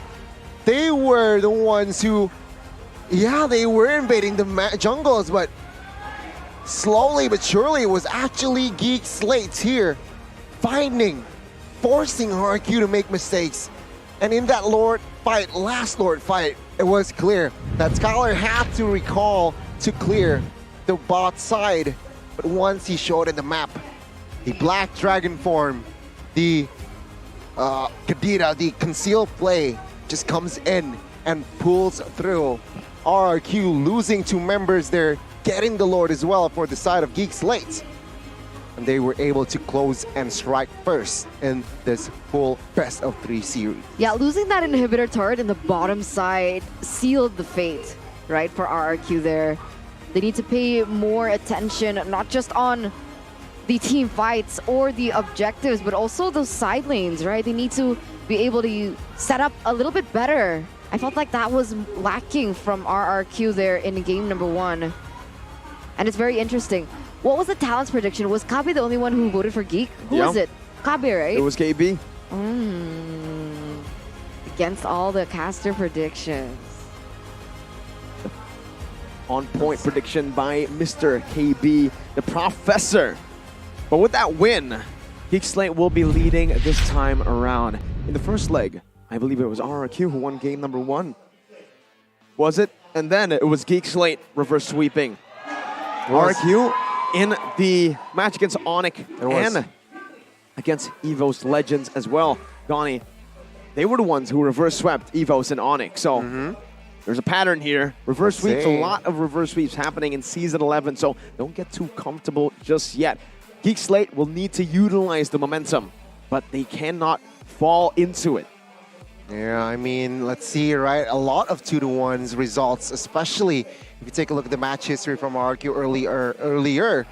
A lot of 2-1s. Multiple reverse sweeps as well occurred, but this time, will GEEK SLATE be able to withstand the pressure? Sometimes GEEK SLATE, they like to win game 1, but in game 2, game 3, sometimes, and I do mean sometimes. Alter Ego.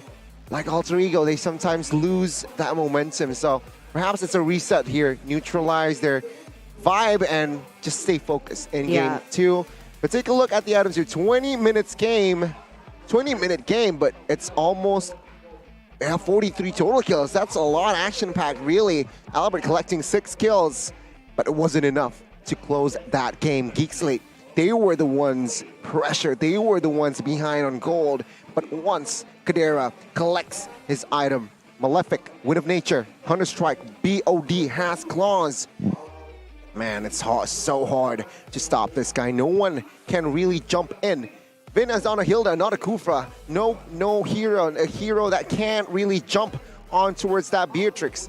And this is very hard. Sure, you have that Hayabusa, but sometimes Albert, you look at game 1, he targets a boy more than Kadera. Also, another factor, Kadera positioned himself way back, right? He doesn't really show. So again, no one clear to really target Kadera. So there you go, 10-4-6 for the first game. Very, very clinical. Shows composure as well from the side of Beloyski and friends. Remember, he got one-shotted, but also, I guess, it was also just the patience from the side of GEEK SLATE was also impeccable. They were waiting patiently. They know when to sacrifice turrets. They know when to sacrifice sometimes neutral objectives as well. It's okay.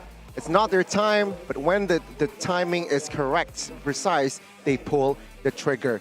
Take a look here at the categories. It's going to be 2-4-2, Rich Guy and Sandbag for the side of RRQ, but Kadera and a boy will have the carry and the forgotten one, right?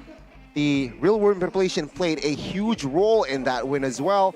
And of course, Luke with that Black Dragon form, multiple times soaking the damage, opening fights as well. Very, very crucial in this composition. Why? You can see, very weak backliner. Skylar here, 35% KP. Not a fun time here as a Melissa. And if you take a look at the damage dealt, that's a very close stat there. 275 if you compare it to 260. So it was a very, very close game. But at the end of the day, it was GEEK SLATE. Why? The minions pushing bot side. It was forceful. Forced RRQ a member to clear that bot side, which of course creates a man disadvantage, which just exploited by the side of GEEK SLATE. 5v4 then, pull the trigger. RRQ force on towards a fight. They lose 2 members. It was a domino effect from then and there. Yeah, but we need to ask the question, right? How did they lose that turret in the bottom side, right? They lost a team fight where you can see here the man you see on screen, the MVP by the Samsung Galaxy A series, played a huge role. The Yuzong was the perfect distraction, and Janna was able to pull the trigger with the wild charge as well, and the follow-up was there from the other members from the side of GEEK SLATE. And this is your MVP by the Samsung Galaxy A series. Well played once again to Luke, man. I mean, in this game, the winning lane actually played a massive part, because even though in the early stage of the game, we saw so much pressure being placed down below, Baloy, massive shout out, honorable mention for that MVP as well, because he was able to distract. With him getting picked off a few times, he bought enough resources to give Chidera a safer lane. And guess what? Chidera went 0-2-2 in the start, but he was able to farm up every single time. He never really lost that much gold. A very, very important role, of course, Baloyski here being the brain. Sometimes, yeah, being the brain in that position, and a very good display of comeback there from side of GEEK SLATE. Luke, though, minute 5 till 10, again, all over the map with that Black Dragon form, able to rotate here. Even here, right, minute number 2, we can see early on already with the fight here. Somehow forced RRQ, though, here, losing. Again here, Bin was a little bit overextending there, punished. But here, minute number 10, it was pretty clumpy, was very scrappy. And at the end of the day, it was actually RRQ here, somehow winning the fight. Skylar, though, taken down.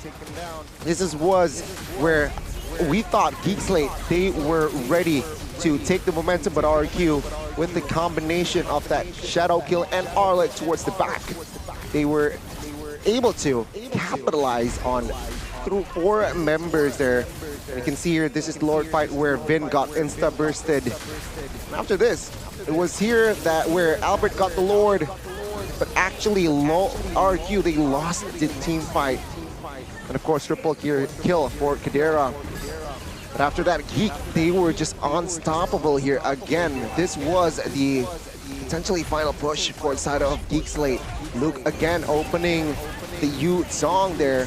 It's just too much for the side of RQ to handle.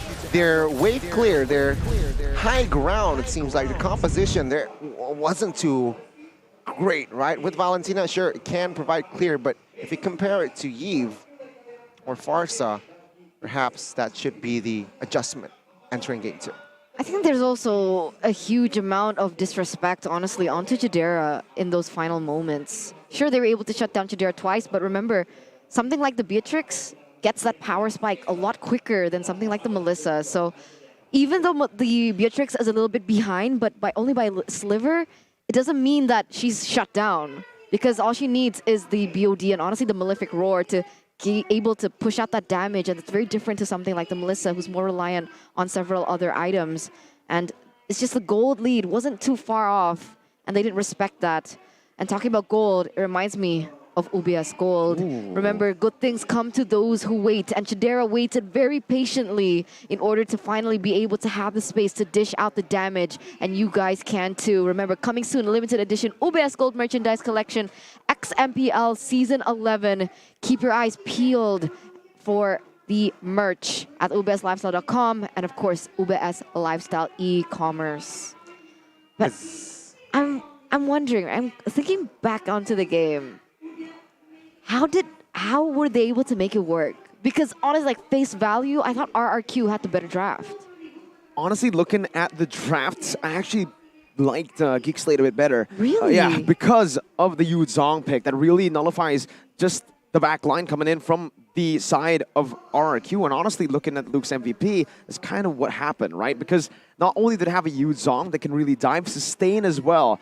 Fun fact, the go away cannot push the Black Dragon form out. So the Black Dragon form actually goes through it as well. Once the Black Dragon form, once he goes in, so back to human form, then he can't get through the go away. But even then, if he pops in a Furious Dive, the knockup's still inside of that go away. He gets knocked back, but it's still there. Yuzo's so awesome. It is pretty awesome.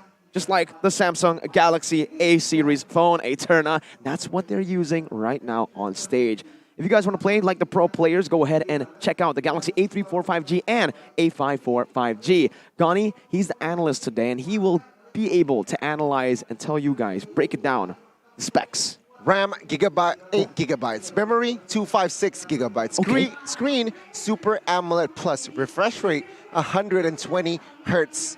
Processor, Exynos 1380. and it's 5G ready. Battery, 5,000 mmH. Cameras, quad cameras up to 50. Quad? That means 4 megapixels. You're right, you can count. IP67 water resistance, and the price is not more than 5 million IDR. Wow. That's so affordable. It is. Miracle can buy 1 million of them. Hey, he's the richest scasser. No, Yeah. shut up. No. I can buy a lot of them because of the deals. IDR 1.162 thousand. That means 1.1 million Miracle. IDR. Give away 300,000 Samsung, please. IDR cashbacks. And to add to that, it's not just the Yuzong, all right? It's also the Yves and the Grok. These two members, I would say, these two picks were really the game changer. I feel like the Yves, again, up against the Arlet is such a good pick, right? They picked it up second right after the Arlet gets picked up because you can't really get CC'd when you are in the RWM. And the Grok, like I said, the Hayabusa, sure, is a great pick. Albert was able to utilize it, but it's a bit harder to pull off when they group up. You saw in the later stage of the game, the Grok was so tanky. And in the neutral objective department, like we said early on, he's going to be able to win those. And we saw that come through. Very interesting. I also have a question here, Go. Donnie, Mr. Analyst. You know how Albert deals true damage? Does that mean that the one should not be able to protect against Hayabusa's damage? And if that's the case, nope. There was a moment where I saw Hayabusa go in onto Chidera on the Beatrix, but it seems like he popped in the one and the damage didn't come through with the ultimate coming in from Hayabusa. It really depends, right? I feel like with the clumping situation, if you're really clumped up, you can't really connect with that Wind of Nature popped, right? But if that Endless Battle is really active, you know, true damage, it deals true damage, so it can penetrate towards that Wind of Nature. We saw it multiple times already with Leslie as well. The true damage really connects even if you pop that wand. So there you go, I guess. It depends. I feel like with the Beatrix earlier, it's because the Shadow Kill wasn't really connected. We'll see if we'll see another quad shadow. If the Hayabusa is going to be picked up once again by RRQ, because we are entering now into the second game of the last match of today. And you can see here, GEEK as well as RRQ have already opted to swap sides. GEEK with the first, RRQ with the second.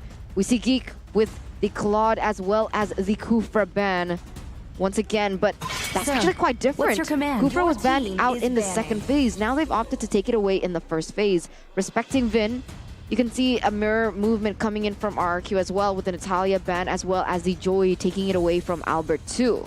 Well, it seems like now RQ, they're in the hot seat here, but a quick response. They will ban the 1-1 out, saying, yeah, we don't need the Kaja, we don't need the Fredrin. Go pick it up, right? GEEK SLATE, two heroes that they really like this season. That Kaja, that Fredrin. Or will they go for another hero? But nope, it seems like GEEK SLATE, they will go for comfort, securing Fredrin here for Jana instead. Asking a question again, RRQ, what are you going to pick up, right? Kaja, is it going to be the Yves? There you go, it's going to be flip switcheroo here. Again, Yves will be placed in the side of RRQ, but they seem to take their time here. Perhaps they might actually secure a hero first for Skylar. They might go for the Melissa early here. What about the Arlet, actually, right here? I think it could work as well. Picking it up for Banana. Zong. What? But then use Zong again.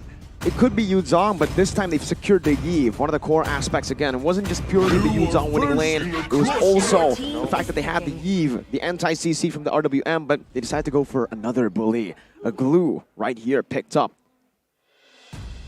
Very solid right here, Banana. Stretches his wings, but there you go, GEEK SLATE. They will not respond with a Farsa pick. They will instead respond with a Valentina. And they should just pick up the Melissa right here, right now. Yeah, good flex, honestly, for the moment here for GEEK SLATE. The Valentina can be flexed into the mid or the gold. The Fredrin can also be flexed onto Jana, or it can also be utilized by Luke.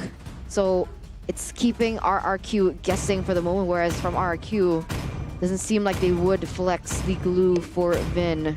Should be in the EXP lane. And now GEEK, they have an option now to secure a hero for Chidera, and it's going to be that Beatrix once again. So they don't fear the Melissa pick. They're actually wishing RQ to pick it up because they were still able to outmaneuver the Melissa in that first game. Maybe if RQ want, they can go for a different route. Maybe pick up something like the Brody for the gold lane. I don't think the Brody does well though, especially up against a Beatrix here. They can go for more killing pressure if they have a pretty mobile mid laner. If they went for Farsa here, I would say the Brody makes more sense. But honestly, looking at it, it really feels like GEEK are trying to force RQ into that Melissa pick once again, trying to force him into a pick that is going to be pretty immobile, but they do go for Brody. This is, again, a pick that can work, but it will need a lot of resources to be placed into the gold lane. They're going to have to play heavily for the gold lane once again. And GEEK SLATE, right now, can build around that to counter it. That's it, right? It seems like being both teams banning a roamer from each side, right? Natalia and Kufra, but they still will not prioritize any roam here in the first phase.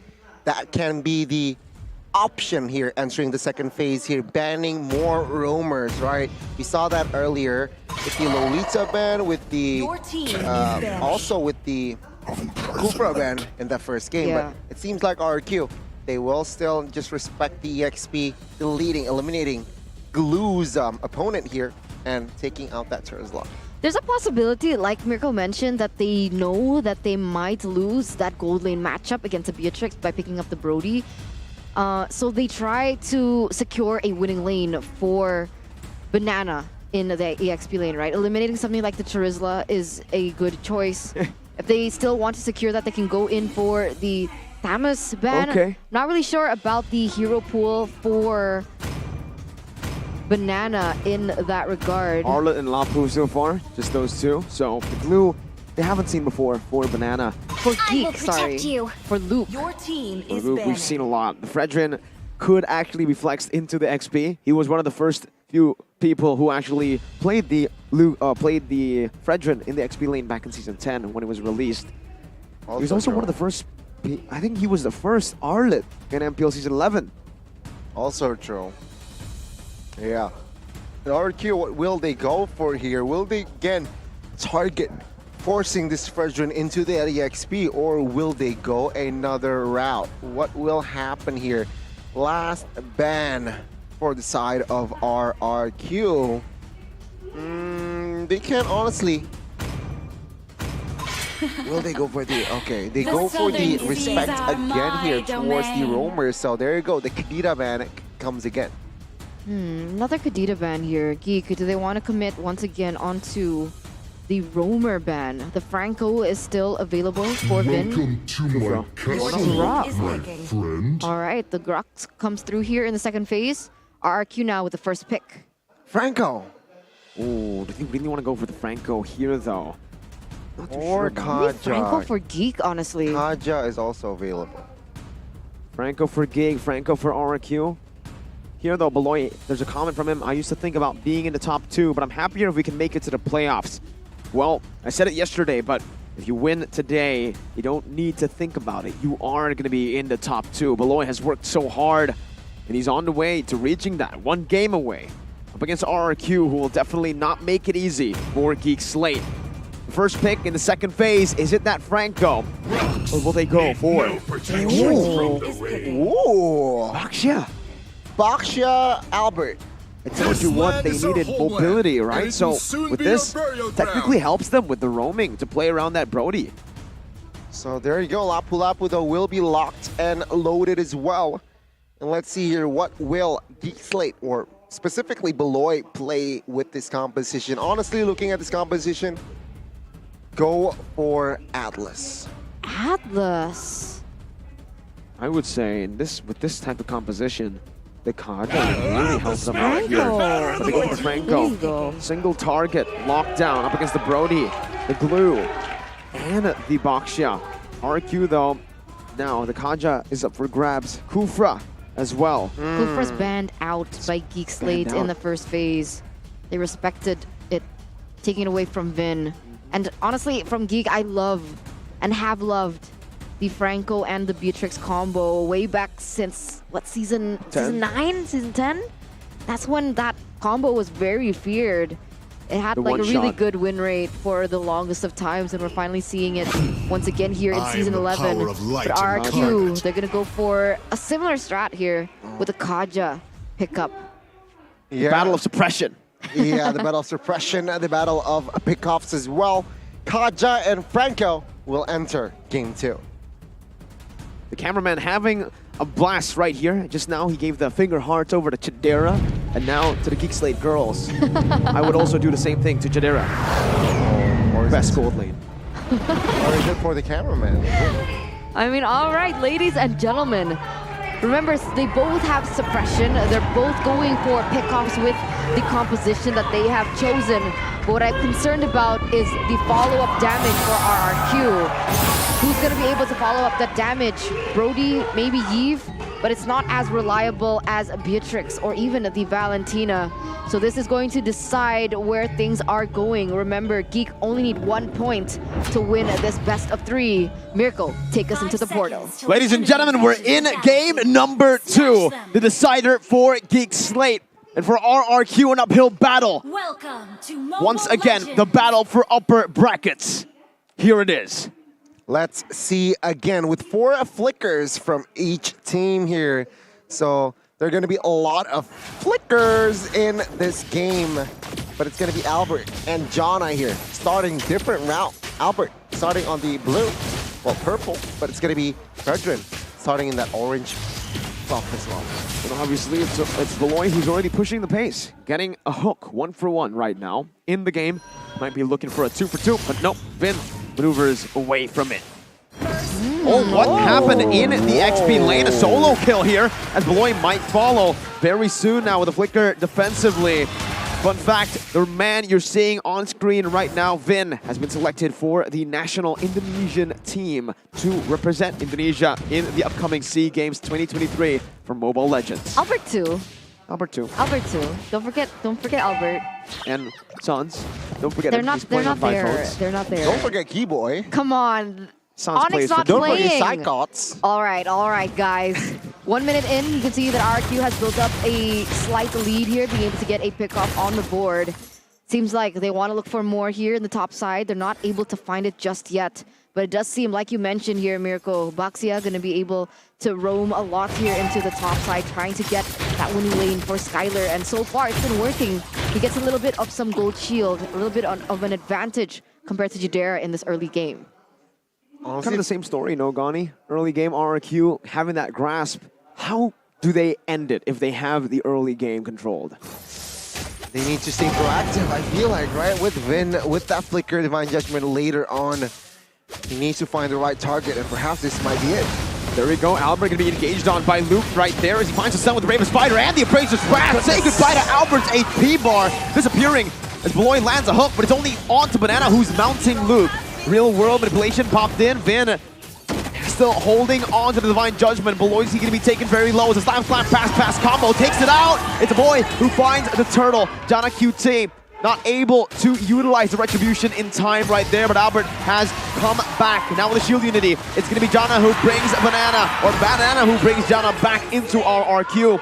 RRQ this time winning out in the fight, giving away the turtle. Wow. Similar story to game number 1. It's either or always. It's never one or the same, but suppression hits. That's the bloody hunt and the flicker and the combo that you mentioned early on, Eterna. It's the Bea Franco. It's the Branco. It's the Branco here for GEEK. And you can see that it's already giving Skylar a little bit of a hard time, especially without the presence of Vin or even Albert there in the top side. RQ though, even with the loss, they're still going to be able to lead here in the early stage of the game. As Albert, maybe they want to try and punish Beloyski for his aggressive plays. Slapping 2 shields together, stunning Beloy up, but the real world ablation comes down. Beloy's still going to be able to survive for a bit, and that's him finally taken down. The Divine Judgment finds Chidera, and Skylar will be able to take the kill. Now it's going to be Jonna who finds the taunt, and it's Skylar who falls once again. Jonna already trying to invade. Who's it worth for in this case? Gotta say, it's still worth for RQ, right? In that particular fight, sure, they lost Skylar twice already, but Chidera got taken down as well. And there you go, the tail end's prediction. It's Eterna alone here. Voting for GEEK SLATE. I'm used to it at this point. I mean, you got Momo-chan and KB. Yeah, but they're all the way across the room as Luke here already opening up onto Banana. That's a lot of damage with the taunt as well. Banana forced to pop that split. Now in the mid lane, Albert going to be able to open up that side of the map, but will be caught right now. The boy's going to be able to dish out so much damage. Real world inflation popped in, but Albert will be taken low. Now, it might actually just be the kill right here as the Appraiser's Wrath finds its mark. That's the return real world manipulation. But Banana with the slam, slams the boy to the ground. It's going to be Divine Judgment once again onto Janna, pulling him back. Banana still going to be able to find a mobility, but it's going to be Luke with the Bravest Fighter now. Getting the stun down. Banana no split just yet. And it's going to be Janna who secures it. The taunt as well to get the kill on the Banana. Oh, Janna with the important shutdown as well. GEEK SLATE, very good response here in that turtle take as well. Taking multiple members out, including Albert. It was looking good for us out of RQ early on, but GEEK SLATE with the quick response, quick reinforcements as well. And also, they got the second neutral objective. Take a look at Luke here, already munching the bottom side turret. The first structure here will be likely to fall in that bot side. So another win for the side of GEEK SLATE here, RQ. They need to find compensation fast here, perhaps in the top side. Let's see. Janna with the knock-up. That's the better range. A taunt as well. Right now, the front to back is completely placed down. A boy with the damage, and the Appraiser's Wrath finds its mark. Beloy gets brought back to the team, but I'd say it's worth it. It's a 2-for-1 for GEEK SLATE. 2-for-1 for GEEK SLATE as they are going to be able to shift back the momentum into their hands. And, you know, in the bottom side, whoa, Banana. He rotated all the way to the top side. And he's gonna get taken down. Yep, just to die. Yeah, Luke is hungry. He's very hungry. For some banana. He's hungry for some fruits, man. Leg one, it was lemon. Now it's banana. He loves fruits. But it's gonna be a win here again for side of GEEK SLATE, right?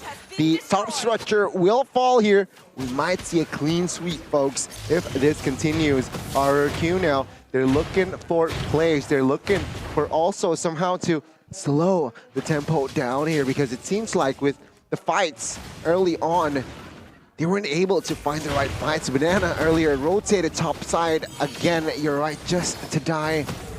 And nothing was taken from the side of GEEK SLATE. RQ, they look a little bit lost here. Let's see here, the last turtle spawns. Will it be a perfect turtle for the side of GEEK SLATE, or will RQ deny that away?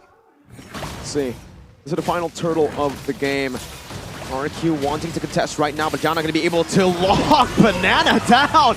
They are hungry for fruits once again. Janna with a secure onto the turtle. Albert going to be locked down now. The Appraiser's Wrath finding its mark, and Albert will not fall. The tortoise's puissance is there. The damage reduction for RRQ. He gets taken really low though. Gonna be able to force him to be a little bit more defensive. But Beloy with an iron hook. A wise man once told me, Coach Yeb once told me, if you want to beat Beloy, you gotta wave some food in front of him. Whoa. Let's see. And right now they're waving banana in front of him. So literally, right? Literally. Yeah. So don't call it. Well, again, GEEK SLATE here with a 2,500 gold lead now.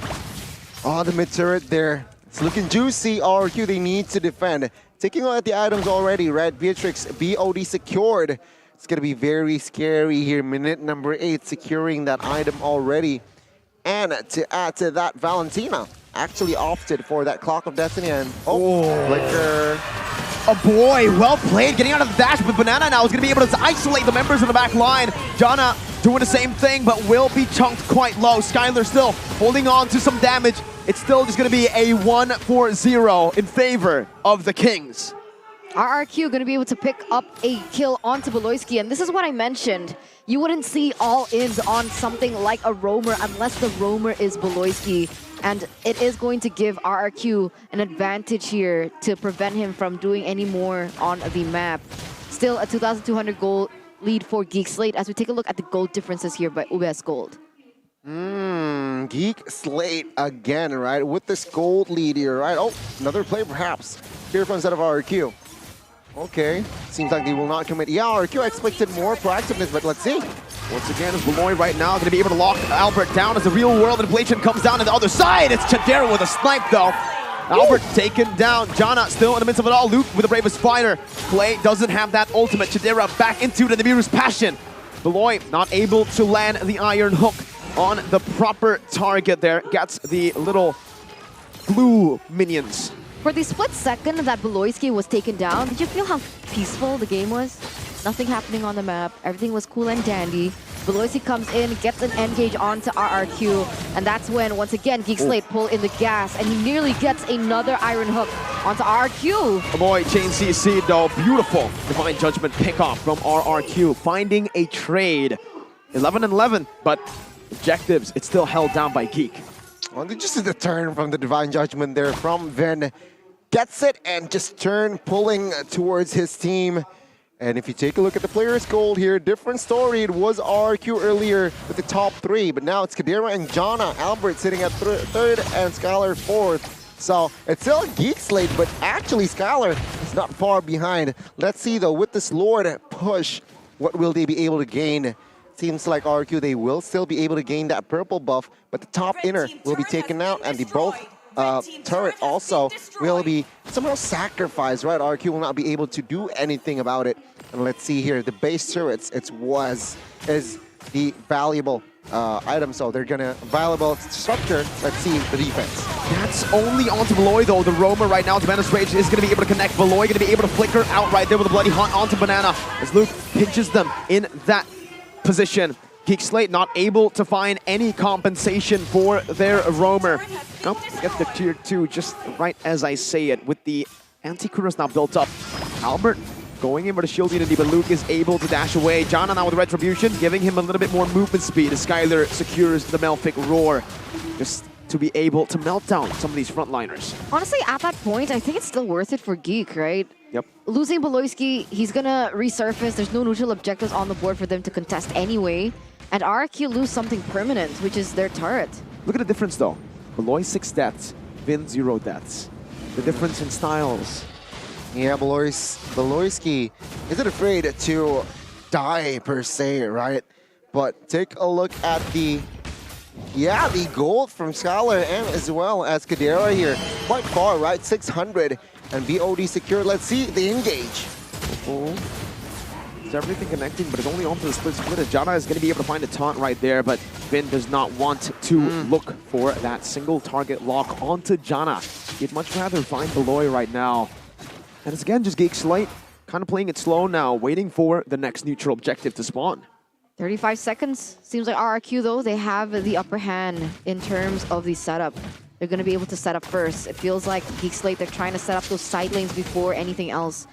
Little mistake that RRQ did in that first game was the setup, and I think they're adapting towards it. You can see here Skylar already pushing in that top side. A slow push building as well in the bottom side, but looks like GEEK might want to punish the Brody for it. Not going to be able to just yet, but here we go. The Lord Dance. Seems like here RRQ, they will play this very, very carefully here. Realizing that they're heavily relying on Vin to catch an opponent here. And you can see play. Seems like Vin repositioning in that mid bush. But GEEK SLATE, take a look at their positioning. Conceal play again. Who will they catch? Nobody. They're just using the conceal to reposition. It seems like Beloyski is moving on towards RRQ members as well as Jana. Let's see now. Jana taunting Vin up right now, going to be able to engage onto Vin right now. That's a lot of resources spent onto Banana. A flicker from Beloy as well. The retry from Jana QT as Beloy does not connect onto that iron hook. Banana going to be able to act as the front line right now. Vin will be able to find a boy, but he's still going to be able to escape for a bit before he steals away the Torn Apart memory. Chadera now going to be zoned away by the real world manipulation. But it's still going to be both of the teams pulling back. Albert in the front. Vin now going to be tucked low as Luke finds the Brave Fighter now jumping onto Skylar, pushing some damage, forcing this flicker from Skylar as Chadera finds a kill. The Torn Apart memory will take Luke down. Chadera, Beloy, and Jana versus Clay, Albert, and Skylar. The 3v3 that ends up with both teams disengaging. That's the DOT, dealing damage on the Beloy, taking the immortality out. Skylar buys, purchases the Nature, but the base turret down below has been taken down by minions for GEEK SLATE. Beloyski forced to return for now. Remember, GEEK SLATE, top and bottom, pushing towards their favor. RRQ, they're gonna have to send a man up there to settle the score. Albert, not gonna be able to continue on to the Lord as they were able to reset it. GEEK buying a good amount of time here to reset and reposition onto the Lord fight. A very good fight earlier. It was a very equal one as well. And it seems like RRQ with their comp, right, they weren't able to find the right opening. And they were played more reactively, which it works, right? Kaja with the Divine Judgment can pull someone that is a gap closer, right? So again, GEEK SLATE, it seems like even though they have the Franco, they are the ones who look for more openings, look for more re-engages even. Let's see though, this time with the cooldowns on the flicker from Luke, Aboy and as well as Kadera, will they commit to a fight? Because resources-wise, they might lose in that spell area. So perhaps they're taking it slow here, waiting for the cooldowns. But bot side, GEEK SLATE, they're leading. So all they need to do is take care of the top side and they're ready for a fight. Oh, Vin and Skylar's positioning is very scary though. Vin with a flicker, not going to be able to connect. A boy going to be caught in the torn apart memories. This time connects onto Vin. Beloy flickering forward, but the Divine Judgment finds its mark. Luke now with the stun. Skylar sidestepping and finding one more hit onto Luke. Still not able to take him down, but RRQ have found a 2-0. And that's the perfect amount of resources that they need to be able to secure this Lord without any contest from GEEK SLATE here in the 15th, almost 16th minute of the game. And now it's back to a 50-50. See, right, RRQ now with the Lord push. Perhaps they will grab, of course, not perhaps, surely they will grab more structures. But it seems like a very good display from Albert, right? 10 assists, 2 kills on a Baxia in almost already a late game. So it's very good. He's still playing it very, very well here. Looking for more plays, looking for more fights, an effective one as well. And during the important times, he doesn't die, right? When Retribution, when looking for the neutral objective, he doesn't die. So let's see here with this Lord push, perhaps he will open and be the quote-unquote sacrificial lamb. Right now, the second tier turret gonna be taken away from GEEK SLATE as they're eyeing for that top and that mid lane as well. They need to be able to defend these inhibitor structures if they want to have an advantage in those side lanes that they can capitalize over when they go in for the next neutral objective. And with that in mind, we'll see how RRQ plan their siege. Skylar has bought the Hunter Strike now, so a little bit more penetration to play with as Banana jumps in the zone. GEEK SLATE away. Finn with the Divine Judgment onto Tadera, and that might just be it. Jana now in the midst of it all. Boy trying to play front to back. Banana going to be taken low, but Jana will lose his immortality as Boy finds the hook onto Banana. Still getting Luke with the famous fighter onto 4. He finds the kill on the Skylar, and just like that, Luke has turned it around once again on RRQ. Luke now still battling it out. It's going to be Banana locked into the ton as the Boy jumps back in. Finn will fall just to the hands of Luke. Will the Ravens fighter once again. Banana with a split, but guess who's there for the taking? It's Luke and a Boy. Wow, a 1-4-3 trade for the side of GEEK SLATE as they were able to turn it around on the back of Luke. They perfectly timed it with a Boy coming back into the fray, dishing out the damage and pushing RRQ back. 45 seconds left to the next neutral objective. And it seems like GEEK SLATE, they're going to be able to push a lot harder here in the 18th minute of the game. Brilliant response by Luke. They lost Kadera, but he does not care. Catching RRQ off guard there with that bravest fighter play. And RRQ, they lost 3 members, 2 important members there. And GEEK SLATE, they were able to defend their base. Sure, they lost 2 base turrets, but they have another day to fight. At this point, do you think that Chidera should itemize more defensively? Is it positioning that's the problem? He needs to stay alive in order for GEEK SLATE to have the damage. Aboy, his range is a little bit too short. Because if he engages, he gets caught in the real world manipulation by Clay, and then they don't have much to work with. Perhaps that can be the case, right? His positioning, Kadira's positioning here. And if we're talking about damage dealt, a Boy and Clay here, top side. Jana QT going to be engaged on right now. Jana with a winner truncheon by, he baits the entire team as Banana zones Chidera away. Now mounting him in a bit. It's going to be Geek Slate with the pullback. Meanwhile on the back line, Luke going to be able to do the same thing that Banana is doing to Chidera. Chidera all alone, it's a solo kill amidst it all. But Luke is doing the same thing once again onto the back line. Banana will fall as Luke falls as well. But Banana has gotten the better trade. It's the goal later down. Oh no! With 2 members taken down, it seems like RRQ, they're going to be able to secure the Lord uncontested once again here. You know what? Perhaps, potentially, this might be the last Lord. Looking at the composition here from side of Geek Slate, they're lacking in that wave clear again. So RRQ with the better range, with the better setup as well, they might be able to capitalize on this Lord, right? Ladies and gentlemen, we might see a game 3. Take a look at the items again. A lot of Immortals actually on cooldown, seems like here. But from side of RRQ, it's 2 Immortals for Vin and Glue. But Skylar, with that Athena, right, belts, it's going to be very tough for a Boy to burst him down. So again, perhaps with this 2-wave push, it seems like, from the side of RRQ. They're looking to end here. Geek Slate, they need maybe a miracle. Let's see. Luke doesn't have Flicker. Oh, what? Glory finds the Iron Hook onto Vin, and just like that, they have a man advantage. The Torn Apart Memory was utilized earlier right now. With no Vin, that might just mean that Geek Slate will be able to defend once more. Bennett is the choice of weapon for Chidera, as he's going to be able to clear out the Lord right now. The race is wide open for the takings. They are trying their best to siege it down. A boy in the back line, still able to zone away, but he will be caught in the shielding, and Chidera falls as well.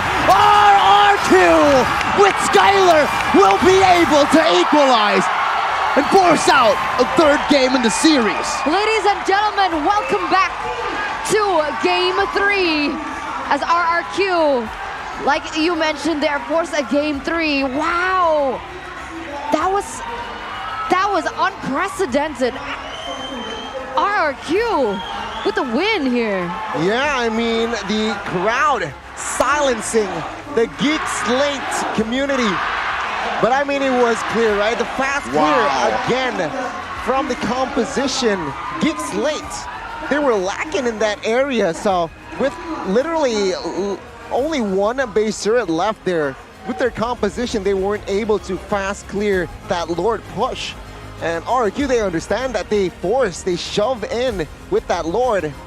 And there you go, even with a man down, they were able to squeak the W in because they have no clear. It's only Valentina and what?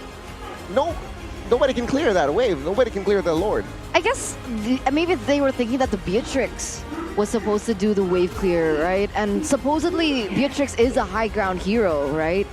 But eventually Chidera was just really vulnerable to the aggression coming in from RRQ. He wasn't able to stay alive long enough for these team fights and wasn't able to dish out the damage that maybe the coach envisioned him to deal. And you know, Miracle, I've got a little bit of a curse myself here. Seems like it is transferred over to you, Eterna. I guess your curse is stronger than mine for now. In Game 1, I was like RRQ, and then Geek won, and then I was like, you know, I like Geek's draft.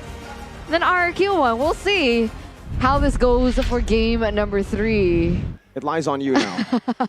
The power has It's a been lot of pressure. transferred over. I don't really want it. I didn't want it back. at first, but you know, the Have world it. decides. The world decides, Eterna. The Maybe world Gani can help you. Maybe you can decides. transfer it over to the left. I don't want any of this business, all right? Did you go for Geek? I did go for RQ. Yeah, I was the only one on the English desk to vote for Geek. There you go. So the curse now lies with Eterna. Were you sitting in the middle yesterday? No, I'm sitting here. Oh, I thought it was like the middle seat curse. But You can't make apparently that theory it's now. not. Unfortunate. I think, you know what? Maybe RQ was just better in game 2, right? Maybe the curse thing isn't real. But anyways, That's a Gani, possibility, break though. it down. Well, Banana's well-timed pick-off forced RRQ and GEEK SLATE to play game 3, right? I feel like it's just more, it was unfortunate for the side of GEEK SLATE, actually. It was more, again, composition-wise, Albert, again, take a look at his stat. 44. No, never mind, 14, right? Albert with the Baksha there. Only RRQ this season that was managed to pull off a Baksha pick on that jungle position. And apart from that, Glue, Banana here, it seems like the adjustment, the Arla change there, Banana securing Banana for the first phase, it worked, right? 4-6-10, Cursed Helmet, Dominance, Ice, Oracle, Blade Armor, and Winter's Truncheon, the switcher with Immortal, it seems like, worked out, right? It helped Vin to relieve off pressure, so Vin can play more as a cover when Boloyski wants to go in aggressive with the flicker, when Luke perhaps wants to go in with that previous fighter. Vin is there to cover Skylar towards the end, so again, it helped Vin Banana helped Vin to open the map, to open the war as well, whereas Vin just plays more of a cover Kaja. It seems like, sure, Flicker Divine Judgment multiple times as well seen, but he is just more as a cover, facilitate for the side of Skylar. Meanwhile, side of GEEK SLATE, there were chances, right? There were chances. We saw multiple ones as well, but this time, the difference maker is, of course, the side of, I feel like, Banana. That Eve, also the Banana, but Eve also played a huge role because with that real world manipulation, it just helped zone out members away, sometimes make them either forced to retreat or somehow just hard to engage, right? And you can see here again clearly 3 members of RRQ taking the categories here, 3 different members even. Skylar, Kalei on that Eve dealing almost 100k worth of damage. It's evident that the damage from this mid laner is just so much. And Albert here, the jungler, being the forgotten one. There you go. I mean, looking at it here, I feel like Banana, in the final moment, maybe in the game, there was a lot of moments where he kind of missed, but in that final moment where he was able to solo kill Chidera practically, that kind of won them the game. That gave them the Evolved Lord to play with, and ultimately, even with Vin down, it was an Evolved Lord. They play around it, they get damage reduction, and it was with one wave that they were able to end the game. So it wasn't Luke hungry for fruit. It was fruit hungry for Luke. Oh my god. Mm-hmm. That's what happened. Remember what Coach Yeb said, right? You wave food in front of Beloy. That's how he's able to counter GEEK SLATE and Beloy on it. So that's why they use banana. But lemon is also a fruit. Maybe a bit too sour. Maybe Beloy likes it sweet. Okay. Maybe. But, you know, when we're talking about these things, it reminds me of patterns, right? In the first leg, it was RRQ with the first game. Okay. And then GEEK reverse swept. Do you think the same thing might happen, but for RRQ? But before we get into game number 3, let's take a look at the gold curve there for game number 2. And it seems like this is the most dramatic gold curve shift, right? The show, like, just looking at this, it's a fun game. RRQ, and then GEEK SLATE, and then back to RRQ. I think this is the first time in the season that the gold curve changes its course twice. Usually it's a comeback, right? It's a comeback and then a straight win. But this time it's a RRQ, GEEK, and then RRQ again. So low-key, the gold curve is trolling the teams, not the teams controlling the gold curve. Ooh, so a lot of flips. A lot of flippies, a lot of floppies in this game. We're seeing 1-1 in the switcheroo battle. It was a battle of suppression, and in the end, it was the Kaja who won against the Franco. Ooh. So was the Kaja the better roamer? You know what? No, I feel like it's an Better even pick? match. It's an even, very even. It depends on how well you land those hooks. It depends on how well you play. And I feel like the Kaja here, Vin, is the better hero because he can cover. But of course, Banana claiming he's what, 3rd MVP? Hey man, you can keep on doubting him. CR7 celebration. That's the only mistake he made. Oh. He picked the wrong goat. But other than that, well played. 4-6-10, Glue, 61% KP. Again, prioritizing that dominance ice. early on after that mid, after that Molten Essence. Why? Because he knows that he will 1v1 against Luke more often than not. So he wants that life spell vamp negated with that Dominance Ice. But after that, you're right, that last play, that instinctual play on towards Skylar, gets the job done. Very, very top-notch. Also in the backside, Luke tried to also mirror his play, but there was Vin to cover. And this was the heat map for the side of Banana. And it seems like, yeah, he's all over the place. All right, 5 minute 10. Top side, bottom Everywhere. side. Everywhere, literally, even the Everywhere. enemy's base. Let's see here, highlights though. Minute number 2, the first turtle fight. Well, no jungler committed onto Turtle. They wanted to fight early on. But it was actually the side of RRQ already with this gold advantage here. Sure, Albert gets taken out here. He overstayed though. He overstayed here. And Banana with the flicker play managed to catch that boy off guard. And here the RWM battle again. Jana, GEEK SLATE. They were able to capitalize on this fight here. But where the shift was here, right? It was here. It was where a boy gets taken out. Kadira couldn't do anything. And the suppression comes towards Volsky. This was the play where Banana solo practically Kadira. But in the backside, you see Vin covers for the side of Skylar. So it was very hard for Luke to find the trade. And in this fight, it was actually RRQ with the, yeah, it was just, the pressure was just too much there. And not much range, not much fast wave clear. RRQ understood that. They just carry on, and welcome to Game 3. Welcome to Game 3. It was a really difficult composition to go through, I guess, when I really thought about it, right? Because from the side of GEEK, they were also very short range or even melee, right? And going against the real world manipulation must have been tough. And that's how Clay was able to dish out most of the damage, because he was given the opportunity to every time they went in for a 5v5. So ladies and gentlemen, we are going to take a short break to see the finishing of the series here between RRQ as well as GEEK. Me, Eterna, Miracle, as well as Gani. We'll see you after. Stay tuned.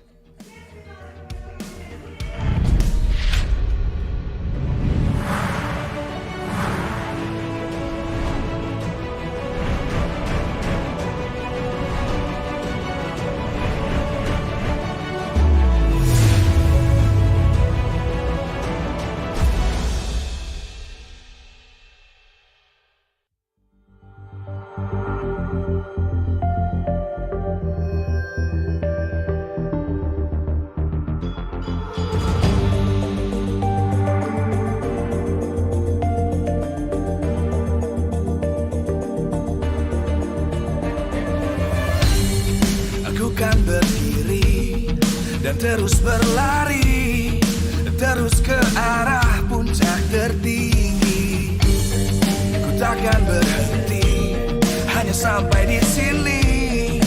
Kemenangan abadi menanti. You know we won't miss if we unite our focus. And if you haven't noticed, we all live. Nyalakan apimu, hadapi semua tantangan. Hadang semua serangan, jatuh bukan halangan. Bakar semangatmu, janganlah engkau menyerah. Kita kan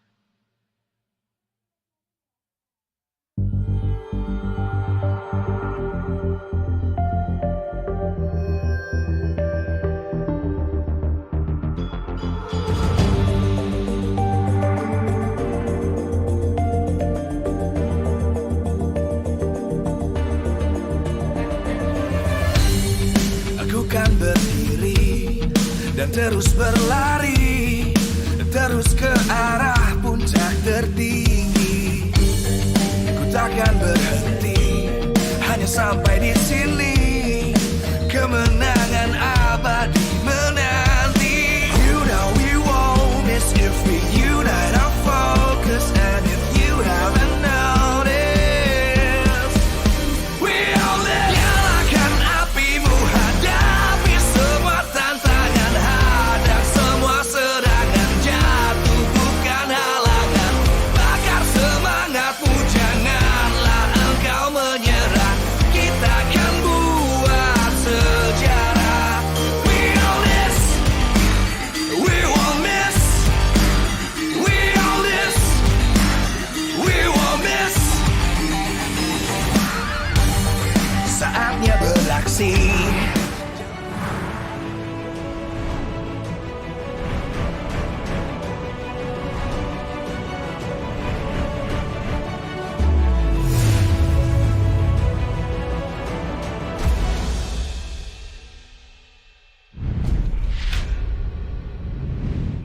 The last stand for both RRQ and GEEK SLATE here in the final week of the regular season in order to secure the upper bracket slot.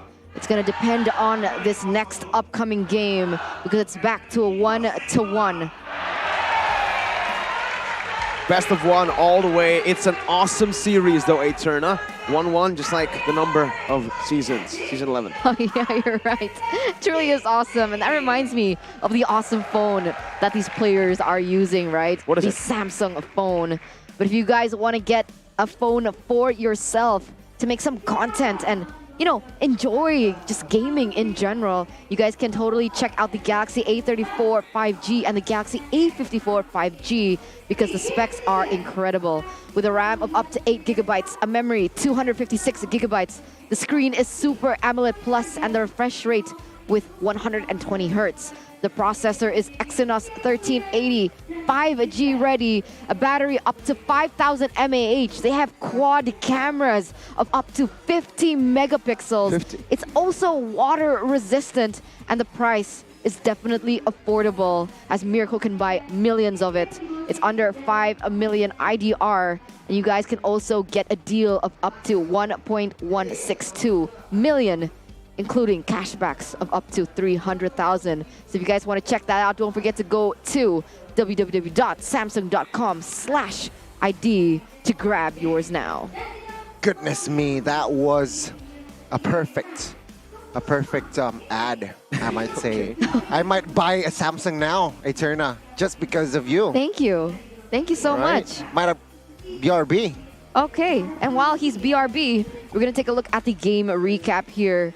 Remember, the second game, RRQ were able to win it here. Mirko, any thoughts? I would say the impact player is definitely Beloy, right? I feel like Beloy... Agree. It was either he gets a hook, they win a team fight, he gets a proper bloody hunt to cancel out the RWM, or to make something happen. If not, it was just RRQ who did that first, right? It's about the roamer. It's the roamer battle. We said it at the start. And we're seeing it again right here. Beloy, final fight, he was able to find a hook. You know what I expected a change from RQ? What? Rembo coming in, but now it's still Clay, it seems like. Oh, so why? I Rembo? feel like RQ needs a new, you know, a change for Game 3, right? Something to throw GEEK SLATE off, perhaps. No, it's still gonna be Clay, so let's enter the drafting phase here. RQ will have that blue side. But it seems like it's still gonna be the same band, seems like, from Game 1. All right, so they're shifting back to game number 1 here with RRQ with the first pick. And like you mentioned here, the Natalia Fanny band comes through. To me, The 1-1 is all next. that matters. Exactly the same as game number 1 with GEEK with the Frederick Joy and Claude ban. Last time RRQ picked up the Arlet here in the first phase.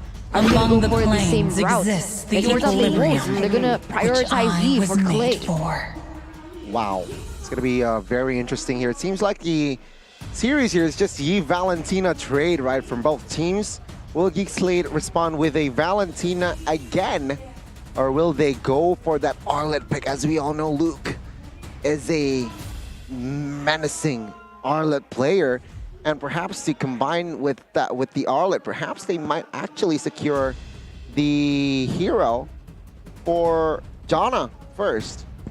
Maybe, right? I mean, in game number 1, when the Fredrin was banned, they actually went for the Yves and the Yu. So maybe securing something in the XP lane would be good. They pick up the glue, they take it away from RRQ, noticing how much of a hassle it was to deal with it. And this is also Luke's signature pick. It's the Gluke. It's Gluken time. Ooh. With the Farsa pickup as well, it's going to be a battle of high ground here between the Farsa and the Yves once again. RRQ now with the response. Are they going to go for a Yuzong pick perhaps? Maybe a Grok if they want to be able to counter that Yves. Sorry, the Farsa pick up from GEEK SLATE. Let's see here. RRQ is still taking their time, it seems like. So perhaps they might actually secure... You know what? Go crazy. Secure the Kai early here in the first phase for Albert here, no? Perhaps with that Akai, they can actually secure a hero for... Need some stitches? I can help. Melissa as well for Skylar. Actually makes sense, but now it's gonna be the Kufra, so the Prio. Vin, I was banned twice in first game and as well as in the second game. Is it too early to pick up the Kufra is my question now though. GEEK SLATE, they can pick up something like a Grok that does pretty well against this Kufra. With the power of nature, up against the Melissa and the Yves though, it's going to be pretty interesting. We do have a comment though from the man himself, Sorizo. Banana's game is quite strong with Lapu Lapu. Well, for his first debut, it was good. In my opinion, Banana is very suitable to play in MPL Season 11 with skill quality like that. And so far, these words have aged very well, with Banana securing his 3rd MVP. That seems like he has been improving day in and day out as well. Let's see here the response from GEEK. What will they go for? It's going to be the Beatrix here. So a similar matchup from game 1 where it was a Melissa going up against the Beatrix, the difference maker. The difference is still that Kufra pick, and Luke will play that clue. I think RRQ, they need someone to go into the back line to be able to disrupt the pattern, right? They have really strong high grounds and not much dive coming from RRQ to combat it. They have the Beatrix as well as the Farsa. And it looks like GEEK, they're going to prioritize the Arlet ban here. RRQ with the respect ban towards the Kadita. And GEEK, are they going to go for a Yuzong ban here once again? As RRQ, if they pick this up, it's a really good option for them to utilize. Or maybe the Grok. The Lapu ban, perhaps. You're targeting towards Luke as well. Where Luke this season has only played that glue, which is picked up Arlet and as well as Lapu Lapu, right? This so land is GEEK our SLATE might ban homeland. that Lapu It will Lapu, soon and there be you go. your That's burial going to be the ground. route that they're going for here. Asking the question, what new hero will you play, Banana? That is a very good question to ask right here. In a big stakes matchup, going for comfort is definitely the #1 priority. And with these bans, like you mentioned, Gani, that's what GEEK SLATE wants Horology is my craft. to Diggy play is my with. name. The Kadita and the Diggy banned out though, but the Franco and the Kaja still left open. The Rock is also up for grabs if they really want to go for it. What do they want to go for here though? It's very... I like the Grok pick. Yeah. The Grok works, right? I mean, Thorns Lolita remain. kind of works Should too. It your really team depends. is picking. But they go for the Lancelot first. This was the hero that brought GEEK SLATE the victory in the first leg. So they're trying to, you know, find more success there. Yeah, RRQ with the last 2 picks. It's going to be very interesting to see what will they respond with here. Now, 2 heroes. It's going to be the Akai here to secure neutral objectives, and it's going to be that Yuzong. So this is going to be the debut of Banana with that Yuzong. You're right. The Yuzong and the Akai, right? I mean, looking at it right now, GEEK SLATE, what do they really want to go for with the Akai ban already here? There's not a lot of roamers that could do well against the Akai. The Grok is probably the best answer right now with the power of nature. The anti-CC built into his kit. Diggy was banned, and now you really understand why. That backline dive is going to be so good for RRQ. And remember, GEEK SLATE, very vulnerable backline. I mean, the crowd control, right? I mean, the go-away can also be counted as crowd control. The rage, the petrify from Yu Zhong, the heavy spin. Tough game. Oh, it's gonna be a tough game here, especially they opted for that Kanja, a single lock, crowd control only, perhaps to provide cover. So let's see. It's gonna be the 10 hero sets already in game 3. I honestly love RRQ's draft here. I think they put GEEK in a really tough position into the drafting phase, not really giving any room for GEEK to be able to utilize Boloyski in that roaming position. But, you know, when it's GEEK, it's Boloyski. Sometimes we don't see things that he does, and he's able to execute things even when the odds are against him. So, ladies and gentlemen, this is the deciding factor of who gets to go to the upper bracket. Mirko, take us to the portal. Ladies and gentlemen, here it is. A best of 3 down 1-1. Equalized by RRQ. It's back to fair play. It's time to decide who gets to go to the upper brackets. RRQ and GEEK SLATE in game number 3. Let's see, let's see. It's gonna be a flicker party for the side of GEEK SLATE, but it seems like RRQ, they will have just 2 flickers in their hands here. Melissa will of course opt for that Inspire spell. Meanwhile, Emblem here, Janna of course will have that Demon Slayer again, signifying the tank slot. Take a look at the cheeky play here, 3v2. Let's see, Boloyski and a boy here will try to escape. Albert will claim that camp. Actually, Beloy and a boy, he was helping Albert to clear that camp faster. They're getting quite punished though, right? It seems like GEEK SLATE, they're trying to go in for the main duo, right? Farsa gonna be able to clear with the Kaja quite efficiently and quite fast. And especially Farsa with the Wings by Wings should be able to rotate faster. But with how much aggression that both of these people have, Boloyski as well as a boy, it seems like they're getting punished for it here in the early game. But then going to the bottom side, looking for some pressure once again onto Boloyski and perhaps even Chidera. Yeah, again, this is going to be the winning lane for Skylar, winning matchup. We did see how the Melissa played out in game number 1, not finding the success, but now with the Target's Revenge down below, Chidera is going to be able to get out of that range. Still last hitting the minions very well. You know what I'm surprised with, right? A boy here, realizing that there are a lot of crowd control that RQ has in their comp, right? No Purify. Abriel, a boy, yeah, he opts still with no Purify, confident enough, but let's see him engage. Oh, nice puncture. The puncture to escape. Vin also with a very proactive style of play this game. He's really looking for these engages all the way from the first minute. 500 gold lead for GEEK SLATE for the moment. Seems like both teams are going to collide once again onto the next neutral objective in the way that they're going to set up here. A boy already level 4 should be able to utilize the damage earlier on and help zone out the members, as Vin hasn't. Still level 3, doesn't have the revenge rage just yet. And that's all Vin can do, distractions. Distractions, indeed. It seems like the RRQ will be the first team to set the turtle, the first one up. I want to see the response from side of GEEK though. It seems like they want to contest this one.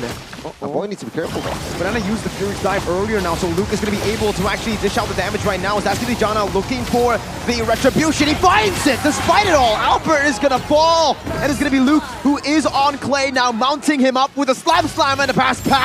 Clay will fall to Janna, and on the Lancelot, Janna QT is a monster. Oh my goodness, GEEK SLATE. Take a look at the talents prediction. RRQ from both of you. I'm the lone wolf here. 1 is bad enough. 2 is even worse. We'll see if the caster curse from me and Mirko applies here in game number 3. But so far, GEEK SLATE has a comfortable lead here. 2,000 gold lead already.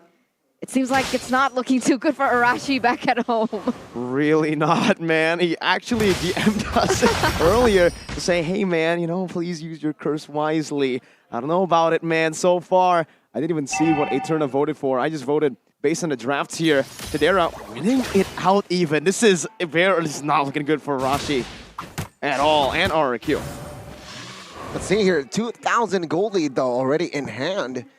GEEK SLATE, what will they be able to extract with as well, right? I mean, Vin here charges, not be able to get anything against Pressure. That was a very weird play. Clumsy comes in. Again, that wasn't even in range to the bush, so he wasn't opening it up. GEEK SLATE with a very good punish. Beloy just waiting on it, knowing that Vin was playing very proactively, and this might just be a dive. Skylar gonna be engaged. Oh my god, oh boy! What a monster, a beast, a rookie monster! And Skylar gets punished there in the bottom side. He nearly made it out, but the last amount of damage, perhaps from the emblem from Aboy, was enough to take him down. And GEEK SLATE once again pushing this early game lead that they have set up for themselves. From 2,000, now 3,000, as they put more pressure in the top side of the map, realizing that they want to set up for the turtle. 3,000 goal lead to fall. The top structure will be soon to fall here, Luke. Wow, mounting Albert now. It's Glukin time, he says as he mounts Albert. Just Glukin all over the place. Still with a slam, gonna be able to find the immobility in the mid lane. Oh boy! This man is popping off. Gluke, look at what he's doing to RRQ. And even Aboy, right? 3-0-1 already here in the 5th minute of the game. That's a lot of kills and that's a lot of gold given it to Aboy. He's going to be able to scale a lot quicker and reach even more heights in terms of that damage, as GEEK SLATE going to be able to get the next neutral objective uncontested. And they've doubled their gold lead, 4,000 now. Yeah, it seems like GEEK SLATE, they hold the Farsa card up until that third game, right? It was only Valentina and Yi trade throughout the game 1, game 2, game 3. Aboy on the Farsa, my goodness. 3-0-1, Vin again. Clumsy revenge there, but it seems like it will not be punished this time. GEEK SLATE now will somehow force the fight. Oh, suppression comes through. Albert who jumps in now with a heavy spin, but there's no wall to pin him down to. Albert gonna be taken low as Vin finds the revenge, but is not gonna be able to connect onto the rage. Nibiru's passion dealing some damage back in the mid lane. It's gonna be Luke on the glue. It's Glukin time. Once again, he is able to suppress that aggressive nature of the Utah. Wow, not a good game for Banana here. Zero impact in that team fight whatsoever with how Luke was able to zone him out. And now GEEK SLATE. It's unfortunate. Oh, no, Skylar! Another kill. That should be another kill. He has some damage right there. Gets out. Well played by Skylar. But it's still going to be a turret free for GEEK SLATE. Things are not looking good here if you're a Kingdom fan. And take a look at the items already. Thunderbelt built. Lancelot here. That is where the, again, damage or slow effect can come through. But and that's Beloy. Finding Banana with a Divine Judgment. My goodness. Jana stealing. Nope, it's Albert with Retribution there. Baited out. That's giving the heavy spin. Hitting him down just for a bit. But Jana is a tank. He's still going to be able to escape right now with a puncture as well. Luke going to be able to mount Vin now. Bringing it back to the team. Now with the Tyrant's Revenge. Let's see if Luke can sidestep this. He doesn't in the end. Vin's still looking for the Tyrant's Rage, but it's just going to be Luke who gets taken down. Clay picks up the kill, and GEEK SLATE disengage. A perfect trade there forward side of RRQ, right? Finally getting something on the board there, which is Luke, though. But it seems like GEEK SLATE, oh my goodness, that pin on towards Jana, that was nasty. Fortunately for that guy, the follow-up wasn't clear there. So again, GEEK SLATE still with the full control, but RRQ, they're stubborn here. They want that last turtle. Are you sure about this? Beloy gonna be engaged on, but that's only the rover right now. With the brother airstrike is free! It's Jana who wins out the retreat battle. It's not gonna be able to connect onto Banana, who's gonna be chunked quite low. But it is RRQ who walks away with it. The roamer and the turtle. GEEK SLATE with a dub. 5,000 gold lead now as they're pushing the tempo once again here. You can see that Chidera has rotated towards the top side here, Aboy as well. And nobody has been able to really shut down these two core members from GEEK SLATE in the back line. And with that in mind, Luke is doing a very good job. Banana was supposed to be the one to dive into the back line with a Black Dragon form, but wait a minute, I might be wrong, a boy! Boy will fall. He pops in another airstrike there. Sven is waiting in the bush. A boy will be slain for the first time in this game, and that is a good shutdown for RRQ. Geek Slate need to respect this. Again here, oh my god, another catch. Beautiful catch there by Albert as he picks up the kill onto Gluck. Mid lane going to be shoved in right now, but on the bottom side, you do see Jana looking for a trade. The tier 2 traded in for the mid lane tier 1 as Albert is going to be able to find a knockup right now with a heavy spin as well. Will be able to pin Beloy down. That's the Wombo. And that's Skylar who picks up the kill. Tier 2 down below falls though. So Geek Slate's still holding on to it. Clay falls. A retribution from Jana. Wait, wow. Is that worth it for Geek? I feel like Geek Slate finds the compensation, right, with the Clay kill. The game sense from that Farsa actually comes through. Clay, unexpected recall then and there, exploited by the side of Geek Slate. Still 5,000 gold lead. They lost all the inner turrets, top side and bot here. So again, RRQ, sure, they got the tier 1 mid, but I mean, they got the top side too. Also, but I mean, Geek Slate still has more than enough ground to play around with now. With the turrets top and bot taken down. Let's see here though, the turtle, well, the Lord now has spawned and Albert is in a rush in there. Divine Judgment stunned up, everything used up, but Albert still somehow able to survive. Now clumped up together. The boy going to be popping in the Wings by Wings. Banana with a Black Dragon form. Jana not able to secure the Letho Wanderer. It's Albert who secures it, pushing in the mid lane as well. Geek Slate. This is RRQ with a better setup in the mid lane. Chidera will be forced to respond to it. Jana baiting it out just to reset. Finn looking for the Tyrant's Revenge inside of the bush. Not able to find anyone. Both teams resetting. Seems like Geek Slate, they want to push in the bottom lane first. RRQ though, they are able to set up where that top side is still pushing into their favor. Nobody has been placed to secure that top side, but Vin goes in for a charge onto Luke. On to Luke right now as a feather airstrike will be popped in. Luke will be able to use that split to survive. Now backing away. 2 resources used up. Banana with the Black Dragon form, Vin with the Rage. So Luke here will recall and will take care of the top side as well, right? That might be the signal for RQ to step and force a fight 5v4. Let's see though. Clay and Vin, spell-wise they're ready, but it seems like they're not pulling the trigger. Oh, there you go. Beautiful catch by Vin, heavy spin as well, but Jana still going to be able to escape somehow there. Black Dragon form popped in, that's going to be Beloy with the conceal. Giving a boy some space, but now with no Black Dragon form, this does give Geek Slate a bit more pressure to play with. Renner's Apathy not connecting. 2-level lead for Chidera. That's Albert with a knock-up onto Luke. That's Finn. Gonna be able to find him. Nope, doesn't find anyone. Beloy's still in the midst of it all. Gonna be caught in the muddles right now. Jana looks for the retribution battle, but Albert is not in the way. Banana falls to the path of execution, and Geek Slate have won the team fight. Jana looking for the back line. Skylar low has the win nature. Right now, it's Luke with a double, with a slam, and a pass combo to take them down. 4-0 to Geek Slate. Wow, a 3-4-0 trade, a Lord plus a turret in that mid lane. Even before the Lord spawns, Geek Slate being able to get the advantage on all fronts. 8,000 gold lead here in the 12th minute. Gunny. They missed the opportunity when Luke is in top side. I thought they will go all in, but they hesitated. And that response, right, when Luke was ready in the Lord area, Geek Slate, they were able to find the right engage, and they, with the kite there. Let's see though, this Lord is still the first Lord, so it will not charge, and Geek Slate, they will just clean house with the turret take. Oh my god, a catch. It's only on to Beloy though. That's the heavy spin used up as well. Albert is taking low. It finds Vin. Clay flickers out. A massive resource burns out. Now in the mid lane, it's going to be Chidera using the Renner to siege it down, but he decides to maneuver over to the bottom side. Jana with the Thorn Rose. Geek Slate, I think they won on that trade as well. It was the roamer for the jungler. My goodness, and Geek Slate, right? I mean, yeah, I like their composition. That's why I voted for them. This is the reason. It's going to be very hard for Vin to really catch the opponent, and Beloyski, perfect Kaja. Why?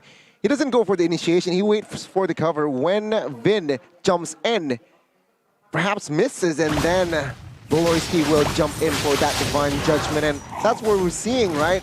So it's very hard for Vin to find a very ineffective fight. Sure, he has 5 assists, but it's not the Kufra that we like to see here this season. Instant replay as well here.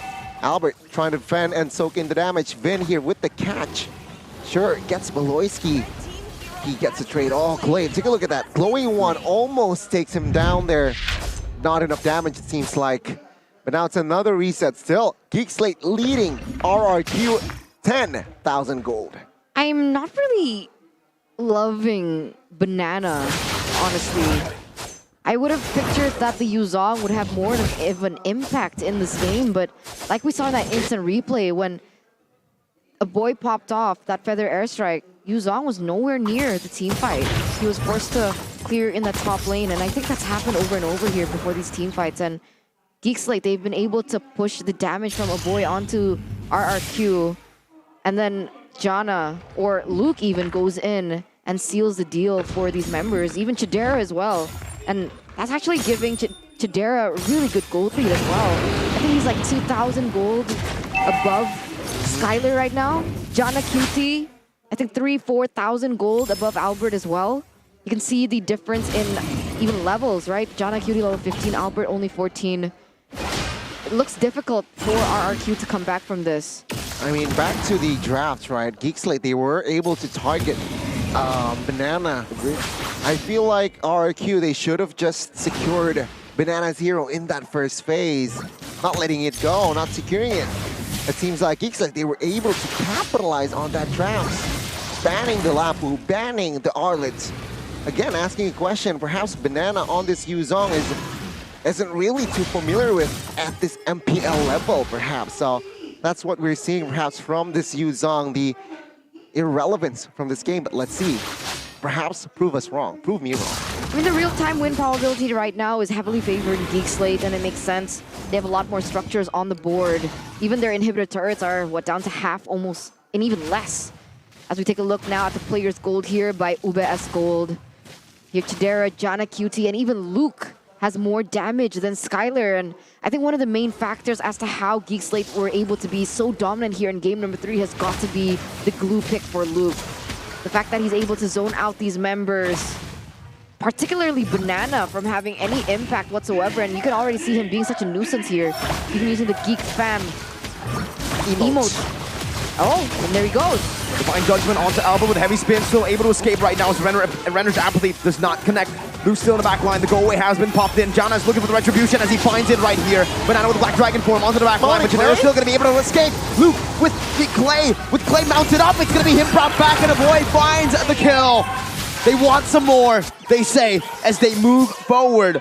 But RRQ disengaged. GEEK SLATE wants to mount on a siege.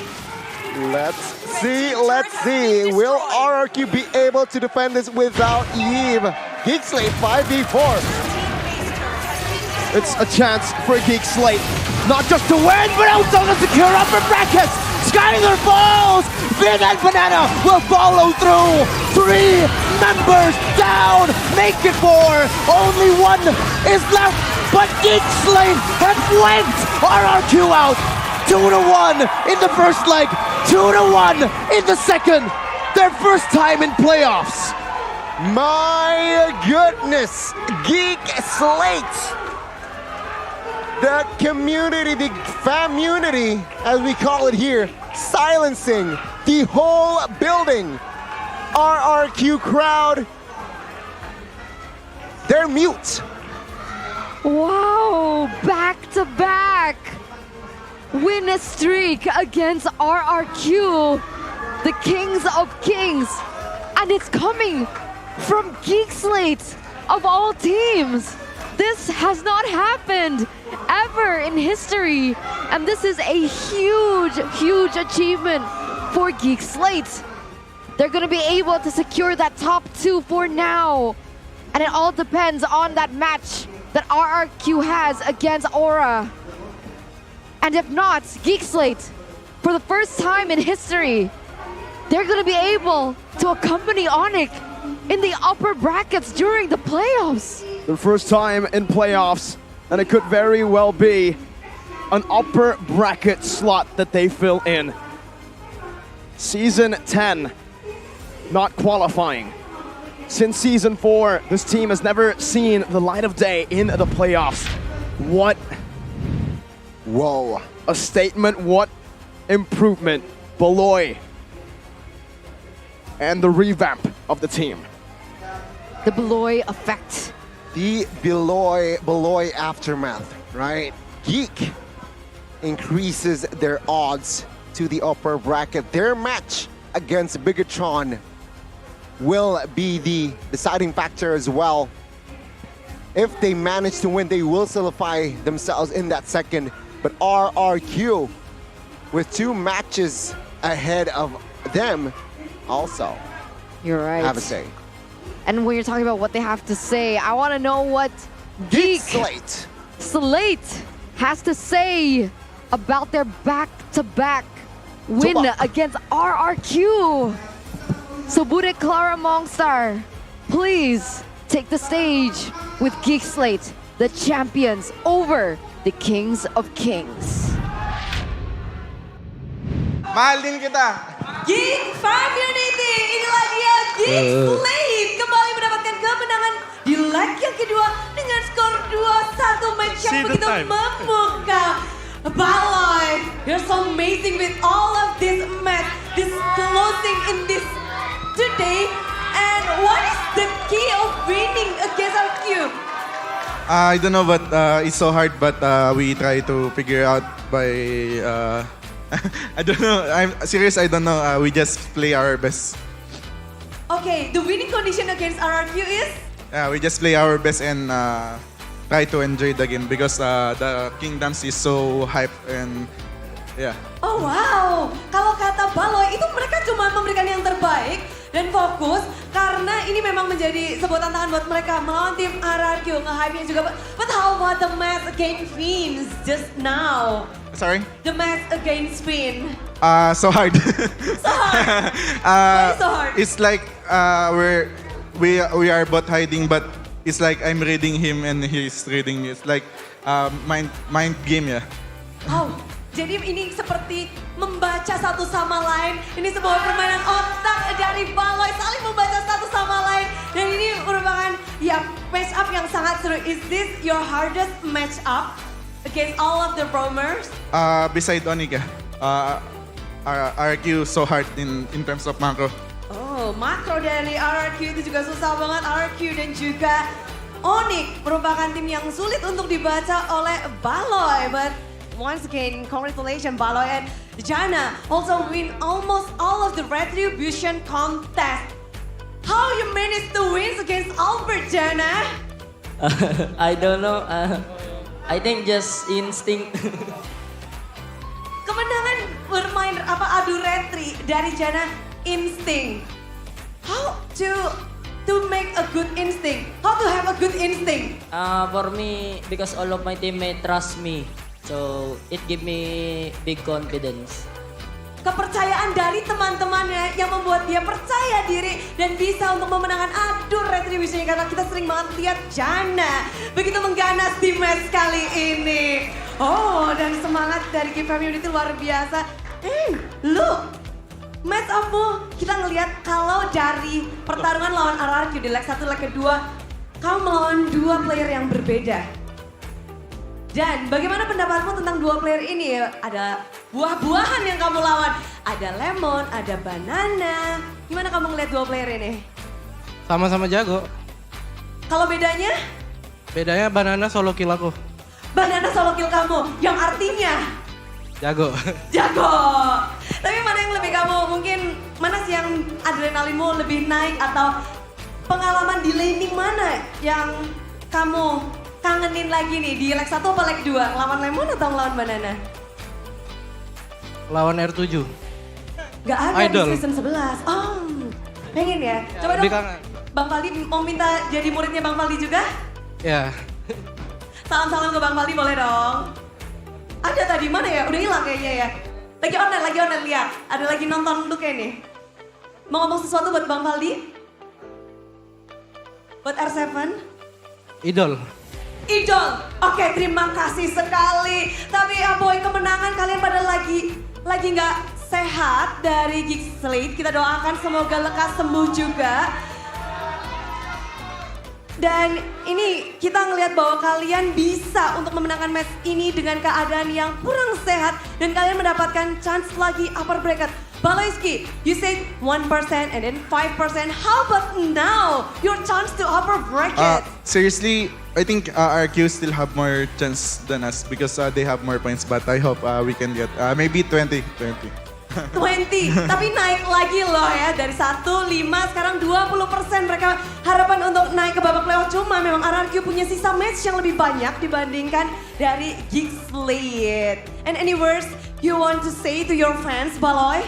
Shout out to my girlfriend, Cole, and to my family watching from Philippines. Thank you. And to GEEK GEEK community, thank you for coming here. You guys are the best. Thank you. Thank you. Kalian the best dan shout out untuk keluarganya yang ada di Philippines dan juga tentunya girlfriends. Well, karena mereka juga kita lihat harus istirahat, kita akan persilahkan GEEK SLATE sekali lagi kasih tepuk tangan yang hangat untuk tim GEEK SLATE. Oke, dan sepertinya match ini akan dibedah juga. Banyak sekali comeback-comebackan yang terjadi dengan game yang sangat luar biasa. Kita akan langsung lemparkan ke analis kita yang sudah bersiap di sana. Silahkan Profesor KB. Get well soon, thank you. Ladies and gentlemen, welcome back to the desk. And you know, while I was watching that interview, I was thinking, what were we thinking? That in a battle of chess, you know, royalty, the power of the royalty, what is it to the intelligence of the people behind those movements? And that's what GEEK made a statement towards RRQ and their kingdom. And it's a wonderful thing. It's a new breath of fresh air. Definitely. Again, beating RRQ twice in a season, right? Both in a reverse sweep fashion as well, if I'm not mistaken, right? They won game 1 this time, so it wasn't a reverse sweep. True, they won game 1 this time, so it's not reverse sweep, but again, beating RRQ twice, right? And in a 2-1 fashion, so not even Ani can do that. Also true this season, but highlight-wise, it was a slaughter. I gotta be honest with you, game 3. Nothing to play around with we hear from side of RRQ. It seems like just GEEK SLATE here, just dominating on all fronts. The gold lane, the EXP, the mid side as well. Skylar again on this Melissa here, Mirko, with your skin. No, he's not on the skin. Oh, really? That's why. Oh my goodness, yeah, you're right. He's not on the skin. So again, use the skin. All right, it's GEEK SLATE here. It just dominates. That was just well played, though. I mean, you can't really blame Skylar that time. Jana, again playing the tank slot to its perfection. 306 here, 307 rather. His pathing, his just connections onto his punctures, his mechanics was also just top notch. Not just the fighter jungler, he can also play the assassin here, and that's the Lancelot. You know, when I think about it, right? RRQ, they have a missing hole in their lineup. What is that? It's the EXP lane. Okay, I cannot. No, honestly, you can't compare. Like, it's not just about mechanics when Banana is on his comfort heroes. It's also about the versatility of the player. Using something like the Yuzong in this current meta, it's important. And if you can't utilize it, that makes you, honestly, a loophole. A weakness for all these other players. And that actually allows everyone else to pop off. And in that game, because the Yuzong had no impact, was kind of useless, honestly. You can see a boy just really shining, and he's going to be your MVP here by the Samsung Galaxy A series, the Farsa 717 KDA. Wow. 88% KP as well. He built full damage from the get-go, and he was able to have so much impact just zoning the members, having the damage onto the important members. And it was just so difficult honestly, for RRQ to withstand the pressure coming in from a boy. And this kid is very scary because he's not even matured. Mic check. Ready, saya ulti. Cannot move.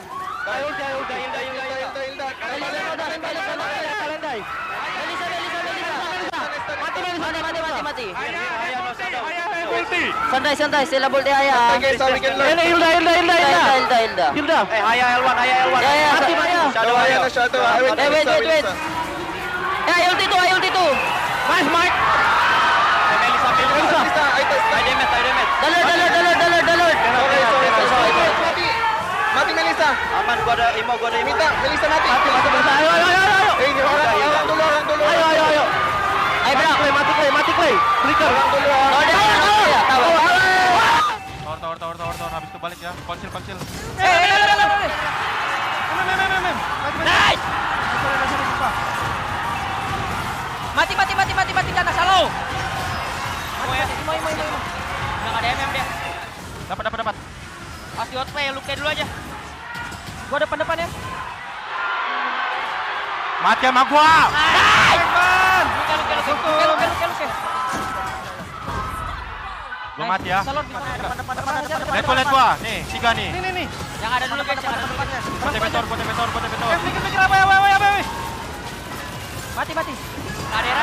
Wah, mati lu. Wait. Nice. No down. Yeah, I can. Wait, Loy. I can go. I go. I got. Die.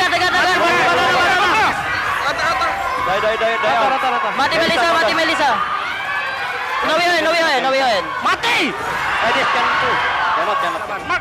Yeah. I can join ah. Back. Lihat. Lihat gua. Die. Lu ya. Ini. Ayo boy. Mati. Mati ya. Nice. Ratain. Kocak ya.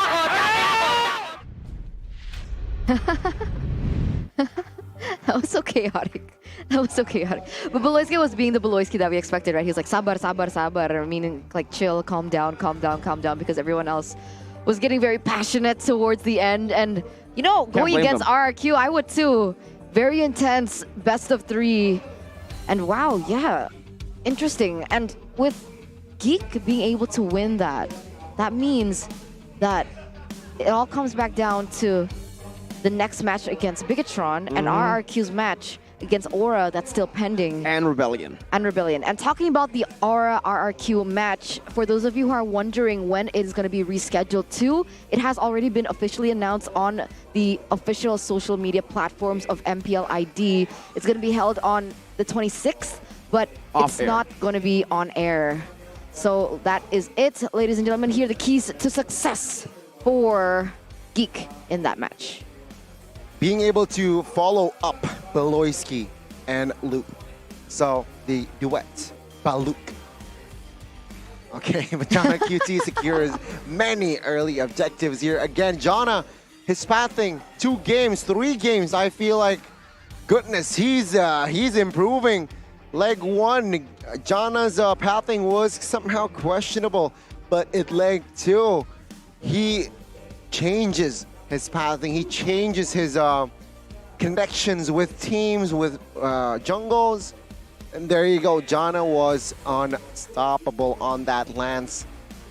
Ah, my goodness. That was a very good display from the side of GEEK SLATE. All 3 games, I suppose. Yeah, I mean, remember before we even got into this match, in leg 1, RRQ and GEEK, Jana QD had 100% turtle rate. So that's how clutch he is on that retribution battle, and it actually gives more space and room for GEEK SLATE definitely to follow up on towards. And even not just on the Lancelot, right? I really liked him on the Grok as well. I think he did such an amazing job, had a huge impact as well. Even in game number 2, on the Fredrin, he was doing pretty well, right? Again, I think in all 3 games, the players performed really well. RRQ just had a better performance in game number 2, but honestly, I don't feel like you can really just put the entire responsibility of the loss on Banana, right? Sure, he was one of the problems with his hero pool, shallow. It could be exploited, and it was exploited. But the rest of the team as well. Saw Vin on the Kufra. That's something to criticize as well. Oh, the true. Tyrant's Revenge early on was That was weird. a lot of misses that ended up giving that losing lane Over. Chidera so much more resources. So yeah, the combo of the pick off and burst, right? A boy just helped Geek win in game 3, which is interesting, right? The Farsa pick was not surfaced until game 3. It was a Yi Valentina trade for 2 times for 2 games, and then suddenly the Farsa resurfaced, and then just the impact was incalculable. Oh. There you go. Do you concur? I concur. Okay, yes. Johnny. Definitely. So, did we get the MVP already? We did. We did. A boy on Farsa. Yeah, we did. No, We're gonna that see. reminds me of the MVP standings. There you go. We're Right. gonna get that very, very soon. Eterna. Who do you think it is? Who's on top? Who was on top yesterday? It was Bronze. It's still Brands, It's but still Brands? Skylar got an MVP yesterday. Mm-hmm. Did he get an MVP just now? Who No. was the MVP on RQ? It was Banana. It's Banana. So Banana actually, I don't think he's in the top 8 just He's yet. now but we'll top see. 1. Skylar definitely with a +5. Come on, man. For now, no, right? Not yet. Got 3 MVPs in total, so that should be 15 points. Yeah, I feel like it's still just Brands sandwiched by the 2 Onyx members here. So, Who's at the top? Still Brands. Brands, number 1. No. He said sandwich. No, I mean the Brands, picture Kyrie, later. CW. Later, you will see. You will see. Oh. You will see the picture that Brands is sandwiched. Well, Brands did just get an MVP earlier, did he not? Who? Wait, Against EVOS Legends today in the matchup, the second matchup. This is why we have Yeah. Eterna and the book. Psychots, 1 MVP. Brody Psychots. and then Brands. Psychots, yeah. So Brands should be at 50 now with that +5, and Yikes. should be What about comfortable yesterday? up top in the number 1. EVOS didn't play? position. Onyx? Onyx didn't play as well. Oh, yeah, you're right. So probably it's still Brands there in the top. 50. Oh, don't see. Spoilers. I saw. It's still Brands. Oh, it's still and the Brands. Onyx 55, Savage. actually. Oh. Interesting. Oh and my Skylar goodness. still at a 30, so I guess Oh, that was Beloyski though. calculated already. Beloy going up in the rankings here. Wow. You know what I'm surprised? I thought it's just gonna be Sans. The MVP standings. Top Yeah, just 5. like top 5 Top cents. 5. Top 10. What? Okay, but ladies and gentlemen, here you are, the MVP rankings here for the regular season, week 6, day 2. 2 more days left for these standings to change, because this week in particular, it's 4 days. Don't forget, guys. But yes, Brands, Kyrie, CW still top 3. Skylar coming up into the ranks, Beloyski as well, highs falling. Sans still there in the bottom with Nino. Oh, well, let's see. Yeah, wow. Beloyski being the only roamer in that list. Are you surprised? Not I'm even really Keyboy is up here. I'm not surprised. Keyboy was honestly. there for a bit. He was for a bit. It For was a bit. Keyboy and Beloy. But Beloy, man, showing class in this performance. I mean, Almost really, every game. Almost every single game. You try to ban him out. Alter Ego did yesterday, and they won. This time, they still let go of a few of those picks. With that in mind, you guys change? Have you guys changed your answer? Remember we had a little English podcast, I think 2 or 1 week ago, when we were talking about the best roamer in MPL ID. You guys said Keyboy. Has it changed? Oh, it definitely has changed. What about you? Still Keyboy. To lead a team, it's Beloy mechanically.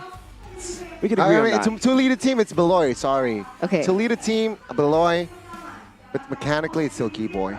Do you agree?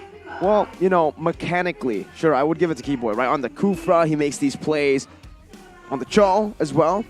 But if you give him the Franco, the Kanja, it's Beloy who takes the mechanical battle as well. I would say overall, right now, macro, micro, Whoa, sure, yeah, micro, can't I would argue. still give it to Keyboy. Yeah. But the shot calls from this man. Villain era Beloy, scary man with his buzz cut. Yeah, I feel like the only quality that Keyboy is lacking is that leadership, right? Beloyski can lead a team, can bring a team when perhaps morale is down, morale is shaky. Beloyski can bring that up standings, I hear. And he's really brought the team up, and you can see it from the standings here. Geek Slate, welcome back once again here to number 2, right below Onyx. So if they're sitting at 8 to 5, RRQ 7 to 5. So Bigetron match, Aura match for GEEK SLATE. No, GEEK SLATE, Bigetron, RQ, Aura, and Rebellion. Okay. And So RQ can still make it actually. 9 If to they win 5. both of their matches, they will be on top in the aggregate points division. So GEEK SLATE as well needs to win The next Bigetron one. Alpha 2-0. Not just win, they need 2-0 to be a Solidify. little bit more safe. It's not even confirmed then because RQ can still 2-0 Rebellion and 2-1 Aura.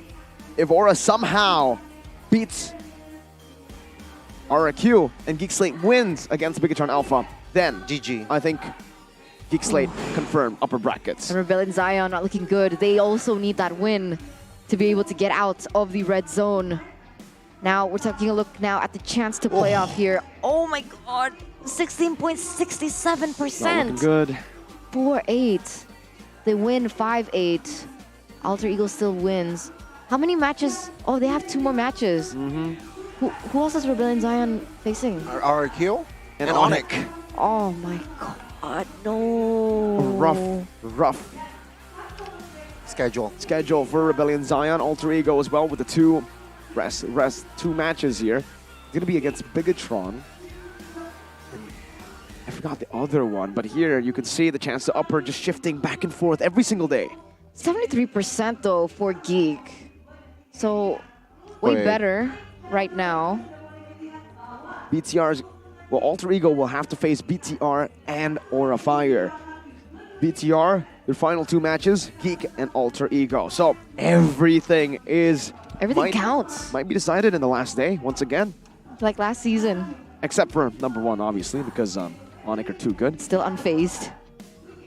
Unbothered. 11-1 right now. You know what, 3 Mir? members in the MVP standings. You know what Gani said? What? Backstage? What did he say? He was like, at this point, Onyx, they don't even need to show up. Oh, well, technically here, yes. So spicy, so much attitude. You know what? You're right. If they lose their next 2 matches, they will still be number 1. He can win their match 2-0, 4-0.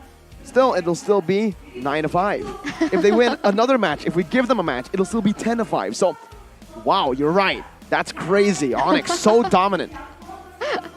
You're welcome. So much attitude from Gani. He's so sassy. It's so annoying because I'm at 8th place. But remember, every single match counts. EVOS. And this is tomorrow's schedule. Action-packed all from the first match. EVOS, Onyx, RRQ, Rebellion, Aura, Alter Ego, and GEEK, as well as Bigetron. And It's gonna be very spicy. Honestly, Atron, I just realized something. What I was else? thinking, I was deep in thought. Your team that you always predict to win is 8th place. And earlier, you went for RRQ. Oh, do you think it's my curse? GEEK RRQ. No way. I thought it was me, man, all along. Well, I guess it is me, but you have a stronger curse. Whoa. Did I curse Aura Fire to fail this season? I don't know, man. I will don't never know. be able to live with myself after that fact. Thank you, Mirko. I will not sleep tonight. I was deep in thinking thought. I about was it. like, because you just mentioned your team is 8th, and I'm like, wait, it all clicks now. What happened? I guess Gani just is a blessing as well. But anyways, guys, just to remind you once again, the rematch between RRQ and Aura Fire that was rescheduled will take place on Sunday, March 26th, 2023 at 11 GMT plus 7. And the match, unfortunately, will not be broadcasted live on MPL Indonesia's live stream, but the match results will be aired and published on all of MPL Indonesia's official social media and premiering on YouTube MPL Indonesia on March 26th at 2 o'clock GMT plus 7. So if you guys want to see that current match, you guys can check out MPL Indonesia's YouTube channel. But there will not be any commentary, so it's just focused on the match. Also, Mirko's gonna solo cast. Yeah, okay, maybe, right? Also, though, it will start with a 1-0 lead to Aura Fire Yes. as they won game number 1 in that matchup before it was rescheduled. So we'll see, right? Will Aura take that game, that last match point, sweep. or will RRQ reverse sweep Aura Fire upper bracket and perhaps increase their odds to that upper brackets? And you know, talking about upper brackets, we're talking about playoffs. And you know, MDL, they're already nearing that playoff close. point. So you guys can check that out. It's heating up. Hashtag Very. Esports for everyone. And after Sunday, it's Monday. And Monday to Wednesday, it's MDL at Dang. 10 o'clock in the morning, GMT +7. So don't forget to check that out on the YouTube channel, MDL Indonesia. And ladies and gentlemen, that comes to the end of week 6. Week 6, day 2. Day 2. Day There 2. you go. We still have two two more days. Can you believe that? Usually, No. day number 2. I can't. We're like, all right, tomorrow's the last day. Can't now, wait. 2 days. We have 11 total matches this week. It's so intense. exciting because in the final week, you want to see the conclusion, and it will be decided on the last day, Turna. Definitely. It all comes back down to every single match. It's important, especially for tomorrow, because everyone is going to be playing. And on that note, me, Eterna, Mirka, and Gani, we'll see you tomorrow. Stay tuned, but rest well. Bye.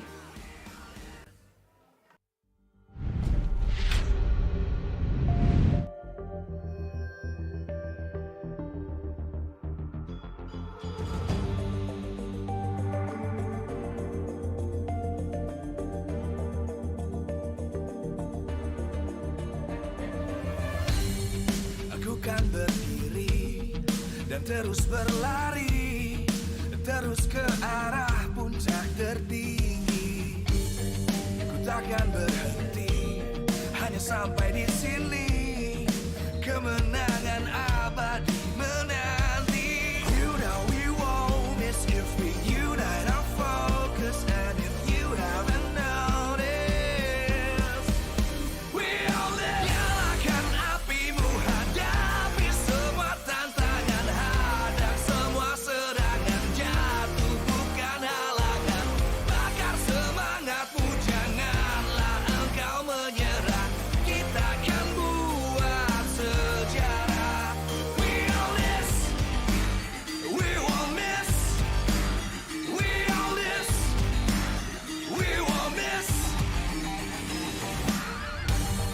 Saatnya beraksi, jalani ambisi.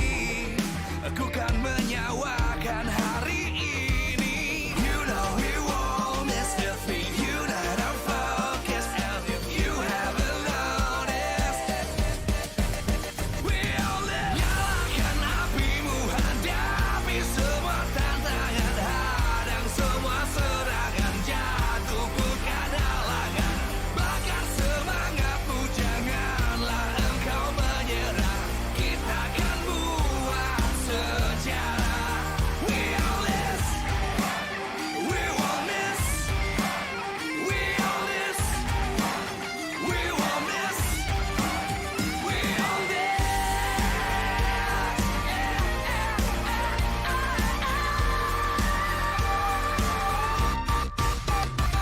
Nyalakan apimu, hadapi semua tantangan, hadang semua serangan, jatuh bukan halangan. Bakar semangatmu, janganlah engkau menyerah. Kita akan buat.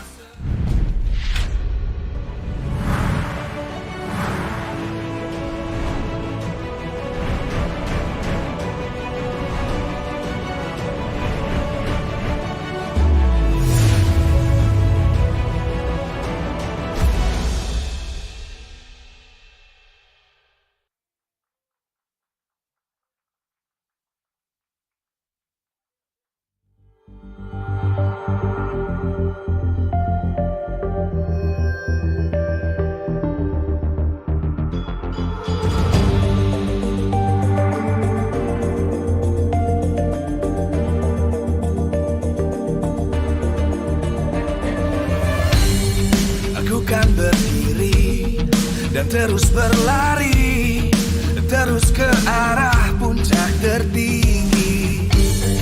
Ku takkan berhenti, hanya sampai di sini. Kemenangan